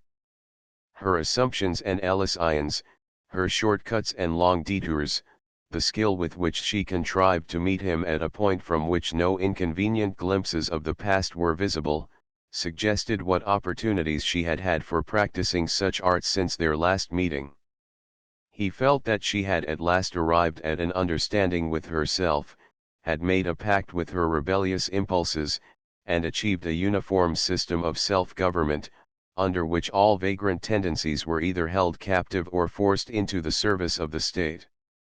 And he saw other things too in her manner, saw how it had adjusted itself to the hidden intricacies of a situation in which, even after Mrs. Fisher's elucidating flashes, he still felt himself agrope. Surely Mrs. Fisher could no longer charge Miss Bart with neglecting her opportunities. To Selden's exasperated observation, she was only too completely alive to them. She was perfect to everyone, subservient to Bertha's anxious predominance, good-naturedly watchful of Dorset's moods, brightly companionable to Silverton and Dacey, the latter of whom met her on an evident footing of old admiration, while young Silverton, portentously self-absorbed, seemed conscious of her only as of something vaguely obstructive. And suddenly, as Selden noted the fine shades of manner by which she harmonized herself with her surroundings, it flashed on him that, to need such adroit handling, the situation must indeed be desperate. She was on the edge of something, that was the impression left with him. He seemed to see her poised on the brink of a chasm, with one graceful foot advanced to assert her unconsciousness that the ground was failing her. On the Promenade d'Anglais, where Ned Silverton hung on him for the half-hour before dinner, he received a deeper impression of the general insecurity. Silverton was in a mood of titanic pessimism. How anyone could come to such a damned hole as the Riviera, anyone with a grain of imagination with the whole Mediterranean to choose from, but then, if one's estimate of a place depended on the way they broiled a spring chicken. Gad! What a study might be made of the tyranny of the stomach, the way a sluggish liver or insufficient gastric juices might affect the whole course of the universe, overshadow everything in reach. Chronic dyspepsia ought to be among the statutory causes. A woman's life might be ruined by a man's inability to digest fresh bread. Grotesque. Yes, and tragic like most absurdities. There's nothing grimmer than the tragedy that wears a comic mask. Where was he? Oh, the reason they chucked Sicily and rushed back. Well, partly, no doubt, Miss Bart's desire to get back to bridge and smartness. Dead as a stone to art and poetry, the light never was on sea or land for her. And of course she persuaded Dorset that the Italian food was bad for him. Oh, she could make him believe anything. Mrs. Dorset was aware of it, oh, perfectly, nothing she didn't see. But she could hold her tongue, she'd had to, often enough. Miss Bart was an intimate friend, she wouldn't hear a word against her. Only it hurts a woman's pride, there are some things one doesn't get used to. All this in confidence, of course. Ah, and there were the ladies signaling from the balcony of the hotel. He plunged across the promenade, leaving Selden to a meditative cigar. The conclusions it led him to were fortified, later in the evening, by some of those faint corroborative hints that generate a light of their own in the dusk of a doubting mind. Selden, stumbling on a chance acquaintance, had dined with him, and adjourned, still in his company, to the brightly lit promenade, where a line of crowded stands commanded the glittering darkness of the waters. The night was soft and persuasive. Overhead hung a summer sky furrowed with the rush of rockets, and from the east a late moon, pushing up beyond a lofty bend of the coast, sent across the bay a shaft of brightness which paled to ashes in the red glitter of the illuminated boats. Down the lantern-hung promenade, snatches of band music floated above the hum of the crowd and the soft tossing of boughs in dusky gardens, and between these gardens and the backs of the stands there flowed a stream of people in whom the vociferous carnival mood seemed tempered by the growing languor of the season. Selden and his companion, unable to get seats on one of the stands facing the bay, had wandered for a while with the throng, and then found a point of vantage on a high garden parapet above the promenade. Thence they caught but a triangular glimpse of the water, and of the flashing play of boats across its surface, but the crowd in the street was under their immediate view, and seemed to Selden, on the whole, of more interest than the show itself. After a while, however, he wearied of his perch and, dropping alone to the pavement, pushed his way to the first corner and turned into the moonlit silence of a side street. Long garden walls overhung by trees made a dark boundary to the pavement, an empty cab trailed along the deserted thoroughfare, and presently Selden saw two persons emerge from the opposite shadows, signal to the cab, and drive off in it toward the center of the town. The moonlight touched them as they paused to enter the carriage, and he recognized Mrs. Dorset and young Silverton. Beneath the nearest lamp-post he glanced at his watch and saw that the time was close on 11. He took another cross street, and without breasting the throng on the promenade, made his way to the fashionable club which overlooks that thoroughfare. Here, amid the blaze of crowded baccarat tables, he caught sight of Lord Hubert Dacey, seated with his habitual worn smile behind a rapidly dwindling heap of gold. The heap being in due course wiped out, Lord Hubert rose with a shrug, and joining Selden, adjourned with him to the deserted terrace of the club. It was now past midnight, and the throng on the stands was dispersing, while the long trails of red-lit boats scattered and faded beneath a sky repossessed by the tranquil splendor of the moon. Lord Hubert looked at his watch. "By Jove, I promised to join the Duchess for supper at the London house, but it's past 12, and I suppose they've all scattered. The fact is, I lost them in the crowd soon after dinner, and took refuge here, for my sins.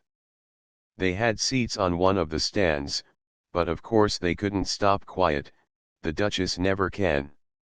She and Miss Bart went off in quest of what they call adventures. Gad, it ain't their fault if they don't have some queer ones." He added tentatively, after pausing to grope for a cigarette, "Miss Bart's an old friend of yours, I believe." "So she told me. Thanks, I don't seem to have one left." He lit Selden's proffered cigarette, and continued, in his high-pitched drawling tone, "None of my business, of course, but I didn't introduce her to the Duchess. Charming woman, the Duchess, you understand, and a very good friend of mine, but rather a liberal education." Selden received this in silence, and after a few puffs Lord Hubert broke out again, "Sort of thing one can't communicate to the young lady, though young ladies nowadays are so competent to judge for themselves, but in this case I'm an old friend too, you know, and there seemed no one else to speak to. The whole situation's a little mixed, as I see it, but there used to be an aunt somewhere, a diffuse and innocent person, who was great at bridging over chasms she didn't see." "Ah, in New York, is she? Pity New York's such a long way off."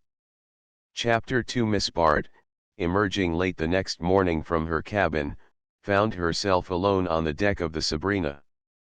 The cushioned chairs, disposed expectantly under the wide awning, showed no signs of recent occupancy, and she presently learned from a steward that Mrs. Dorset had not yet appeared, and that the gentlemen separately had gone ashore as soon as they had breakfasted. Supplied with these facts, Lily leaned a while over the side, giving herself up to a leisurely enjoyment of the spectacle before her. Unclouded sunlight enveloped sea and shore in a bath of purest radiancy.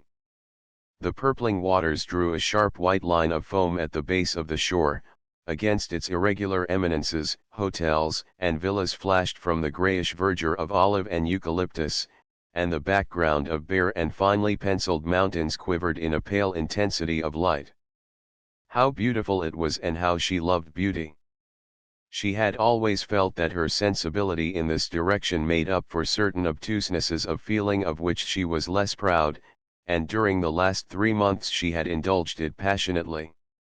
The Dorsets' invitation to go abroad with them had come as an almost miraculous release from crushing difficulties, and her faculty for renewing herself in new scenes, and casting off problems of conduct as easily as the surroundings in which they had arisen, made the mere change from one place to another seem, not merely a postponement, but a solution of her troubles.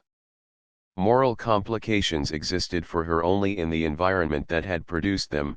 She did not mean to slight or ignore them, but they lost their reality when they changed their background. She could not have remained in New York without repaying the money she owed to Trenor. To acquit herself of that odious debt she might even have faced a marriage with Rosedale, but the accident of placing the Atlantic between herself and her obligations made them dwindle out of sight as if they had been milestones and she had travelled past them. Her 2 months on the Sabrina had been especially calculated to aid this illusion of distance. She had been plunged into new scenes, and had found in them a renewal of old hopes and ambitions. The cruise itself charmed her as a romantic adventure. She was vaguely touched by the names and scenes amid which she moved, and had listened to Ned Silverton reading Theocritus by moonlight, as the yacht rounded the Sicilian promontories, with a thrill of the nerves that confirmed her belief in her intellectual superiority. But the weeks at Cannes and Nice had really given her more pleasure. The gratification of being welcomed in high company, and of making her own ascendancy felt there, so that she found herself figuring once more as the beautiful Miss Bart in the interesting journal devoted to recording the least movements of her cosmopolitan companions. All these experiences tended to throw into the extreme background of memory the prosaic and sordid difficulties from which she had escaped. If she was faintly aware of fresh difficulties ahead, she was sure of her ability to meet them. It was characteristic of her to feel that the only problems she could not solve were those with which she was familiar. Meanwhile she could honestly be proud of the skill with which she had adapted herself to somewhat delicate conditions. She had reason to think that she had made herself equally necessary to her host and hostess, and if only she had seen any perfectly irreproachable means of drawing a financial profit from the situation, there would have been no cloud on her horizon. The truth was that her funds, as usual, were inconveniently low, and to neither Dorset nor his wife could this vulgar embarrassment be safely hinted. Still, the need was not a pressing one. She could worry along, as she had so often done before, with the hope of some happy change of fortune to sustain her, and meanwhile life was gay and beautiful and easy, and she was conscious of figuring not unworthily in such a setting. She was engaged to breakfast that morning with the Duchess of Beltshire, and at 12 o'clock she asked to be set ashore in the gig. Before this she had sent her maid to inquire if she might see Mrs. Dorset, but the reply came back that the latter was tired, and trying to sleep. Lily thought she understood the reason of the rebuff. Her hostess had not been included in the Duchess's invitation, though she herself had made the most loyal efforts in that direction. But her Grace was impervious to hints, and invited or omitted as she chose. It was not Lily's fault if Mrs. Dorset's complicated attitudes did not fall in with the Duchess's easy gait. The Duchess, who seldom explained herself, had not formulated her objection beyond saying, "She's rather a bore, you know. The only one of your friends I like is that little Mr. Bry. He's funny." But Lily knew enough not to press the point, and was not altogether sorry to be thus distinguished at her friend's expense. Bertha certainly had grown tiresome since she had taken to poetry and Ned Silverton. On the whole, it was a relief to break away now and then from the Sabrina, and the Duchess's little breakfast, organized by Lord Hubert with all his usual virtuosity, was the pleasanter to Lily for not including her traveling companions. Dorset, of late, had grown more than usually morose and incalculable, and Ned Silverton went about with an air that seemed to challenge the universe.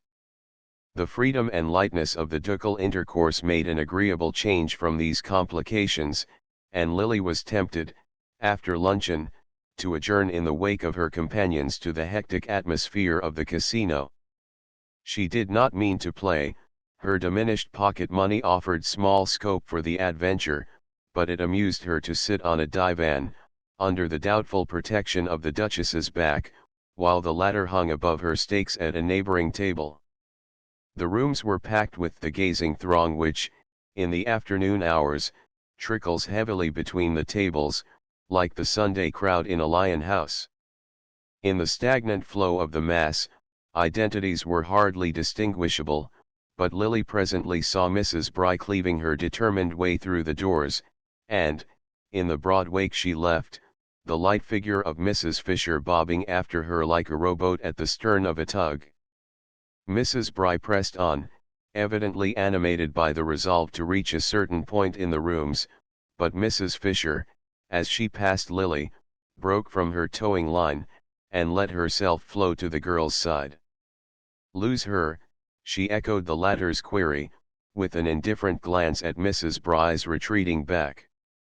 "I dare say it doesn't matter, I have lost her already." And, as Lily exclaimed, she added, "We had an awful row this morning.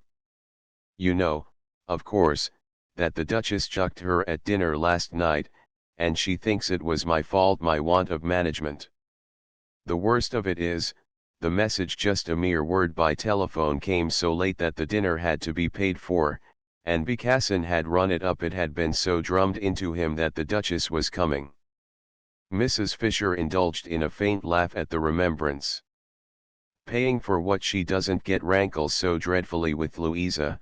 I can't make her see that it's one of the preliminary steps to getting what you haven't paid for, and as I was the nearest thing to smash, she smashed me to atoms, poor dear." Lily murmured her commiseration. Impulses of sympathy came naturally to her, and it was instinctive to proffer her help to Mrs. Fisher. "If there's anything I can do, if it's only a question of meeting the Duchess." "I heard her say she thought Mr. Bry amusing," but Mrs. Fisher interposed with a decisive gesture. "My dear, I have my pride, the pride of my trade. I couldn't manage the Duchess, and I can't palm off your arts on Louisa Bry as mine. I've taken the final step, I go to Paris tonight with the Sam Gormers. They're still in the elementary stage, an Italian prince is a great deal more than a prince to them, and they're always on the brink of taking a courier for one. To save them from that is my present mission." She laughed again at the picture. "But before I go, I want to make my last will and testament. I want to leave you the bris." "Me?" Miss Bart joined in her amusement. "It's charming of you to remember me, dear, but really you're already so well provided for." Mrs. Fisher flashed a sharp glance at her. "Are you, though, Lily, to the point of rejecting my offer?" Miss Bart colored slowly. "What I really meant was, that the bris wouldn't in the least care to be so disposed of." Mrs. Fisher continued to probe her embarrassment with an unflinching eye. "What you really meant was that you've snubbed the bris horribly, and you know that they no carry." "Oh, on certain sides Louisa bristles with perceptions. If you'd even managed to have them asked once on the Sabrina, especially when royalties were coming. But it's not too late," she ended earnestly, "it's not too late for either of you." Lily smiled. "Stay over, and I'll get the Duchess to dine with them." "I shan't stay over, the Gormers have paid for my salon lit," said Mrs. Fisher with simplicity. "But get the Duchess to dine with them all the same." Lily's smile again flowed into a slight laugh, her friend's importunity was beginning to strike her as irrelevant. "I'm sorry I have been negligent about the bris," she began. "Oh, as to the bris, it's you I'm thinking of," said Mrs. Fisher abruptly. She paused, and then, bending forward, with a lowered voice, "You know we all went on to Nice last night when the Duchess chucked us. It was Louisa's idea. I told her what I thought of it." Miss Bart assented. "Yes, I caught sight of you on the way back, at the station." "Well, the man who was in the carriage with you and George Dorset, that horrid little dabham who does society notes from the Riviera, had been dining with us at Nice. And he's telling everybody that you and Dorset came back alone after midnight." "Alone? When he was with us?" Lily laughed, but her laugh faded into gravity under the prolonged implication of Mrs. Fisher's look. "We did come back alone, if that's so very dreadful." "But whose fault was it?" "The Duchess was spending the night at Simia's with the Crown Princess. Bertha got bored with the show, and went off early, promising to meet us at the station. We turned up on time, but she didn't turn up at all." Miss Bart made this announcement in the tone of one who presents, with careless assurance, a complete vindication, but Mrs. Fisher received it in a manner almost inconsequent. She seemed to have lost sight of her friend's part in the incident. Her inward vision had taken another slant. "Bertha never turned up at all? Then how on earth did she get back?" "Oh, by the next train, I suppose. There were 2 extra ones for the fete. At any rate, I know she's safe on the yacht, though I haven't yet seen her. But you see, it was not my fault," Lily summed up. "Not your fault that Bertha didn't turn up? My poor child, if only you don't have to pay for it." Mrs. Fisher rose. She had seen Mrs. Bry surging back in her direction. "There's Louisa, and I must be off. Oh, we're on the best of terms externally, we're lunching together, but at heart it's me she's lunching on," she explained, and with a last hand clasp and a last look, she added, "Remember, I leave her to you. She's hovering now, ready to take you in." Lily carried the impression of Mrs. Fisher's leave-taking away with her from the casino doors. She had accomplished, before leaving, the first step toward her reinstatement in Mrs. Bry's good graces. An affable advance, a vague murmur that they must see more of each other, an elusive glance to a near future that was felt to include the Duchess as well as the Sabrina. How easily it was all done, if one possessed the knack of doing it. She wondered at herself, as she had so often wondered, that, possessing the knack, she did not more consistently exercise it. But sometimes she was forgetful, and sometimes, could it be that she was proud? Today, at any rate, she had been vaguely conscious of a reason for sinking her pride, had in fact even sunk it to the point of suggesting to Lord Hubert Dacey, whom she ran across on the casino steps, that he might really get the Duchess to dine with the Briss, if she undertook to have them asked on the Sabrina. Lord Hubert had promised his help, with the readiness on which she could always count. It was his only way of ever reminding her that he had once been ready to do so much more for her. Her path, in short, seemed to smooth itself before her as she advanced, yet the faint stir of uneasiness persisted. Had it been produced, she wondered, by her chance meeting with Selden? She thought not. Time and change seemed so completely to have relegated him to his proper distance. The sudden and exquisite reaction from her anxieties had had the effect of throwing the recent past so far back that even Selden, as part of it, retained a certain air of unreality.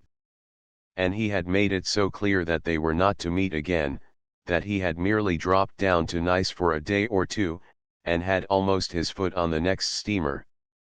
No, that part of the past had merely surged up for a moment on the fleeing surface of events, and now that it was submerged again, the uncertainty, the apprehension persisted.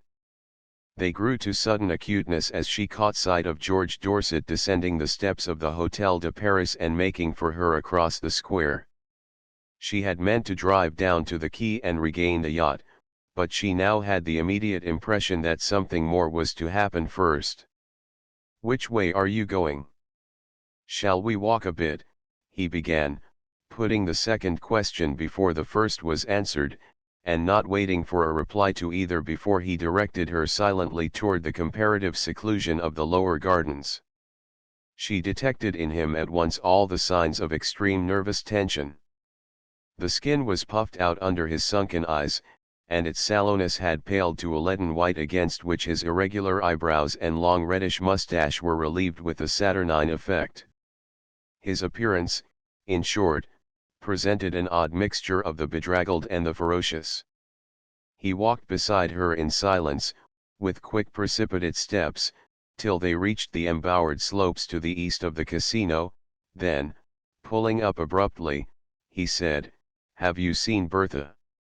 "No, when I left the yacht she was not yet up." He received this with a laugh like the whirring sound in a disabled clock. "Not yet up? Had she gone to bed? Do you know at what time she came on board?" "This morning at 7, he exclaimed. "At 7? Lily started. "What happened, an accident to the train?" He laughed again. "They missed the train, all the trains they had to drive back." "Well?" She hesitated, feeling at once how little even this necessity accounted for the fatal lapse of hours. "Well, they couldn't get a carriage at once at that time of night." You know, the explanatory note made it almost seem as though he were putting the case for his wife, and when they finally did, it was only a one-horse cab, and the horse was lame. "How tiresome!" "I see," she affirmed, with the more earnestness because she was so nervously conscious that she did not, and after a pause she added, "I'm so sorry, but ought we to have waited?" "Waited for the one-horse cab? It would scarcely have carried the four of us, do you think?" She took this in what seemed the only possible way, with a laugh intended to sink the question itself in his humorous treatment of it. "Well, it would have been difficult, we should have had to walk by turns. But it would have been jolly to see the sun rise." "Yes, the sunrise was jolly," he agreed. "Was it? You saw it, then?" "I saw it, yes, from the deck. I waited up for them." "Naturally, I suppose you were worried. Why didn't you call on me to share your vigil?"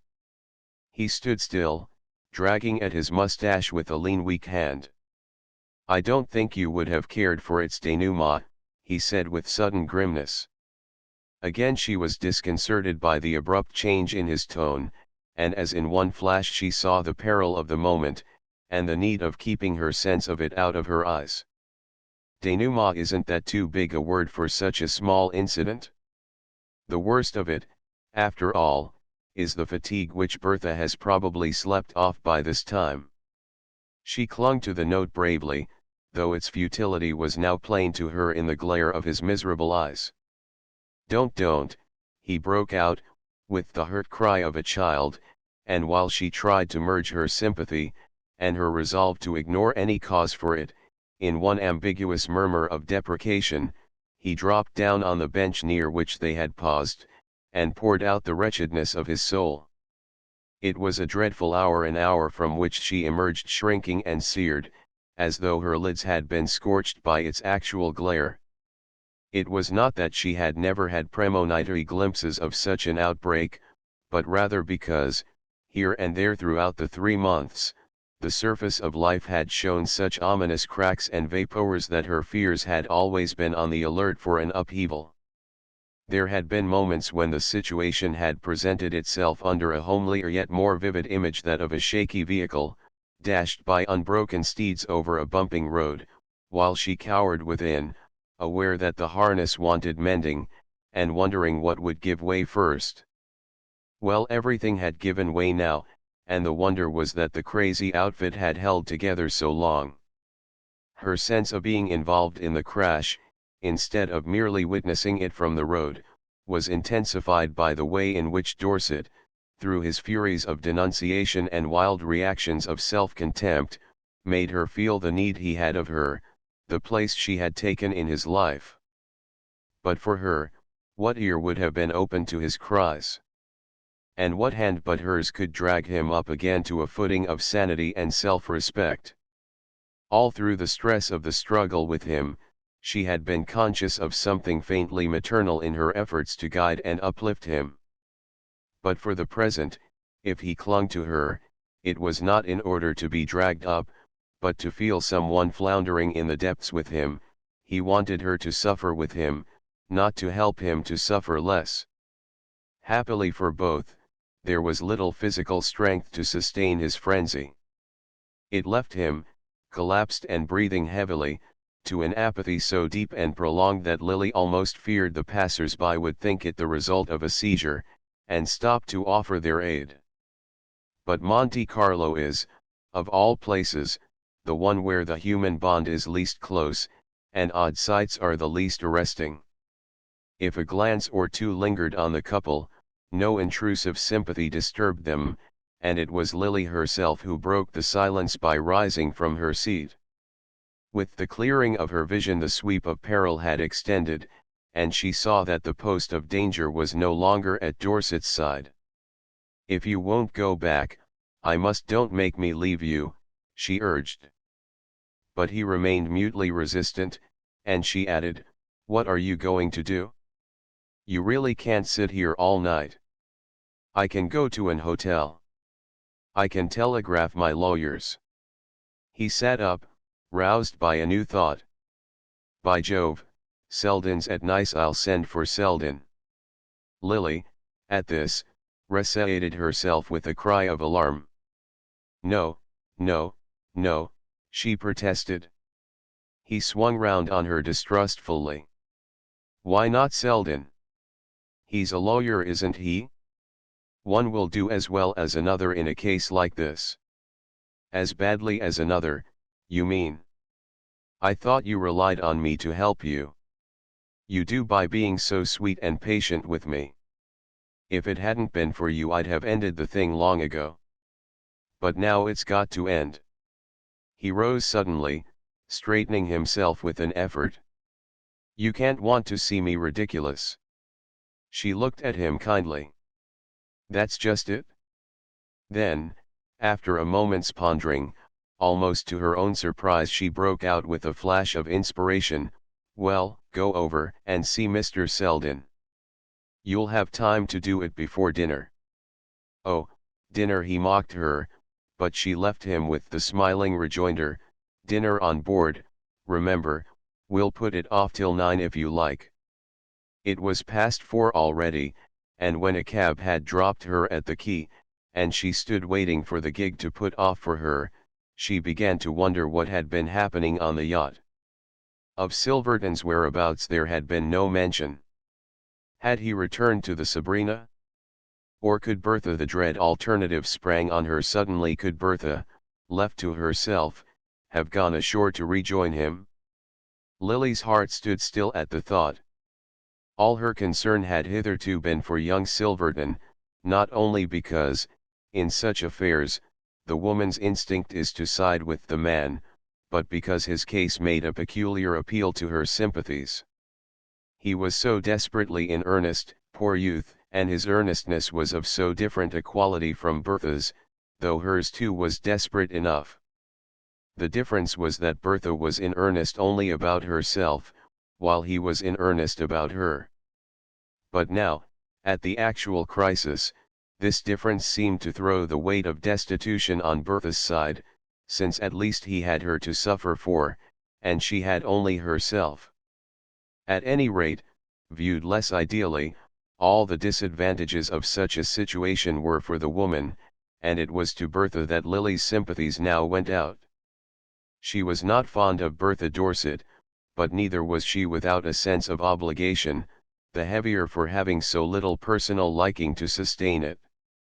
Bertha had been kind to her, they had lived together, during the last months, on terms of easy friendship, and the sense of friction of which Lily had recently become aware seemed to make it the more urgent that she should work undividedly in her friend's interest. It was in Bertha's interest, certainly, that she had dispatched Dorset to consult with Lawrence Selden. Once the grotesqueness of the situation accepted, She had seen at a glance that it was the safest in which Dorset could find himself. Who but Selden could thus miraculously combine the skill to save Bertha with the obligation of doing so? The consciousness that much skill would be required made Lily rest thankfully in the greatness of the obligation. Since he would have to pull Bertha through, she could trust him to find a way, and she put the fullness of her trust in the telegram she managed to send him on her way to the quay. Thus far, then, Lily felt that she had done well, and the conviction strengthened her for the task that remained. She and Bertha had never been on confidential terms, but at such a crisis the barriers of reserve must surely fall. Dorset's wild allusions to the scene of the morning made Lily feel that they were down already, and that any attempt to rebuild them would be beyond Bertha's strength. She pictured the poor creature shivering behind her fallen defenses and awaiting with suspense the moment when she could take refuge in the first shelter that offered. If only that shelter had not already offered itself elsewhere. As the gig traversed the short distance between the quay and the yacht, Lily grew more than ever alarmed at the possible consequences of her long absence. What if the wretched Bertha, finding in all the long hours no soul to turn to, but by this time Lily's eager foot was on the side ladder, and her first step on the Sabrina showed the worst of her apprehensions to be unfounded, for there, in the luxurious shade of the afterdeck, the wretched Bertha, in full command of her usual attenuated elegance, sat dispensing tea to the Duchess of Beltshire and Lord Hubert. The sight filled Lily with such surprise that she felt that Bertha, at least, must read its meaning in her look, and she was proportionately disconcerted by the blankness of the look returned. But in an instant she saw that Mrs. Dorset had, of necessity, to look blank before the others, and that, to mitigate the effect of her own surprise, she must at once produce some simple reason for it. The long habit of rapid transitions made it easy for her to exclaim to the Duchess, "Why, I thought you'd gone back to the Princess," and this sufficed for the lady she addressed, if it was hardly enough for Lord Hubert. At least it opened the way to a lively explanation of how the Duchess was, in fact, going back the next moment, but had first rushed out to the yacht for a word with Mrs. Dorset on the subject of tomorrow's dinner, the dinner with the Briss, to which Lord Hubert had finally insisted on dragging them. "To save my neck, you know," he explained, with a glance that appealed to Lily for some recognition of his promptness, and the Duchess added, with her noble candour, "Mr. Bry has promised him a tip, and he says if we go he'll pass it on to us." This led to some final pleasantries, in which, as it seemed to Lily, Mrs. Dorset bore her part with astounding bravery, and at the close of which Lord Hubert, from halfway down the side ladder, called back, with an air of numbering heads, "And of course we may count on Dorset too." "Oh, count on him," his wife assented gaily. She was keeping up well to the last, but as she turned back from waving her adieus over the side, Lily said to herself that the mask must drop and the soul of fear look out. Mrs. Dorset turned back slowly, perhaps she wanted time to steady her muscles, at any rate, they were still under perfect control when, dropping once more into her seat behind the tea table, she remarked to Miss Bart with a faint touch of irony, "I suppose I ought to say good morning." If it was a cue, Lily was ready to take it, though with only the vaguest sense of what was expected of her in return. There was something unnerving in the contemplation of Mrs. Dorset's composure, and she had to force the light tone in which she answered, "I tried to see you this morning, but you were not yet up." "No, I got to bed late. After we missed you at the station I thought we ought to wait for you till the last train." She spoke very gently, but with just the least tinge of reproach. "You missed us? You waited for us at the station?" Now indeed Lily was too far adrift in bewilderment to measure the other's words or keep watch on her own. "But I thought you didn't get to the station till after the last train had left." Mrs. Dorset, examining her between lowered lids, met this with the immediate query, "Who told you that?" George, I saw him just now in the gardens. Ah, is that George's version? Poor George, he was in no state to remember what I told him. He had one of his worst attacks this morning, and I packed him off to see the doctor. Do you know if he found him? Lily, still lost in conjecture, made no reply, and Mrs. Dorset settled herself indolently in her seat. He'll wait to see him, he was horribly frightened about himself. It's very bad for him to be worried, and whenever anything upsetting happens, it always brings on an attack. This time Lily felt sure that a cue was being pressed on her, but it was put forth with such startling suddenness, and with so incredible an air of ignoring what it led up to, that she could only falter out doubtfully, anything upsetting. Yes, such as having you so conspicuously on his hands in the small hours. You know, my dear, you're rather a big responsibility in such a scandalous place after midnight. At the complete unexpectedness and the inconceivable audacity of it, Lily could not restrain the tribute of an astonished laugh. Well, really, considering it was you who burdened him with the responsibility. Mrs. Dorset took this with an exquisite mildness. By not having the superhuman cleverness to discover you in that frightful rush for the train? Or the imagination to believe that you'd take it without us, you and he all alone, instead of waiting quietly in the station till we did manage to meet you. Lily's color rose. It was growing clear to her that Bertha was pursuing an object, following a line she had marked out for herself. Only, with such a doom impending, why waste time in these childish efforts to avert it? The puerility of the attempt disarmed Lily's indignation. Did it not prove how horribly the poor creature was frightened? No, by our simply all keeping together at Nice, she returned. Keeping together? When it was you who seized the first opportunity to rush off with the Duchess and her friends. My dear Lily, you are not a child to be led by the hand. No, nor to be lectured, Bertha, really, if that's what you are doing to me now. Mrs. Dorset smiled on her reproachfully. Lecture you, I? Heaven forbid. I was merely trying to give you a friendly hint. But it's usually the other way round, isn't it? I'm expected to take hints, not to give them. I've positively lived on them all these last months. Hints from me to you? Lily repeated. Oh, negative ones, merely what not to be and to do and to see. And I think I've taken them to admiration.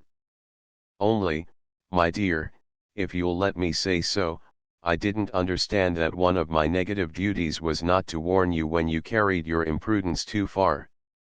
A chill of fear passed over Miss Bart, a sense of remembered treachery that was like the gleam of a knife in the dusk. But compassion, in a moment, got the better of her instinctive recoil. What was this outpouring of senseless bitterness but the tracked creature's attempt to cloud the medium through which it was fleeting?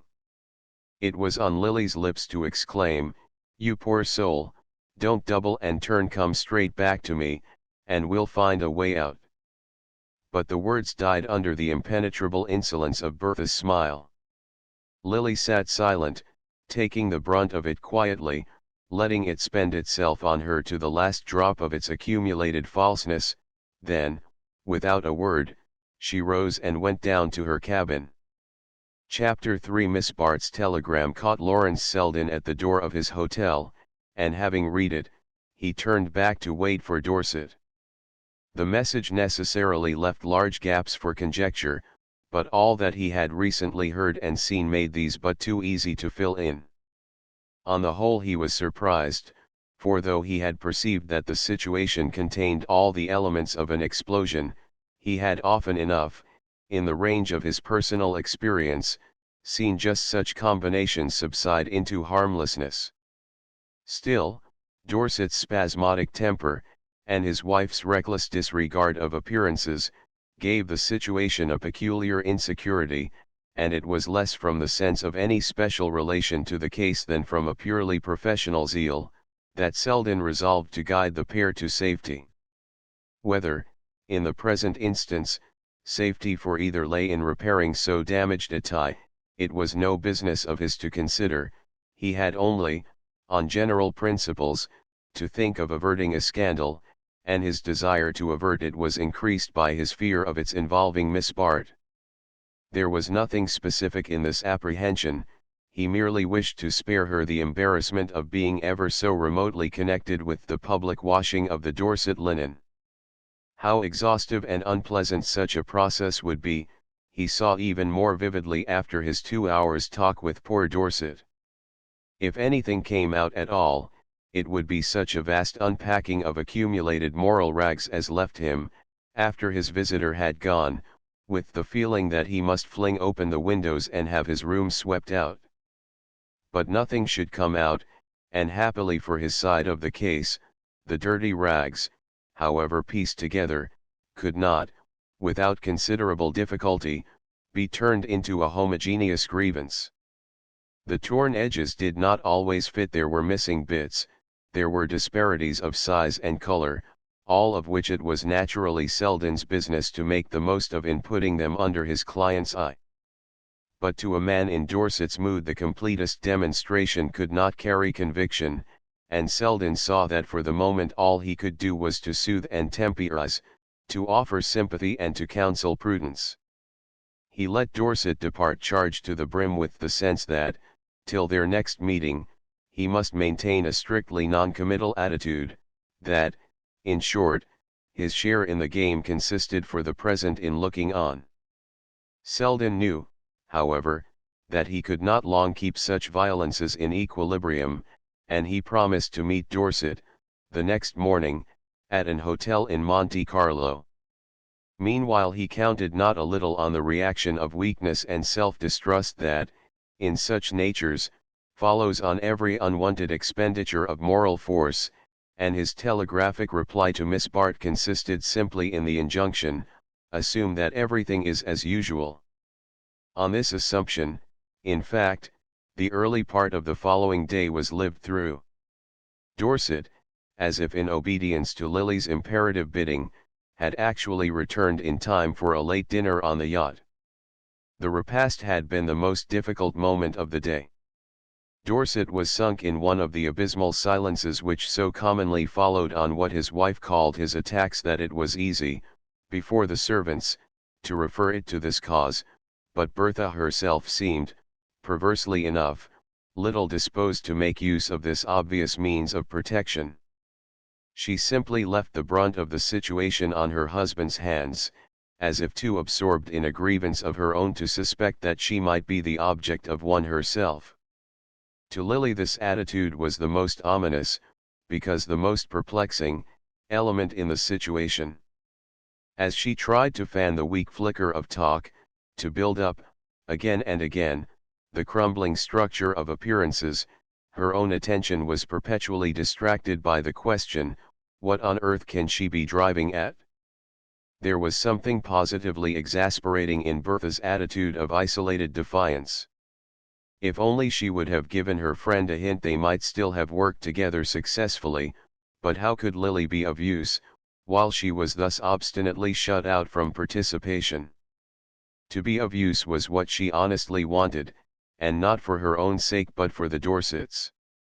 She had not thought of her own situation at all, she was simply engrossed in trying to put a little order in theirs. But the close of the short dreary evening left her with a sense of effort hopelessly wasted. She had not tried to see Dorset alone, she had positively shrunk from a renewal of his confidences. It was Bertha whose confidence she sought, and who should as eagerly have invited her own, and Bertha, as if in the infatuation of self-destruction, was actually pushing away her rescuing hand. Lily, going to bed early, had left the couple to themselves, and it seemed part of the general mystery in which she moved that more than an hour should elapse before she heard Bertha walk down the silent passage and regain her room. The morrow, rising on an apparent continuance of the same conditions, revealed nothing of what had occurred between the confronted pair. One fact alone outwardly proclaimed the change they were all conspiring to ignore, and that was the non-appearance of Ned Silverton. No one referred to it, and this tacit avoidance of the subject kept it in the immediate foreground of consciousness. But there was another change, perceptible only to Lily, and that was that Dorset now avoided her almost as pointedly as his wife. Perhaps he was repenting his rash outpourings of the previous day, perhaps only trying, in his clumsy way, to conform to Selden's counsel to behave as usual. Such instructions no more make for easiness of attitude than the photographer's behest to look natural, and in a creature as unconscious as poor Dorset of the appearance he habitually presented, the struggle to maintain a pose was sure to result in queer contortions. It resulted, at any rate, in throwing Lily strangely on her own resources. She had learned, on leaving her room, that Mrs. Dorset was still invisible, and that Dorset had left the yacht early, and feeling too restless to remain alone, she too had herself ferried ashore. Straying toward the casino, she attached herself to a group of acquaintances from Nice, with whom she lunched, and in whose company she was returning to the rooms when she encountered Selden crossing the square. She could not, at the moment, separate herself definitely from her party, who had hospitably assumed that she would remain with them till they took their departure, but she found time for a momentary pause of inquiry, to which he promptly returned, "I've seen him again, he's just left me." She waited before him anxiously. "Well, what has happened? What will happen?"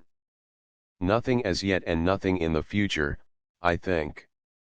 "It's over, then?" "It's settled." "You're sure?" He smiled. "Give me time." "I'm not sure, but I'm a good deal surer." And with that she had to content herself, and hasten on to the expectant group on the steps. Selden had in fact given her the utmost measure of his sureness, had even stretched it a shade to meet the anxiety in her eyes. And now, as he turned away, strolling down the hill toward the station, that anxiety remained with him as the visible justification of his own. It was not, indeed, anything specific that he feared. There had been a literal truth in his declaration that he did not think anything would happen. What troubled him was that, though Dorset's attitude had perceptibly changed, the change was not clearly to be accounted for.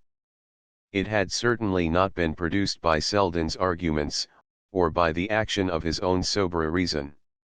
5 minutes' talk sufficed to show that some alien influence had been at work, and that it had not so much subdued his resentment as weakened his will, so that he moved under it in a state of apathy, like a dangerous lunatic who has been drugged.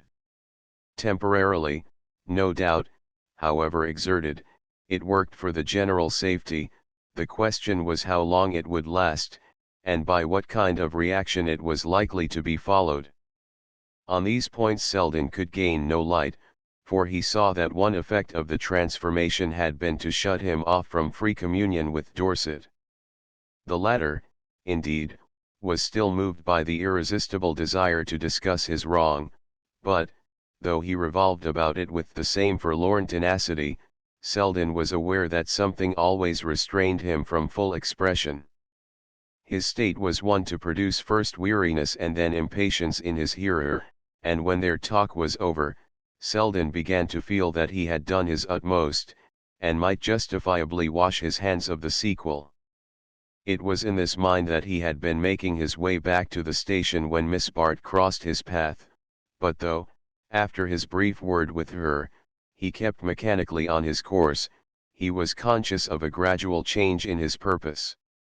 The change had been produced by the look in her eyes, and in his eagerness to define the nature of that look, he dropped into a seat in the gardens, and sat brooding upon the question. It was natural enough, in all conscience, that she should appear anxious. A young woman placed, in the close intimacy of a yachting cruise, between a couple on the verge of disaster, could hardly, aside from her concern for her friends, be insensible to the awkwardness of her own position. The worst of it was that, in interpreting Miss Bart's state of mind, So many alternative readings were possible, and one of these, in Selden's troubled mind, took the ugly form suggested by Mrs. Fisher. If the girl was afraid, was she afraid for herself or for her friends? And to what degree was her dread of a catastrophe intensified by the sense of being fatally involved in it?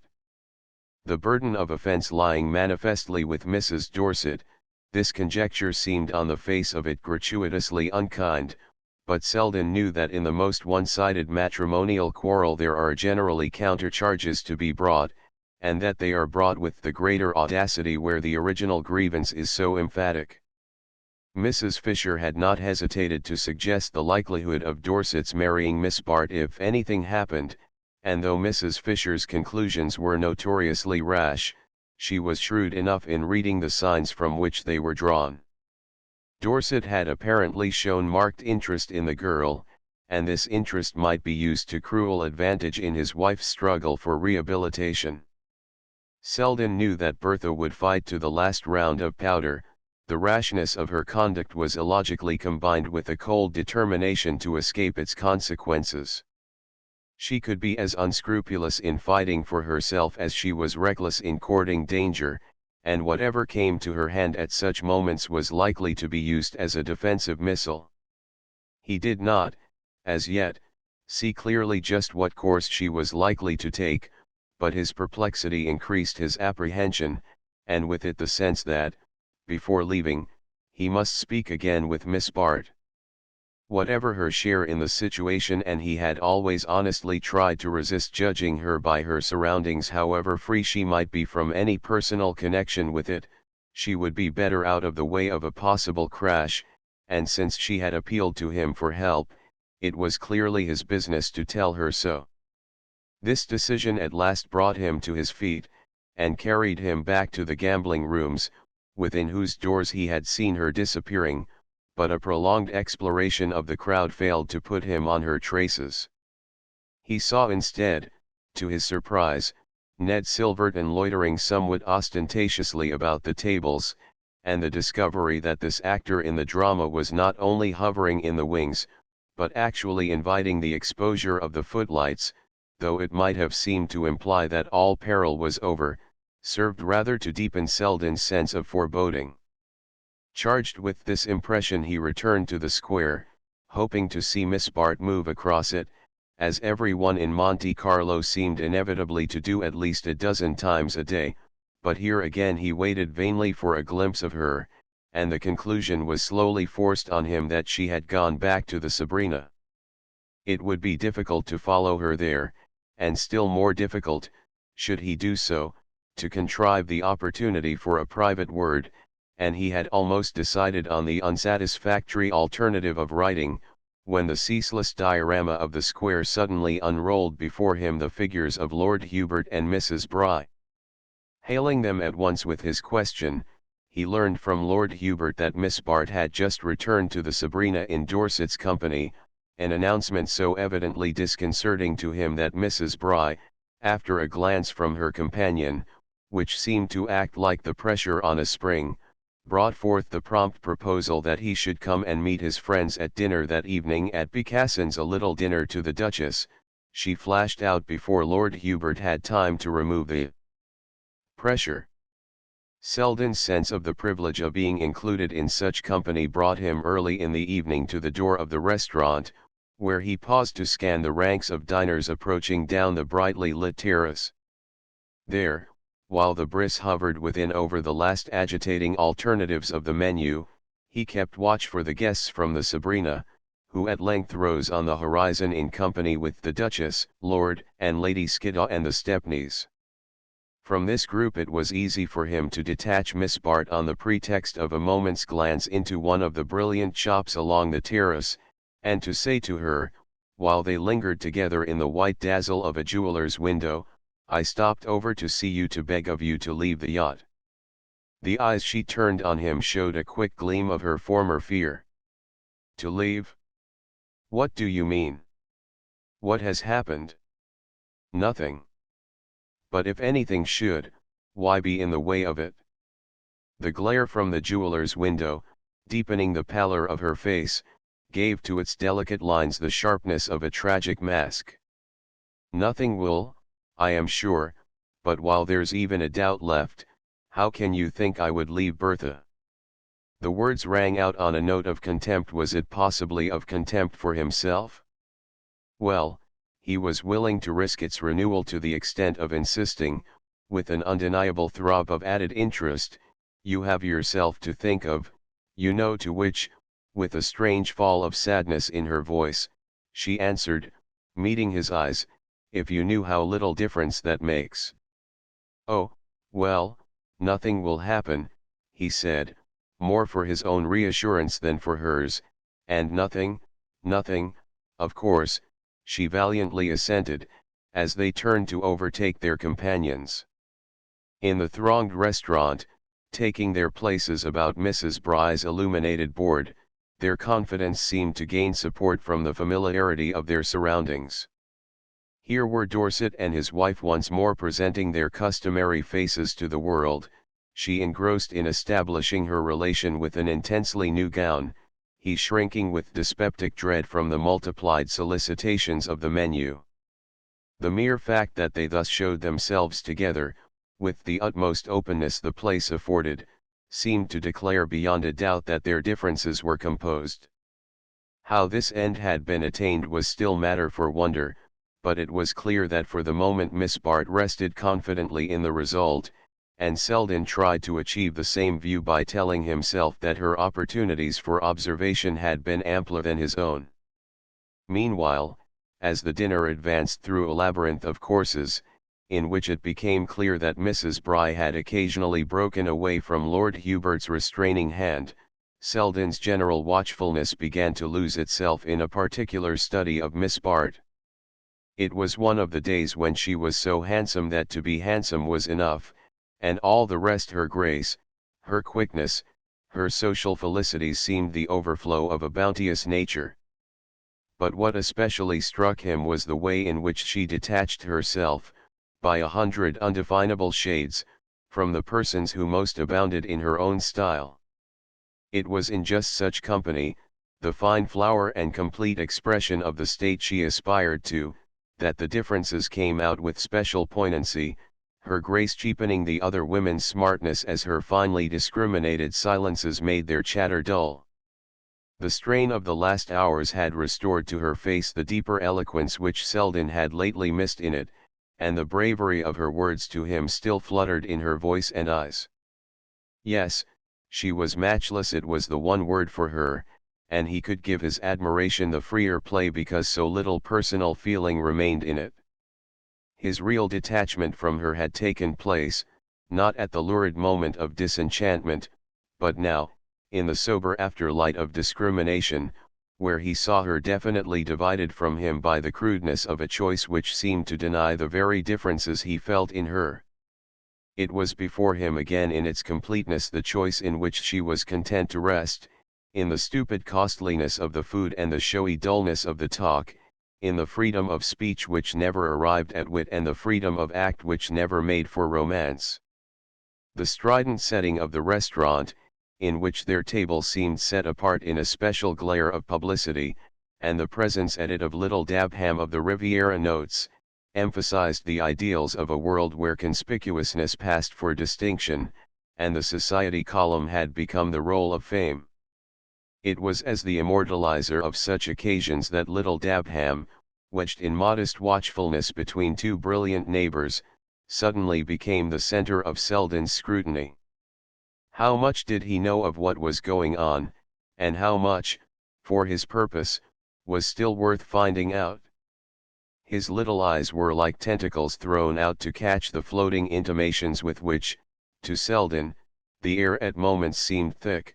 Then again it cleared to its normal emptiness, and he could see nothing in it for the journalist but leisure to note the elegance of the ladies' gowns.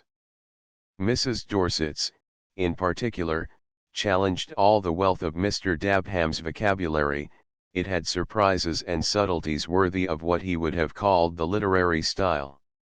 At first, as Selden had noticed, it had been almost too preoccupying to its wearer, but now she was in full command of it, and was even producing her effects with unwonted freedom.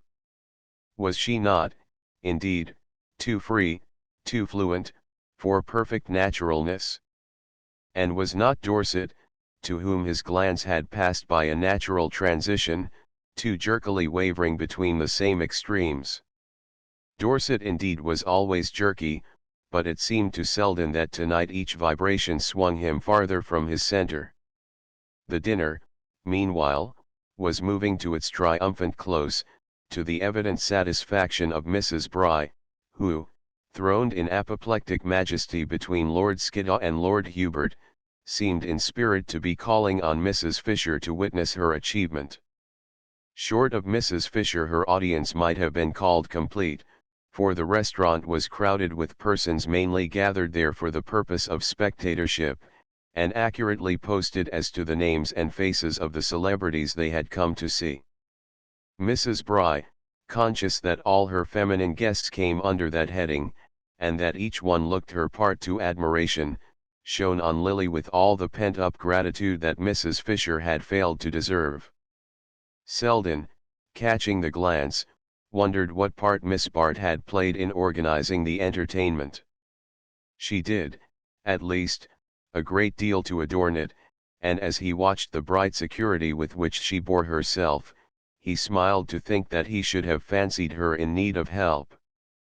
Never had she appeared more serenely mistress of the situation than when, at the moment of dispersal, detaching herself a little from the group about the table, she turned with a smile and a graceful slant of the shoulders to receive her cloak from Dorset. The dinner had been protracted over Mr. Bry's exceptional cigars and a bewildering array of liqueurs, and many of the other tables were empty, but a sufficient number of diners still lingered to give relief to the leave-taking of Mrs. Bry's distinguished guests. This ceremony was drawn out and complicated by the fact that it involved, on the part of the Duchess and Lady Skiddaw, definite farewells and pledges of speedy reunion in Paris, where they were to pause and replenish their wardrobes on the way to England. The quality of Mrs. Bry's hospitality, and of the tips her husband had presumably imparted, lent to the manner of the English ladies a general effusiveness which shed the rosiest light over their hostess's future. In its glow Mrs. Dorset and the Stepneys were also visibly included, and the whole scene had touches of intimacy worth their weight in gold to the watchful pen of Mr. Dabham. A glance at her watch caused the Duchess to exclaim to her sister that they had just time to dash for their train, and the flurry of this departure over, the Stepneys, who had their motor at the door, offered to convey the Dorsets and Miss Bart to the quay. The offer was accepted, and Mrs. Dorset moved away with her husband in attendance. Miss Bart had lingered for a last word with Lord Hubert, and Stepney, on whom Mr. Bry was pressing a final, and still more expensive, cigar, called out, "Come on, Lily, if you're going back to the yacht." Lily turned to obey, but as she did so, Mrs. Dorset, who had paused on her way out, moved a few steps back toward the table. "Miss Bart is not going back to the yacht," she said in a voice of singular distinctness. A startled look ran from eye to eye, Mrs. Bry crimsoned to the verge of congestion, Mrs. Stepney slipped nervously behind her husband, and Selden, in the general turmoil of his sensations, was mainly conscious of a longing to grip Dabham by the collar and fling him out into the street. Dorset, meanwhile, had stepped back to his wife's side. His face was white, and he looked about him with cowed angry eyes. "Bertha, Miss Bart, this is some misunderstanding, some mistake." "Miss Bart remains here," his wife rejoined incisively. "And, I think, George, we had better not detain Mrs. Stepney any longer." Miss Bart, during this brief exchange of words, remained in admirable erectness, slightly isolated from the embarrassed group about her. She had paled a little under the shock of the insult, but the discomposure of the surrounding faces was not reflected in her own. The faint disdain of her smile seemed to lift her high above her antagonist's reach, and it was not till she had given Mrs. Dorset the full measure of the distance between them that she turned and extended her hand to her hostess. "I am joining the Duchess tomorrow," she explained, "and it seemed easier for me to remain on shore for the night." She held firmly to Mrs. Bry's wavering eye while she gave this explanation, but when it was over Selden saw her send a tentative glance from one to another of the women's faces. She read their incredulity in their averted looks, and in the mute wretchedness of the men behind them, and for a miserable half-second he thought she quivered on the brink of failure. Then, turning to him with an easy gesture, and the pale bravery of her recovered smile, "Dear Mr. Selden," she said, "you promised to see me to my cab." Outside, the sky was gusty and overcast, and as Lily and Selden moved toward the deserted gardens below the restaurant, spurts of warm rain blew fitfully against their faces. The fiction of the cab had been tacitly abandoned. They walked on in silence, her hand on his arm, till the deeper shade of the gardens received them, and pausing beside a bench, he said, "Sit down a moment." She dropped to the seat without answering, but the electric lamp at the bend of the path shed a gleam on the struggling misery of her face. Selden sat down beside her, waiting for her to speak, fearful lest any word he chose should touch too roughly on her wound, and kept also from free utterance by the wretched doubt which had slowly renewed itself within him. What had brought her to this pass? What weakness had placed her so abominably at her enemy's mercy? And why should Bertha Dorset have turned into an enemy at the very moment when she so obviously needed the support of her sex? Even while his nerves raged at the subjection of husbands to their wives, and at the cruelty of women to their kind, reason obstinately harped on the proverbial relation between smoke and fire. The memory of Mrs. Fisher's hints, and the corroboration of his own impressions, while they deepened his pity, also increased his constraint, since, whichever way he sought a free outlet for sympathy, it was blocked by the fear of committing a blunder. Suddenly it struck him that his silence must seem almost as accusatory as that of the men he had despised for turning from her, but before he could find the fitting word she had cut him short with a question. "Do you know of a quiet hotel? I can send for my maid in the morning. An hotel here that you can go to alone?" "It's not possible." She met this with a pale gleam of her old playfulness. "What is, then?" "It's too wet to sleep in the gardens." "But there must be someone to whom I can go?" "Of course, any number, but at this hour?" "You see, my change of plan was rather sudden. Good God, if you'd listened to me," he cried, venting his helplessness in a burst of anger. She still held him off with the gentle mockery of her smile. "But haven't I?" she rejoined. "You advised me to leave the yacht, and I'm leaving it." He saw then, with a pang of self-reproach, that she meant neither to explain nor to defend herself, that by his miserable silence he had forfeited all chance of helping her, and that the decisive hour was past. She had risen, and stood before him in a kind of clouded majesty, like some deposed princess moving tranquilly to exile. "Lily," he exclaimed, with a note of despairing appeal, "but oh, not now," she gently admonished him, and then, in all the sweetness of her recovered composure, "since I must find shelter somewhere, and since you're so kindly here to help me," he gathered himself up at the challenge. "You will do as I tell you? There's but one thing, then, you must go straight to your cousins, the Stepneys." "Oh," broke from her with a movement of instinctive resistance, but he insisted, "come, it's late, and you must appear to have gone there directly." He had drawn her hand into his arm, but she held him back with a last gesture of protest. I can't, not that you don't know, Gwen, you mustn't ask me." "I must ask you, you must obey me," he persisted, though infected at heart by her own fear. Her voice sank to a whisper, "And if she refuses?" "But, oh, trust me," he could only insist in return, and yielding to his touch, she led her back in silence to the edge of the square. In the cab they continued to remain silent through the brief drive which carried them to the illuminated portals of the Stepneys Hotel. Here he left her outside, in the darkness of the raised hood, while his name was sent up to Stepney, and he paced the showy hall, awaiting the latter's descent. 10 minutes later the two men passed out together between the gold-laced custodians of the threshold, but in the vestibule Stepney drew up with a last flare of reluctance.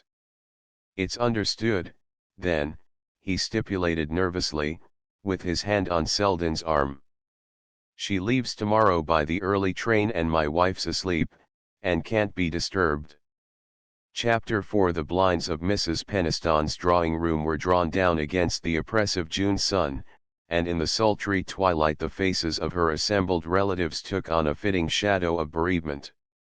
They were all there, Van Alstynes, Stepneys, and Melsons, even a stray Peniston or two, indicating, by a greater latitude in dress and manner, the fact of remoter relationship and more settled hopes. The Peniston side was, in fact, secure in the knowledge that the bulk of Mr. Peniston's property went back, while the direct connection hung suspended on the disposal of his widow's private fortune and on the uncertainty of its extent.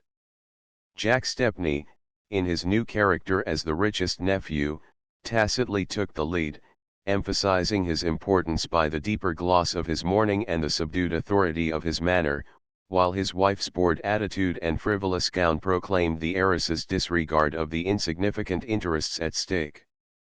Old Ned Van Alstyne, seated next to her in a coat that made affliction dapper, twirled his white mustache to conceal the eager twitch of his lips, and Grace Stepney, red-nosed and smelling of crepe, whispered emotionally to Mrs. Herbert Melson, "I couldn't bear to see the Niagara anywhere else." A rustle of weeds and quick turning of heads hailed the opening of the door, and Lily Bart appeared, tall and noble in her black dress, with Gertie Farish at her side. The women's faces, as she paused interrogatively on the threshold, were a study in hesitation. One or two made faint motions of recognition, which might have been subdued either by the solemnity of the scene, or by the doubt as to how far the others meant to go.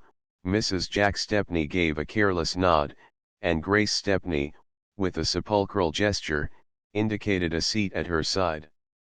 But Lily, ignoring the invitation, as well as Jack Stepney's official attempt to direct her, moved across the room with her smooth free gait, and seated herself in a chair which seemed to have been purposely placed apart from the others. It was the first time that she had faced her family since her return from Europe, 2 weeks earlier, but if she perceived any uncertainty in their welcome, it served only to add a tinge of irony to the usual composure of her bearing. The shock of dismay with which, on the dock, she had heard from Gertie Farish of Mrs. Peniston's sudden death, had been mitigated, almost at once, by the irrepressible thought that now, at last, she would be able to pay her debts. She had looked forward with considerable uneasiness to her first encounter with her aunt. Mrs. Peniston had vehemently opposed her niece's departure with the Dorsets, and had marked her continued disapproval by not writing during Lily's absence. The certainty that she had heard of the rupture with the Dorsets made the prospect of the meeting more formidable, and how should Lily have repressed a quick sense of relief at the thought that, instead of undergoing the anticipated ordeal, she had only to enter gracefully on a long-assured inheritance. It had been, in the consecrated phrase, always understood that Mrs. Peniston was to provide handsomely for her niece, and in the latter's mind the understanding had long since crystallized into fact. "She gets everything, of course I don't see what we're here for," Mrs. Jack Stepney remarked with careless loudness to Ned Van Alstyne, and the latter's deprecating murmur "Julia was always a just woman" might have been interpreted as signifying either acquiescence or doubt. "Well, it's only about 400,000, Mrs. Stepney rejoined with a yawn, and Grace Stepney, in the silence produced by the lawyer's preliminary cough, was heard to sob out, They won't find a towel missing. I went over them with her the very day. Lily, oppressed by the close atmosphere, and the stifling odor of fresh morning, felt her attention straying as Mrs. Peniston's lawyer, solemnly erect behind the buhl table at the end of the room, began to rattle through the preamble of the will. It's like being in church, she reflected, wondering vaguely where Gwen Stepney had got such an awful hat. Then she noticed how stout Jack had grown. He would soon be almost as plethoric as Herbert Melson, who sat a few feet off, breathing puffily as he leaned his black-gloved hands on his stick. I wonder why rich people always grow fat. I suppose it's because there's nothing to worry them. If I inherit, I shall have to be careful of my figure, she mused, while the lawyer droned on through a labyrinth of legacies. The servants came first, then a few charitable institutions, then several remoter Melsons and Stepneys, who stirred consciously as their names rang out, and then subsided into a state of impassiveness befitting the solemnity of the occasion.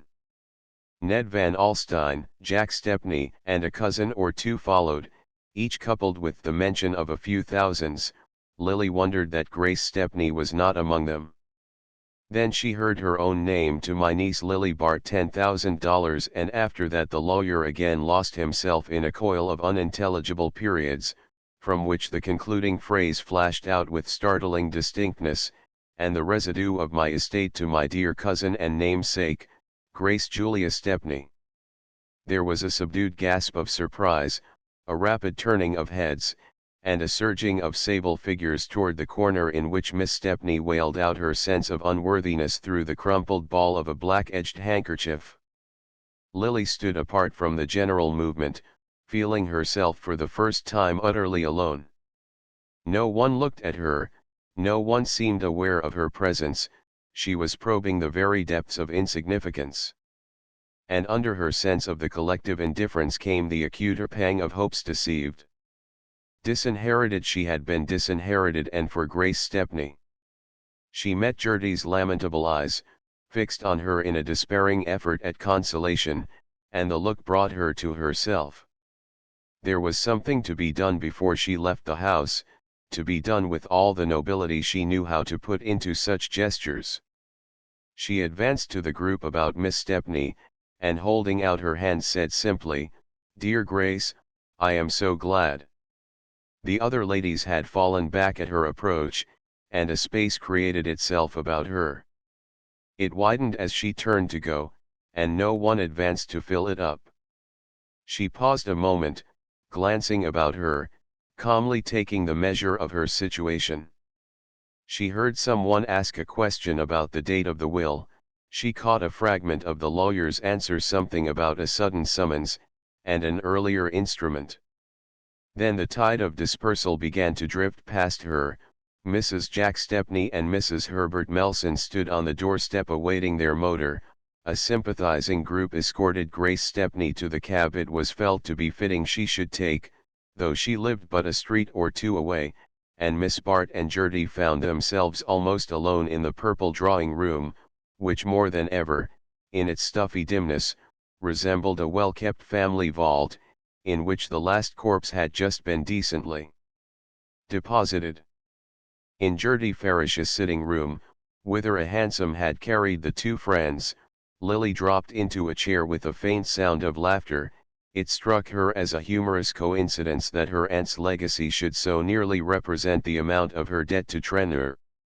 The need of discharging that debt had reasserted itself with increased urgency since her return to America, and she spoke her first thought in saying to the anxiously hovering Gertie, "I wonder when the legacies will be paid." But Miss Farish could not pause over the legacies. She broke into a larger indignation. "Oh, Lily, it's unjust, it's cruel. Grace Stepney must feel she has no right to all that money." "Anyone who knew how to please Aunt Julia has a right to her money," Miss Bart rejoined philosophically. "But she was devoted to you. She led everyone to think." Gertie checked herself in evident embarrassment, and Miss Bart turned to her with a direct look. "Gertie, be honest, this will was made only 6 weeks ago." She had heard of my break with the Dorsets. Everyone heard, of course, that there had been some disagreement, some misunderstanding. Did she hear that Bertha turned me off the yacht? Lily. That was what happened, you know. She said I was trying to marry George Dorset. She did it to make him think she was jealous. Isn't that what she told Gwen Stepney? I don't know, I don't listen to such horrors. I must listen to them, I must know where I stand. She paused, and again sounded a faint note of derision. Did you notice the women? They were afraid to snub me while they thought I was going to get the money. Afterward they scuttled off as if I had the plague.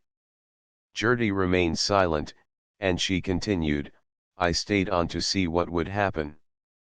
They took their cue from Gwen Stepney and Lulu Melson. I saw them watching to see what Gwen would do. Gertie, I must know just what is being said of me.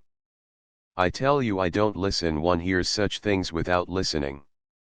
She rose and laid her resolute hands on Miss Farish's shoulders. Gertie, are people going to cut me? Your friends, Lily, how can you think it? Who are one's friends at such a time? Who, but you poor trustful darling. And heaven knows what you suspect me of. She kissed Gertie with a whimsical murmur. You'd never let it make any difference, but then you're fond of criminals, Gertie. How about the irreclaimable ones, though?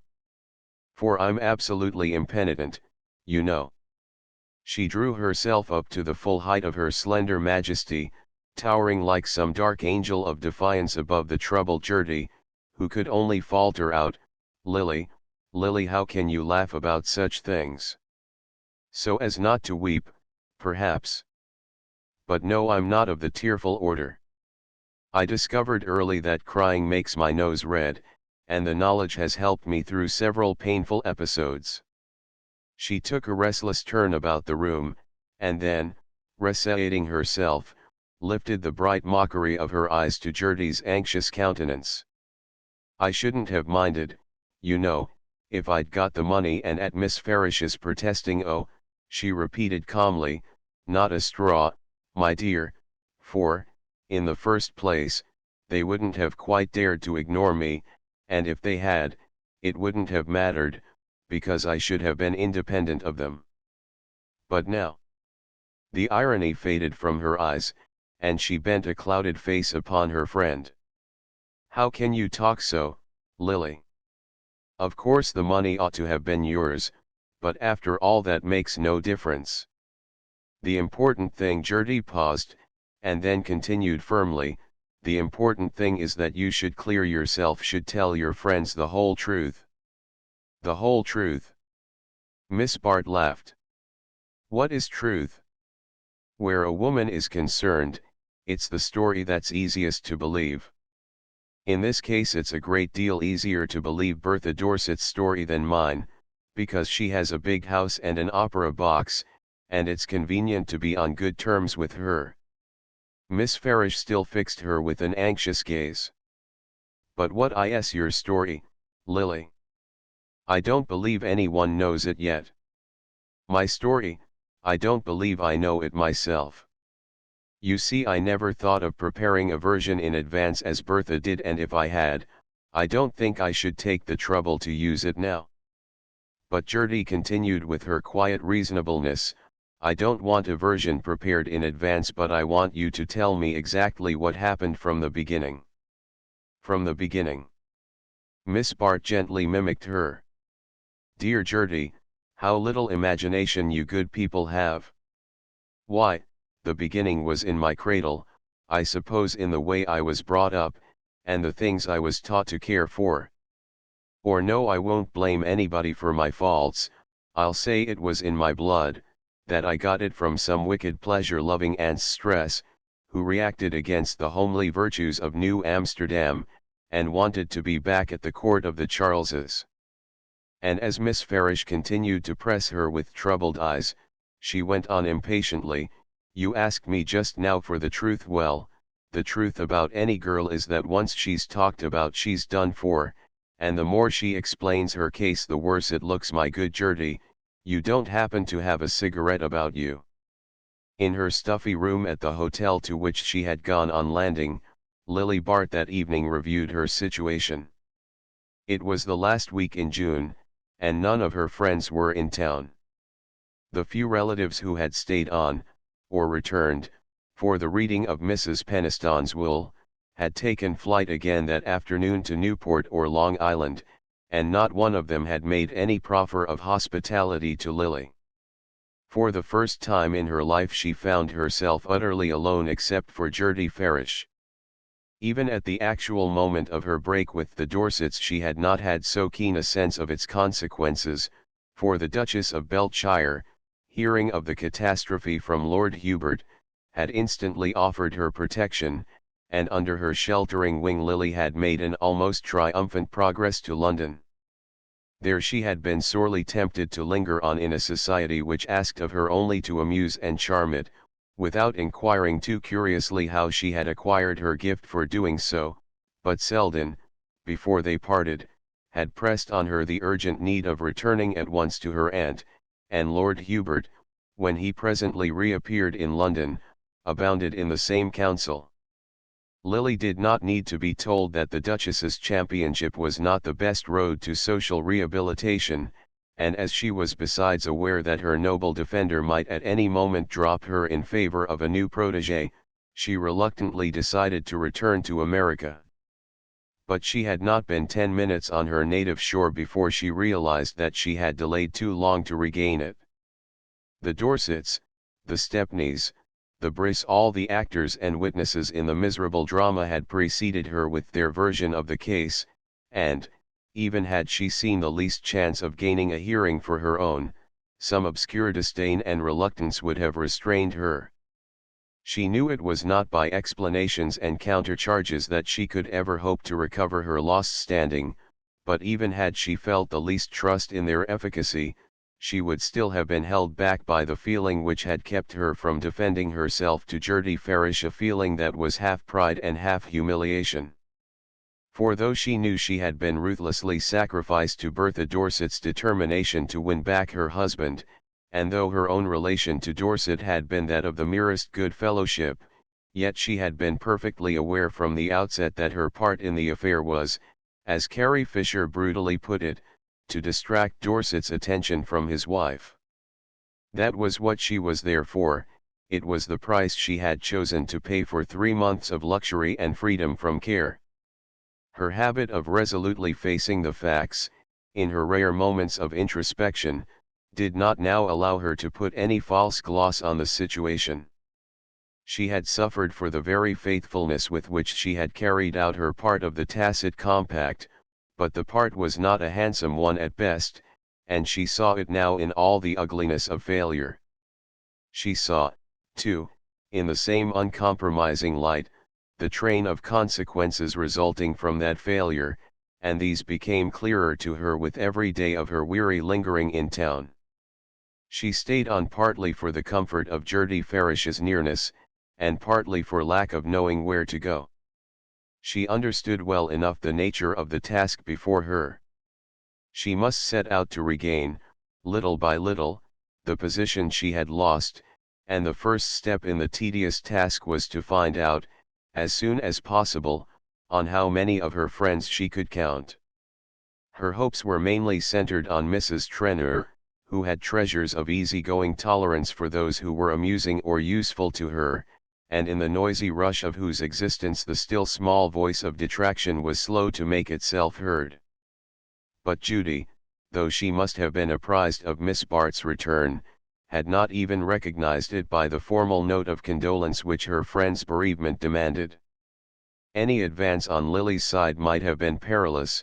There was nothing to do but to trust to the happy chance of an accidental meeting, and Lily knew that, even so late in the season, there was always a hope of running across her friends in their frequent passages through town.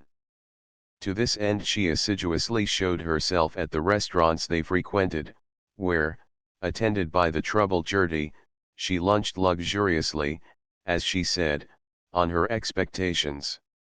"My dear Gertie, you wouldn't have me let the head waiter see that I've nothing to live on but Aunt Julia's legacy. Think of Grace Stepney's satisfaction if she came in and found us lunching on cold mutton and tea. What sweet shall we have today, dear Coupe Jacques or Pêches à la Melba? She dropped the menu abruptly, with a quick heightening of color, and Gertie, following her glance, was aware of the advance, from an inner room, of a party headed by Mrs. Trenor and Carrie Fisher. It was impossible for these ladies and their companions, among whom Lily had at once distinguished both Trenor and Rosedale, not to pass, in going out, the table at which the two girls were seated, and Gertie's sense of the fact betrayed itself in the helpless trepidation of her manner. Miss Bart, on the contrary, borne forward on the wave of her buoyant grace, and neither shrinking from her friends nor appearing to lie in wait for them, gave to the encounter the touch of naturalness which she could impart to the most strained situations.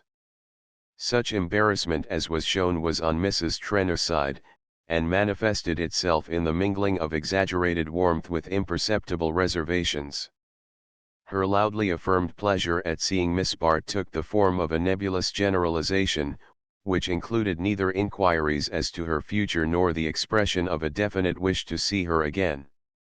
Lily, well versed in the language of these omissions, knew that they were equally intelligible to the other members of the party. Even Rosedale, flushed as he was with the importance of keeping such company, at once took the temperature of Mrs. Trenor's cordiality, and reflected it in his offhand greeting of Miss Bart.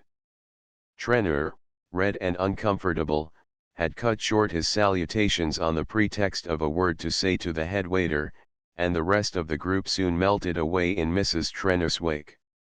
It was over in a moment. The waiter, menu in hand, still hung on the result of the choice between Coupe Jacques and Pêches à la Melba, but Miss Bart, in the interval, had taken the measure of her fate.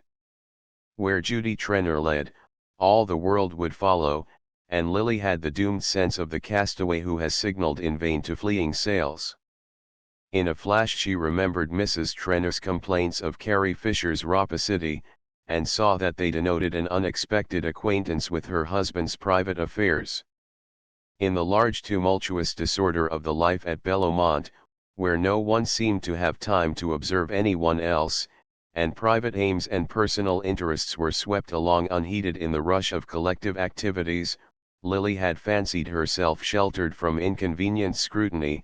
But if Judy knew when Mrs. Fisher borrowed money of her husband, was she likely to ignore the same transaction on Lily's part?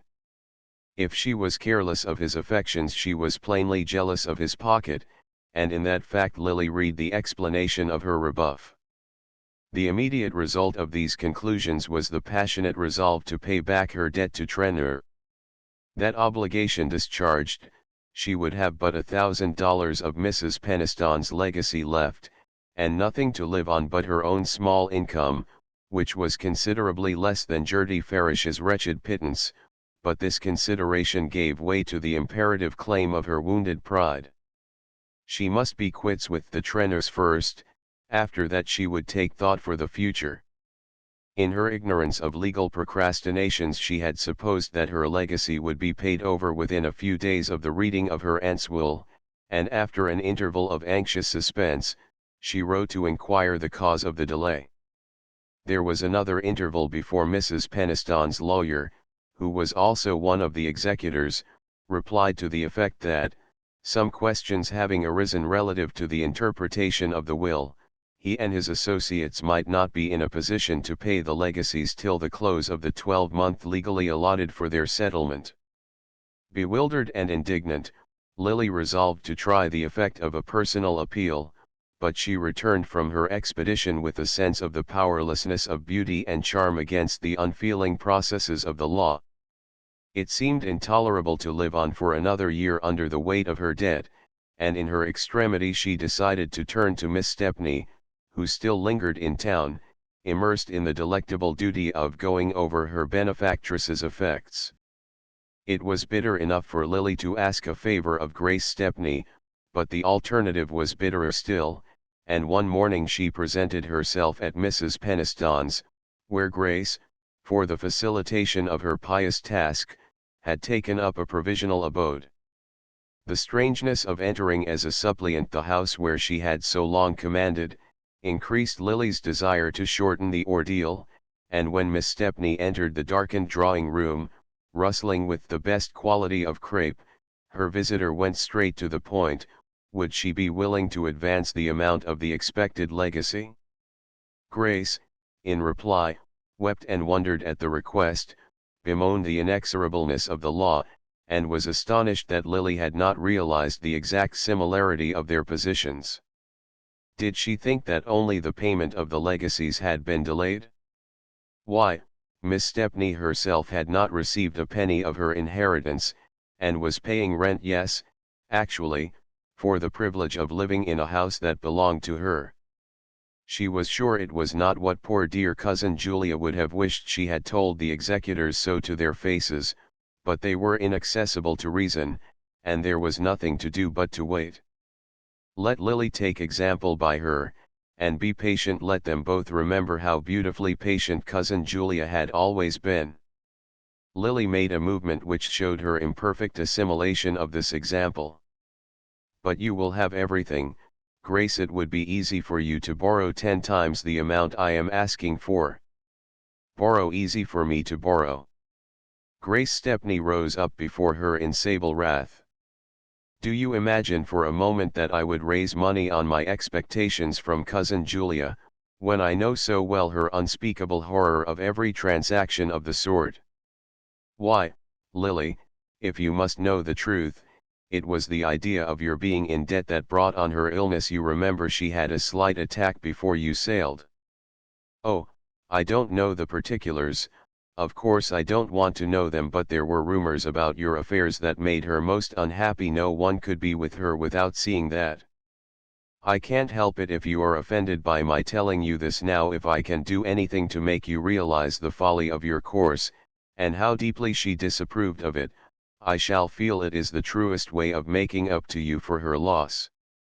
Chapter 5. It seemed to Lily, as Mrs. Peniston's door closed on her, that she was taking a final leave of her old life. The future stretched before her dull and bare as the deserted length of Fifth Avenue, and opportunities showed as meagerly as the few cabs trailing in quest of fares that did not come. The completeness of the analogy was, however, disturbed as she reached the sidewalk by the rapid approach of a hansom which pulled up at sight of her. From beneath its luggage-laden top, she caught the wave of a signaling hand, and the next moment Mrs. Fisher, springing to the street, had folded her in a demonstrative embrace. My dear, you don't mean to say you're still in town? When I saw you the other day at Sherry's I didn't have time to ask. She broke off, and added with a burst of frankness, the truth is I was horrid, Lily, and I've wanted to tell you so ever since. Oh, Miss Bart protested, drawing back from her penitent clasp, but Mrs. Fisher went on with her usual directness. Look here, Lily, don't let's beat about the bush. Half the trouble in life is caused by pretending there isn't any. That's not my way, and I can only say I'm thoroughly ashamed of myself for following the other women's lead. But we'll talk of that by and by. Tell me now where you're staying and what your plans are. I don't suppose you're keeping house in there with Grace Stepney, and it struck me you might be rather at loose ends. In Lily's present mood there was no resisting the honest friendliness of this appeal, and she said with a smile, I am at loose ends for the moment, but Gertie Farish is still in town, and she's good enough to let me be with her whenever she can spare the time. Mrs. Fisher made a slight grimace. That's a temperate joy.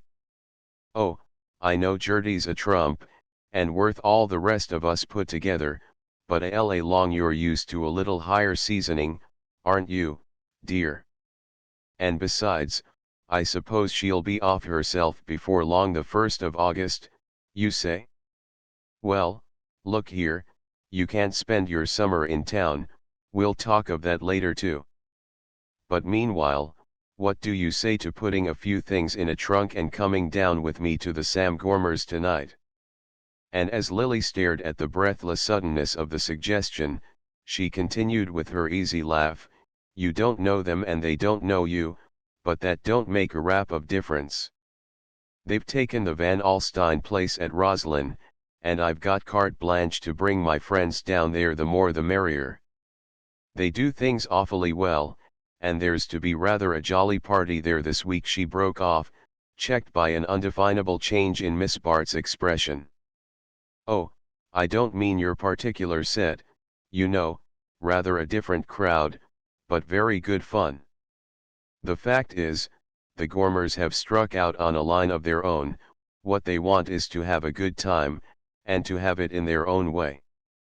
They gave the other thing a few months' trial, under my distinguished auspices, and they were really doing extremely well, getting on a good deal faster than the Briss, just because they didn't care as much, but suddenly they decided that the whole business bored them, and that what they wanted was a crowd they could really feel at home with. Rather original of them, don't you think so?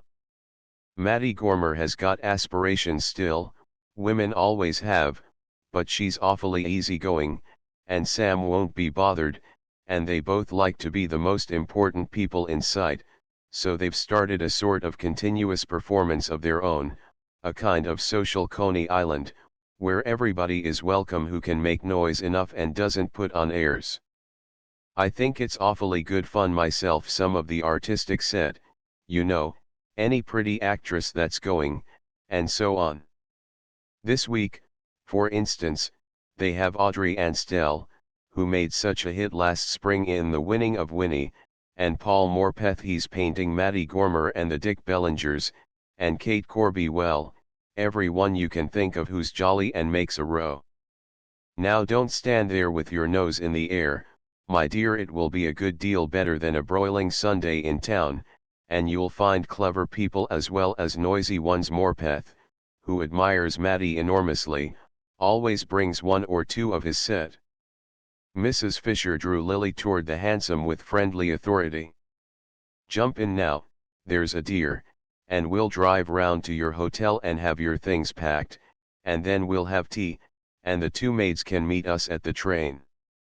It was a good deal better than a broiling Sunday in town, of that no doubt remained to Lily as, reclining in the shade of a leafy veranda, she looked seaward across a stretch of greensward picturesquely dotted with groups of ladies in lace raiment and men in tennis flannels.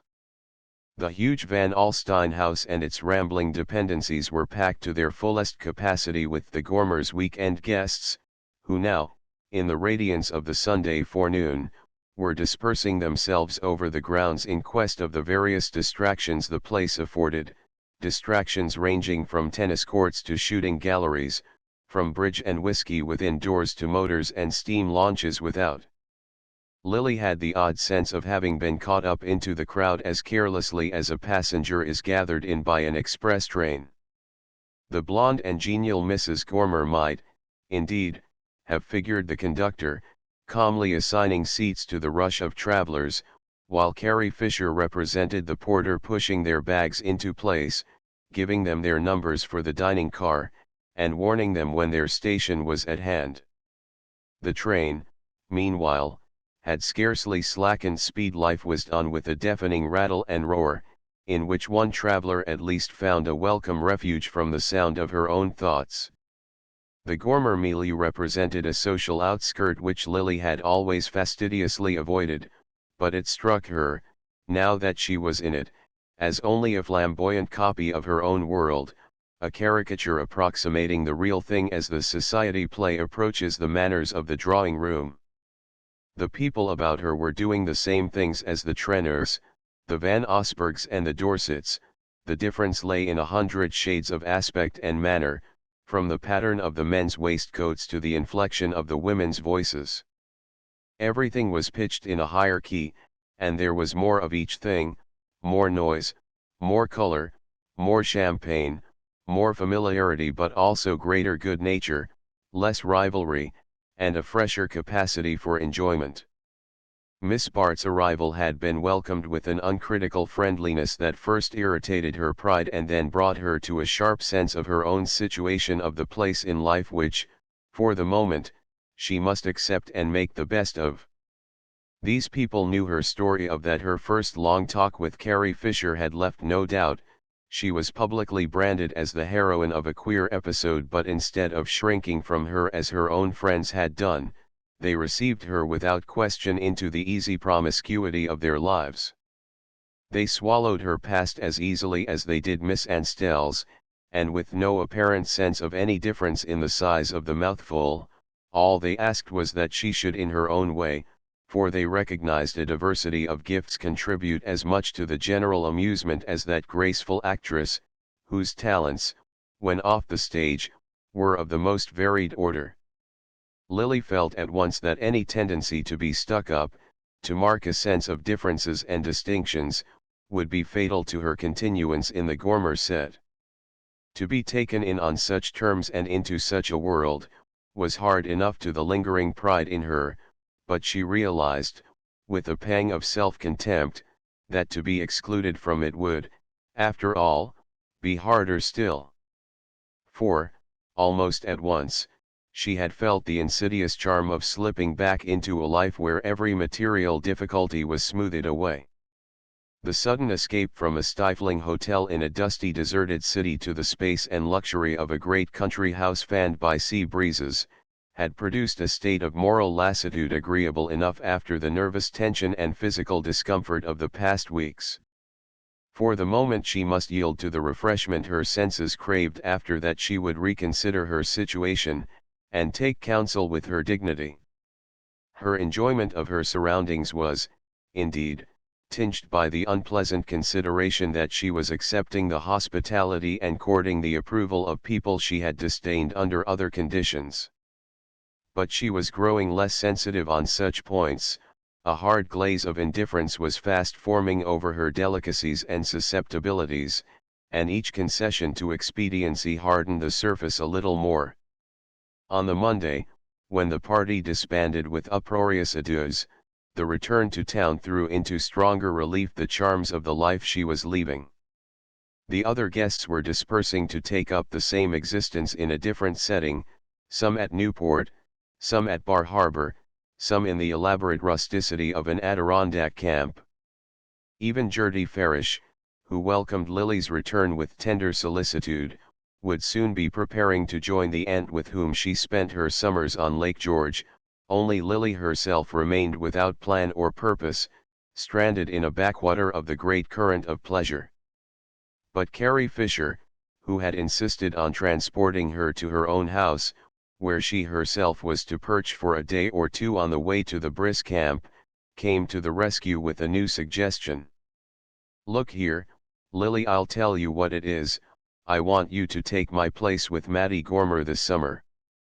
They're taking a party out to Alaska next month in their private car, and Mattie, who is the laziest woman alive, wants me to go with them, and relieve her of the bother of arranging things, but the Briss want me to. Oh, yes, we've made it up, didn't I tell you, and, to put it frankly, though I like the Gormers best, there's more profit for me in the Briss.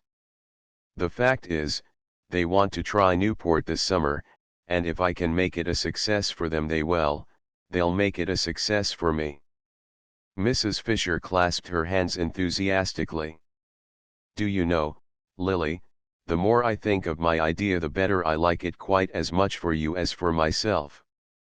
The Gormers have both taken a tremendous fancy to you, and the trip to Alaska is the very thing I should want for you just at present." Miss Bart lifted her eyes with a keen glance. "To take me out of my friend's way, you mean," she said quietly, and Mrs. Fisher responded with a deprecating kiss, "to keep you out of their sight till they realize how much they miss you." Miss Bart went with the Gormers to Alaska, and the expedition, if it did not produce the effect anticipated by her friend, had at least the negative advantage of removing her from the fiery center of criticism and discussion. Gertie Farish had opposed the plan with all the energy of her somewhat inarticulate nature. She had even offered to give up her visit to Lake George, and remain in town with Miss Bart, if the latter would renounce her journey, but Lily could disguise her real distaste for this plan under a sufficiently valid reason. "You dear innocent, don't you see," she protested, "that Carrie is quite right, and that I must take up my usual life, and go about among people as much as possible? If my old friends choose to believe lies about me, I shall have to make new ones, that's all, and you know beggars mustn't be choosers. Not that I don't like Mattie Gormer, I do like her, she's kind and honest and unaffected, and don't you suppose I feel grateful to her for making me welcome at a time when, as you've yourself seen, my own family have unanimously washed their hands of me. Gertie shook her head, mutely unconvinced. She felt not only that Lily was cheapening herself by making use of an intimacy she would never have cultivated from choice, but that, in drifting back now to her former manner of life, she was forfeiting her last chance of ever escaping from it. Gertie had but an obscure conception of what Lily's actual experience had been, but its consequences had established a lasting hold on her pity since the memorable night when she had offered up her own secret hope to her friend's extremity. To characters like Gertie's, such a sacrifice constitutes a moral claim on the part of the person in whose behalf it has been made. Having once helped Lily, she must continue to help her, and helping her, must believe in her, because faith is the mainspring of such natures. But even if Miss Bart, after her renewed taste of the amenities of life, could have returned to the barrenness of a New York August, mitigated only by poor Gertie's presence, her worldly wisdom would have counseled her against such an act of abnegation. She knew that Carrie Fisher was right, that an opportune absence might be the first step toward rehabilitation, and that, at any rate, to linger on in town out of season was a fatal admission of defeat. From the Gormers' tumultuous progress across their native continent, she returned with an altered view of her situation. The renewed habit of luxury, the daily waking to an assured absence of care and presence of material ease, gradually blunted her appreciation of these values, and left her more conscious of the void they could not fill. Mattie Gormer's undiscriminating good nature, and the slapdash sociability of her friends, who treated Lily precisely as they treated each other, all these characteristic notes of difference began to wear upon her endurance, and the more she saw to criticize in her companions, the less justification she found for making use of them. The longing to get back to her former surroundings hardened to a fixed idea, but with the strengthening of her purpose came the inevitable perception that, to attain it, she must exact fresh concessions from her pride. These, for the moment, took the unpleasant form of continuing to cling to her hosts after their return from Alaska. Little as she was in the key of their milieu, her immense social facility, her long habit of adapting herself to others without suffering her own outline to be blurred, the skilled manipulation of all the polished implements of her craft, had won for her an important place in the Gormer group. If their resonant hilarity could never be hers, she contributed a note of easy elegance more valuable to Mattie Gormer than the louder passages of the band. Sam Gormer and his special cronies stood indeed a little in awe of her, but Mattie's following, headed by Paul Morpeth, made her feel that they prized her for the very qualities they most conspicuously lacked. If Morpeth, whose social indolence was as great as his artistic activity, had abandoned himself to the easy current of the Gormer existence, where the minor exactions of politeness were unknown or ignored, and a man could either break his engagements, or keep them in a painting jacket and slippers, he still preserved his sense of differences, and his appreciation of graces he had no time to cultivate.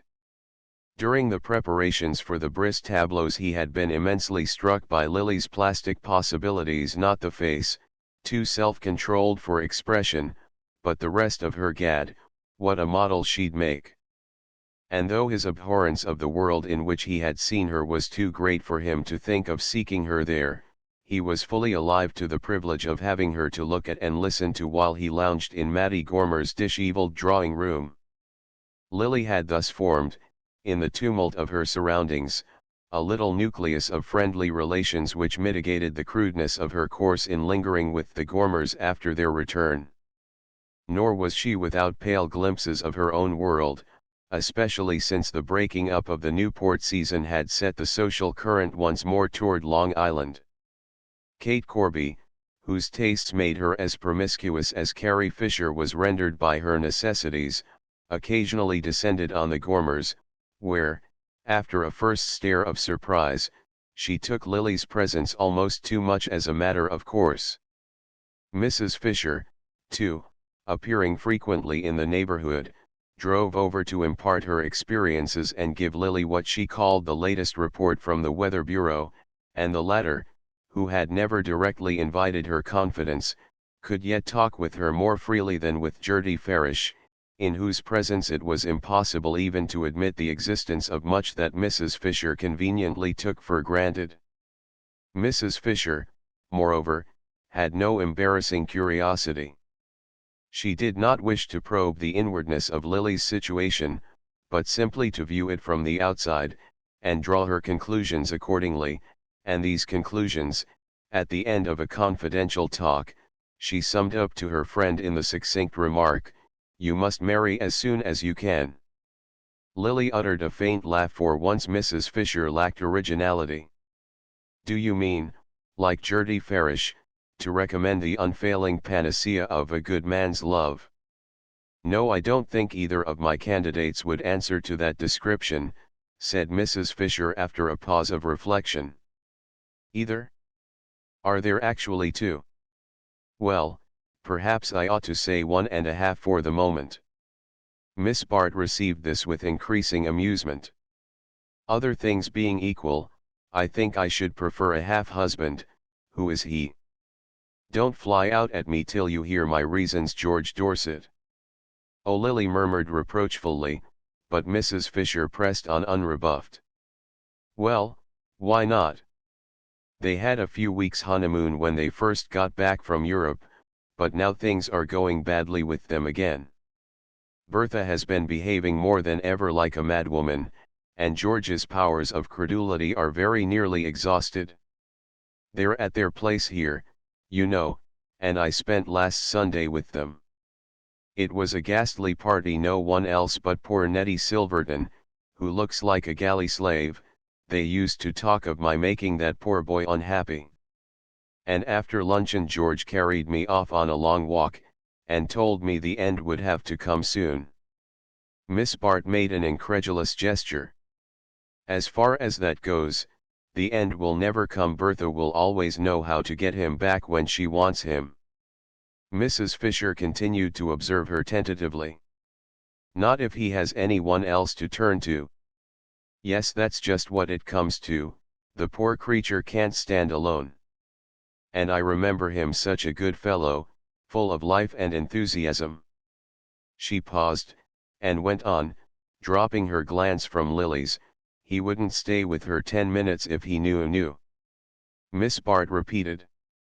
"What you must, for instance, with the opportunities you've had." "If he had positive proof, I mean," Lily interrupted her with a deep blush of displeasure. "Please let us drop the subject, Carrie, it's too odious to me." And to divert her companion's attention she added, with an attempt at lightness, "And your second candidate? We must not forget him." Mrs. Fisher echoed her laugh. "I wonder if you'll cry out just as loud if I say Sim Rosedale." Miss Bart did not cry out, she sat silent, gazing thoughtfully at her friend. The suggestion, in truth, gave expression to a possibility which, in the last weeks, had more than once recurred to her, but after a moment she said carelessly, "Mr. Rosedale wants a wife who can establish him in the bosom of the Van Osbergs and Treners." Mrs. Fisher caught her up eagerly. "And so you could with his money. Don't you see how beautifully it would work out for you both?" "I don't see any way of making him see it," Lily returned, with a laugh intended to dismiss the subject. But in reality it lingered with her long after Mrs. Fisher had taken leave. She had seen very little of Rosedale since her annexation by the Gormers, for he was still steadily bent on penetrating to the inner paradise from which she was now excluded, but once or twice, when nothing better offered, he had turned up for a Sunday, and on these occasions he had left her in no doubt as to his view of her situation. That he still admired her was, more than ever, offensively evident, for in the Gormer circle, where he expanded as in his native element, there were no puzzling conventions to check the full expression of his approval. But it was in the quality of his admiration that she read his shrewd estimate of her case. He enjoyed letting the Gormers see that he had known Miss Lily. She was Miss Lily to him now before they had had the faintest social existence, enjoyed more especially impressing Paul Morpeth with the distance to which their intimacy dated back. But he let it be felt that that intimacy was a mere ripple on the surface of a rushing social current, the kind of relaxation which a man of large interests and manifold preoccupations permits himself in his hours of ease. The necessity of accepting this view of their past relation, and of meeting it in the key of pleasantry prevalent among her new friends, was deeply humiliating to Lily. But she dared less than ever to quarrel with Rosedale. She suspected that her rejection rankled among the most unforgettable of his rebuffs, and the fact that he knew something of her wretched transaction with Trenor, and was sure to put the basest construction on it, seemed to place her hopelessly in his power. Yet at Carrie Fisher's suggestion a new hope had stirred in her. Much as she disliked Rosedale, she no longer absolutely despised him. For he was gradually attaining his object in life, and that, to Lily, was always less despicable than to miss it. With the slow unalterable persistency which she had always felt in him, he was making his way through the dense mass of social antagonisms. Already his wealth, and the masterly use he had made of it, were giving him an enviable prominence in the world of affairs, and placing Wall Street under obligations which only Fifth Avenue could repay. In response to these claims, his name began to figure on municipal committees and charitable boards, he appeared at banquets to distinguished strangers, and his candidacy at one of the fashionable clubs was discussed with diminishing opposition. He had figured once or twice at the Trenor dinners, and had learned to speak with just the right note of disdain of the big Van Osburgh crushes, and all he now needed was a wife whose affiliations would shorten the last tedious steps of his ascent. It was with that object that, a year earlier, he had fixed his affections on Miss Bart, but in the interval he had mounted nearer to the goal, while she had lost the power to abbreviate the remaining steps of the way. All this she saw with the clearness of vision that came to her in moments of despondency. It was success that dazzled her. She could distinguish facts plainly enough in the twilight of failure. And the twilight, as she now sought to pierce it, was gradually lighted by a faint spark of reassurance. Under the utilitarian motive of Rosedale's wooing she had felt, clearly enough, the heat of personal inclination. She would not have detested him so heartily had she not known that he dared to admire her.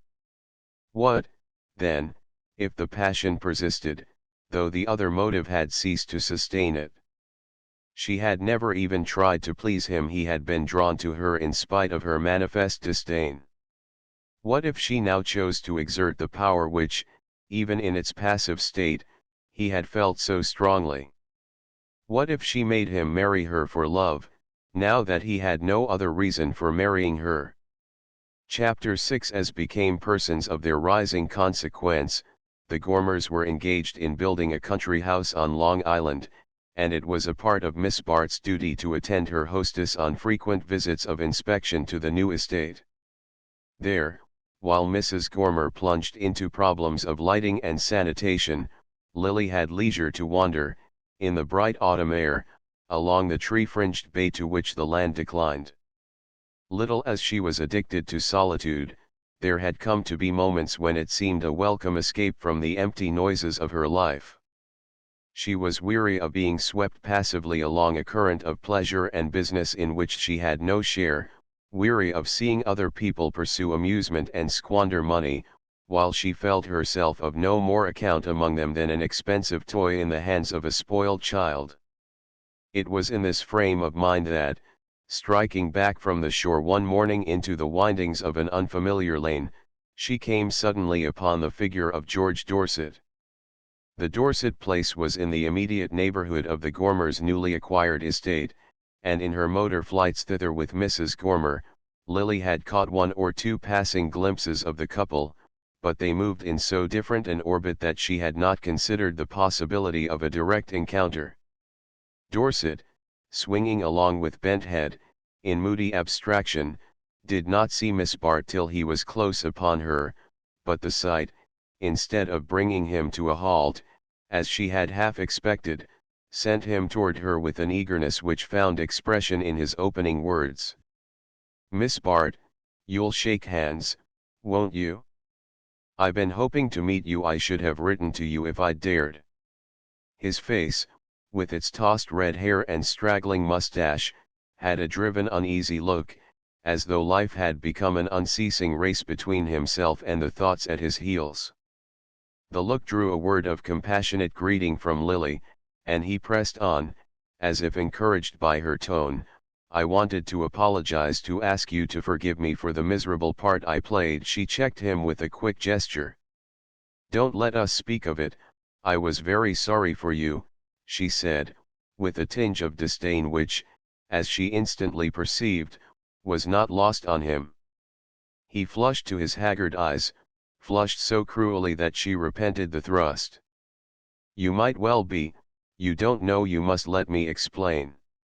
"I was deceived, abominably deceived." "I am still more sorry for you, then," she interposed, without irony, "but you must see that I am not exactly the person with whom the subject can be discussed." He met this with a look of genuine wonder. "Why not? Isn't it to you, of all people, that I owe an explanation?" "No explanation is necessary, the situation was perfectly clear to me." "Ah," he murmured, his head drooping again, and his irresolute hand switching at the underbrush along the lane. But as Lily made a movement to pass on, he broke out with fresh vehemence, "Miss Bart, for God's sake don't turn from me. We used to be good friends. You were always kind to me, and you don't know how I need a friend now." The lamentable weakness of the words roused a motion of pity in Lily's breast. She too needed friends. She had tasted the pang of loneliness, and her resentment of Bertha Dorset's cruelty softened her heart to the poor wretch who was after all the chief of Bertha's victims. "I still wish to be kind, I feel no ill will toward you," she said. "But you must understand that after what has happened we can't be friends again. We can't see each other." "Ah, you are kind, you're merciful, you always were." He fixed his miserable gaze on her. "But why can't we be friends? Why not, when I've repented in dust and ashes? Isn't it hard that you should condemn me to suffer for the falseness, the treachery of others? I was punished enough at the time. Is there to be no respite for me? I should have thought you had found complete respite in the reconciliation which was effected at my expense," Lily began, with renewed impatience, but he broke in imploringly, "Don't put it in that way when that's been the worst of my punishment. My God! What could I do? Wasn't I powerless? You were singled out as a sacrifice. Any word I might have said would have been turned against you. I have told you I don't blame you. All I ask you to understand is that, after the use Bertha chose to make of me, after all that her behavior has since implied, it's impossible that you and I should meet."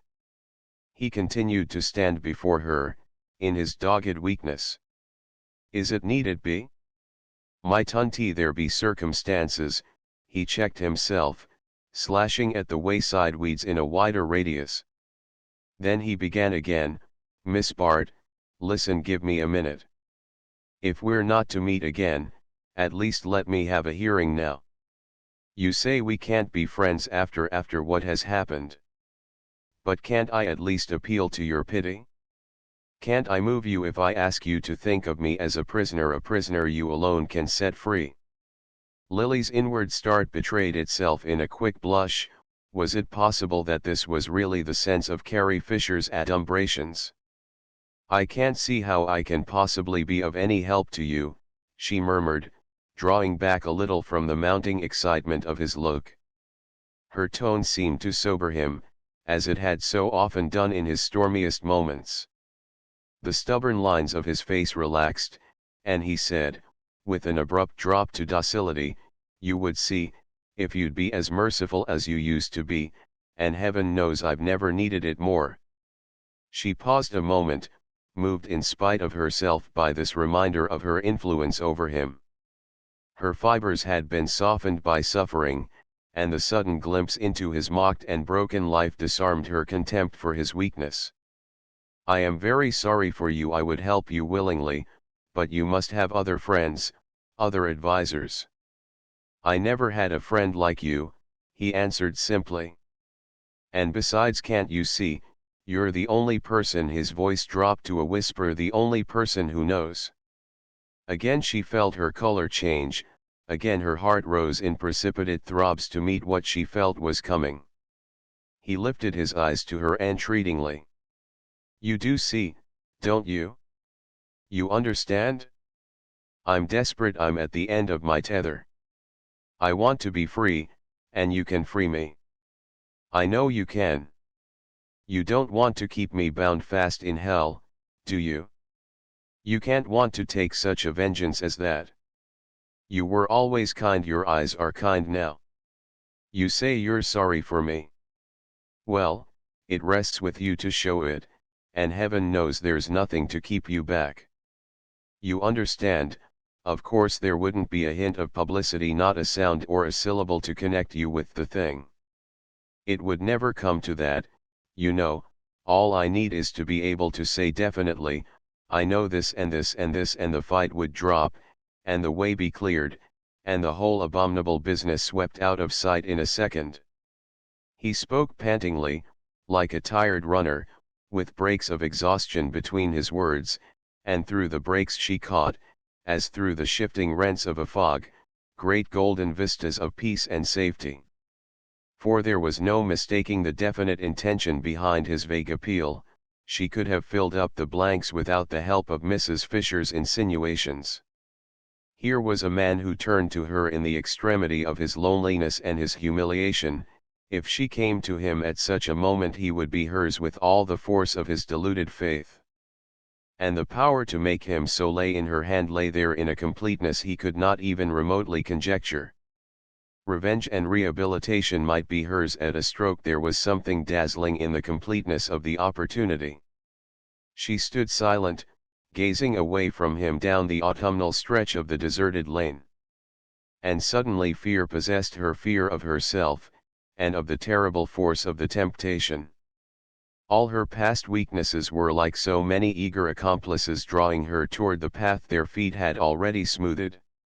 She turned quickly, and held out her hand to Dorset. "Goodbye, I'm sorry, there's nothing in the world that I can do." "Nothing? Ah, don't say that," he cried. "Say what's true, that you abandon me like the others. You, the only creature who could have saved me." "Goodbye, goodbye," she repeated hurriedly, and as she moved away she heard him cry out on a last note of entreaty, "At least you'll let me see you once more."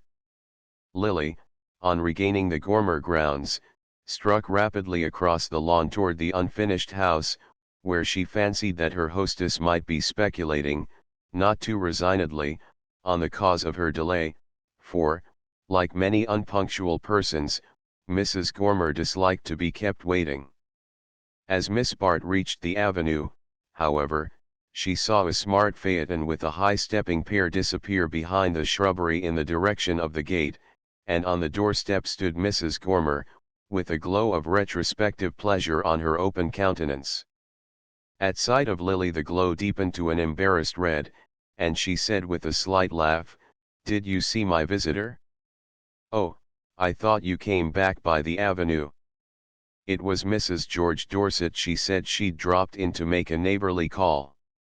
Lily met the announcement with her usual composure, though her experience of Bertha's idiosyncrasies would not have led her to include the neighborly instinct among them, and Mrs. Gormer, relieved to see that she gave no sign of surprise, went on with a deprecating laugh, "Of course what really brought her was curiosity. She made me take her all over the house.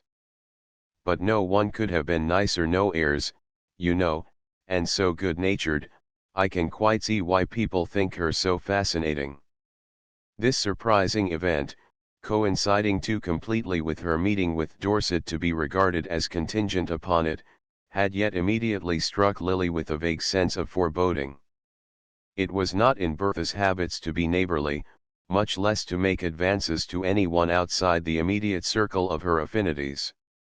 She had always consistently ignored the world of outer aspirants, or had recognized its individual members only when prompted by motives of self-interest, and the very capriciousness of her condescensions had, as Lily was aware, given them special value in the eyes of the persons she distinguished.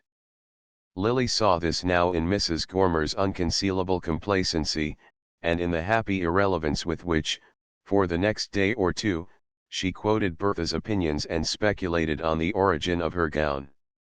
All the secret ambitions which Mrs. Gormer's native indolence, and the attitude of her companions, kept in habitual abeyance, were now germinating afresh in the glow of Bertha's advances, and whatever the cause of the latter, Lily saw that, if they were followed up, they were likely to have a disturbing effect upon her own future. She had arranged to break the length of her stay with her new friends by 1 or 2 visits to other acquaintances as recent, and on her return from this somewhat depressing excursion she was immediately conscious that Mrs. Dorset's influence was still in the air. There had been another exchange of visits, a tea at a country club, an encounter at a hunt ball. There was even a rumor of an approaching dinner, which Mattie Gormer, with an unnatural effort at discretion, tried to smuggle out of the conversation whenever Miss Bart took part in it.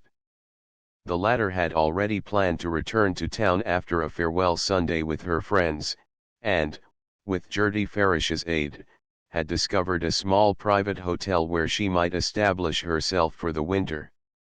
The hotel being on the edge of a fashionable neighborhood, the price of the few square feet she was to occupy was considerably in excess of her means, but she found a justification for her dislike of poorer quarters in the argument that, at this particular juncture, it was of the utmost importance to keep up a show of prosperity. In reality, it was impossible for her, while she had the means to pay her way for a week ahead, to lapse into a form of existence like Gertie Farish's. She had never been so near the brink of insolvency, but she could at least manage to meet her weekly hotel bill, and having settled the heaviest of her previous debts out of the money she had received from Trenor, she had a still fair margin of credit to go upon. The situation, however, was not agreeable enough to lull her to complete unconsciousness of its insecurity. Her rooms, with their cramped outlook down a sallow vista of brick walls and fire escapes, her lonely meals in the dark restaurant with its surcharged ceiling and haunting smell of coffee, all these material discomforts, which were yet to be accounted as so many privileges soon to be withdrawn, kept constantly before her the disadvantages of her state, and her mind reverted the more insistently to Mrs. Fisher's counsels. Beat about the question as she would, she knew the outcome of it was that she must try to marry Rosedale, and in this conviction she was fortified by an unexpected visit from George Dorset. She found him, on the first Sunday after her return to town, pacing her narrow sitting room to the imminent peril of the few knickknacks with which she had tried to disguise its plush exuberances, but the sight of her seemed to quiet him, and he said meekly that he hadn't come to bother her, that he asked only to be allowed to sit for half an hour and talk of anything she liked. In reality, as she knew, he had but one subject, himself and his wretchedness, and it was the need of her sympathy that had drawn him back. But he began with a pretense of questioning her about herself, and as she replied, she saw that, for the first time, a faint realization of her plight penetrated the dense surface of his self-absorption. Was it possible that her old beast of an aunt had actually cut her off? That she was living alone like this because there was no one else for her to go to, and that she really hadn't more than enough to keep alive until the wretched little legacy was paid? The fibers of sympathy were nearly atrophied in him, but he was suffering so intensely that he had a faint glimpse of what other sufferings might mean and, as she perceived, an almost simultaneous perception of the way in which her particular misfortunes might serve him. When at length she dismissed him, on the pretext that she must dress for dinner, he lingered entreatingly on the threshold to blurt out, "It's been such a comfort, do say you'll let me see you again." But to this direct appeal it was impossible to give an assent, and she said with friendly decisiveness, "I'm sorry, but you know why I can't." He colored to the eyes, pushed the door shut, and stood before her embarrassed but insistent. "I know how you might, if you would, if things were different, and it lies with you to make them so. It's just a word to say, and you put me out of my misery." Their eyes met, and for a second she trembled again with the nearness of the temptation. "You're mistaken, I know nothing, I saw nothing," she exclaimed, striving, by sheer force of reiteration, to build a barrier between herself and her peril, and as he turned away, groaning out, "You sacrifice us both," she continued to repeat, as if it were a charm, "I know nothing, absolutely nothing." Lily had seen little of Rosedale since her illuminating talk with Mrs. Fisher, but on the 2 or 3 occasions when they had met she was conscious of having distinctly advanced in his favor. There could be no doubt that he admired her as much as ever, and she believed it rested with herself to raise his admiration to the point where it should bear down the lingering counsels of expediency. The task was not an easy one, but neither was it easy, in her long sleepless nights, to face the thought of what George Dorset was so clearly ready to offer. Baseness for baseness, she hated the other least. There were even moments when a marriage with Rosedale seemed the only honorable solution of her difficulties. She did not indeed let her imagination range beyond the day of plighting. After that everything faded into a haze of material well-being, in which the personality of her benefactor remained mercifully vague. She had learned, in her long vigils, that there were certain things not good to think of, certain midnight images that must at any cost be exorcised, and one of these was the image of herself as Rosedale's wife. Carrie Fisher, on the strength, as she frankly owned, of the brisk Newport success, had taken for the autumn months a small house at Tuxedo, and thither Lily was bound on the Sunday after Dorset's visit.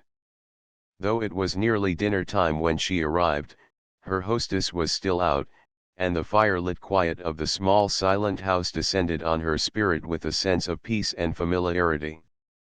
It may be doubted if such an emotion had ever before been evoked by Carrie Fisher's surroundings, but, contrasted to the world in which Lily had lately lived, there was an air of repose and stability in the very placing of the furniture, and in the quiet competence of the parlour maid who led her up to her room. Mrs. Fisher's unconventionality was, after all, a merely superficial divergence from an inherited social creed, while the manners of the Gormer circle represented their first attempt to formulate such a creed for themselves.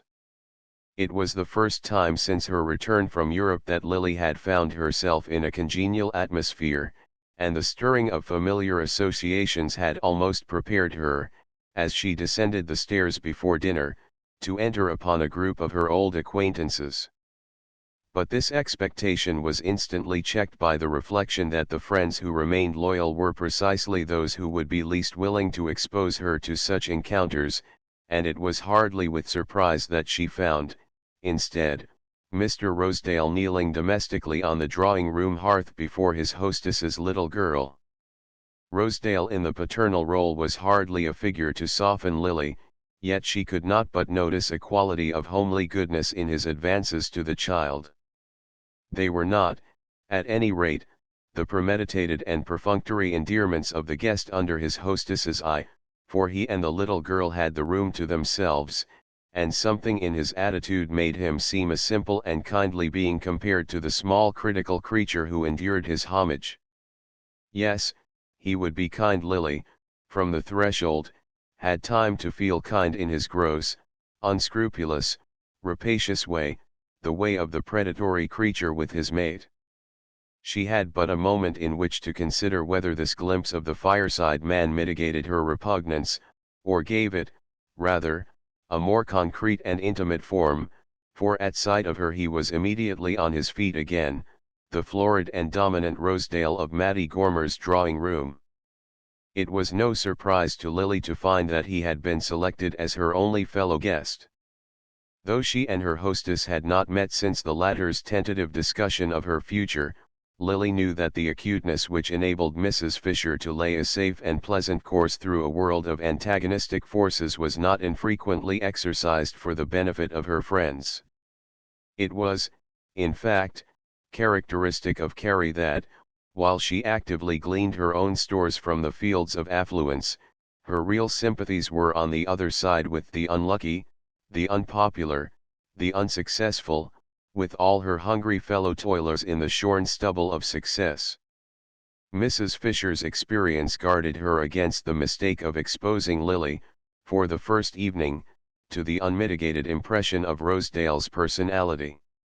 Kate Corby and 2 or 3 men dropped in to dinner, and Lily, alive to every detail of her friend's method, saw that such opportunities as had been contrived for her were to be deferred till she had, as it were, gained courage to make effectual use of them. She had a sense of acquiescing in this plan with the passiveness of a sufferer resigned to the surgeon's touch, and this feeling of almost lethargic helplessness continued when, after the departure of the guests, Mrs. Fisher followed her upstairs. "May I come in and smoke a cigarette over your fire? If we talk in my room we shall disturb the child." Mrs. Fisher looked about her with the eye of the solicitous hostess. "I hope you've managed to make yourself comfortable, dear. Isn't it a jolly little house? It's such a blessing to have a few quiet weeks with the baby." Carrie, in her rare moments of prosperity, became so expansively maternal that Miss Bart sometimes wondered whether, if she could ever get time and money enough, she would not end by devoting them both to her daughter.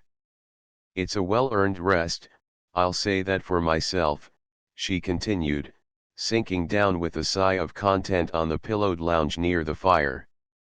"Louisa Bry is a stern taskmaster. I often used to wish myself back with the Gormers. Talk of love making people jealous and suspicious, it's nothing to social ambition.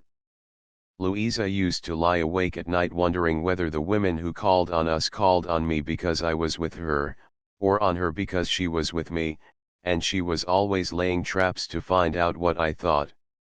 Of course I had to disown my oldest friends, rather than let her suspect she owed me the chance of making a single acquaintance when, all the while, that was what she had me there for, and what she wrote me a handsome check for when the season was over." Mrs. Fisher was not a woman who talked of herself without cause, and the practice of direct speech, far from precluding in her an occasional resort to circuitous methods, served rather, at crucial moments, the purpose of the juggler's chatter while he shifts the contents of his sleeves. Through the haze of her cigarette smoke she continued to gaze meditatively at Miss Bart, who, having dismissed her maid, sat before the toilet table shaking out over her shoulders the loosened undulations of her hair. "Your hair's wonderful, Lily. Thinner? What does that matter, when it's so light and alive?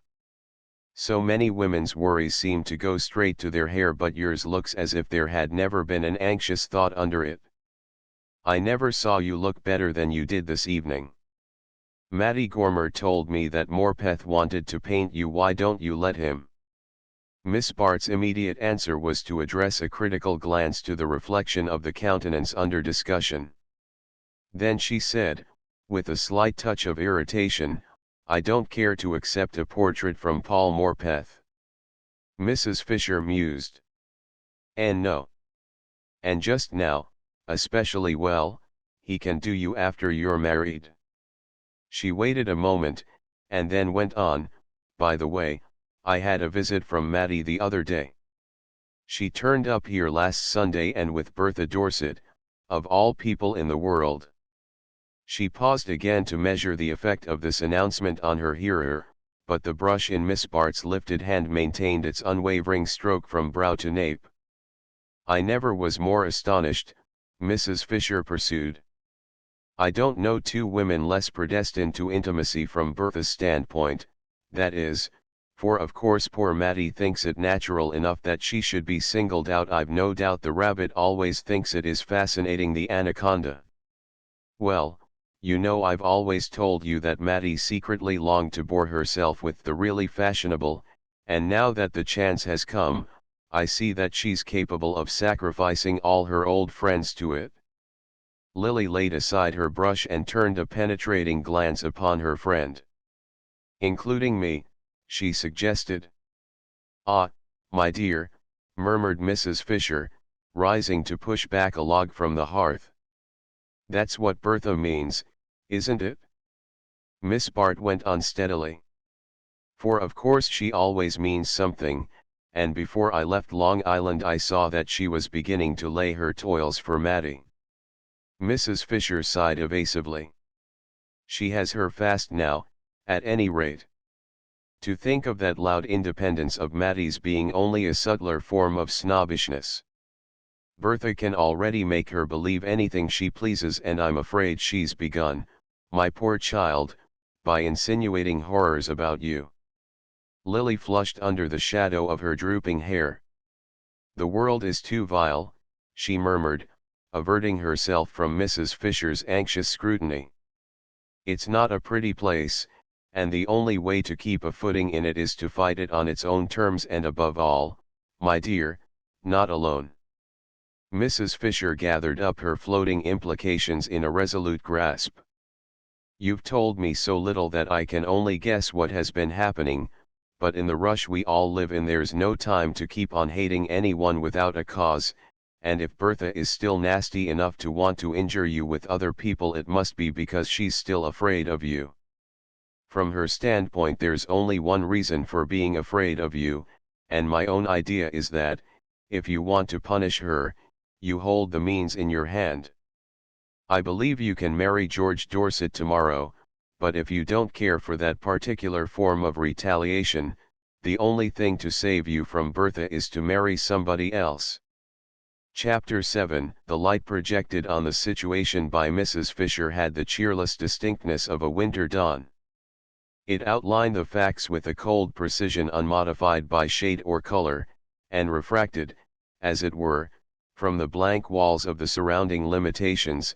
She had opened windows from which no sky was ever visible. But the idealist subdued to vulgar necessities must employ vulgar minds to draw the inferences to which he cannot stoop, and it was easier for Lily to let Mrs. Fisher formulate her case than to put it plainly to herself. Once confronted with it, however, she went the full length of its consequences, and these had never been more clearly present to her than when, the next afternoon, she set out for a walk with Rosedale. It was one of those still November days when the air is haunted with the light of summer, and something in the lines of the landscape, and in the golden haze which bathed them, recalled to Miss Bart the September afternoon when she had climbed the slopes of Bellomont with Selden. The importunate memory was kept before her by its ironic contrast to her present situation, since her walk with Selden had represented an irresistible flight from just such a climax as the present excursion was designed to bring about. But other memories importuned her also, the recollection of similar situations, as skillfully led up to, but through some malice of fortune, or her own unsteadiness of purpose, always failing of the intended result. Well, her purpose was steady enough now. She saw that the whole weary work of rehabilitation must begin again, and against far greater odds, if Bertha Dorset should succeed in breaking up her friendship with the Gormers, and her longing for shelter and security was intensified by the passionate desire to triumph over Bertha, as only wealth and predominance could triumph over her. As the wife of Rosedale, the Rosedale she felt it in her power to create, she would at least present an invulnerable front to her enemy. She had to draw upon this thought, as upon some fiery stimulant, to keep up her part in the scene toward which Rosedale was too frankly tending. As she walked beside him, shrinking in every nerve from the way in which his look and tone made free of her, yet telling herself that this momentary endurance of his mood was the price she must pay for her ultimate power over him. She tried to calculate the exact point at which concession must turn to resistance, and the price he would have to pay be made equally clear to him. But his dapper self-confidence seemed impenetrable to such hints, and she had a sense of something hard and self-contained behind the superficial warmth of his manner. They had been seated for some time in the seclusion of a rocky glen above the lake, when she suddenly cut short the culmination of an impassioned period by turning upon him the grave loveliness of her gaze. "I do believe what you say, Mr. Rosedale," she said quietly, "and I am ready to marry you whenever you wish." Rosedale, reddening to the roots of his glossy hair, received this announcement with a recoil which carried him to his feet, where he halted before her in an attitude of almost comic discomfiture. "For I suppose that is what you do wish," she continued, in the same quiet tone. "And, though I was unable to consent when you spoke to me in this way before, I am ready, now that I know you so much better, to trust my happiness to your hands." She spoke with the noble directness which she could command on such occasions, and which was like a large steady light thrown across the tortuous darkness of the situation. In its inconvenient brightness Rosedale seemed to waver a moment, as though conscious that every avenue of escape was unpleasantly illuminated. Then he gave a short laugh, and drew out a gold cigarette case, in which, with plump jeweled fingers, he groped for a gold-tipped cigarette. Selecting one, he paused to contemplate it a moment before saying, "My dear Miss Lily, I'm sorry if there's been any little misapprehension between us, but you made me feel my suit was so hopeless that I had really no intention of renewing it." Lily's blood tingled with the grossness of the rebuff, but she checked the first leap of her anger, and said in a tone of gentle dignity, "I have no one but myself to blame if I gave you the impression that my decision was final." Her wordplay was always too quick for him, and this reply held him in puzzled silence while she extended her hand and added, with the faintest inflection of sadness in her voice, "Before we bid each other goodbye, I want at least to thank you for having once thought of me as you did." The touch of her hand, the moving softness of her look, thrilled a vulnerable fibre in Rosedale. It was her exquisite inaccessibleness, the sense of distance she could convey without a hint of disdain, that made it most difficult for him to give her up. "Why do you talk of saying goodbye? Ain't we going to be good friends all the same?" he urged, without releasing her hand. She drew it away quietly. "What is your idea of being good friends?" she returned with a slight smile. "Making love to me without asking me to marry you." Rosedale laughed with a recovered sense of ease. "Well, that's about the size of it, I suppose. I can't help making love to you. I don't see how any man could, but I don't mean to ask you to marry me as long as I can keep out of it." She continued to smile. "I like your frankness, but I am afraid our friendship can hardly continue on those terms." She turned away, as though to mark that its final term had in fact been reached, and he followed her for a few steps with a baffled sense of her having after all kept the game in her own hands. "Miss Lily," he began impulsively, but she walked on without seeming to hear him. He overtook her in a few quick strides, and laid an entreating hand on her arm. "Miss Lily, don't hurry away like that. You're beastly hard on a fellow, but if you don't mind speaking the truth, I don't see why you shouldn't allow me to do the same." She had paused a moment with raised brows, drawing away instinctively from his touch, though she made no effort to evade his words. "I was under the impression," she rejoined, "that you had done so without waiting for my permission." "Well, why shouldn't you hear my reasons for doing it, then? We're neither of us such new hands that a little plain speaking is going to hurt us. I'm all broken up on you, there's nothing new in that.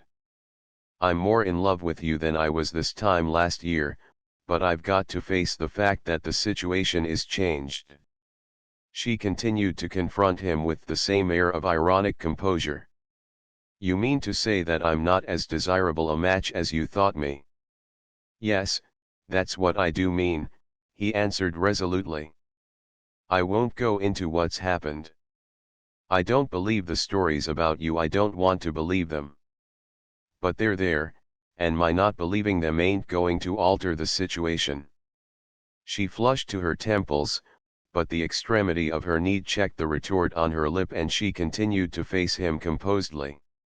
If they are not true, she said, doesn't that alter the situation? He met this with a steady gaze of his small stock-taking eyes, which made her feel herself no more than some superfine human merchandise. I believe it does in novels, but I'm certain it don't in real life. You know that as well as I do. If we're speaking the truth, let's speak the whole truth. Last year I was wild to marry you, and you wouldn't look at me. This year, well, you appear to be willing. Now, what has changed in the interval? Your situation, that's all. Then you thought you could do better, now you think you can, broke from her ironically. Why, yes, I do, in one way, that is. He stood before her, his hands in his pockets, his chest sturdily expanded under its vivid waistcoat. It's this way, you see, I've had a pretty steady grind of it these last years, working up my social position. Think it's funny I should say that? Why should I mind saying I want to get into society? A man ain't ashamed to say he wants to own a racing stable or a picture gallery. Well, a taste for society's just another kind of hobby. Perhaps I want to get even with some of the people who cold-shouldered me last year, put it that way if it sounds better. Anyhow, I want to have the run of the best houses, and I'm getting it too, little by little. But I know the quickest way to queer yourself with the right people is to be seen with the wrong ones, and that's the reason I want to avoid mistakes. Miss Bart continued to stand before him in a silence that might have expressed either mockery or a half-reluctant respect for his candour, and after a moment's pause he went on, there it is, you see. I'm more in love with you than ever, but if I married you now I'd queer myself for good and all, and everything I've worked for all these years would be wasted. She received this with a look from which all tinge of resentment had faded. After the tissue of social falsehoods in which she had so long moved, it was refreshing to step into the open daylight of an avowed expediency. I understand you, she said. A year ago I should have been of use to you, and now I should be an encumbrance, and I like you for telling me so quite honestly. She extended her hand with a smile. Again the gesture had a disturbing effect upon Mr. Rosedale's self-command. By George, you're a dead game sport, you are, he exclaimed, and as she began once more to move away, he broke out suddenly, Miss Lily, stop. You know I don't believe those stories. I believe they were all got up by a woman who didn't hesitate to sacrifice you to her own convenience. Lily drew away with a movement of quick disdain. It was easier to endure his insolence than his commiseration. You are very kind, but I don't think we need discuss the matter farther. But Rosedale's natural imperviousness to hints made it easy for him to brush such resistance aside. I don't want to discuss anything, I just want to put a plain case before you, he persisted. She paused in spite of herself, held by the note of a new purpose in his look and tone, and he went on, keeping his eyes firmly upon her. The wonder to me is that you've waited so long to get square with that woman, when you've had the power in your hands. She continued silent under the rush of astonishment that his words produced, and he moved a step closer to ask with low-toned directness, why don't you use those letters of hers you bought last year? Lily stood speechless under the shock of the interrogation. In the words preceding it she had conjectured, at most, an allusion to her supposed influence over George Dorset, nor did the astonishing indelicacy of the reference diminish the likelihood of Rosedale's resorting to it. But now she saw how far short of the mark she had fallen, and the surprise of learning that he had discovered the secret of the letters left her, for the moment, unconscious of the special use to which he was in the act of putting his knowledge. Her temporary loss of self-possession gave him time to press his point, and he went on quickly, as though to secure completer control of the situation. You see, I know where you stand, I know how completely she's in your power. That sounds like stage talk, don't it? But there's a lot of truth in some of those old gags, and I don't suppose you bought those letters simply because you're collecting autographs. She continued to look at him with a deepening bewilderment. Her only clear impression resolved itself into a scared sense of his power. You're wondering how I found out about M, he went on, answering her look with a note of conscious pride. Perhaps you've forgotten that I'm the owner of the Benedict, but never mind about that now. Getting onto things is a mighty useful accomplishment in business, and I've simply extended it to my private affairs. For this is partly my affair, you see, at least, it depends on you to make it so. Let's look the situation straight in the eye. Mrs. Dorset, for reasons we needn't go into, did you a beastly bad turn last spring. Everybody knows what Mrs. Dorset is, and her best friends wouldn't believe her on oath where their own interests were concerned, but as long as they're out of the row it's much easier to follow her lead than to set themselves against it, and you've simply been sacrificed to their laziness and selfishness. Isn't that a pretty fair statement of the case?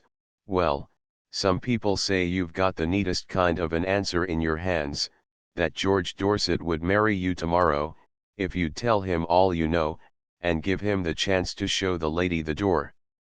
I dare say he would, but you don't seem to care for that particular form of getting even, and, taking a purely business view of the question, I think you're right. In a deal like that, nobody comes out with perfectly clean hands, and the only way for you to start fresh is to get Bertha Dorset to back you up, instead of trying to fight her.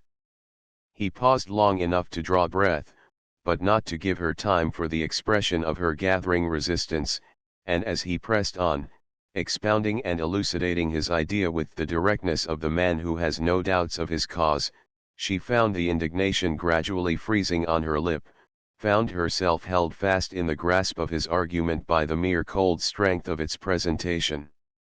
There was no time now to wonder how he had heard of her obtaining the letters. All her world was dark outside the monstrous glare of his scheme for using them. And it was not, after the first moment, the horror of the idea that held her spellbound, subdued to his will, it was rather its subtle affinity to her own inmost cravings. He would marry her tomorrow if she could regain Bertha Dorset's friendship, and to induce the open resumption of that friendship, and the tacit retractation of all that had caused its withdrawal, she had only to put to the lady the latent menace contained in the packet so miraculously delivered into her hands. Lily saw in a flash the advantage of this course over that which poor Dorset had pressed upon her. The other plan depended for its success on the infliction of an open injury, while this reduced the transaction to a private understanding, of which no third person need have the remotest hint. Put by Rosedale in terms of business-like give and take, this understanding took on the harmless air of a mutual accommodation, like a transfer of property or a revision of boundary lines. It certainly simplified life to view it as a perpetual adjustment, a play of party politics, in which every concession had its recognized equivalent. Lily's tired mind was fascinated by this escape from fluctuating ethical estimates into a region of concrete weights and measures. Rosedale, as she listened, seemed to read in her silence not only a gradual acquiescence in his plan, but a dangerously far-reaching perception of the chances it offered, for as she continued to stand before him without speaking, he broke out, with a quick return upon himself, "You see how simple it is, don't you?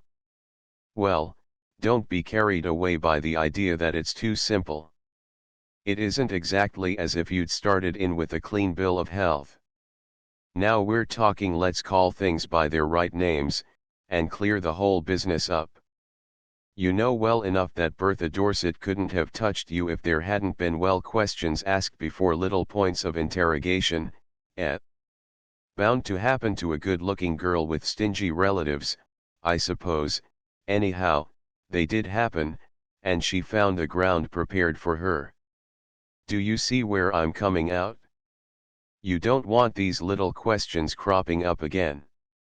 It's one thing to get Bertha Dorset into line, but what you want is to keep her there. You can frighten her fast enough, but how are you going to keep her frightened? By showing her that you're as powerful as she is. All the letters in the world won't do that for you as you are now, but with a big backing behind you, you'll keep her just where you want her to be. That's my share in the business, that's what I'm offering you. You can't put the thing through without me. Don't run away with any idea that you can. In 6 months you'd be back again among your old worries, or worse ones, and here I am, ready to lift you out of 'em tomorrow if you say so. Do you say so, Miss Lily? He added, moving suddenly nearer. The words, and the movement which accompanied them, combined to startle Lily out of the state of trance subservience into which she had insensibly slipped. Light comes in devious ways to the groping consciousness, and it came to her now through the disgusted perception that her would-be accomplice assumed, as a matter of course, the likelihood of her distrusting him and perhaps trying to cheat him of his share of the spoils. This glimpse of his inner mind seemed to present the whole transaction in a new aspect, and she saw that the essential baseness of the act lay in its freedom from risk.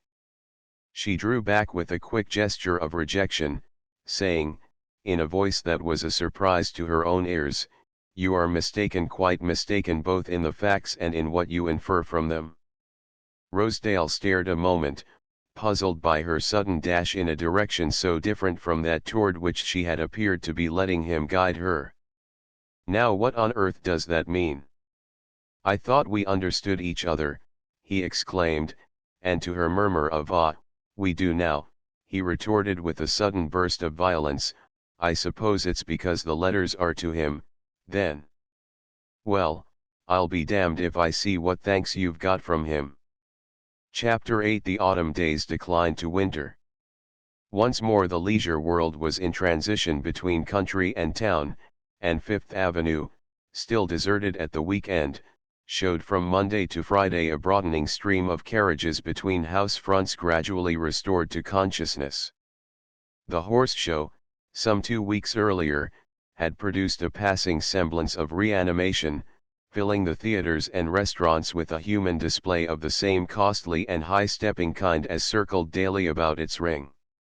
In Miss Bart's world the horse show, and the public it attracted, had ostensibly come to be classed among the spectacles disdained of the elect, but, as the feudal lord might sally forth to join in the dance on his village green, so society, unofficially and incidentally, still condescended to look in upon the scene. Mrs. Gormer, among the rest, was not above seizing such an occasion for the display of herself and her horses, and Lily was given 1 or 2 opportunities of appearing at her friend's side in the most conspicuous box the house afforded. But this lingering semblance of intimacy made her only the more conscious of a change in the relation between Mattie and herself, of a dawning discrimination, a gradually formed social standard, emerging from Mrs. Gormer's chaotic view of life. It was inevitable that Lily herself should constitute the first sacrifice to this new ideal, and she knew that, once the Gormers were established in town, the whole drift of fashionable life would facilitate Mattie's detachment from her. She had, in short, failed to make herself indispensable, or rather, her attempt to do so had been thwarted by an influence stronger than any she could exert. That influence, in its last analysis, was simply the power of money. Bertha Dorset's social credit was based on an impregnable bank account. Lily knew that Rosedale had overstated neither the difficulty of her own position nor the completeness of the vindication he offered, Once Bertha's match in material resources, her superior gifts would make it easy for her to dominate her adversary. An understanding of what such domination would mean, and of the disadvantages accruing from her rejection of it, was brought home to Lily with increasing clearness during the early weeks of the winter. Hitherto, she had kept up a semblance of movement outside the main flow of the social current, but with the return to town, and the concentrating of scattered activities, the mere fact of not slipping back naturally into her old habits of life marked her as being unmistakably excluded from them. If one were not a part of the season's fixed routine, one swung unsphered in a void of social non-existence. Lily, for all her dissatisfied dreaming, had never really conceived the possibility of revolving about a different center. It was easy enough to despise the world, but decidedly difficult to find any other habitable region. Her sense of irony never quite deserted her, and she could still note, with self-directed derision, the abnormal value suddenly acquired by the most tiresome and insignificant details of her former life. Its very drudgeries had a charm now that she was involuntarily released from them: card-leaving, note-writing, enforced civilities to the dull and elderly, and the smiling endurance of tedious dinners. How pleasantly such obligations would have filled the emptiness of her days. She did indeed leave cards in plenty. She kept herself, with a smiling and valiant persistence, well in the eye of her world, nor did she suffer any of those gross rebuffs which sometimes produce a wholesome reaction of contempt in their victim. Society did not turn away from her, it simply drifted by, preoccupied and inattentive, letting her feel, to the full measure of her humbled pride, how completely she had been the creature of its favor. She had rejected Rosedale's suggestion with a promptness of scorn almost surprising to herself. She had not lost her capacity for high flashes of indignation. But she could not breathe long on the heights. There had been nothing in her training to develop any continuity of moral strength. What she craved, and really felt herself entitled to, was a situation in which the noblest attitude should also be the easiest. Hitherto her intermittent impulses of resistance had sufficed to maintain her self-respect. If she slipped she recovered her footing, and it was only afterward that she was aware of having recovered it each time on a slightly lower level. She had rejected Rosedale's offer without conscious effort. Her whole being had risen against it, and she did not yet perceive that, by the mere act of listening to him, she had learned to live with ideas which would once have been intolerable to her.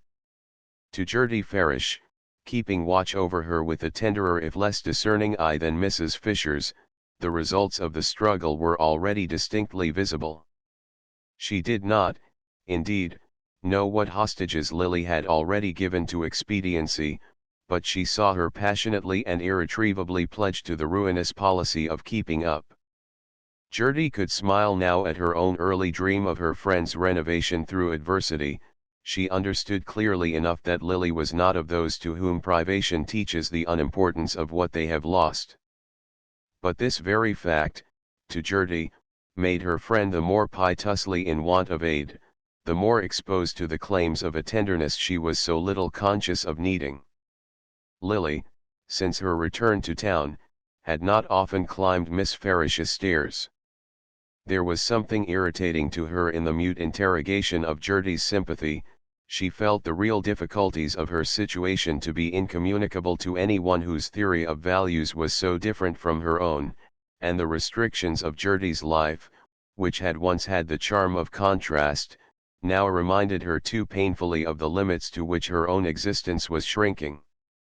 When at length, one afternoon, she put into execution the belated resolve to visit her friend, this sense of shrunken opportunities possessed her with unusual intensity.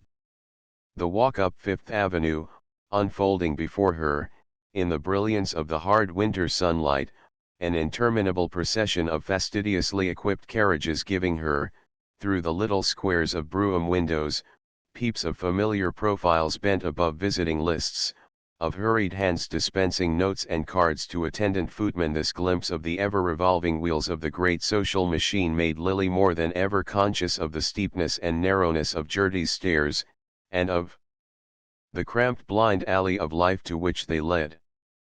Dull stairs destined to be mounted by dull people.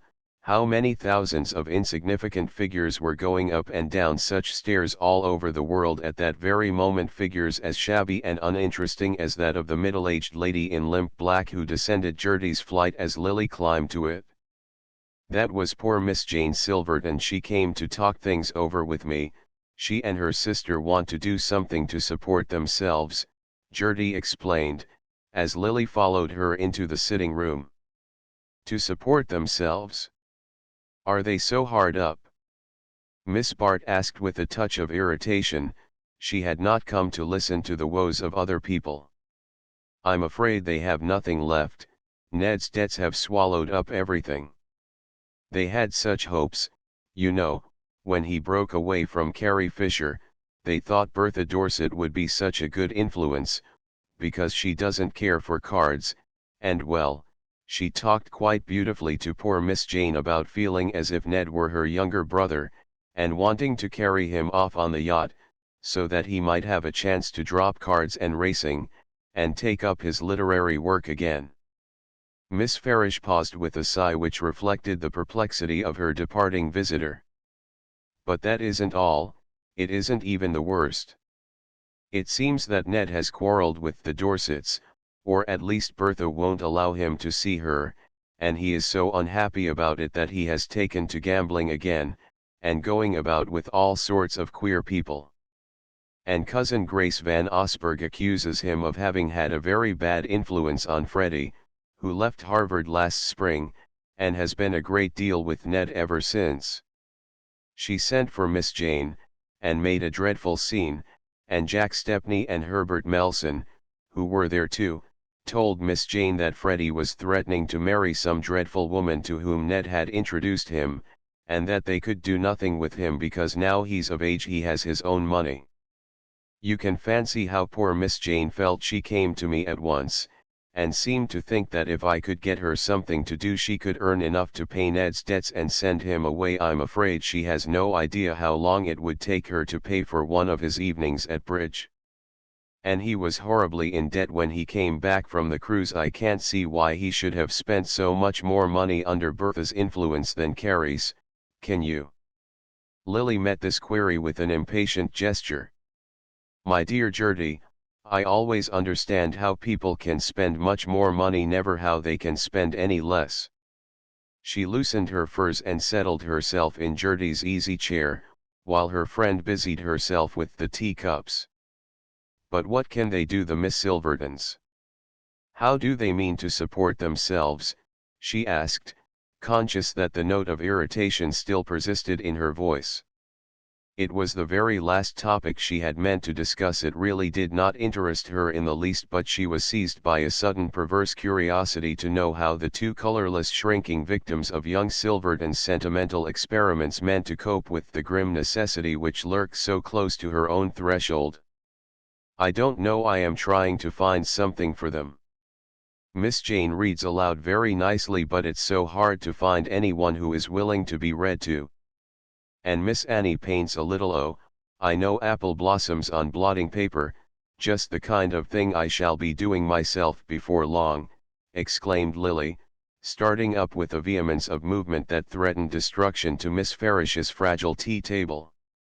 Lily bent over to steady the cups, then she sank back into her seat. I'd forgotten there was no room to dash about in. How beautifully one does have to behave in a small flat. Oh, Gertie, I wasn't meant to be good, she sighed out incoherently. Gertie lifted an apprehensive look to her pale face, in which the eyes shone with a peculiar sleepless luster. You look horribly tired, Lily. Take your tea, and let me give you this cushion to lean against. Miss Bart accepted the cup of tea, but put back the cushion with an impatient hand. Don't give me that. I don't want to lean back. I shall go to sleep if I do. Well, why not, dear? I'll be as quiet as a mouse, Gertie urged affectionately. No, no, don't be quiet, talk to me, keep me awake. I don't sleep at night, and in the afternoon a dreadful drowsiness creeps over me. You don't sleep at night? Since when? I don't know, I can't remember. She rose and put the empty cup on the tea tray. Another, and stronger, please. If I don't keep awake now I shall see horrors tonight, perfect horrors. But they'll be worse if you drink too much tea. No, no, give it to me, and don't preach, please, Lily returned imperiously. Her voice had a dangerous edge, and Gertie noticed that her hand shook as she held it out to receive the second cup. But you look so tired, I'm sure you must be ill. Miss Bart set down her cup with a start. Do I look ill? Does my face show it? She rose and walked quickly toward the little mirror above the writing table. What a horrid looking glass, it's all blotched and discolored. Anyone would look ghastly in it. She turned back, fixing her plaintive eyes on Gertie. You stupid dear, why do you say such odious things to me? It's enough to make one ill to be told one looks so. And looking ill means looking ugly. She caught Gertie's wrists, and drew her close to the window. After all, I'd rather know the truth. Look me straight in the face, Gertie, and tell me, am I perfectly frightful? You're perfectly beautiful now, Lily, your eyes are shining, and your cheeks have grown so pink all of a sudden. Ah, they were pale, then ghastly pale, when I came in. Why don't you tell me frankly that I'm a wreck? My eyes are bright now because I'm so nervous, but in the mornings they look like lead. And I can see the lines coming in my face, the lines of worry and disappointment and failure. Every sleepless night leaves a new one, and how can I sleep, when I have such dreadful things to think about? Dreadful things? What things? Asked Gertie, gently detaching her wrists from her friend's feverish fingers. What things? Well, poverty, for one, and I don't know any that's more dreadful. Lily turned away and sank with sudden weariness into the easy chair near the tea table. You asked me just now if I could understand why Ned Silverton spent so much money. Of course I understand, he spends it on living with the rich. You think we live on the rich, rather than with them, and so we do, in a sense, but it's a privilege we have to pay for. We eat their dinners, and drink their wine, and smoke their cigarettes, and use their carriages and their opera boxes and their private cars, yes, but there's a tax to pay on every one of those luxuries. The man pays it by big tips to the servants, by playing cards beyond his means, by flowers and presents and lots of other things that cost. The girl pays it by tips and cards too. Oh, yes, I've had to take up bridge again, and by going to the best dressmakers, and having just the right dress for every occasion, and always keeping herself fresh and exquisite and amusing. She leaned back for a moment, closing her eyes, and as she sat there, her pale lips slightly parted, and the lids dropped above her fagged brilliant gaze, Gertie had a startled perception of the change in her face, of the way in which an ashen daylight seemed suddenly to extinguish its artificial brightness. She looked up, and the vision vanished. It doesn't sound very amusing, does it? And it isn't. I'm sick to death of it. And yet the thought of giving it all up nearly kills me. It's what keeps me awake at night, and makes me so crazy for your strong tea. For I can't go on in this way much longer, you know I'm nearly at the end of my tether. And then what can I do? How on earth am I to keep myself alive? I see myself reduced to the fate of that poor Silverton woman, slinking about to employment agencies, and trying to sell painted blotting pads to women's exchanges. And there are thousands and thousands of women trying to do the same thing already, and not one of the number who has less idea how to earn a dollar than I have. She rose again with a hurried glance at the clock. It's late, and I must be off. I have an appointment with Carrie Fisher. Don't look so worried, You dear thing, don't think too much about the nonsense I've been talking. She was before the mirror again, adjusting her hair with a light hand, drawing down her veil, and giving a dexterous touch to her furs. Of course, you know, it hasn't come to the employment agencies and the painted blotting pads yet, but I'm rather hard up just for the moment, and if I could find something to do, notes to write and visiting lists to make up, or that kind of thing, it would tide me over till the legacy is paid. And Carrie has promised to find somebody who wants a kind of social secretary. You know, she makes a specialty of the helpless rich. Miss Bart had not revealed to Gertie the full extent of her anxiety. She was in fact in urgent and immediate need of money to meet the vulgar weekly claims which could neither be deferred nor evaded. To give up her apartment, and shrink to the obscurity of a boarding house, or the provisional hospitality of a bed in Gertie Farish's sitting room, was an expedient which could only postpone the problem confronting her, and it seemed wiser as well as more agreeable to remain where she was and find some means of earning her living. The possibility of having to do this was one which she had never before seriously considered, and the discovery that, as a breadwinner, she was likely to prove as helpless and ineffectual as poor Miss Silverton, was a severe shock to her self-confidence. Having been accustomed to take herself at the popular valuation, as a person of energy and resource, naturally fitted to dominate any situation in which she found herself, she vaguely imagined that such gifts would be of value to seekers after social guidance, but there was unfortunately no specific head under which the art of saying and doing the right thing could be offered in the market, and even Mrs. Fisher's resourcefulness failed before the difficulty of discovering a workable vein in the vague wealth of Lily's graces. Mrs. Fisher was full of indirect expedients for enabling her friends to earn a living, and could conscientiously assert that she had put several opportunities of this kind before Lily, but more legitimate methods of bread-winning were as much out of her line as they were beyond the capacity of the sufferers she was generally called upon to assist. Lily's failure to profit by the chances already afforded her might, moreover, have justified the abandonment of farther effort on her behalf, but Mrs. Fisher's inexhaustible good nature made her an adept at creating artificial demands in response to an actual supply.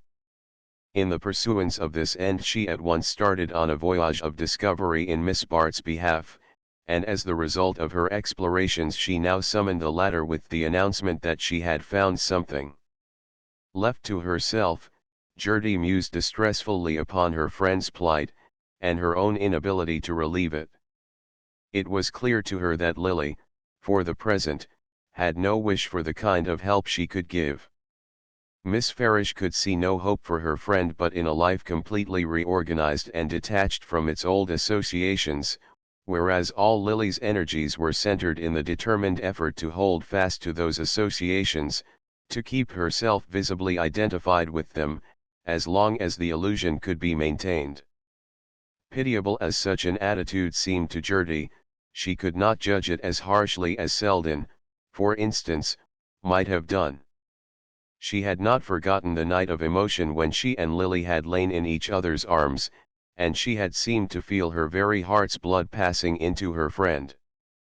The sacrifice she had made had seemed unavailing enough, no trace remained in Lily of the subduing influences of that hour, but Gertie's tenderness, disciplined by long years of contact with obscure and inarticulate suffering, could wait on its object with a silent forbearance which took no account of time. She could not, however, deny herself the solace of taking anxious counsel with Lawrence Selden, with whom, since his return from Europe, she had renewed her old relation of cousinly confidence. Selden himself had never been aware of any change in their relation. He found Gertie as he had left her, simple, undemanding and devoted, but with a quickened intelligence of the heart which he recognized without seeking to explain it. To Gertie herself it would once have seemed impossible that she should ever again talk freely with him of Lily Bart, but what had passed in the secrecy of her own breast seemed to resolve itself, when the mist of the struggle cleared, into a breaking down of the bounds of self, a deflecting of the wasted personal emotion into the general current of human understanding. It was not till some 2 weeks after her visit from Lily that Gertie had the opportunity of communicating her fears to Selden. The latter, having presented himself on a Sunday afternoon, had lingered on through the dowdy animation of his cousin's tea hour, conscious of something in her voice and eye which solicited a word apart, and as soon as the last visitor was gone Gertie opened her case by asking how lately he had seen Miss Bart. Selden's perceptible pause gave her time for a slight stir of surprise. "I haven't seen her at all. I've perpetually missed seeing her since she came back." This unexpected admission made Gertie pause too, and she was still hesitating on the brink of her subject when he relieved her by adding, "I've wanted to see her but she seems to have been absorbed by the Gormer set since her return from Europe." "That's all the more reason. She's been very unhappy."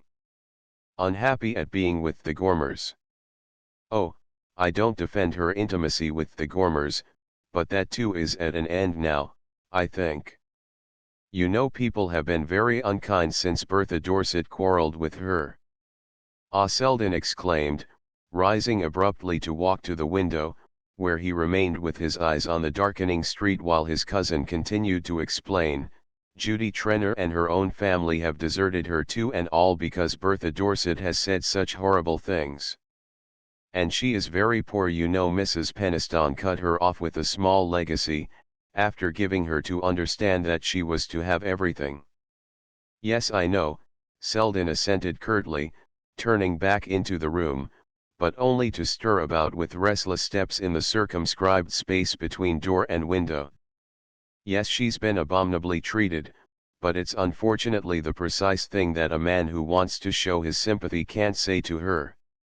His words caused Gertie a slight chill of disappointment. "There would be other ways of showing your sympathy," she suggested. Selden, with a slight laugh, sat down beside her on the little sofa which projected from the hearth. "What are you thinking of, you incorrigible missionary?" he asked. Gertie's color rose, and her blush was for a moment her only answer. Then she made it more explicit by saying, "I am thinking of the fact that you and she used to be great friends, that she used to care immensely for what you thought of her, and that, if she takes your staying away as a sign of what you think now, I can imagine it's adding a great deal to her unhappiness. My dear child, don't add to it still more, at least to your conception of it, by attributing to her all sorts of susceptibilities of your own."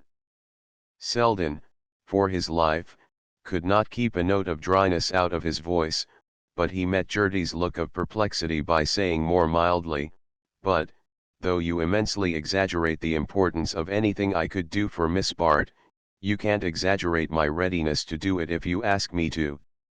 He laid his hand for a moment on hers, and there passed between them, on the current of the rare contact, one of those exchanges of meaning which fill the hidden reservoirs of affection. Gertie had the feeling that he measured the cost of her request as plainly as she read the significance of his reply, and the sense of all that was suddenly clear between them made her next words easier to find.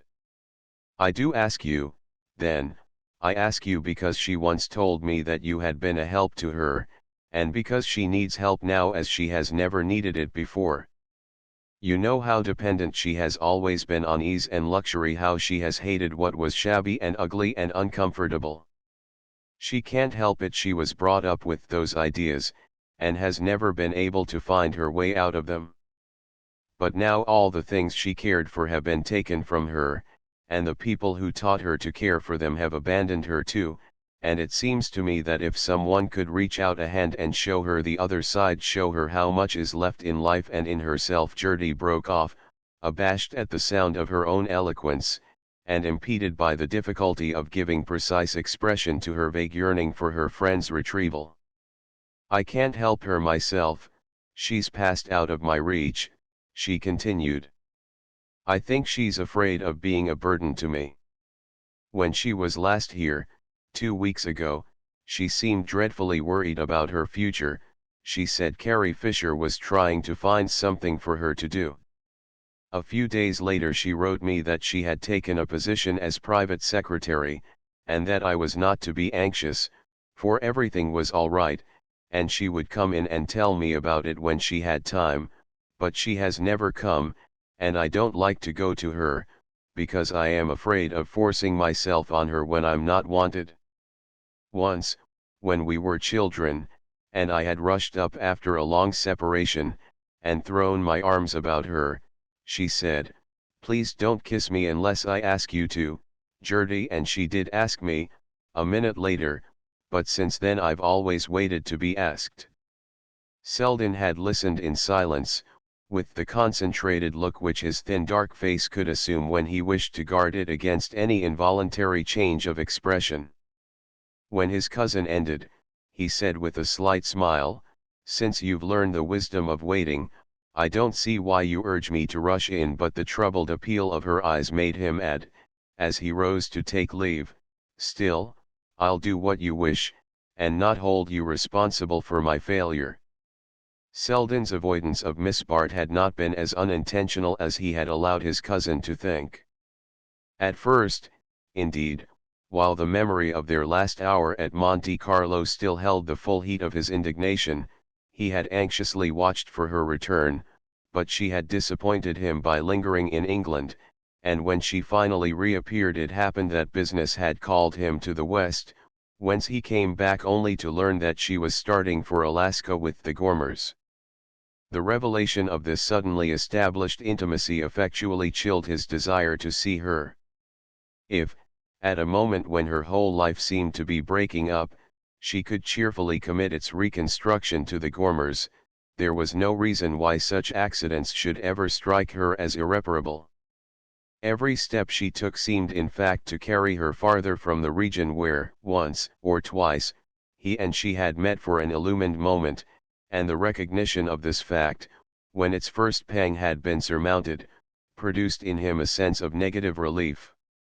It was much simpler for him to judge Miss Bart by her habitual conduct than by the rare deviations from it which had thrown her so disturbingly in his way, and every act of hers which made the recurrence of such deviations more unlikely, confirmed the sense of relief with which he returned to the conventional view of her. But Gertie Farish's words had sufficed to make him see how little this view was really his, and how impossible it was for him to live quietly with the thought of Lily Bart. To hear that she was in need of help, even such vague help as he could offer, was to be at once repossessed by that thought, and by the time he reached the street he had sufficiently convinced himself of the urgency of his cousin's appeal to turn his steps directly toward Lily's hotel. There his zeal met a check in the unforeseen news that Miss Bart had moved away, but, on his pressing his inquiries, the clerk remembered that she had left an address, for which he presently began to search through his books. It was certainly strange that she should have taken this step without letting Gertie Farish know of her decision, and Selden waited with a vague sense of uneasiness while the address was sought for. The process lasted long enough for uneasiness to turn to apprehension, but when at length a slip of paper was handed him, and he read on it, "Care of Mrs. Norma Hatch, Emporium Hotel," his apprehension passed into an incredulous stare, and this into the gesture of disgust with which he tore the paper in two, and turned to walk quickly homeward. Chapter 9. When Lily woke on the morning after her translation to the Emporium Hotel, her first feeling was one of purely physical satisfaction. The force of contrast gave an added keenness to the luxury of lying once more in a soft pillowed bed, and looking across a spacious sunlit room at a breakfast table set invitingly near the fire. Analysis and introspection might come later, but for the moment she was not even troubled by the excesses of the upholstery or the restless convolutions of the furniture. The sense of being once more lapped and folded in ease, as in some dense mild medium impenetrable to discomfort, effectually stilled the faintest note of criticism. When, the afternoon before, she had presented herself to the lady to whom Carrie Fisher had directed her, she had been conscious of entering a new world.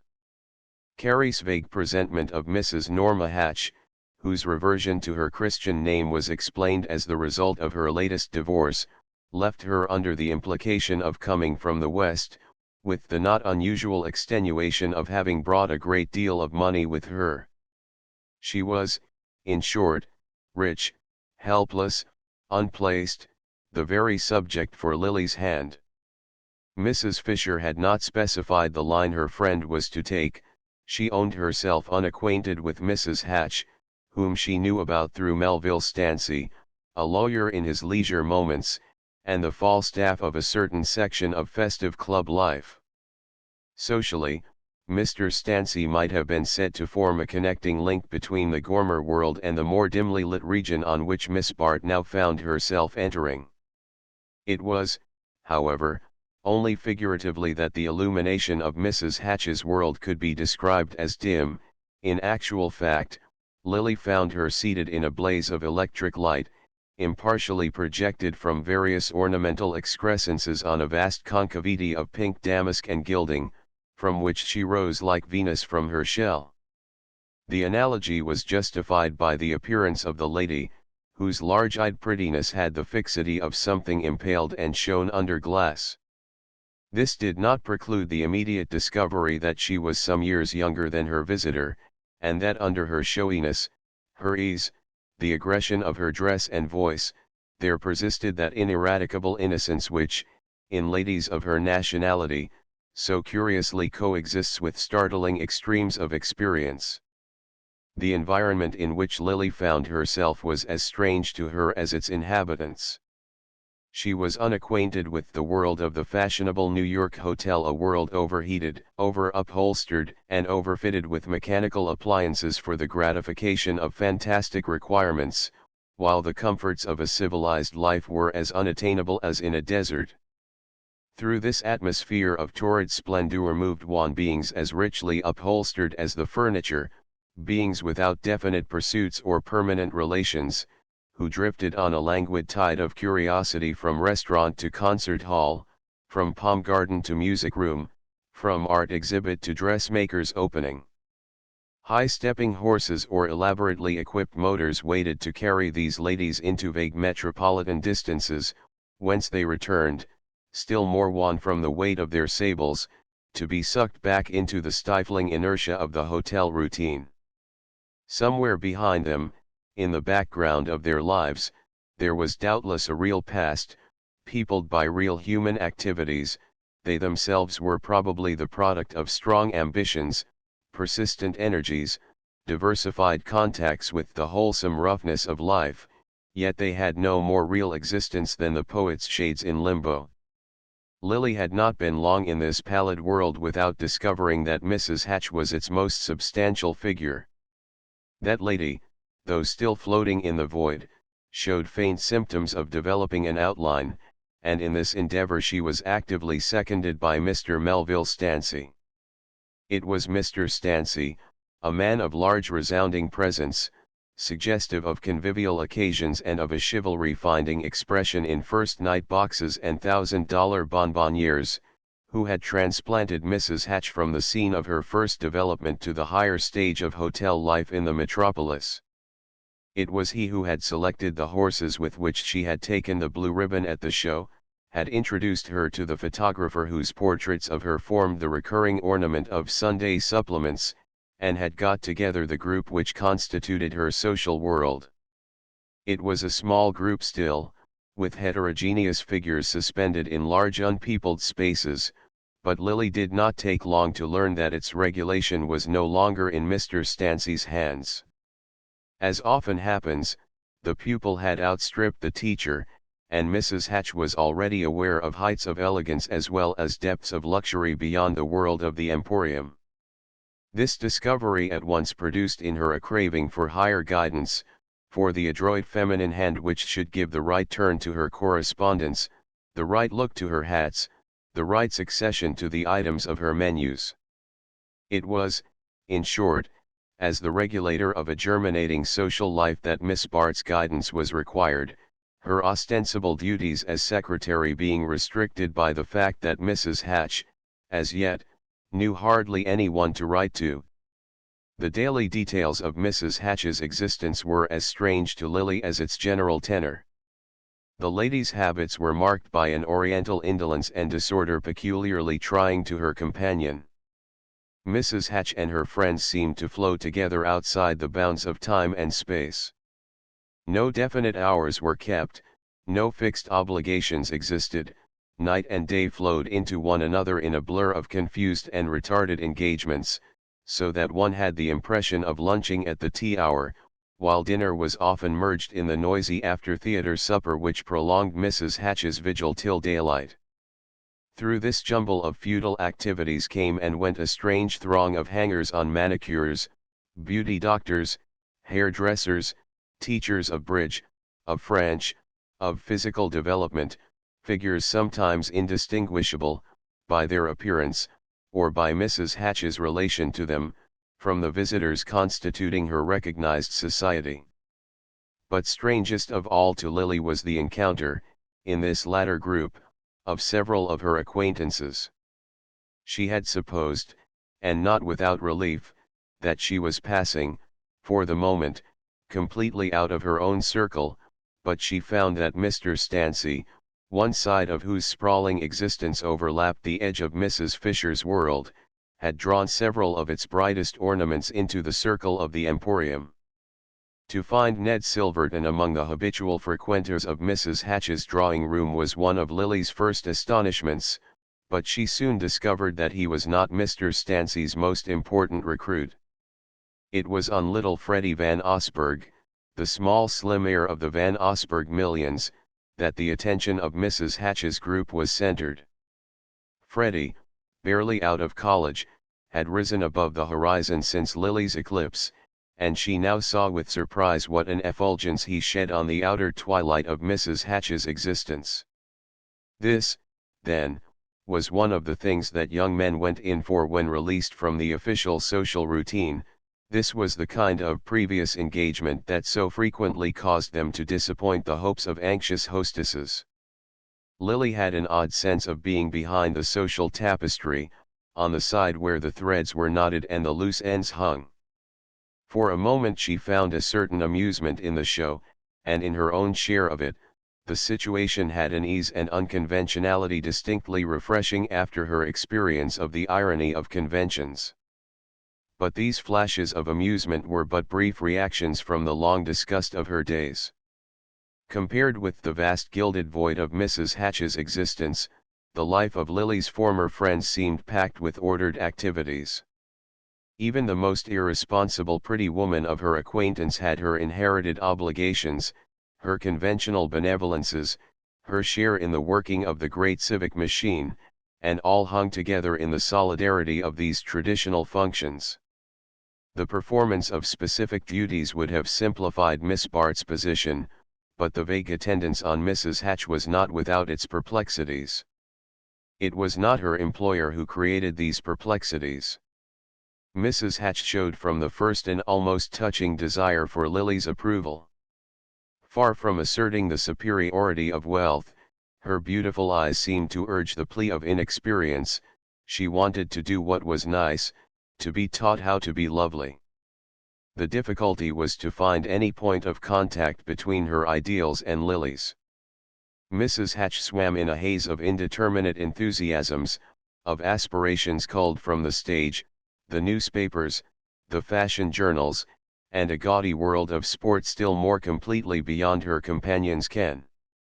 To separate from these confused conceptions those most likely to advance the lady on her way, was Lily's obvious duty, but its performance was hampered by rapidly growing doubts. Lily was in fact becoming more and more aware of a certain ambiguity in her situation. It was not that she had, in the conventional sense, any doubt of Mrs. Hatch's irreproachableness.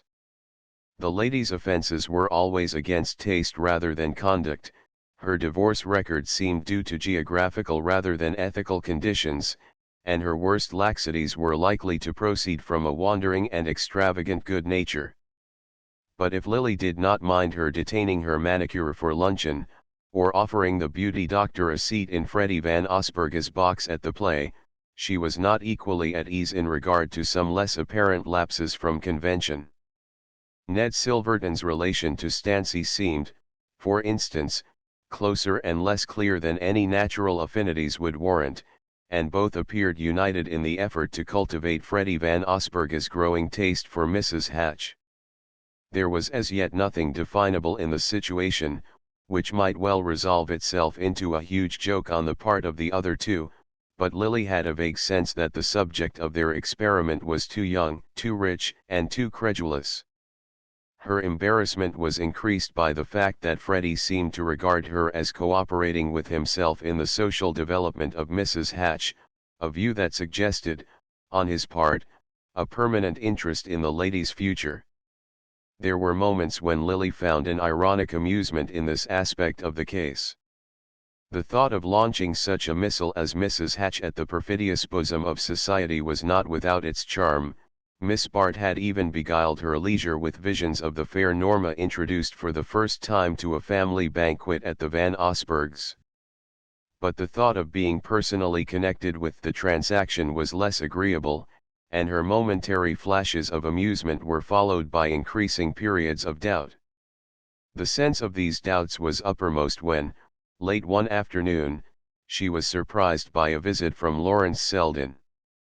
He found her alone in the wilderness of pink damask, for in Mrs. Hatch's world the tea hour was not dedicated to social rites, and the lady was in the hands of her masseuse. Selden's entrance had caused Lily an inward start of embarrassment, but his air of constraint had the effect of restoring her self-possession, and she took at once the tone of surprise and pleasure, wondering frankly that he should have traced her to so unlikely a place, and asking what had inspired him to make the search. Selden met this with an unusual seriousness. She had never seen him so little master of the situation, so plainly at the mercy of any obstructions she might put in his way. "I wanted to see you," he said, and she could not resist observing in reply that he had kept his wishes under remarkable control. She had in truth felt his long absence as one of the chief bitternesses of the last months. His desertion had wounded sensibilities far below the surface of her pride. Selden met the challenge with directness. "Why should I have come, unless I thought I could be of use to you? It is my only excuse for imagining you could want me." This struck her as a clumsy evasion, and the thought gave a flash of keenness to her answer. "Then you have come now because you think you can be of use to me?" He hesitated again. "Yes, in the modest capacity of a person to talk things over with." For a clever man it was certainly a stupid beginning, and the idea that his awkwardness was due to the fear of her attaching a personal significance to his visit, chilled her pleasure in seeing him. Even under the most adverse conditions, that pleasure always made itself felt. She might hate him, but she had never been able to wish him out of the room. She was very near hating him now, yet the sound of his voice, the way the light fell on his thin dark hair, the way he sat and moved and wore his clothes, she was conscious that even these trivial things were inwoven with her deepest life. In his presence a sudden stillness came upon her, and the turmoil of her spirit ceased, but an impulse of resistance to this stealing influence now prompted her to say, "It's very good of you to present yourself in that capacity, but what makes you think I have anything particular to talk about?" Though she kept the even tone of light intercourse, the question was framed in a way to remind him that his good offices were unsought, and for a moment Selden was checked by it. The situation between them was one which could have been cleared up only by a sudden explosion of feeling, and their whole training and habit of mind were against the chances of such an explosion. Selden's calmness seemed rather to harden into resistance, and Miss Bart's into a surface of glittering irony, as they faced each other from the opposite corners of one of Mrs. Hatch's elephantine sofas. The sofa in question, and the apartment peopled by its monstrous mates, served at length to suggest the turn of Selden's reply. "Gertie told me that you were acting as Mrs. Hatch's secretary, and I knew she was anxious to hear how you were getting on." Miss Bart received this explanation without perceptible softening. "Why didn't she look me up herself, then?" she asked. "Because," as you didn't send her your address, she was afraid of being importunate.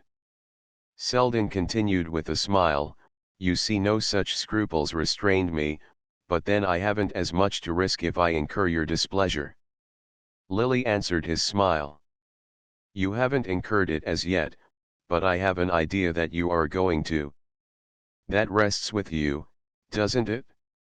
You see, my initiative doesn't go beyond putting myself at your disposal. But in what capacity? What am I to do with you? She asked in the same light tone. Selden again glanced about Mrs. Hatch's drawing room, then he said, with a decision which he seemed to have gathered from this final inspection, you are to let me take you away from here. Lily flushed at the suddenness of the attack, then she stiffened under it and said coldly, and may I ask where you mean me to go? Back to Gertie in the first place, if you will. The essential thing is that it should be away from here.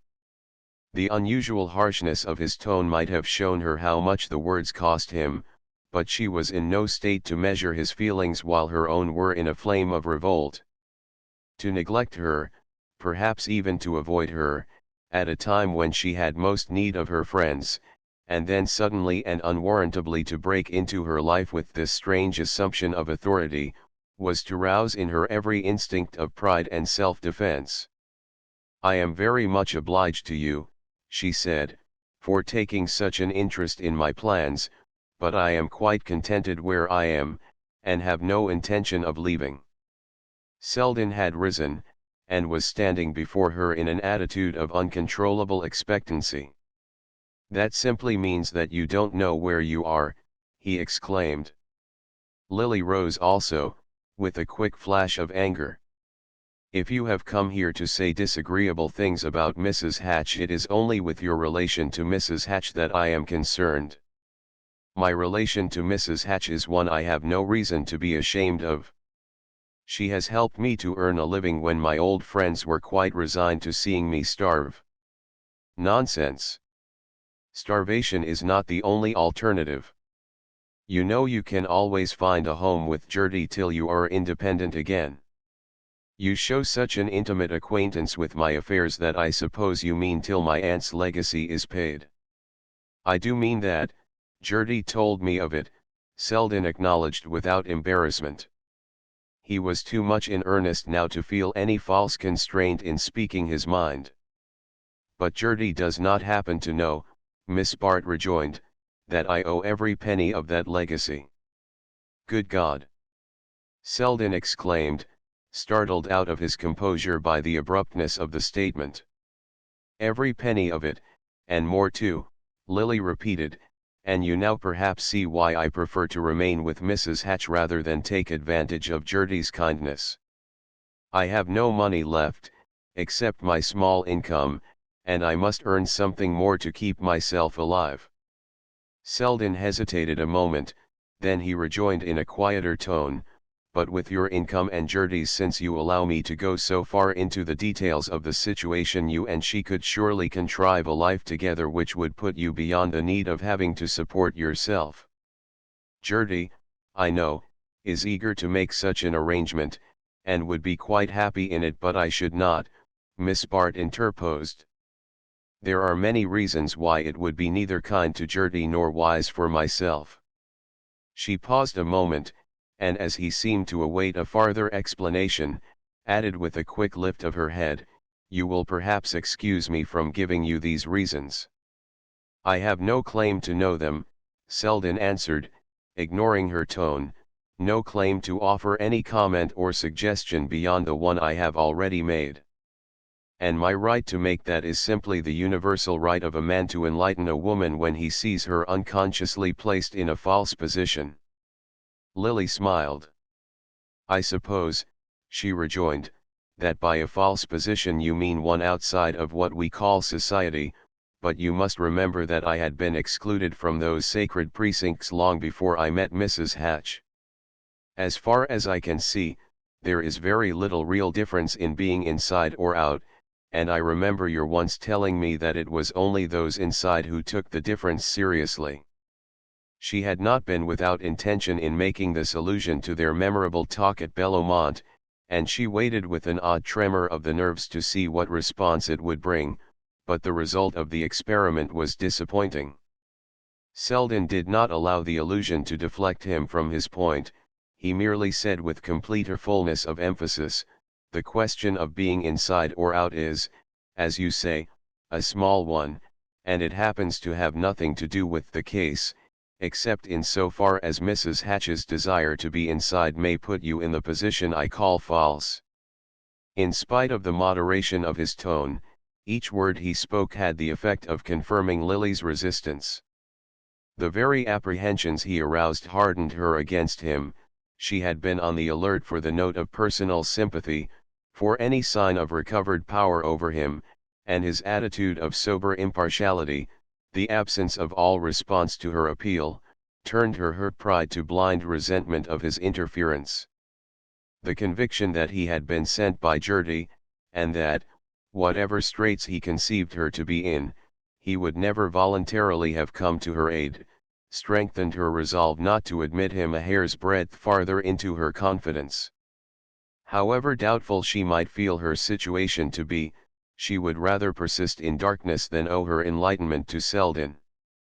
"I don't know," she said, when he had ceased to speak, "why you imagine me to be situated as you describe, but as you have always told me that the sole object of a bringing up like mine was to teach a girl to get what she wants, why not assume that that is precisely what I am doing?"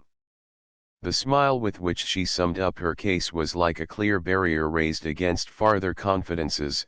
Its brightness held him at such a distance that he had a sense of being almost out of hearing as he rejoined, "I am not sure that I have ever called you a successful example of that kind of bringing up." Her color rose a little at the implication, but she steeled herself with a light laugh. "Ah, wait a little longer, give me a little more time before you decide." And as he wavered before her, still watching for a break in the impenetrable front she presented, "Don't give me up, I may still do credit to my training," she affirmed. Chapter 10 Look at those spangles, Miss Bart, every one of 'em sewed on crooked. The tall forewoman, a pinched perpendicular figure, dropped the condemned structure of wire and net on the table at Lily's side, and passed on to the next figure in the line. There were 20 of them in the workroom, their fagged profiles, under exaggerated hair, bowed in the harsh north light above the utensils of their art, for it was something more than an industry, surely, this creation of ever-varied settings for the face of fortunate womanhood. Their own faces were sallow with the unwholesomeness of hot air and sedentary toil, rather than with any actual signs of want. They were employed in a fashionable millinery establishment, and were fairly well clothed and well paid, but the youngest among them was as dull and colorless as the middle-aged. In the whole workroom there was only one skin beneath which the blood still visibly played, and that now burned with vexation as Miss Bart, under the lash of the forewoman's comment, began to strip the hat frame of its overlapping spangles.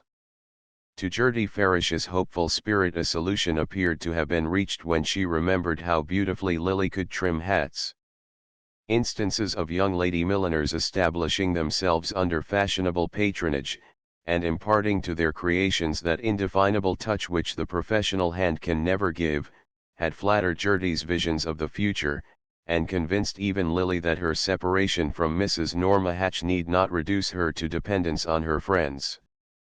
The parting had occurred a few weeks after Selden's visit, and would have taken place sooner had it not been for the resistance set up in Lily by his ill-starred offer of advice. The sense of being involved in a transaction she would not have cared to examine too closely had soon afterward defined itself in the light of a hint from Mr. Stancy that, if she saw them through, she would have no reason to be sorry. The implication that such loyalty would meet with a direct reward had hastened her flight, and flung her back, ashamed and penitent, on the broad bosom of Gertie's sympathy. She did not, however, propose to lie there prone, and Gertie's inspiration about the hats at once revived her hopes of profitable activity. Here was, after all, something that her charming listless hands could really do. She had no doubt of their capacity for knotting a ribbon or placing a flower to advantage. And of course only these finishing touches would be expected of her. Subordinate fingers, blunt, gray, needle-pricked fingers, would prepare the shapes and stitch the linings, while she presided over the charming little front shop all white panels, mirrors, and moss green hangings where her finished creations, hats, wreaths, aigrettes, and the rest, perched on their stands like birds just poising for flight. But at the very outset of Gertie's campaign this vision of the green and white shop had been dispelled. Other young ladies of fashion had been thus set up, selling their hats by the mere attraction of a name and the reputed knack of tying a bow, but these privileged beings could command a faith in their powers materially expressed by the readiness to pay their shop rent and advance a handsome sum for current expenses. Where was Lily to find such support? And even could it have been found, how were the ladies on whose approval she depended to be induced to give her their patronage? Gertie learned that whatever sympathy her friend's case might have excited a few months since had been imperiled, if not lost, by her association with Mrs. Hatch. Once again, Lily had withdrawn from an ambiguous situation in time to save her self-respect, but too late for public vindication. Freddie Van Osburgh was not to marry Mrs. Hatch. He had been rescued at the 11th hour, some said, by the efforts of Gus Trenner and Rosedale and dispatched to Europe with old Ned Van Alstyne, but the risk he had run would always be ascribed to Miss Bart's connivance, and would somehow serve as a summing up and corroboration of the vague general distrust of her. It was a relief to those who had hung back from her to find themselves thus justified, and they were inclined to insist a little on her connection with the Hatch case in order to show that they had been right. Gertie's quest, at any rate, brought up against a solid wall of resistance, and even when Carrie Fisher, momentarily penitent for her share in the Hatch affair, joined her efforts to Miss Farish's, they met with no better success. Gertie had tried to veil her failure in tender ambiguities, but Carrie, always the soul of candour, put the case squarely to her friend. "I went straight to Judy Trenner. She has fewer prejudices than the others, and besides she's always hated Bertha Dorset." "But what have you done to her, Lily?" "At the very first word about giving you a start she flamed out about some money you'd got from Gus. I never knew her so hot before. You know she'll let him do anything but spend money on his friends. The only reason she's decent to me now is that she knows I'm not hard up. He speculated for you, you say? Well, what's the harm? He had no business to lose." "He didn't lose." "Then what on earth?" "But I never could understand you, Lily." The end of it was that, after anxious inquiry and much deliberation, Mrs. Fisher and Gertie, for once oddly united in their effort to help their friend, decided on placing her in the workroom of Madame Regina's renowned millinery establishment. Even this arrangement was not effected without considerable negotiation, for Madame Regina had a strong prejudice against untrained assistants, and was induced to yield only by the fact that she owed the patronage of Mrs. Bry and Mrs. Gormer to Carrie Fisher's influence. She had been willing from the first to employ Lily in the showroom, as a displayer of hats. A fashionable beauty might be a valuable asset. But to this suggestion Miss Bart opposed a negative which Gertie emphatically supported, while Mrs. Fisher, inwardly unconvinced, but resigned to this latest proof of Lily's unreason, agreed that perhaps in the end it would be more useful that she should learn the trade. To Regina's workroom Lily was therefore committed by her friends, and there Mrs. Fisher left her with a sigh of relief, while Gertie's watchfulness continued to hover over her at a distance. Lily had taken up her work early in January. It was now 2 months later, and she was still being rebuked for her inability to sew spangles on a hat frame. As she returned to her work she heard a titter pass down the tables. She knew she was an object of criticism and amusement to the other workwomen. They were, of course, aware of her history. The exact situation of every girl in the room was known and freely discussed by all the others, but the knowledge did not produce in them any awkward sense of class distinction. It merely explained why her untutored fingers were still blundering over the rudiments of the trade.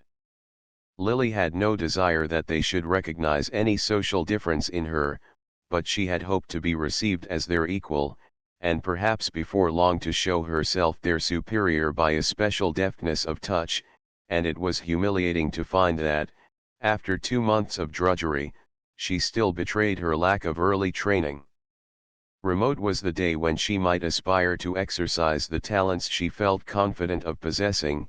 Only experienced workers were entrusted with the delicate art of shaping and trimming the hat, and the forewoman still held her inexorably to the routine of preparatory work.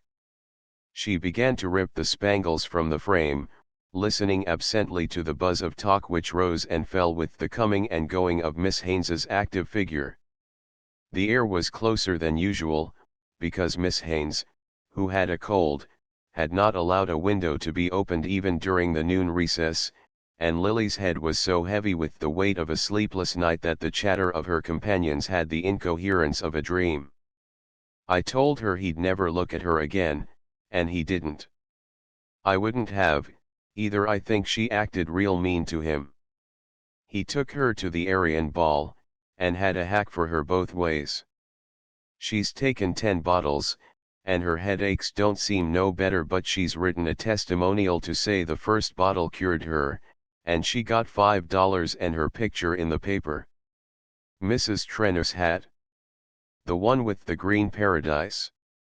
Here, Miss Haynes, it'll be ready right off. That was one of the Trenner girls here yesterday with Mrs. George Dorset. How'd I know? Why, Madam sent for me to alter the flower in that Virot hat, the blue tulle. She's tall and slight, with her hair fuzzed out a good deal like Mamie Leach, only thinner. On and on it flowed, a current of meaningless sound, on which, startlingly enough, a familiar name now and then floated to the surface. It was the strangest part of Lily's strange experience, the hearing of these names, the seeing the fragmentary and distorted image of the world she had lived in reflected in the mirror of the working girls' minds. She had never before suspected the mixture of insatiable curiosity and contemptuous freedom with which she and her kind were discussed in this underworld of toilers who lived on their vanity and self-indulgence. Every girl in Madame Regina's workroom knew to whom the headgear in her hands was destined, and had her opinion of its future wearer, and a definite knowledge of the latter's place in the social system. That Lily was a star fallen from that sky did not, after the first stir of curiosity had subsided, materially add to their interest in her. She had fallen, she had gone under, and true to the ideal of their race, they were awed only by success, by the gross tangible image of material achievement. The consciousness of her different point of view merely kept them at a little distance from her, as though she were a foreigner with whom it was an effort to talk. Miss Bart, if you can't sew those spangles on more regular, I guess you'd better give the hat to Miss Kilroy. Lily looked down ruefully at her handiwork. The forewoman was right, the sewing on of the spangles was inexcusably bad. What made her so much more clumsy than usual? Was it a growing distaste for her task, or actual physical disability? She felt tired and confused. It was an effort to put her thoughts together. She rose and handed the hat to Miss Kilroy, who took it with a suppressed smile. "I'm sorry, I'm afraid I am not well," she said to the forewoman. Miss Haynes offered no comment. From the first she had augured ill of Madame Regina's consenting to include a fashionable apprentice among her workers. In that temple of art no raw beginners were wanted, and Miss Haynes would have been more than human had she not taken a certain pleasure in seeing her forebodings confirmed. "You'd better go back to binding edges," she said drily. Lily slipped out last among the band of liberated workwomen. She did not care to be mingled in their noisy dispersal. Once in the street, she always felt an irresistible return to her old standpoint, an instinctive shrinking from all that was unpolished and promiscuous. In the days how distant they now seemed, when she had visited the girls' club with Gertie Farish, she had felt an enlightened interest in the working classes, but that was because she looked down on them from above, from the happy altitude of her grace and her beneficence. Now that she was on a level with them, the point of view was less interesting. She felt a touch on her arm, and met the penitent eye of Miss Kilroy. "Miss Bart, I guess you can sew those spangles on as well as I can when you're feeling right. Miss Haynes didn't act fair to you." Lily's color rose at the unexpected advance. It was a long time since real kindness had looked at her from any eyes but Gertie's. "Oh, thank you, I'm not particularly well, but Miss Haynes was right. I am clumsy." "Well, it's mean work for anybody with a headache." Miss Kilroy paused irresolutely. "You ought to go right home and lay down. Ever try Orangine?" "Thank you." Lily held out her hand. "It's very kind of you, I mean to go home." She looked gratefully at Miss Kilroy, but neither knew what more to say. Lily was aware that the other was on the point of offering to go home with her, but she wanted to be alone, and silent even kindness, the sort of kindness that Miss Kilroy could give, would have jarred on her just then. "Thank you," she repeated as she turned away. She struck westward through the dreary March twilight, toward the street where her boarding house stood.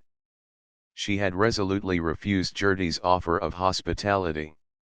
Something of her mother's fierce shrinking from observation and sympathy was beginning to develop in her, and the promiscuity of small quarters and close intimacy seemed, on the whole, less endurable than the solitude of a hall bedroom in a house where she could come and go unremarked among other workers. For a while she had been sustained by this desire for privacy and independence, but now, perhaps from increasing physical weariness, the lassitude brought about by hours of unwanted confinement, she was beginning to feel acutely the ugliness and discomfort of her surroundings. The day's task done, she dreaded to return to her narrow room, with its blotched wallpaper and shabby paint, and she hated every step of the walk thither, through the degradation of a New York street in the last stages of decline from fashion to commerce. But what she dreaded most of all was having to pass the chemist's at the corner of 6th Avenue. She had meant to take another street, she had usually done so of late. But today her steps were irresistibly drawn toward the flaring plate glass corner.